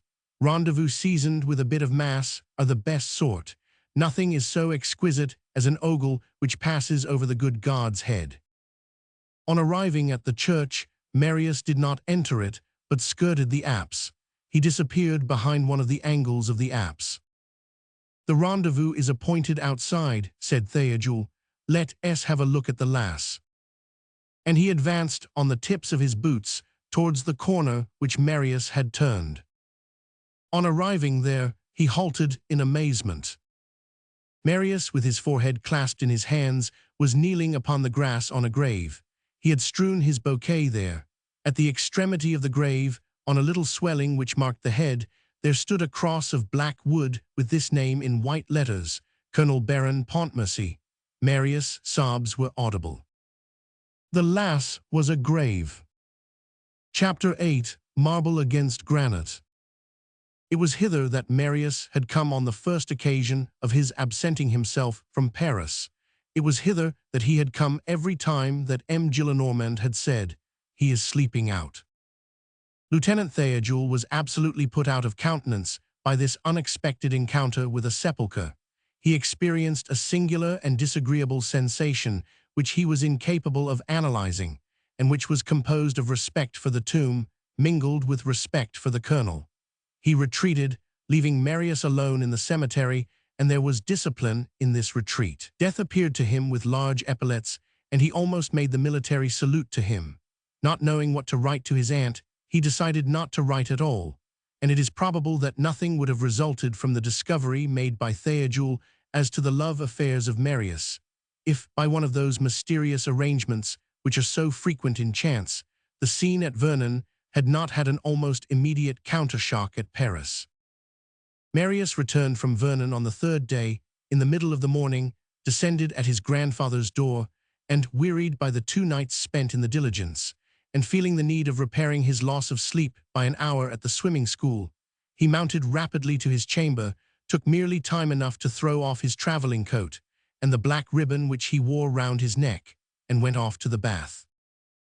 M. Gillenormand, who had risen betimes like all old men in good health, had heard his entrance, and had made haste to climb, as quickly as his old legs permitted, the stairs to the upper story where Marius lived, in order to embrace him, and to question him while so doing, and to find out where he had been. But the youth had taken less time to descend than the old man had to ascend, and when Father Gillenormand entered the attic, Marius was no longer there. The bed had not been disturbed, and on the bed lay, outspread, but not defiantly, the greatcoat and the black ribbon. "I like this better," said M. Gillenormand. And a moment later, he made his entrance into the salon, where Mademoiselle Gillenormand was already seated, busily embroidering her cartwheels. The entrance was a triumphant one.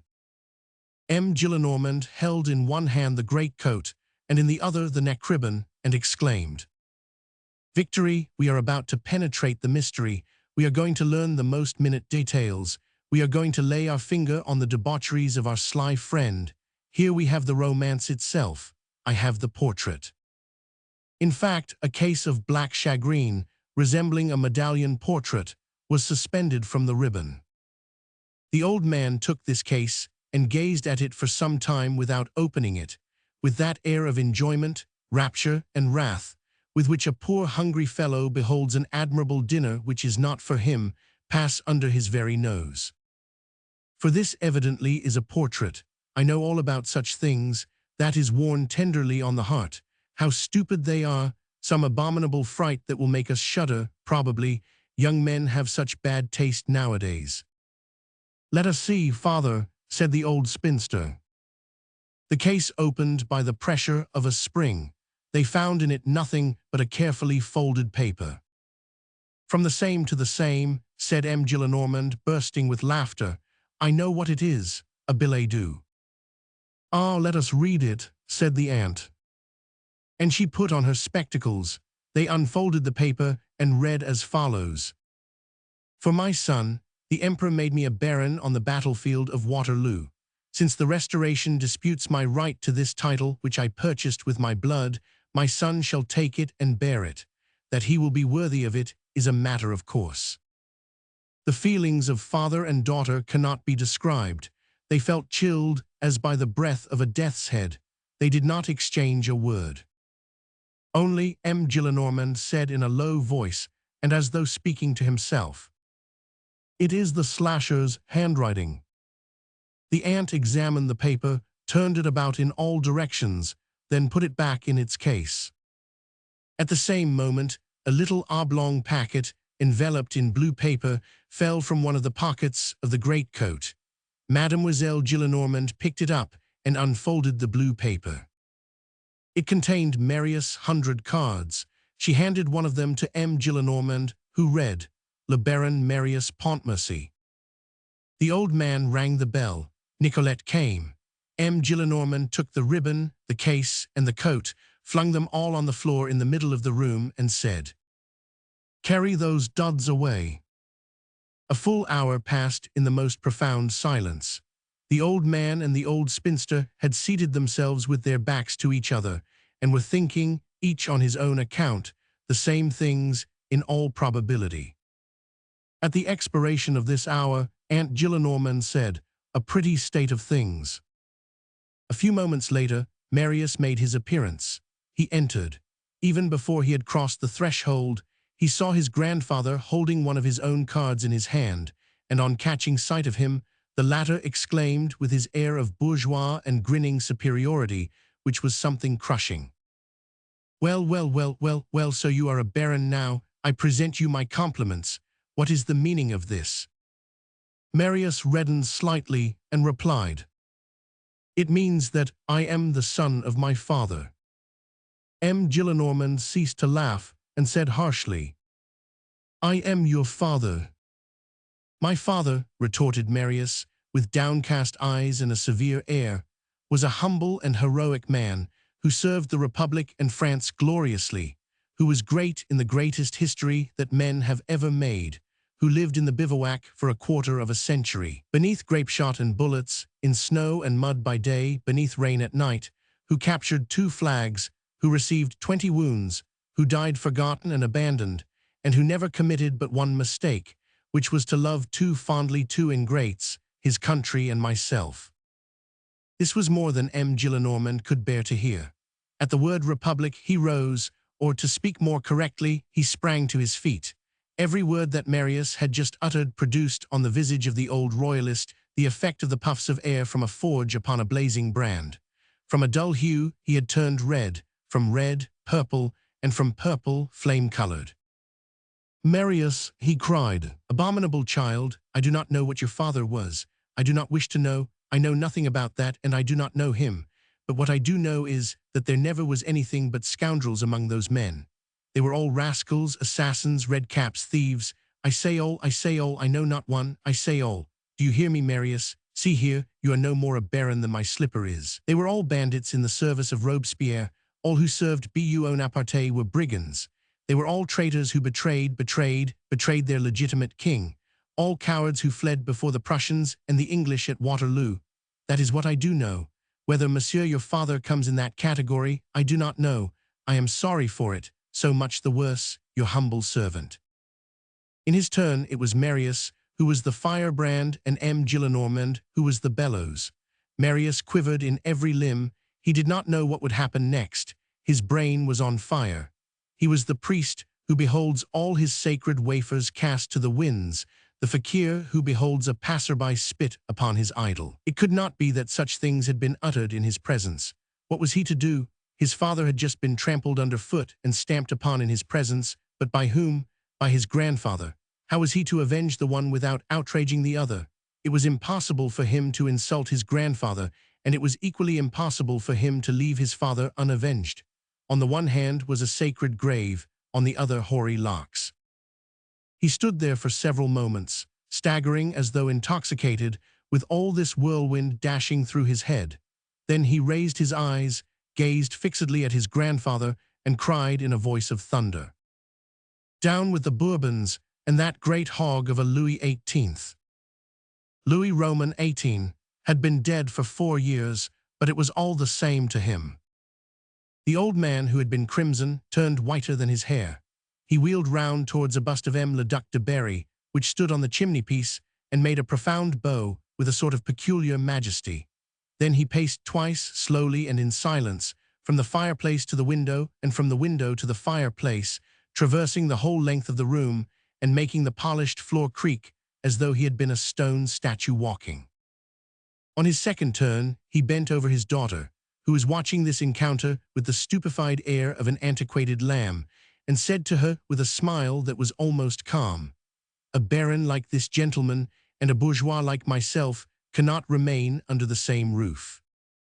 And drawing himself up, all at once, pallid, trembling, terrible, with his brow rendered more lofty by the terrible radiance of wrath, he extended his arm towards Marius and shouted to him, Be off! Marius left the house. On the following day, M. Gillenormand said to his daughter, You will send 60 pistoles every 6 months to that blood drinker, and you will never mention his name to me. Having an immense reserve fund of wrath to get rid of, and not knowing what to do with it, he continued to address his daughter as you instead of thou for the next 3 months. Marius, on his side, had gone forth in indignation. There was one circumstance which, it must be admitted, aggravated his exasperation. There are always petty fatalities of the sort which complicate domestic dramas. They augment the grievances in such cases, although, in reality, the wrongs are not increased by them. While carrying Marius, duds precipitately to his chamber at his grandfather's command, Nicolette had inadvertently let fall, probably on the attic staircase, which was dark, that medallion of black shagreen which contained the paper penned by the colonel. Neither paper nor case could afterwards be found. Marius was convinced that Monsieur Gillenormand, from that day forth he never alluded to him otherwise, had flung his father's testament in the fire. He knew by heart the few lines which the colonel had written, and consequently nothing was lost. But the paper, the writing, that sacred relic, all that was his very heart, what had been done with it? Marius had taken his departure without saying whither he was going, and without knowing where, with 30 francs, his watch, and a few clothes in a handbag. He had entered a hackney coach, had engaged it by the hour, and had directed his course at haphazard towards the Latin Quarter. What was to become of Marius? Book 4th, The Friends of the AB 100. Chapter 1, a group which barely missed becoming historic. At that epoch, which was, to all appearances, indifferent, a certain revolutionary quiver was vaguely current. Breaths which had started forth from the depths of 89 and 93 were in the air. Youth was on the point, may the reader pardon us the word, of molting. People were undergoing a transformation, almost without being conscious of it, through the movement of the age. The needle which moves round the compass also moves in souls. Each person was taking that step in advance which he was bound to take. The royalists were becoming liberals, liberals were turning democrats. It was a flood tide complicated with 1,000 ebb movements. The peculiarity of ebbs is to create intermixtures, hence the combination of very singular ideas. People adored both Napoleon and liberty. We are making history here. These were the mirages of that period. Opinions traverse phases. Voltairean royalism, a quaint variety, had a no less singular sequel, Bonapartist liberalism. Other groups of minds were more serious. In that direction, they sounded principles, they attached themselves to the right. They grew enthusiastic for the absolute, they caught glimpses of infinite realizations. The absolute, by its very rigidity, urges spirits towards the sky and causes them to float in illimitable space. There is nothing like dogma for bringing forth dreams, and there is nothing like dreams for engendering the future. Utopia today, flesh and blood tomorrow. These advanced opinions had a double foundation. A beginning of mystery menaced the established order of things, which was suspicious and underhand, a sign which was revolutionary to the highest degree. The second thoughts of power meet the second thoughts of the populace in the mind.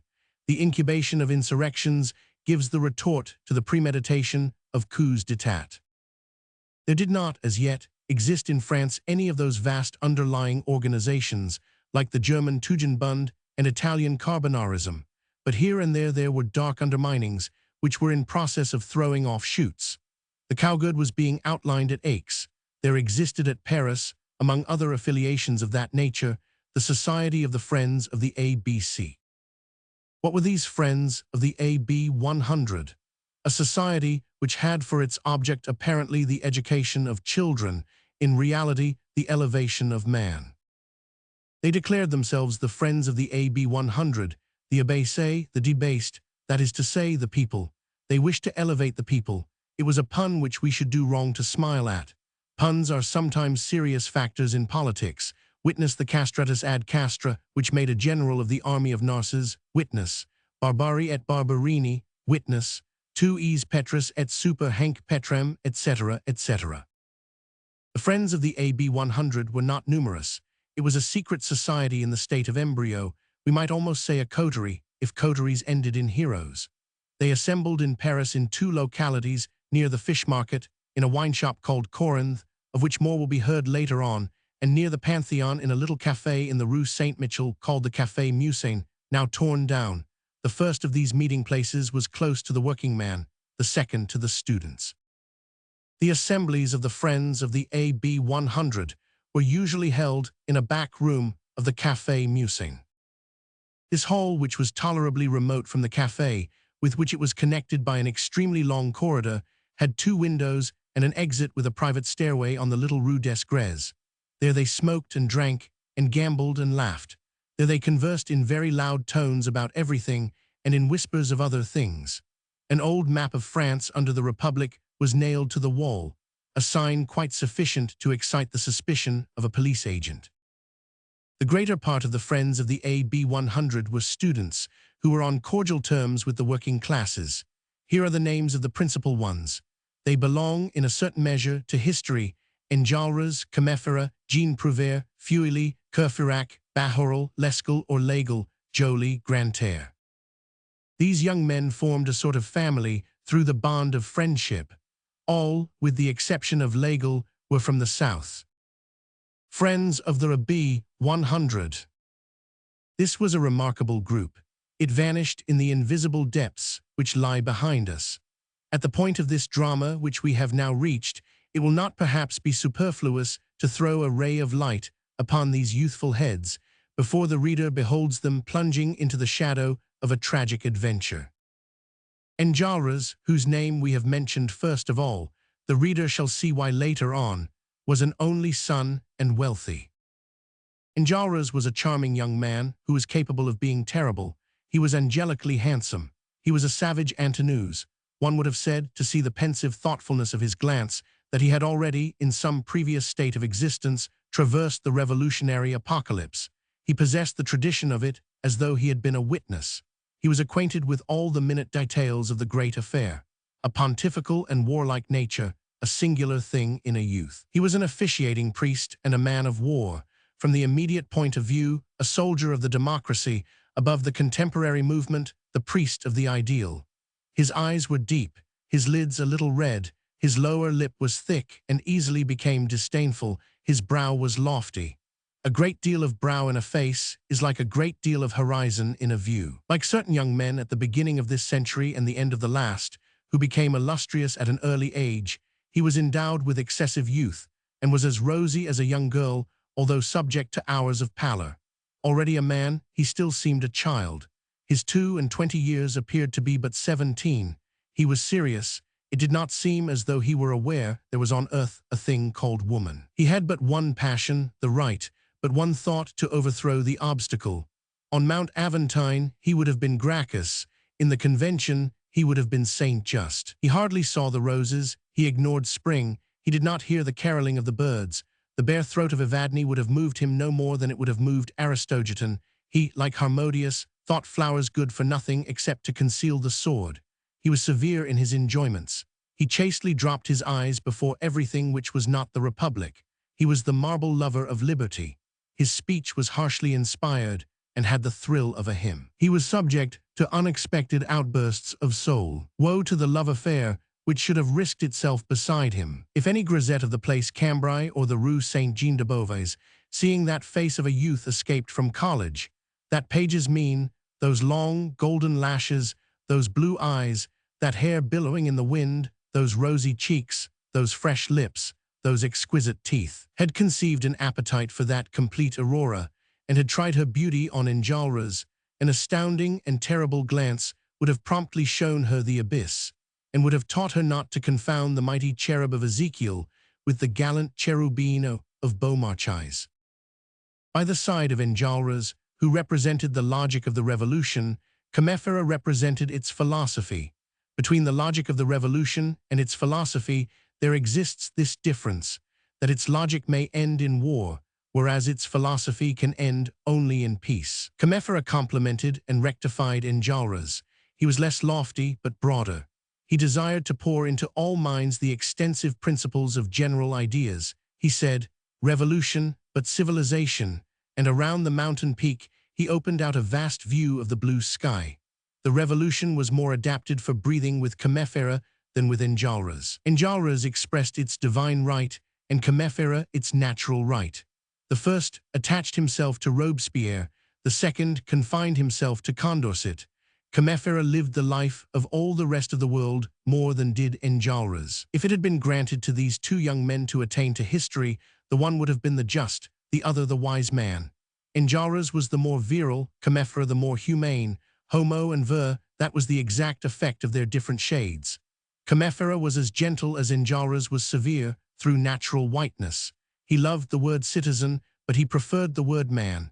He would gladly have said, hombre, like the Spanish. He read everything, went to the theaters, attended the courses of public lecturers, learned the polarization of light from Arago, grew enthusiastic over a lesson in which Geoffroy Saint Hilaire explained the double function of the external carotid artery, and the internal, the one which makes the face, and the one which makes the brain. He kept up with what was going on, followed science step by step, compared Saint Simon with Fourier, deciphered hieroglyphics, broke the pebble which he found and reasoned on geology, drew from memory a silkworm moth, pointed out the faulty French in the dictionary of the Academy, studied Puységur and Deleuze, affirmed nothing, not even miracles, denied nothing, not even ghosts, turned over the files of the Moniteur, reflected.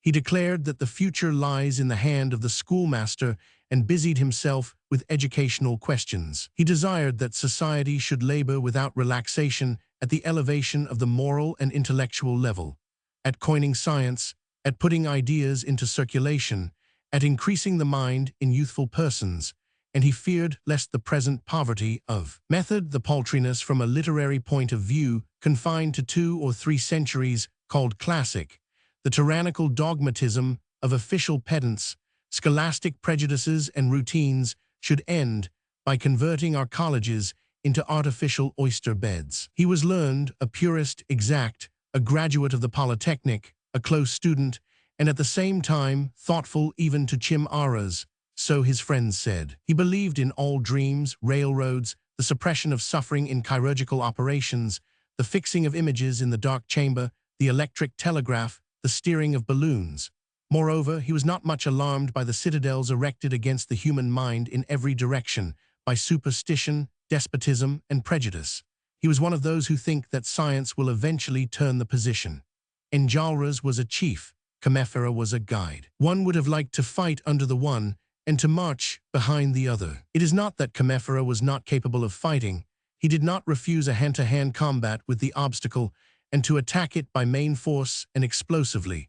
But it suited him better to bring the human race into accord with its destiny gradually by means of education, the inculcation of axioms, the promulgation of positive laws, and between 2 lights, his preference was rather for illumination than for conflagration.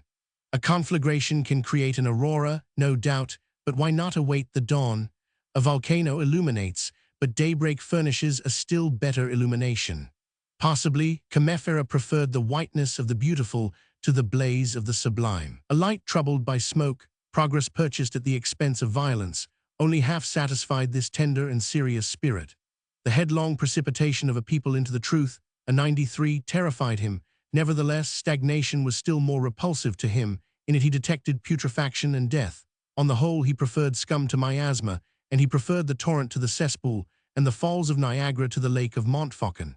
In short, he desired neither halt nor haste. While his tumultuous friends, captivated by the absolute, adored and invoked splendid revolutionary adventures, Combeferre was inclined to let progress, good progress, take its own course.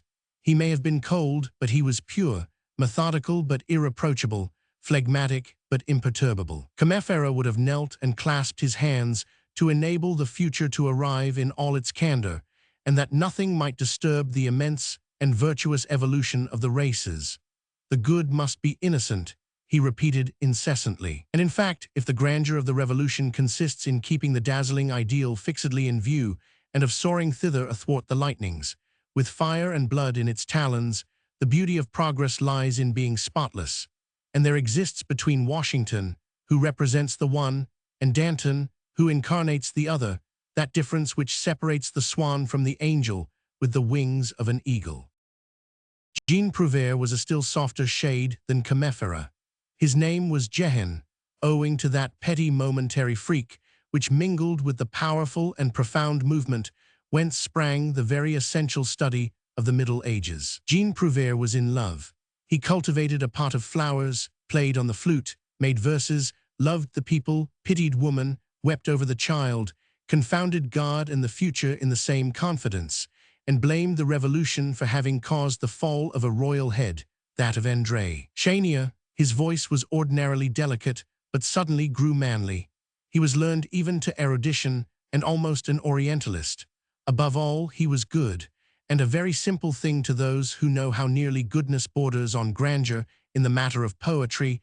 he preferred the immense. He knew Italian, Latin, Greek, and Hebrew, and these served him only for the perusal of four poets, Dante, Juvenal, Aeschylus, and Isaiah.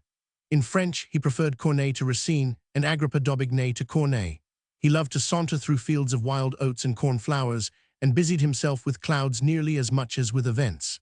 His mind had two attitudes, one on the side towards man, the other on that towards God. He studied or he contemplated. All day long he buried himself in social questions: salary, capital, credit, marriage, religion, liberty of thought, education, penal servitude, poverty, association, property, production, and sharing, the enigma of this lower world which covers the human anthill with darkness.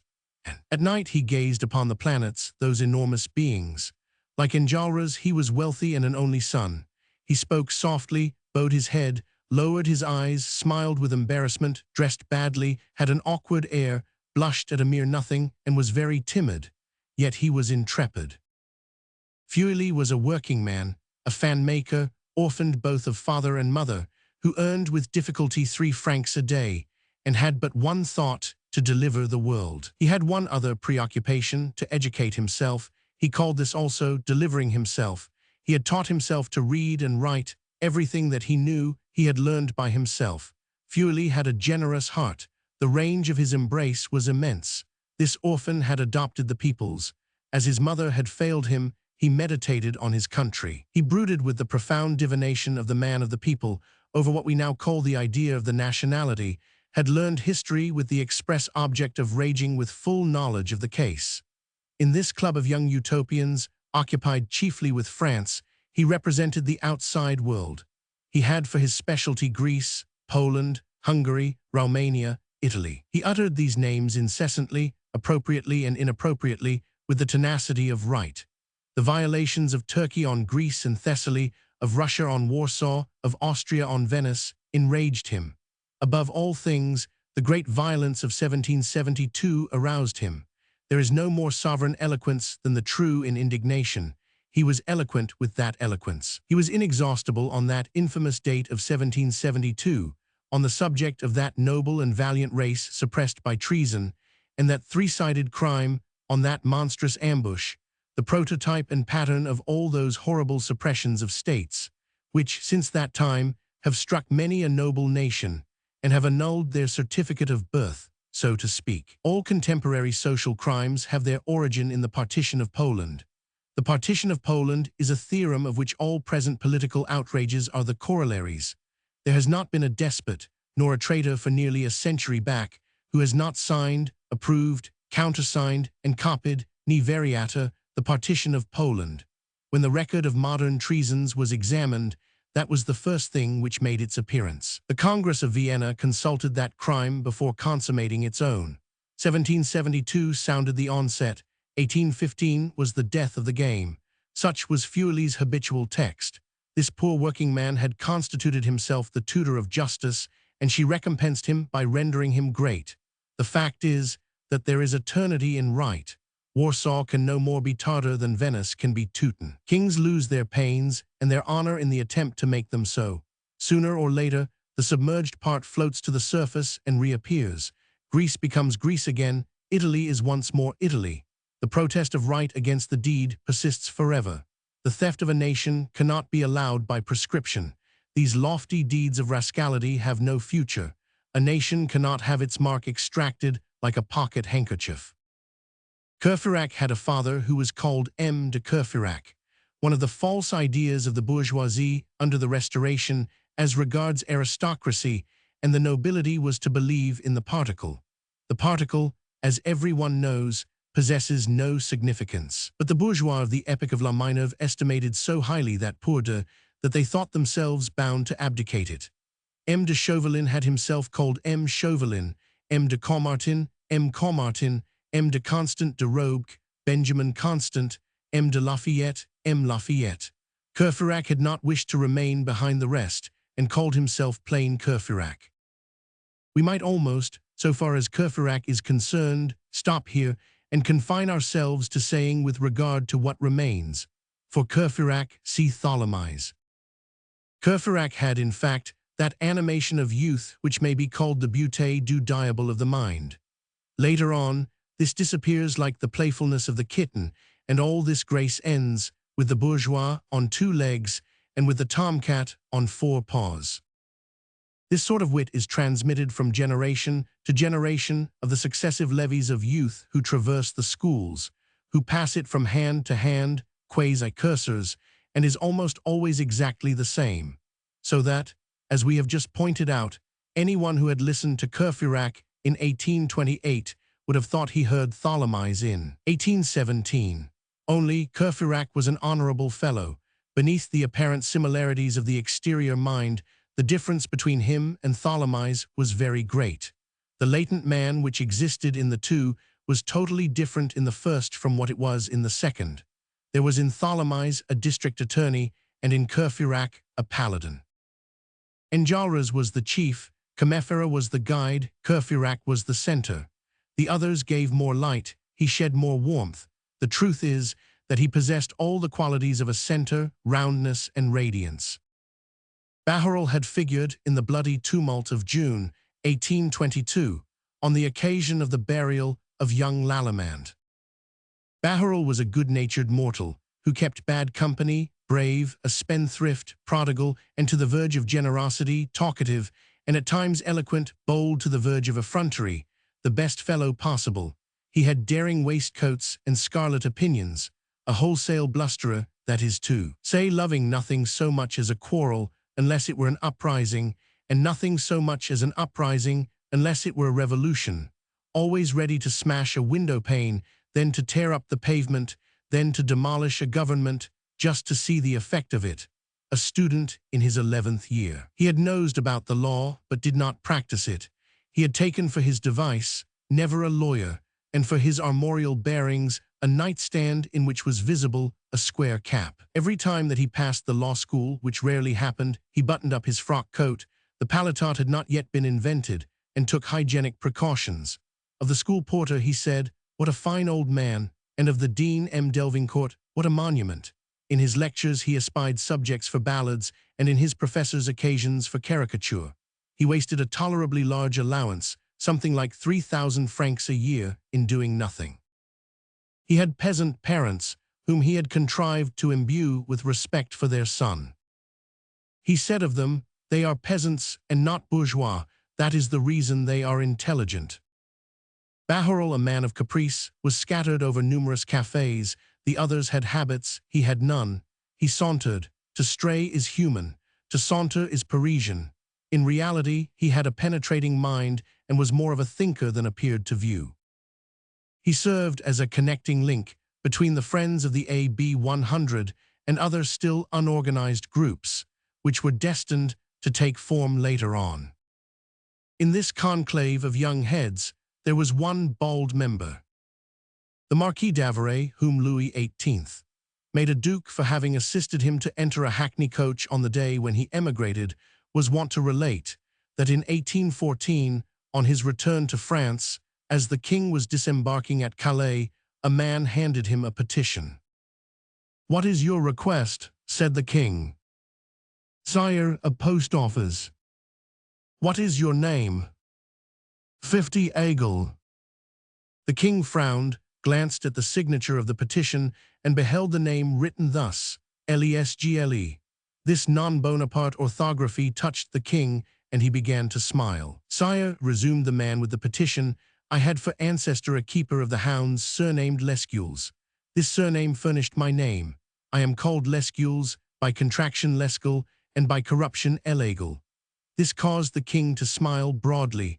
Later on, he gave the man the posting office of Meaux, either intentionally or accidentally.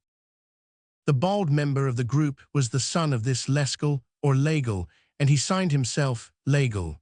As an abbreviation, his companions called him Bossuet. Bossuet was a gay but unlucky fellow. His specialty was not to succeed in anything. As an offset, he laughed at everything. At 25 he was bald. His father had ended by owning a house and a field, but he, the son, had made haste to lose that house and field in a bad speculation. He had nothing left. He possessed knowledge and wit, but all he did miscarried. Everything failed him and everybody deceived him. What he was building tumbled down on top of him. If he were splitting wood, he cut off a finger. If he had a mistress, he speedily discovered that he had a friend also. Some misfortune happened to him every moment, hence his joviality. He said, "I live under falling tiles." He was not easily astonished, because, for him, an accident was what he had foreseen. He took his bad luck serenely and smiled at the teasing of fate, like a person who is listening to pleasantries. He was poor, but his fund of good humor was inexhaustible. He soon reached his last sou, never his last burst of laughter. When adversity entered his doors, he saluted this old acquaintance cordially. He tapped all catastrophes on the stomach. He was familiar with fatality to the point of calling it by its nickname. "Good day, Guignon," he said to it. These persecutions of fate had rendered him inventive. He was full of resources. He had no money, but he found means, when it seemed good to him, to indulge in unbridled extravagance. One night, he went so far as to eat 100 francs in a supper with a wench, which inspired him to make this memorable remark in the midst of the orgy: "Pull off my boots, you 5 louis jade." Bossuet was slowly directing his steps towards the profession of a lawyer. He was pursuing his law studies after the manner of Bahorel. Bossuet had not much domicile, sometimes none at all. He lodged now with one, now with another, most often with Joly. Joly was studying medicine. He was 2 years younger than Bossuet. Joly was the malade imaginaire junior. What he had won in medicine was to be more of an invalid than a doctor. At 23, he thought himself a valetudinarian and passed his life in inspecting his tongue in the mirror. He affirmed that man becomes magnetic like a needle, and in his chamber he placed his bed with its head to the south and the foot to the north, so that, at night, the circulation of his blood might not be interfered with by the great electric current of the globe. During thunderstorms, he felt his pulse. Otherwise, he was the gayest of them all. All these young, maniacal, puny, merry incoherences lived in harmony together, and the result was an eccentric and agreeable being whom his comrades, who were prodigal of winged consonants, called jollily. "You may fly away on the 450s, Jean Prouvaire said to him, 23. Joly had a trick of touching his nose with the tip of his cane, which is an indication of a sagacious mind. All these young men who differed so greatly, and who, on the whole, can only be discussed seriously, held the same religion, progress. All were the direct sons of the French Revolution. The most giddy of them became solemn when they pronounced that date, 89. Their fathers in the flesh had been either royalists, doctrinaires, it matters not what. This confusion anterior to themselves, who were young, did not concern them at all. The pure blood of principle ran in their veins. They attached themselves, without intermediate shades, to incorruptible right and absolute duty. Affiliated and initiated, they sketched out the ideal underground. Among all these glowing hearts and thoroughly convinced minds, there was one skeptic. How came he there? By juxtaposition. This skeptic's name was Grantaire, and he was in the habit of signing himself with this rebus. Our Grantaire was a man who took good care not to believe in anything. Moreover, he was one of the students who had learned the most during their course at Paris. He knew that the best coffee was to be had at the Café Lemblin and the best billiards at the Café Voltaire, that good cakes and lasses were to be found at the Hermitage, on the Boulevard du Maine, spatchcock chickens at Mother Sauget's, excellent matelotes at the Barrière de la Canette, and a certain thin white wine at the Barrière du Compat. He knew the best place for everything, in addition, boxing and foot fencing and some dances, and he was a thorough single-stick player. He was a tremendous drinker to boot. He was inordinately homely. The prettiest boot-stitcher of that day, Irma Boissy, enraged with his homeliness, pronounced sentence on him as follows: Grantaire is impossible, but Grantaire's fatuity was not to be disconcerted. He stared tenderly and fixedly at all women, with the air of saying to them all, "If I only chose," and of trying to make his comrades believe that he was in general demand. All those words, rights of the people, rights of man, the social contract, the French Revolution, the Republic, democracy, humanity, civilization, religion, progress, came very near to signifying nothing whatever to Grantaire. He smiled at them. Skepticism, that carries of the intelligence, had not left him a single whole idea. He lived with irony. This was his axiom: there is but one certainty, my full glass. He sneered at all devotion in all parties, the father as well as the brother, Robespierre Jr. as well as Loiseroles. They are greatly in advance to be dead, he exclaimed. He said of the crucifix, there is a gibbet which has been a success. A rover, a gambler, a libertine, often drunk, he displeased these young dreamers by humming incessantly, J. Amons les fils, et J. Amons le bon vin. Air, vive Henry IV. However, this skeptic had one fanaticism. This fanaticism was neither a dogma, nor an idea, nor an art, nor a science. It was a man, Enjolras. Grantaire admired, loved, and venerated Enjolras. To whom did this anarchical scoffer unite himself in this phalanx of absolute minds? To the most absolute. In what manner had Enjolras subjugated him? By his ideas? No, by his character. A phenomenon which is often observable. A skeptic who adheres to a believer is as simple as the law of complementary colors. That which we lack attracts us. No one loves the light like the blind man. The dwarf adores the drum major. The toad always has his eyes fixed on heaven. Why? In order to watch the bird in its flight. Grantaire, in whom writhed doubt, loved to watch faith soar in Enjolras. He had need of Enjolras.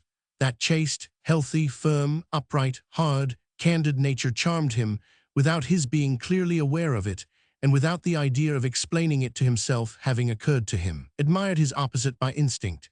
His soft, yielding, dislocated, sickly, shapeless ideas attached themselves to Enjolras as to spinal column. His moral backbone leaned on that firmness. Grantaire, in the presence of Enjolras, became someone once more. He was himself, moreover, composed of two elements, which were to all appearance incompatible. He was ironical and cordial. His indifference loved. His mind could get along without belief, but his heart could not get along without friendship. A profound contradiction, for an affection is a conviction. His nature was thus constituted. There are men who seem to be born to be the reverse, the obverse, the wrong side. They are Pollux, Patroclus, Nissus, Eudamidas, Ephestion, Pechmeja. They only exist on condition that they are backed up with another man. Their name is a sequel, and is only written preceded by the conjunction, and their existence is not their own. It is the other side of an existence which is not theirs.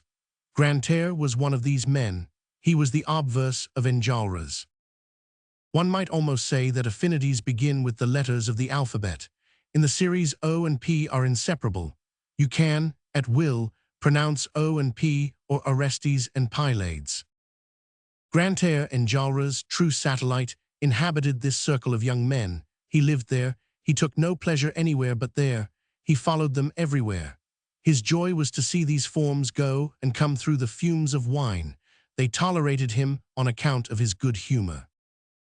Enjolras, the believer, disdained this skeptic, and a sober man himself scorned this drunkard. He accorded him a little lofty pity.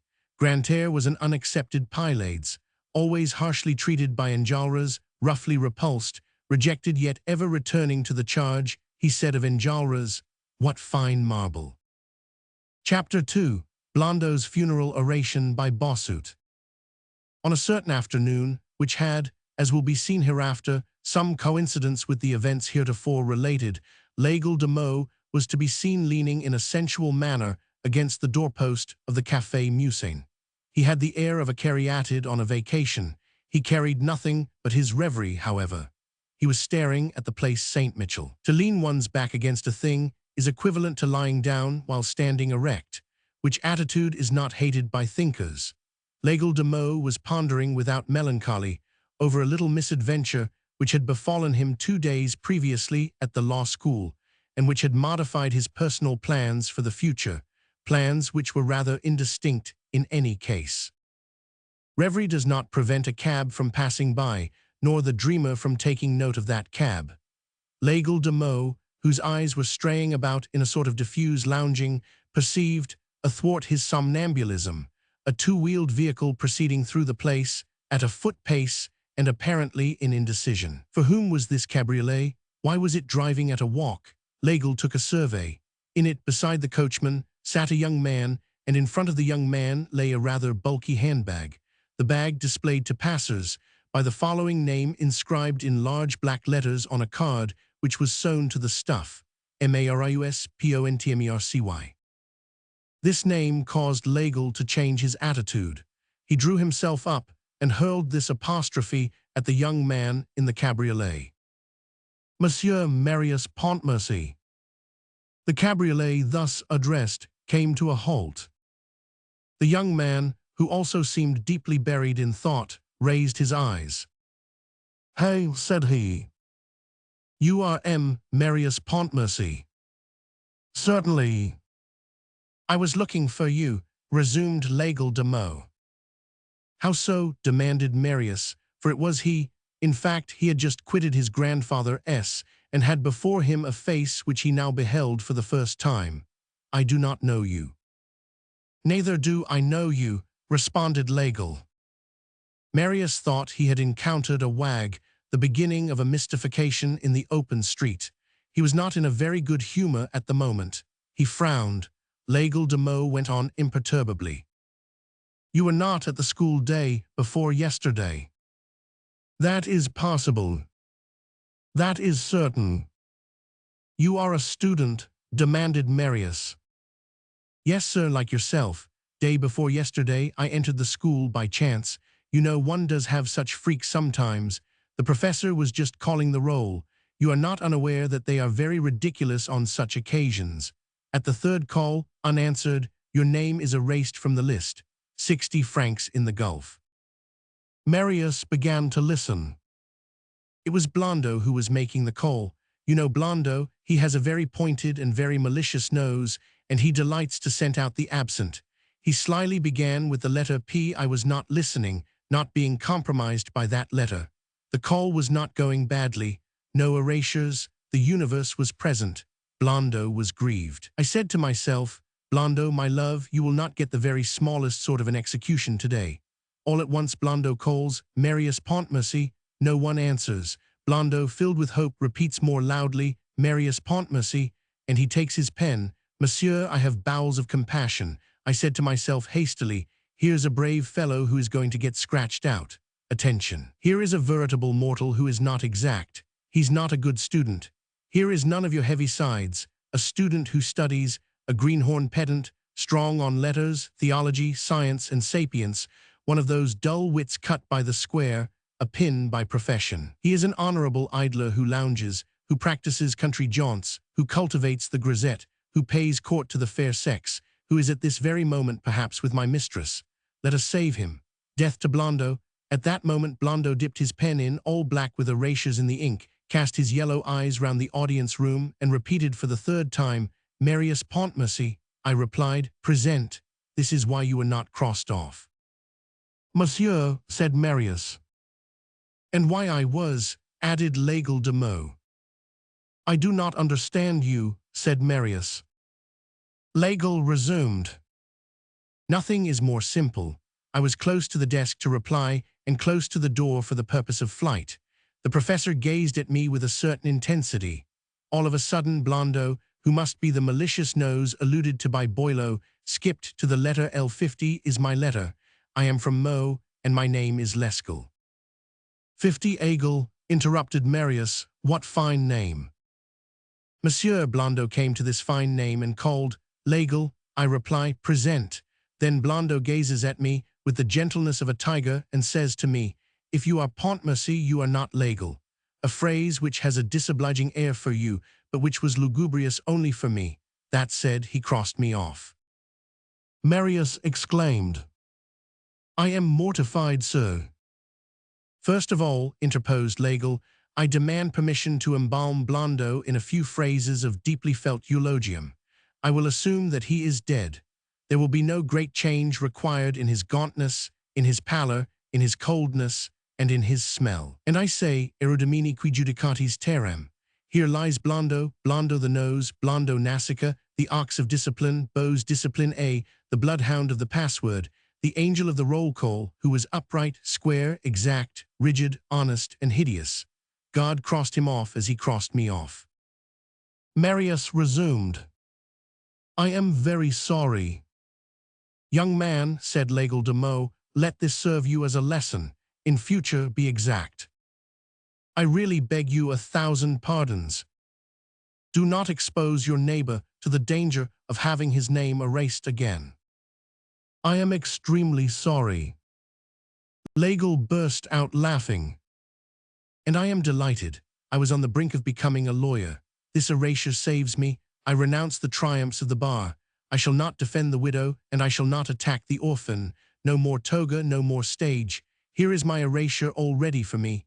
It is to you that I am indebted for it, Monsieur Pontmercy. I intend to pay a solemn call of thanks upon you. Where do you live? In this cab, said Marius. A sign of opulence, retorted Legal calmly. I congratulate you. You have there a rent of 9,000 francs per annum. At that moment, Courfeyrac emerged from the café. Marius smiled sadly. I have paid this rent for the last 2 hours, and I aspire to get rid of it, but there is a sort of history attached to it, and I don't know where to go. Come to my place, sir, said Courfeyrac. I have the priority, observed Legal, but I have no home. Hold your tongue, Bossuet, said Courfeyrac. Bossuet, said Marius, but I thought that your name was Legal. De Meaux, replied Legal, by metaphor Bossuet. Courfeyrac entered the cab. Coachman, said he, Hôtel de la Porte Saint-Jacques. And that very evening, Marius found himself installed in a chamber of the Hôtel de la Porte Saint-Jacques side by side with Courfeyrac. Chapter 3. Marius' Astonishments. In a few days, Marius had become Courfeyrac's friend. Youth is the season for prompt welding and the rapid healing of scars. Marius breathed freely in Courfeyrac's society, a decidedly new thing for him. Courfeyrac put no questions to him. He did not even think of such a thing. At that age, faces disclose everything on the spot.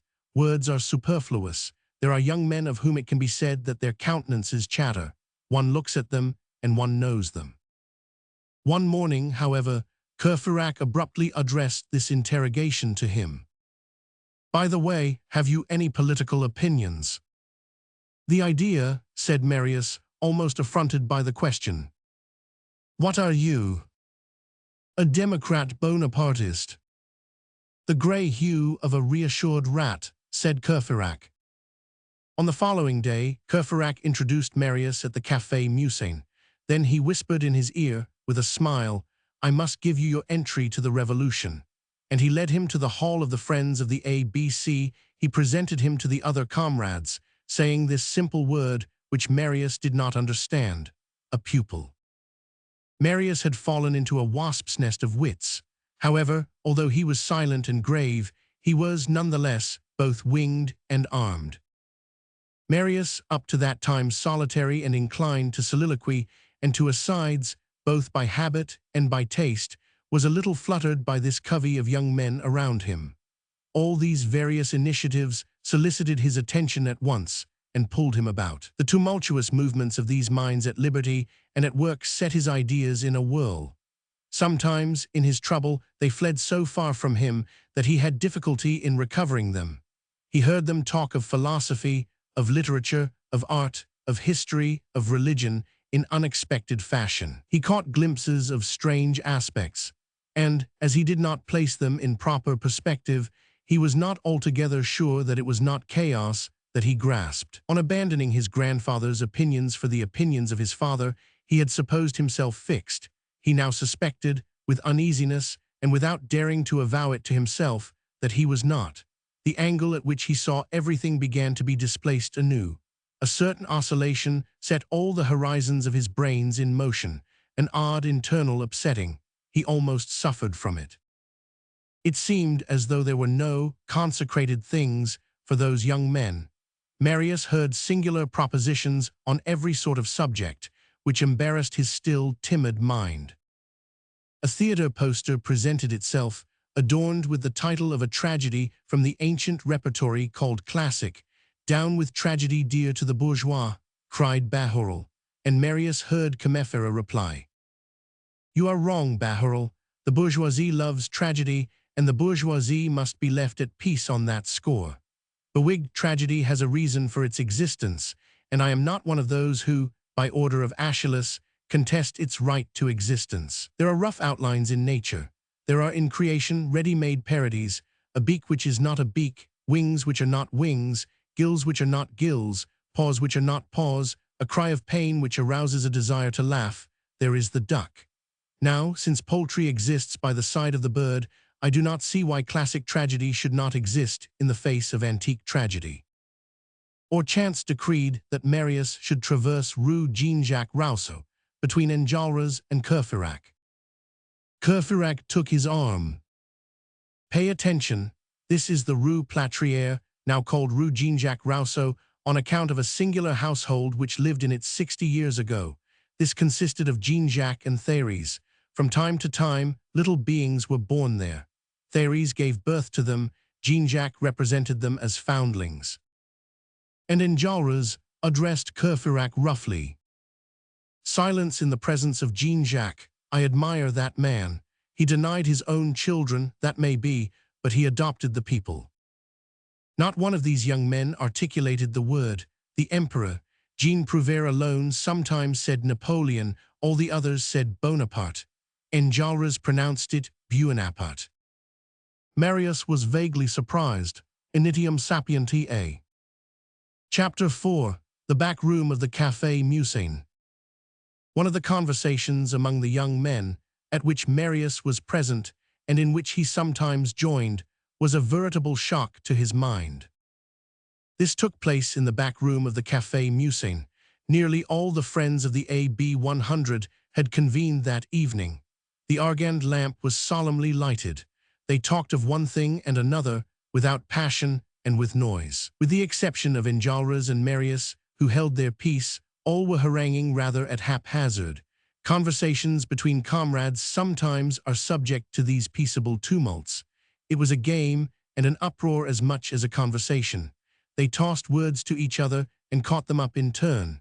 They were chattering in all quarters.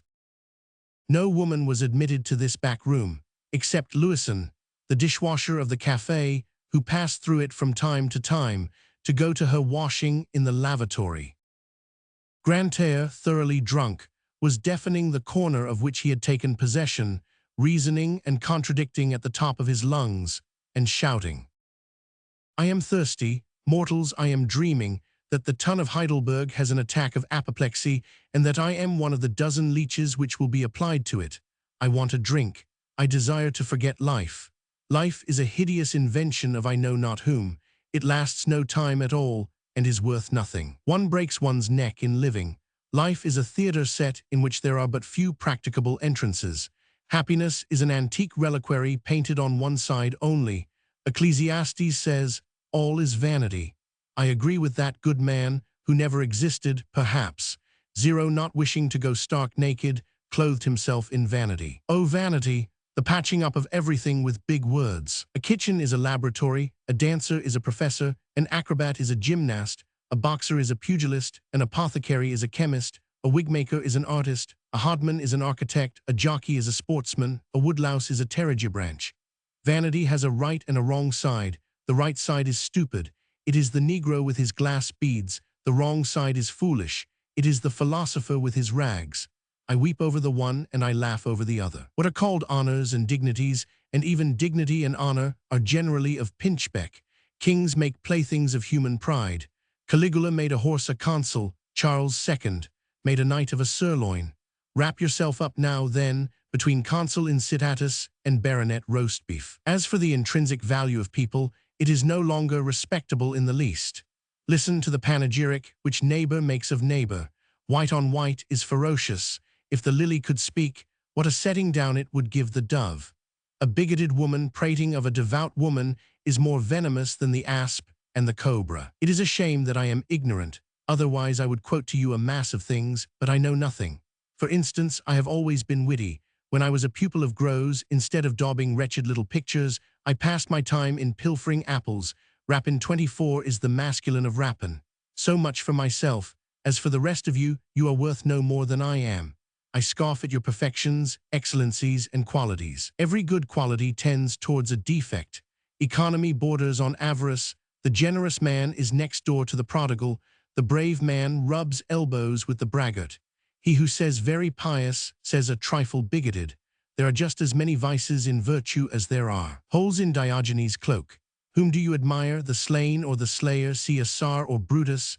Generally men are in favor of the slayer. Long live Brutus, he has slain. There lies the virtue. Virtue, granted, but madness also. There are queer spots on those great men. The Brutus who killed Caesar was in love with the statue of a little boy. This statue was from the hand of the Greek sculptor Strongyllion, who also carved that figure of an Amazon known as the beautiful leg, Eucnemos, which Nero carried with him in his travels. This Strongyllion left but two statues which placed Nero and Brutus in accord. Brutus was in love with the one, Nero with the other. All history is nothing but wearisome repetition.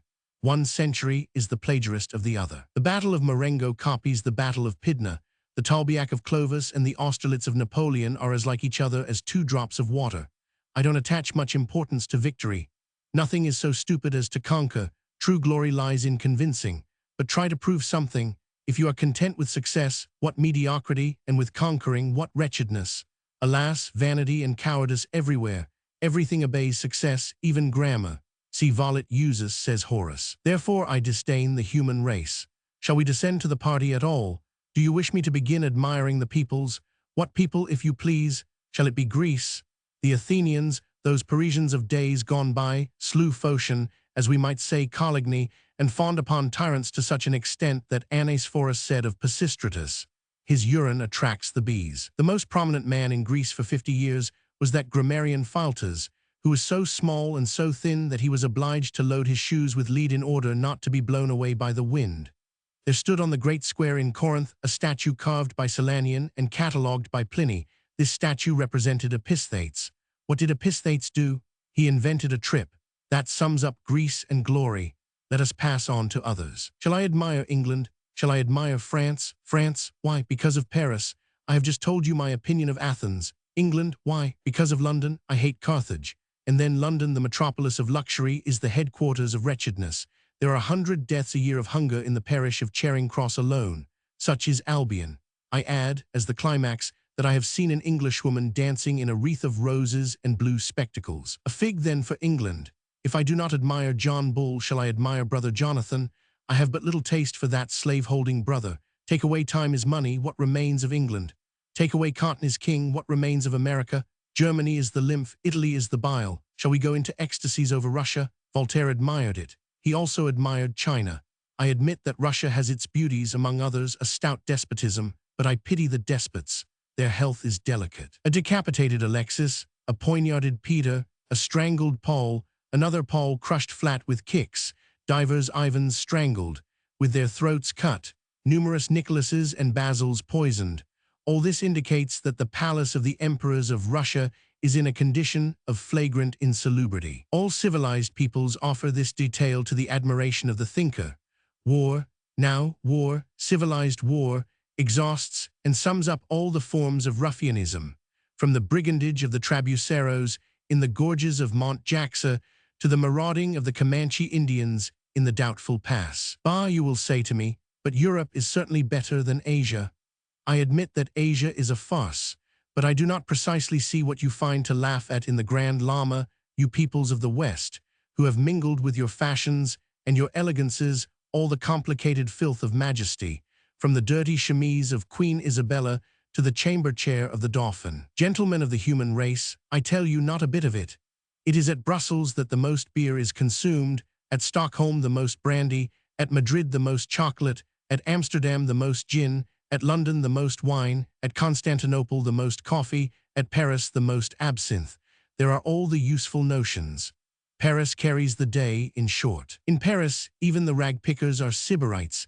Diogenes would have loved to be a rag-picker of the place Maubert better than to be a philosopher at the Perros. Learn this in addition. The wine shops of the rag-pickers are called bibines. The most celebrated are the saucepan and the slaughterhouse. Hence tea-gardens, gagettes, cabolots, buibuis, mastraques, bastrings, mainzings, bibines of the rag-pickers, caravanseries of the caliphs. I certify to you, I am a voluptuary. I eat at Richard's at 40 sous a head. I must have Persian carpets to roll naked Cleopatra in. Where is Cleopatra? Ah, so it is you, Louison. Good day. Thus did Grantaire, more than intoxicated, launch into speech, catching at the dishwasher in her passage, from his corner in the back room of the Café Musain. Bossuet, extending his hand towards him, tried to impose silence on him, and Grantaire began again worse than ever. Aigle de Meaux, down with your paws. You produce on me no effect with your gesture of Hippocrates refusing Artaxerxes' bric-a-brac. I excuse you from the task of soothing me. Moreover, I am sad. What do you wish me to say to you? Man is evil, man is deformed. The butterfly is a success, man is a failure. God made a mistake with that animal. A crowd offers a choice of ugliness. The first comer is a wretch, femme, woman rhymes with infame, infamous. Yes, I have the spleen, complicated with melancholy, with homesickness plus hypochondria, and I am vexed, and I rage, and I yawn, and I am bored, and I am tired to death, and I am stupid. Let God go to the devil.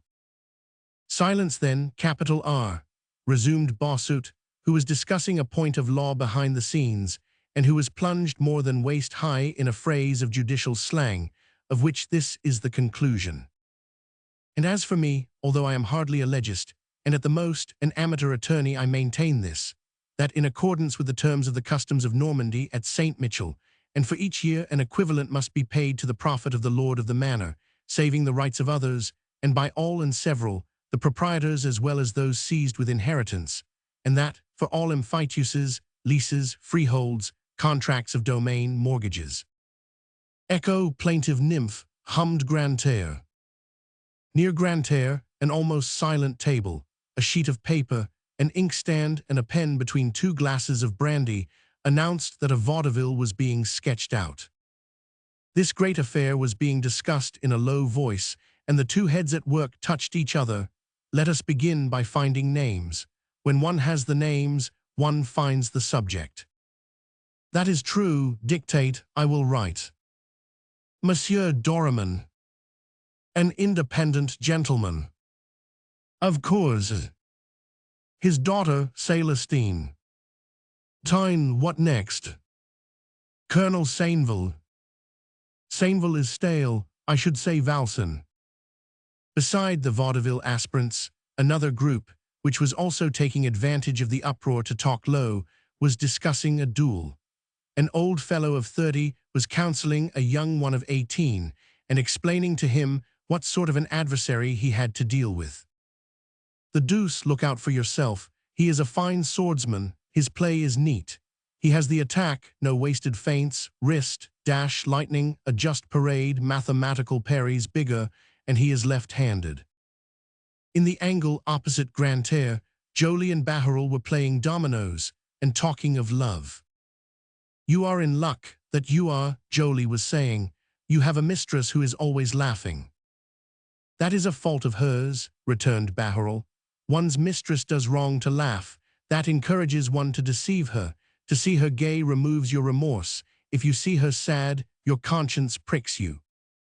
Ingrate, a woman who laughs is such a good thing, and you never quarrel. That is because of the treaty which we have made. On forming our little holy alliance, we assigned ourselves each our frontier, which we never cross. What is situated on the side of winter belongs to Vaux, on the side of the wind to Gex, hence the peace. Peace is happiness digesting. And you, Jollily, where do you stand in your entanglement with Mamselle? You know whom I mean. She sulks at me with cruel patience. Yet you are a lover to soften the heart with gauntness. Alas! In your place, I would let her alone. That is easy enough to say. And to do, is not her name Musicetta? Yes, my poor Bahorel, she is a superb girl, very literary, with tiny feet, little hands, she dresses well, and is white and dimpled, with the eyes of a fortune-teller. I am wild over her. My dear fellow, then in order to please her, you must be elegant and produce effects with your knees. Buy a good pair of trousers of double-milled cloth at Staub's, that will assist. At what price? Shouted Grantaire. The third corner was delivered up to a poetical discussion. Pagan mythology was giving battle to Christian mythology. The question was about Olympus, whose part was taken by Jean Prouvaire out of pure romanticism. Jean Prouvaire was timid only in repose. Once excited, he burst forth. A sort of mirth accentuated his enthusiasm, and he was at once both laughing and lyric. Let us not insult the gods, said he. The gods may not have taken their departure. Jupiter does not impress me as dead. The gods are dreams, you say. Well, even in nature, such as it is today, after the flight of these dreams, we still find all the grand old pagan myths. Such and such a mountain with the profile of a citadel, like the Vignamale, for example, is still to me the headdress of Cybele. It has not been proved to me that Pan does not come at night to breathe into the hollow trunks of the willows, stopping up the holes in turn with his fingers, and I have always believed that Io had something to do with the cascade of Pisavash. In the last corner, they were talking politics. The charter which had been granted was getting roughly handled. Comefera was upholding it weakly. Courfeyrac was energetically making a breach in it. On the table lay an unfortunate copy of the famous Tauquet Charter. Courfeyrac had seized it and was brandishing it, mingling with his arguments the rattling of this sheet of paper. In the first place, I won't have any kings. If it were only from an economical point of view, I don't want any. A king is a parasite. One does not have kings gratis. Listen to this, the dearness of kings. At the death of François I, the national debt of France amounted to an income of 30,000 livres. At the death of Louis XIV, it was 2,600,000,000 at 28 livres the mark, which was equivalent in 1760, according to Desmarets, to 4,500,000,000, which would today be equivalent to 12 milliards. In the second place, and no offense to Comefera, a charter granted is but a poor expedient of civilization. To save the transition, to soften the passage, to deaden the shock, to cause the nation to pass insensibly from the monarchy to democracy by the practice of constitutional fictions. What detestable reasons all those are! No, no, let us never enlighten the people with false daylight. Principles dwindle and pale in your constitutional cellar. No illegitimacy, no compromise, no grant from the king to the people. In all such grants there is an Article 14. By the side of the hand which gives there is the claw which snatches back. I refuse your charter point blank. A charter is a mask. The lie lurks beneath it. A people which accepts a charter abdicates. The law is only the law when entire. No, no charter. It was winter. A couple of faggots were crackling in the fireplace. This was tempting, and Courfeyrac could not resist. He crumpled the poor Tauquet Charter in his fist and flung it in the fire. The paper flashed up. Comefera watched the masterpiece of Louis Roman XVIII burn philosophically and contented himself with saying, "The charter metamorphosed into flame."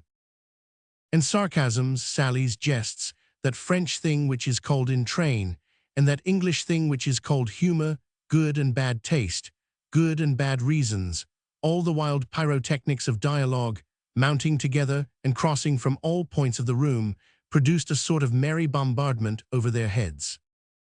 Chapter 5. Enlargement of Horizon. The shocks of youthful minds among themselves have this admirable property that one can never foresee the spark, nor divine the lightning flash. What will dart out presently, no one knows. The burst of laughter starts from a tender feeling. At the moment of jest, the serious makes its entry. Impulses depend on the first chance word. The spirit of each is sovereign. Jest suffices to open the field to the unexpected. These are conversations with abrupt turns in which the perspective changes suddenly. Chance is the stage manager of such conversations. A severe thought, starting oddly from a clash of words, suddenly traversed the conflict of quips in which Grantaire, Bahorel, Prouvaire, Bossuet, Comefera, and Courfeyrac were confusedly fencing. How does a phrase crop up in a dialogue? Whence comes it that it suddenly impresses itself on the attention of those who hear it? We have just said that no one knows anything about it. In the midst of the uproar, Bossuet all at once terminated some apostrophe to Comefera with this date: June 18th, 1815, Waterloo. At this name of Waterloo, Marius, who was leaning his elbows on a table beside a glass of water, removed his wrist from beneath his chin and began to gaze fixedly at the audience. "Pardieu!" exclaimed Courfeyrac. Parbleu was falling into disuse at this period. "That number 18 is strange and strikes me. It is Bonaparte's fatal number. Place Louis in front and Brumaire behind. You have the whole destiny of the man, with this significant peculiarity that the end treads close on the heels of the commencement." Enjolras, who had remained mute up to that point, broke the silence and addressed this remark to Comefera. "You mean to say, the crime and the expiation." This word crime overpassed the measure of what Marius, who was already greatly agitated by the abrupt evocation of Waterloo, could accept. He rose, walked slowly to the map of France spread out on the wall, and at whose base an island was visible in a separate compartment, laid his finger on this compartment and said, "Corsica, a little island which has rendered France very great." This was like a breath of icy air. All ceased talking. They felt that something was on the point of occurring. Bahorel, replying to Bossuet, was just assuming an attitude of the torso to which he was addicted. He gave it up to listen. Enjolras, whose blue eye was not fixed on anyone, and who seemed to be gazing at space, replied, without glancing at Marius, "France needs no Corsica to be great. France is great because she is France, quia nomina leo." Marius felt no desire to retreat. He turned towards Enjolras, and his voice burst forth with a vibration which came from a quiver of his very being. "God forbid that I should diminish France, but amalgamating Napoleon with her is not diminishing her. Come, let us argue the question. I am a newcomer among you, but I will confess that you amaze me. Where do we stand? Who are we? Who are you? Who am I? Let us come to an explanation about the emperor. I hear you say Buonaparte, accenting the U like the royalists. I warn you that my grandfather does better still. He says Buonaparte. I thought you were young men. Where then is your enthusiasm, and what are you doing with it? Whom do you admire if you do not admire the emperor? And what more do you want? If you will have none of that great man, what great men would you like? He had everything. He was complete. He had in his brain the sum of human faculties. He made codes like Justinian. He dictated like Caesar. His conversation was mingled with the lightning flash of Pascal, with the thunderclap of Tacitus. He made history and he wrote it. His bulletins are Iliads. He combined the cipher of Newton with the metaphor of Mahomet. He left behind him in the East words as great as the pyramids. At Tilsit he taught Emperor's Majesty. At the Academy of Sciences he replied to Laplace. In the Council of State he held his own against Merlin. He gave a soul to the geometry of the first, and to the chicanery of the last. He was a legist with the attorneys and sidereal with the astronomers. Like Cromwell blowing out one of two candles, he went to the temple to bargain for a curtain. Tassel, he saw everything, he knew everything, which did not prevent him from laughing good-naturedly beside the cradle of his little child. And all at once, frightened Europe lent an ear, armies put themselves in motion, parks of artillery rumbled, pontoons stretched over the rivers, clouds of cavalry galloped in the storm, cries, trumpets, a trembling of thrones in every direction. The frontiers of kingdoms oscillated on the map. The sound of a superhuman sword was heard as it was drawn from its sheath. They beheld him, rise erect on the horizon with a blazing brand in his hand and a glow in his eyes, unfolding amid the thunder, his two wings, the grand army and the old guard, and he was the archangel of war. All held their peace, and Enjolras bowed his head. Silence always produces somewhat the effect of acquiescence, of the enemy being driven to the wall. Marius continued with increased enthusiasm and almost without pausing for breath. "Let us be just, my friends. What a splendid destiny for a nation to be the empire of such an emperor, when that nation is France, and when it adds its own genius to the genius of that man. To appear and to reign, to march and to triumph, to have for halting places all capitals, to take his grenadiers and to make kings of them, to decree the falls of dynasties, and to transfigure Europe at the pace of a charge, to make you feel that when you threaten you lay your hand on the hilt of the sword of God, to follow in a single man, Hannibal, Caesar, Charlemagne, to be the people of someone who mingles with your dawns, the startling announcement of a battle won, to have the cannon of the invalids to rouse you in the morning, to hurl into abysses of light prodigious words which flame forever, Marengo, Arcola, Austerlitz, Jena, Wagram, to cause constellations of victories to flash forth at each instant from the zenith of the centuries, to make the French Empire a pendant to the Roman Empire, to be the great nation and to give birth to the grand army, to make its legions fly forth over all the earth, as a mountain sends out its eagles on all sides to conquer, to dominate, to strike with lightning, to be in Europe a sort of nation gilded through glory, to sound athwart the centuries a trumpet blast of titans, to conquer the world twice, by conquest and by dazzling that is sublime, and what greater thing is there? To be free, said Comefera. Marius lowered his head in his turn. That cold and simple word had traversed his epic effusion like a blade of steel, and he felt it vanishing within him. When he raised his eyes, Comefera was no longer there. Probably satisfied with his reply to the apotheosis, he had just taken his departure, and all, with the exception of Enjolras, had followed him. The room had been emptied. Enjolras, left alone with Marius, was gazing gravely at him. Marius, however, having rallied his ideas to some extent, did not consider himself beaten. There lingered in him a trace of inward fermentation which was on the point, no doubt, of translating itself into syllogisms arrayed against Enjolras, when all of a sudden they heard someone singing on the stairs as he went. It was Comefera, and this is what he was singing. Si César m'avait donné la gloire et la guerre, et qu'il me fallait quitter 50 amours de ma mère.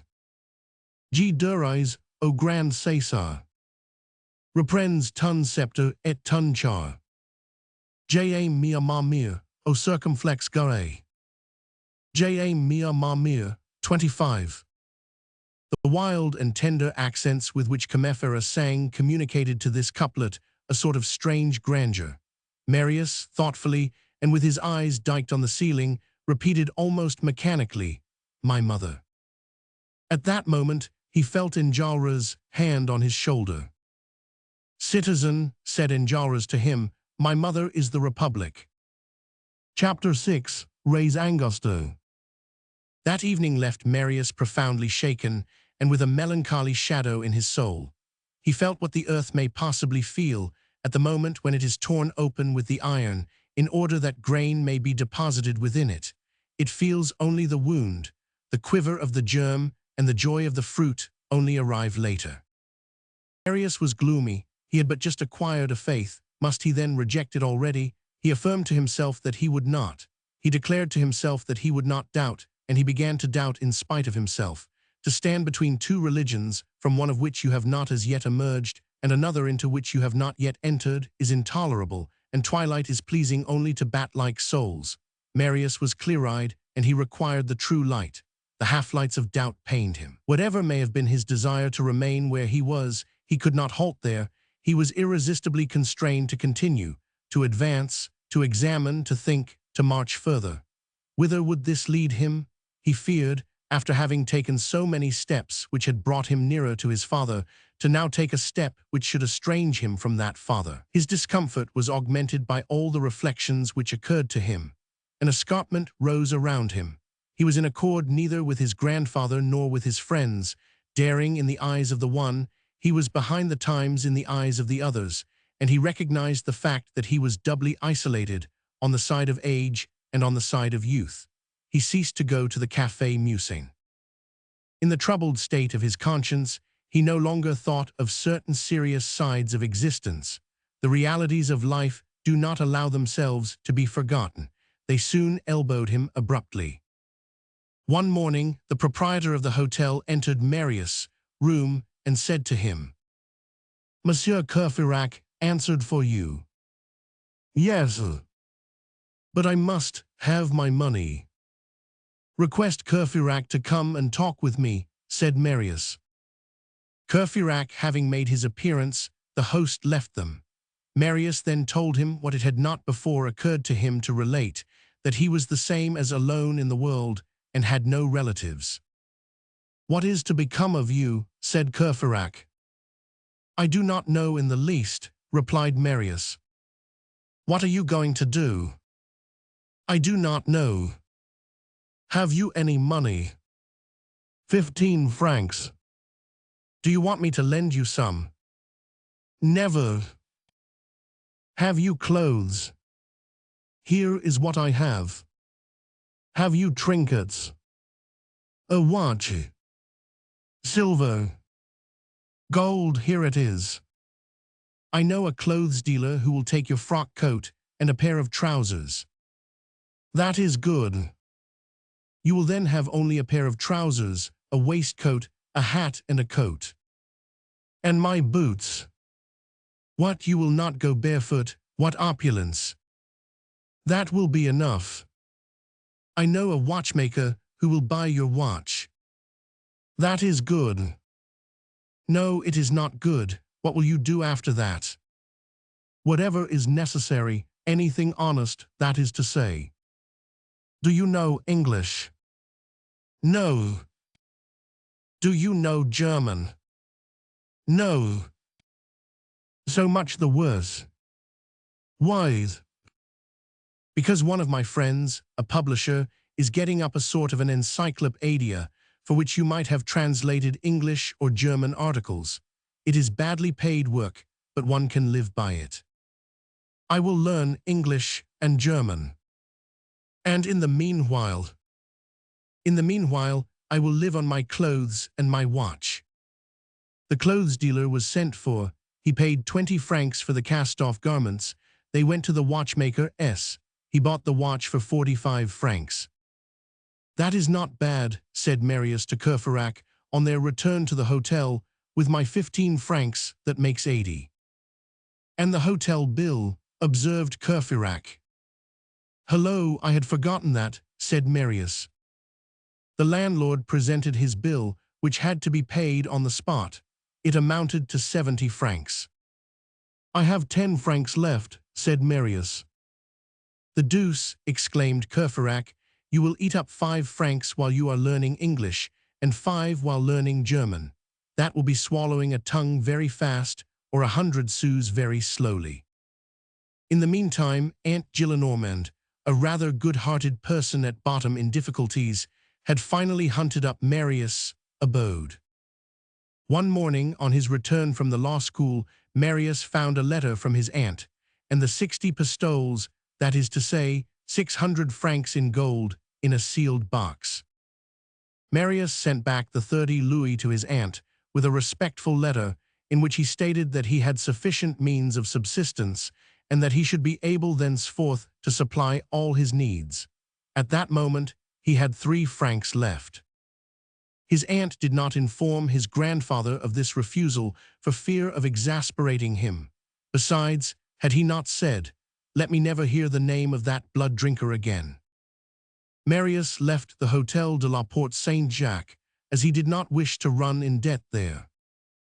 Book 5, The Excellence of Misfortune. Chapter 1, Marius Indigent. Excellence of Misfortune. Life became hard for Marius. It was nothing to eat his clothes and his watch.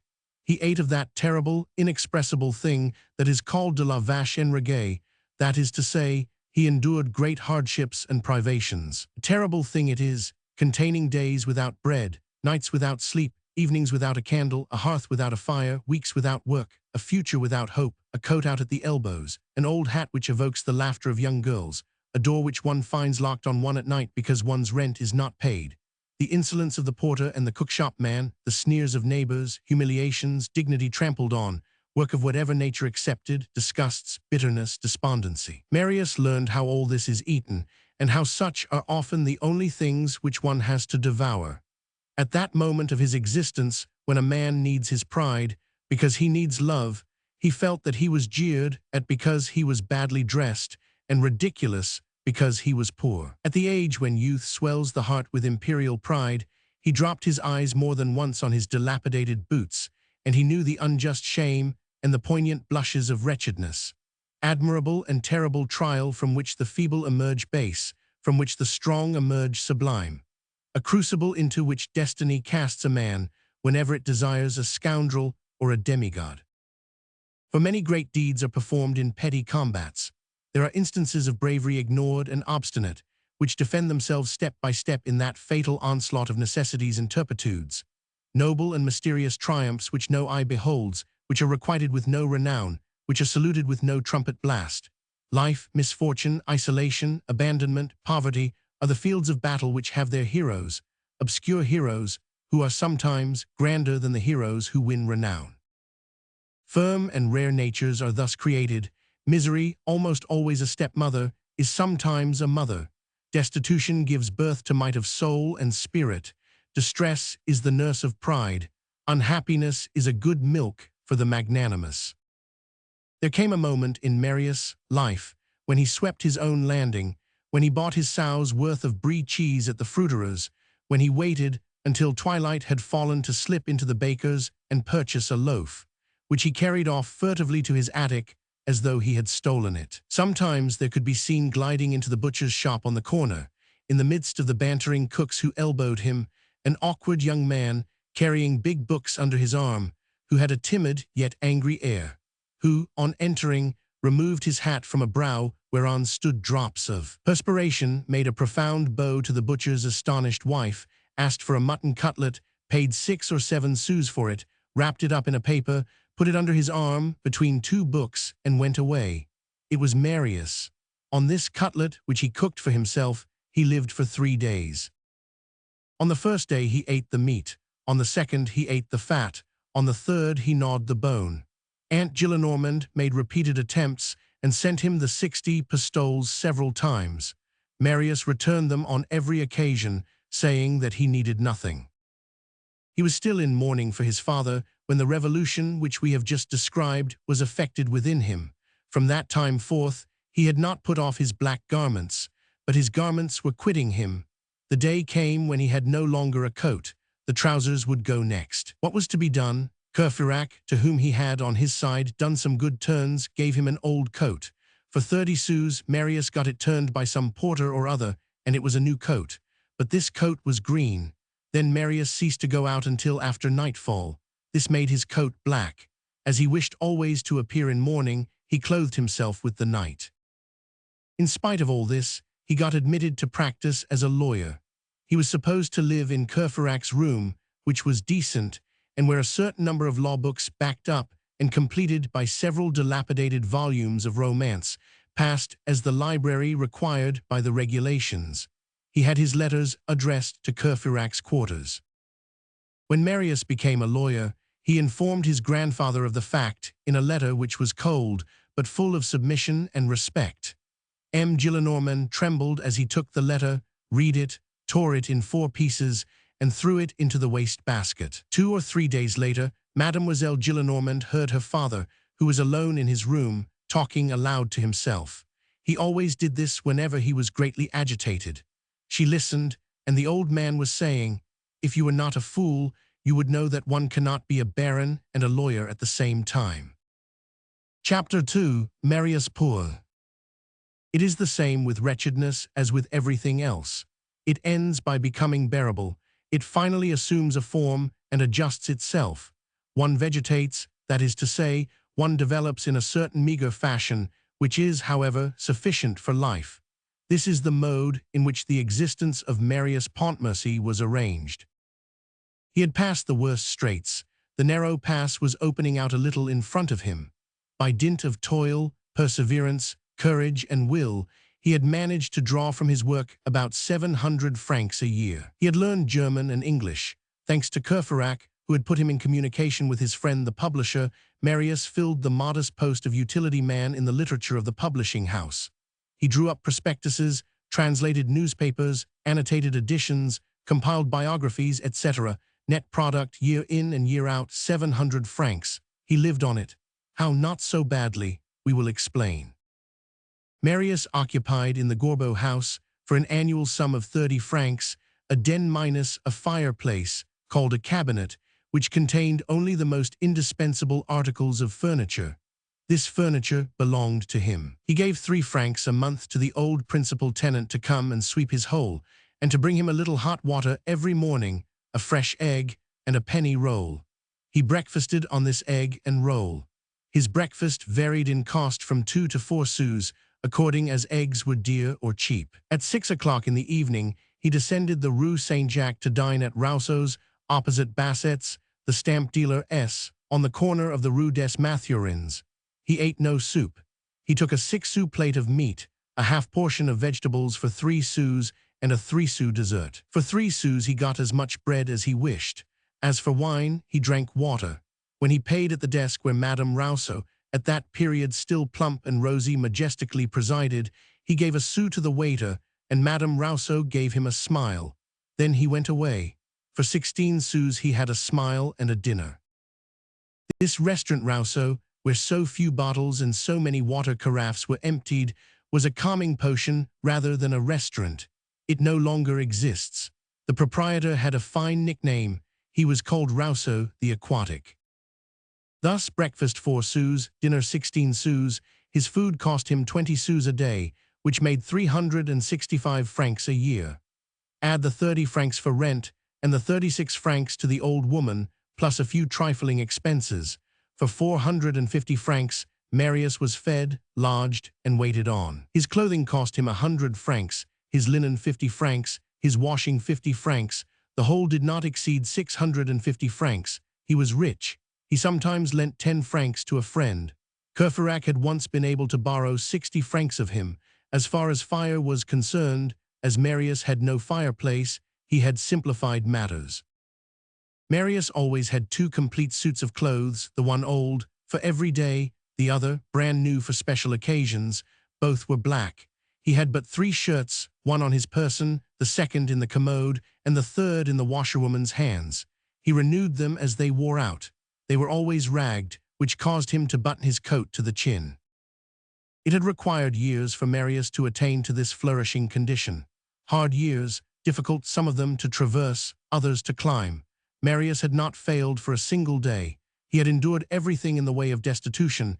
He had done everything except contract debts. He did himself the justice to say that he had never owed anyone a sou. A debt was, to him, the beginning of slavery. He even said to himself that a creditor is worse than a master, for the master possesses only your person, a creditor possesses your dignity and can administer to it a box on the ear. Rather than borrow, he went without food. He had passed many a day fasting, feeling that all extremes meet, and that, if one is not on one's guard, lowered fortunes may lead to baseness of soul. He kept a jealous watch on his pride. Such and such a formality or action, which, in any other situation would have appeared merely a deference to him, now seemed insipidity, and he nerved himself against it. His face wore a sort of severe flush. He was timid even to rudeness.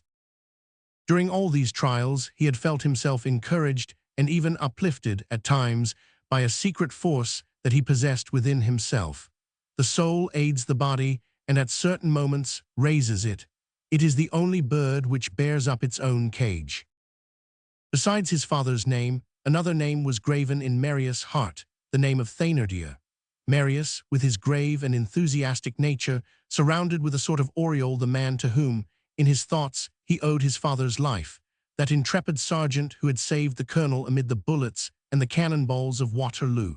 He never separated the memory of this man from the memory of his father, and he associated them in his veneration. It was a sort of worship in 2 steps, with the grand altar for the colonel and the lesser one for Thénardier.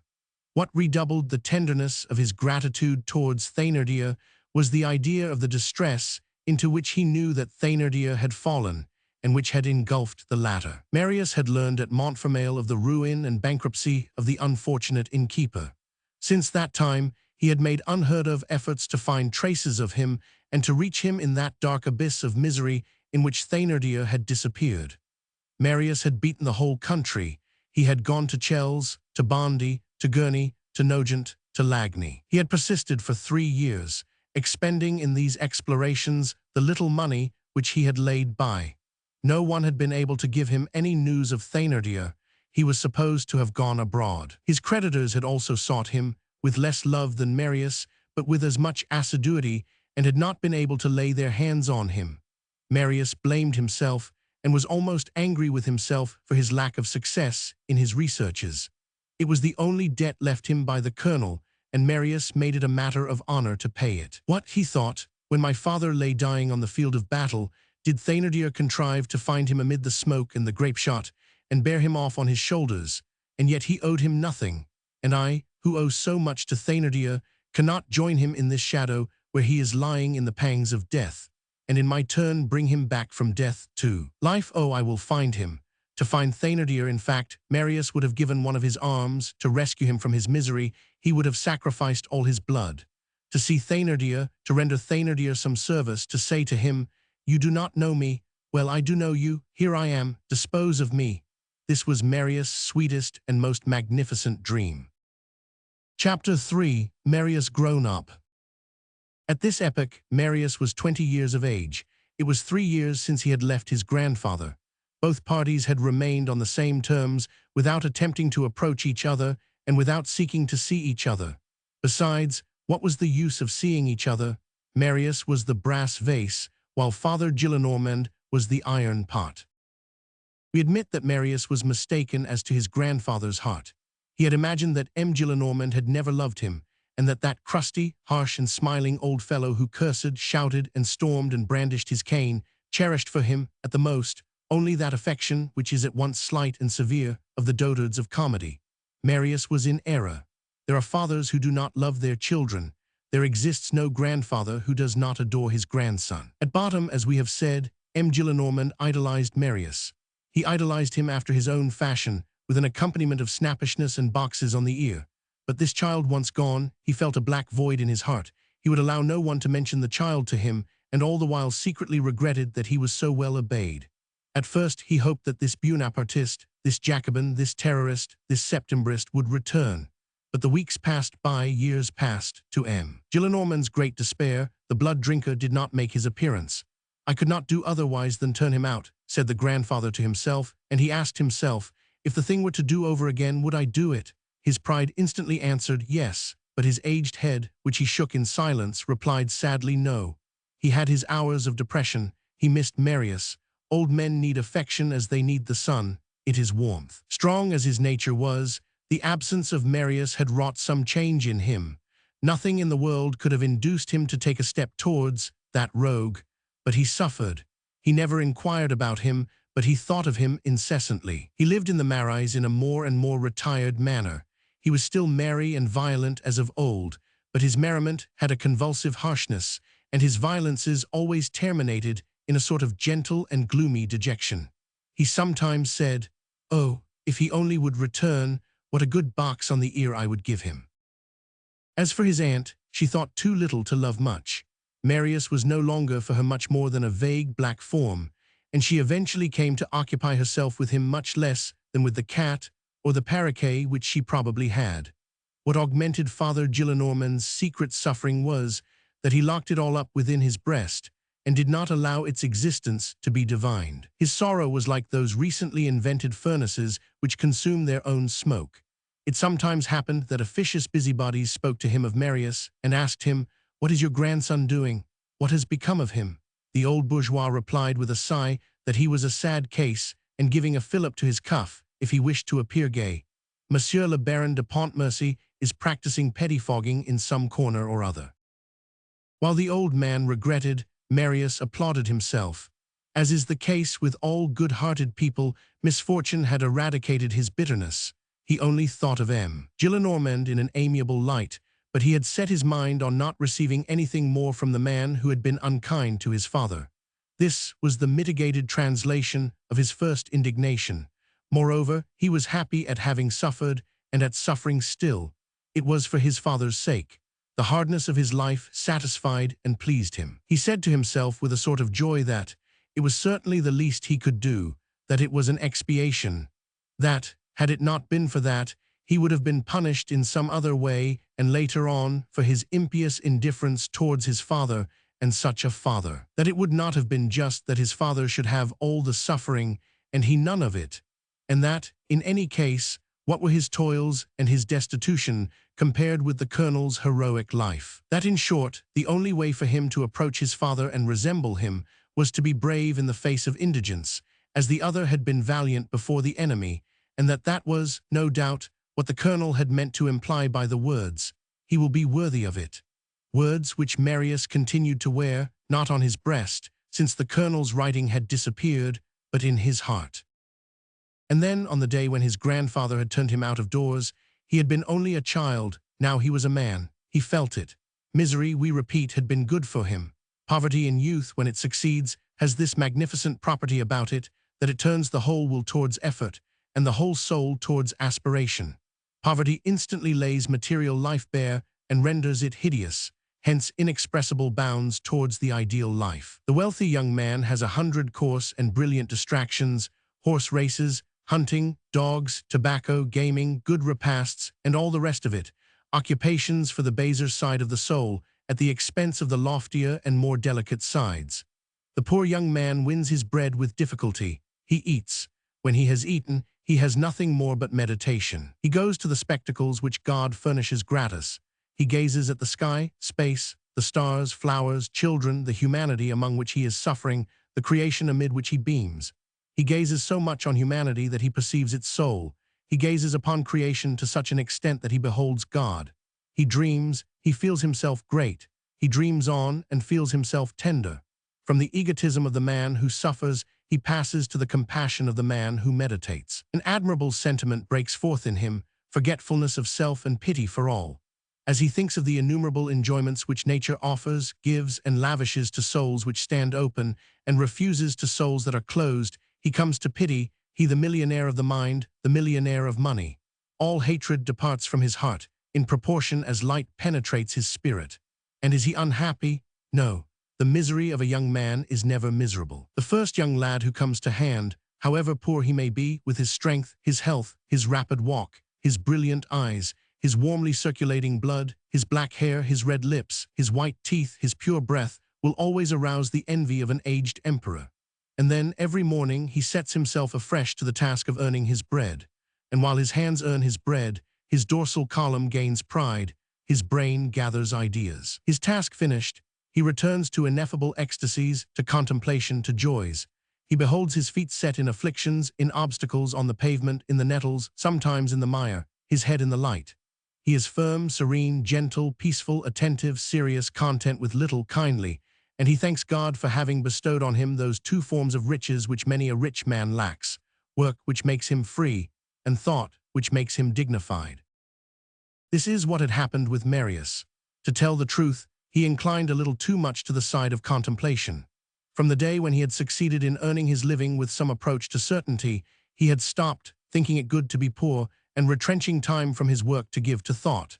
That is to say, he sometimes passed entire days in meditation, absorbed, engulfed, like a visionary, in the mute voluptuousness of ecstasy and inward radiance. He had thus propounded the problem of his life: to toil as little as possible at material labor, in order to toil as much as possible at the labor which is impalpable.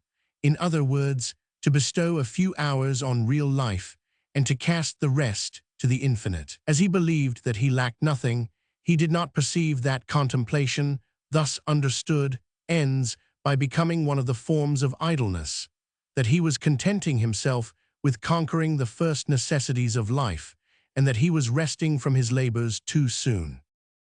It was evident that, for this energetic and enthusiastic nature, this could only be a transitory state, and that, at the first shock against the inevitable complications of destiny, Marius would awaken. In the meantime, although he was a lawyer, and whatever Father Gillenormand thought about the matter, he was not practicing, he was not even pettifogging. Meditation had turned him aside from pleading. To haunt attorneys, to follow the court, to hunt up cases, what a bore! Why should he do it? He saw no reason for changing the manner of gaining his livelihood. The obscure and ill-paid publishing establishment had come to mean for him a sure source of work which did not involve too much labor, as we have explained, and which sufficed for his wants. One of the publishers for whom he worked, M. Majimal, I think, offered to take him into his own house, to lodge him well, to furnish him with regular occupation, and to give him 1,500 francs a year.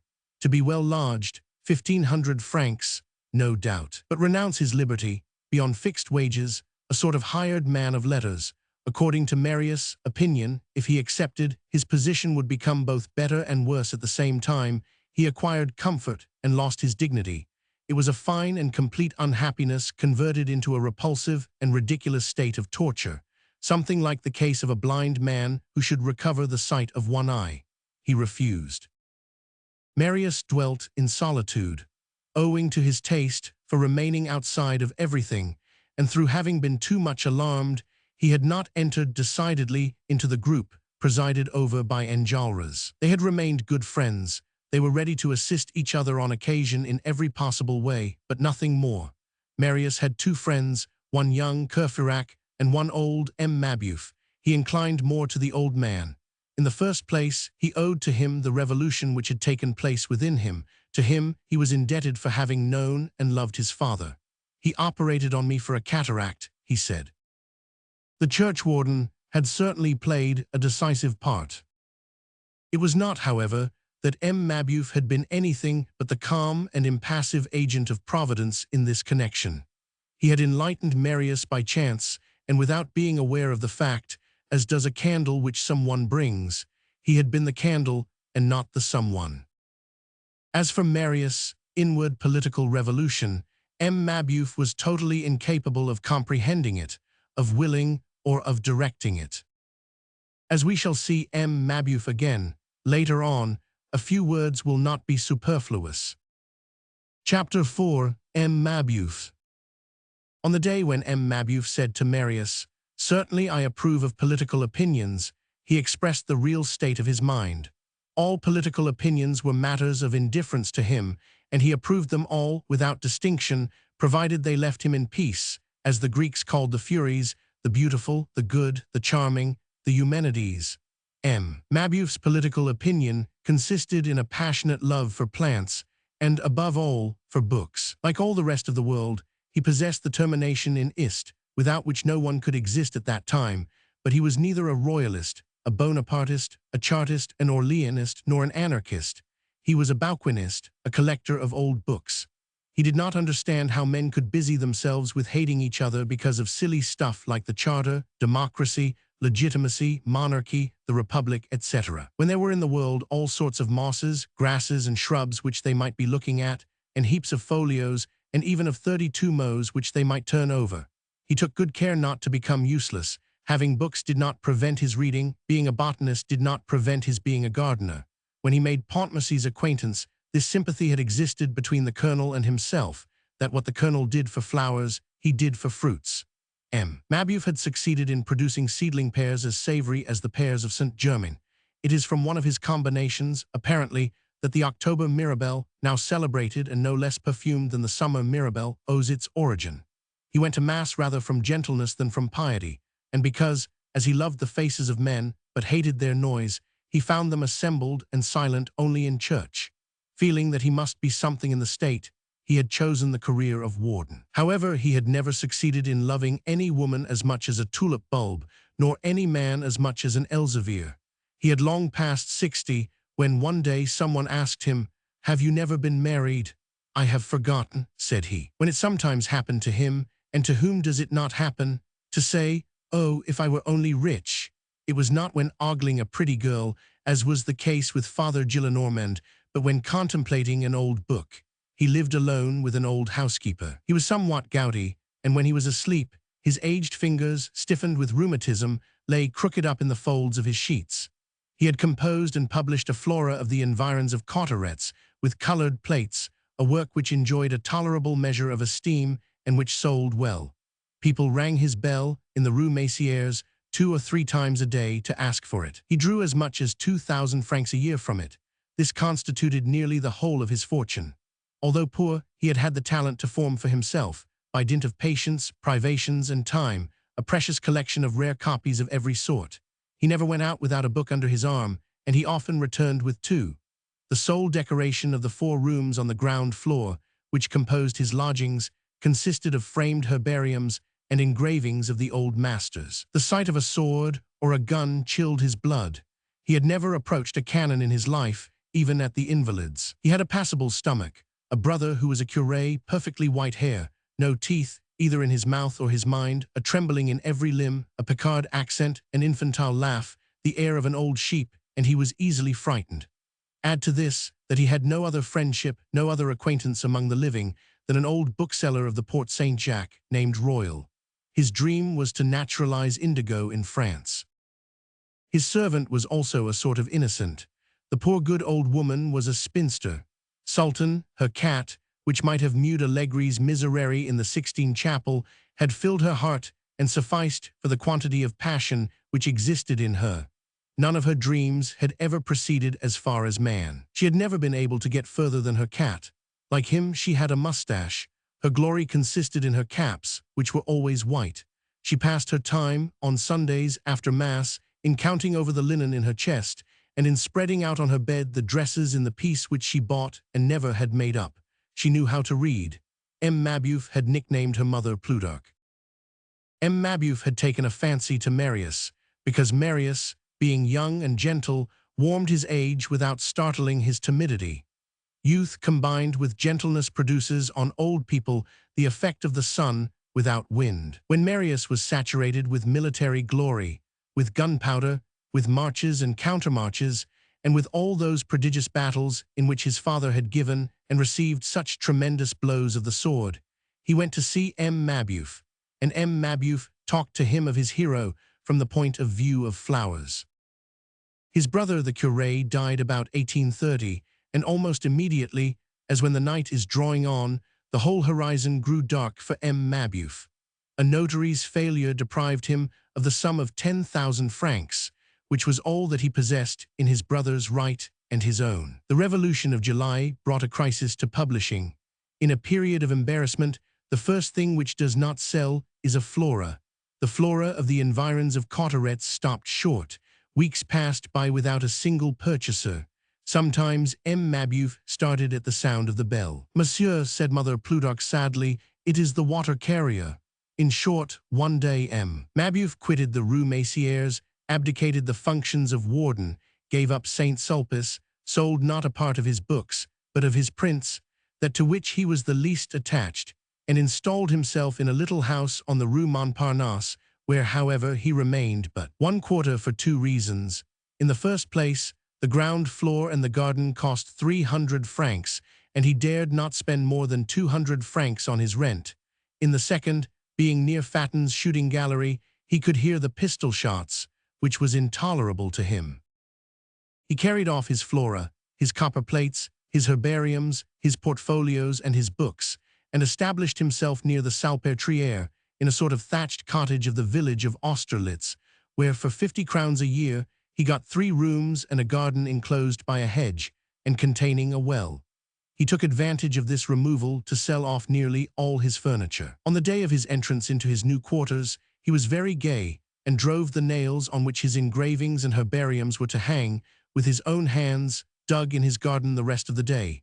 And at night, perceiving that Mother Plutarch had a melancholy air and was very thoughtful, he tapped her on the shoulder and said to her with a smile, "We have the indigo." Only 2 visitors, the bookseller of the Porte Saint-Jacques and Marius, were admitted to view the thatched cottage at Austerlitz, a brawling name which was, to tell the truth, extremely disagreeable to him. However, as we have just pointed out, brains which are absorbed in some bit of wisdom or folly, or, as it often happens, in both at once, are but slowly accessible to the things of actual life. Their own destiny is a far-off thing to them. There results from such concentration a passivity which, if it were the outcome of reasoning, would resemble philosophy. One declines, descends, trickles away, even crumbles away, and yet is hardly conscious of it oneself.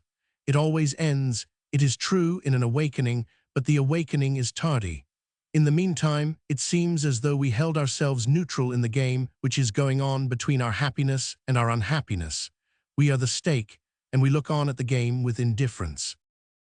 It is thus that, athwart the cloud which formed about him, when all his hopes were extinguished one after the other, M. Mabeuf remained rather purely but profoundly serene. His habits of mind had the regular swing of a pendulum. Once mounted on an illusion, he went for a very long time, even after the illusion had disappeared. A clock does not stop short at the precise moment when the key is lost. M. Mabeuf had his innocent pleasures. These pleasures were inexpensive and unexpected. The merest chance furnished them. One day, Mother Plutarch was reading a romance in one corner of the room. She was reading aloud, finding that she understood better thus. To read aloud is to assure oneself of what one is reading. There are people who read very loud, and who have the appearance of giving themselves their word of honor as to what they are perusing. It was with this sort of energy that Mother Plutarch was reading the romance which she had in hand. M. Mabeuf heard her without listening to her. In the course of her reading, Mother Plutarch came to this phrase. It was a question of an officer of dragoons and a beauty. The beauty pouted, and the dragoons. Here she interrupted herself to wipe her glasses. Buddha and the dragon, struck in Mabeuf in a low voice. Yes, it is true that there was a dragon, which, from the depths of its cave, spouted flame through his maw and set the heavens on fire. Many stars had already been consumed by this monster, which besides had the claws of a tiger. Buddha went into its den and succeeded in converting the dragon. That is a good book that you are reading, Mother Plutarch. There is no more beautiful legend in existence. And Mabeuf fell into a delicious reverie. Chapter 5. Poverty a good neighbor for misery. Marius liked this candid old man who saw himself gradually falling into the clutches of indigence, and who came to feel astonishment, little by little, without, however, being made melancholy by it. Marius met Courfeyrac and sought out Mabeuf. Very rarely, however, twice a month at most. Marius' pleasure consisted in taking long walks alone on the outer boulevards, or in the Champs de Mars, or in the least frequented alleys of the Luxembourg. He often spent half a day in gazing at a market garden, the beds of lettuce, the chickens on the dung heap, the horse turning the water wheel. The passers-by stared at him in surprise, and some of them thought his attire suspicious and his mien sinister. He was only a poor young man dreaming in an objectless way. It was during one of his strolls that he had hit upon the Gorbeau house, and, tempted by its isolation and its cheapness, had taken up his abode there. He was known there only under the name of Marius. Some of his father's old generals or old comrades had invited him to go and see them when they learned about him. Marius had not refused their invitations.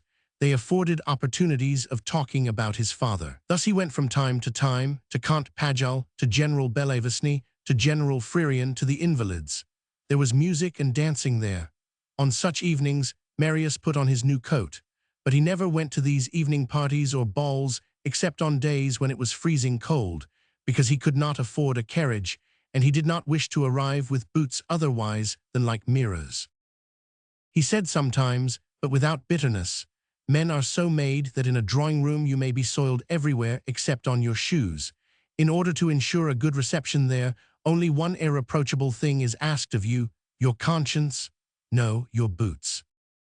All passions except those of the heart are dissipated by reverie. Marius' political fevers vanished thus. The revolution of 1830 assisted in the process by satisfying and calming him. He remained the same, setting aside his fits of wrath. He still held the same opinions, only they had been tempered. To speak accurately, he had no longer any opinions, he had sympathies.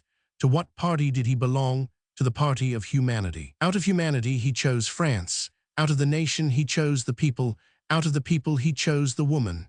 It was to that point above all that his pity was directed. Now he preferred an idea to a deed, a poet to a hero, and he admired a book like Job more than an event like Marengo. And then, when after a day spent in meditation, he returned in the evening through the boulevards, and caught a glimpse through the branches of the trees of the fathomless space beyond, the nameless gleams, the abyss, the shadow, the mystery, all that which is only human seemed very pretty indeed to him.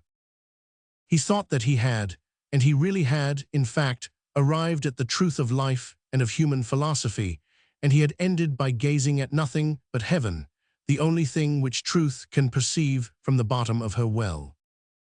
This did not prevent him from multiplying his plans, his combinations, his scaffoldings, his projects for the future. In this state of reverie, an eye which could have cast a glance into Marius' interior would have been dazzled with the purity of that soul. In fact, had it been given to our eyes of the flesh to gaze into the consciences of others, we should be able to judge a man much more surely according to what he dreams than according to what he thinks.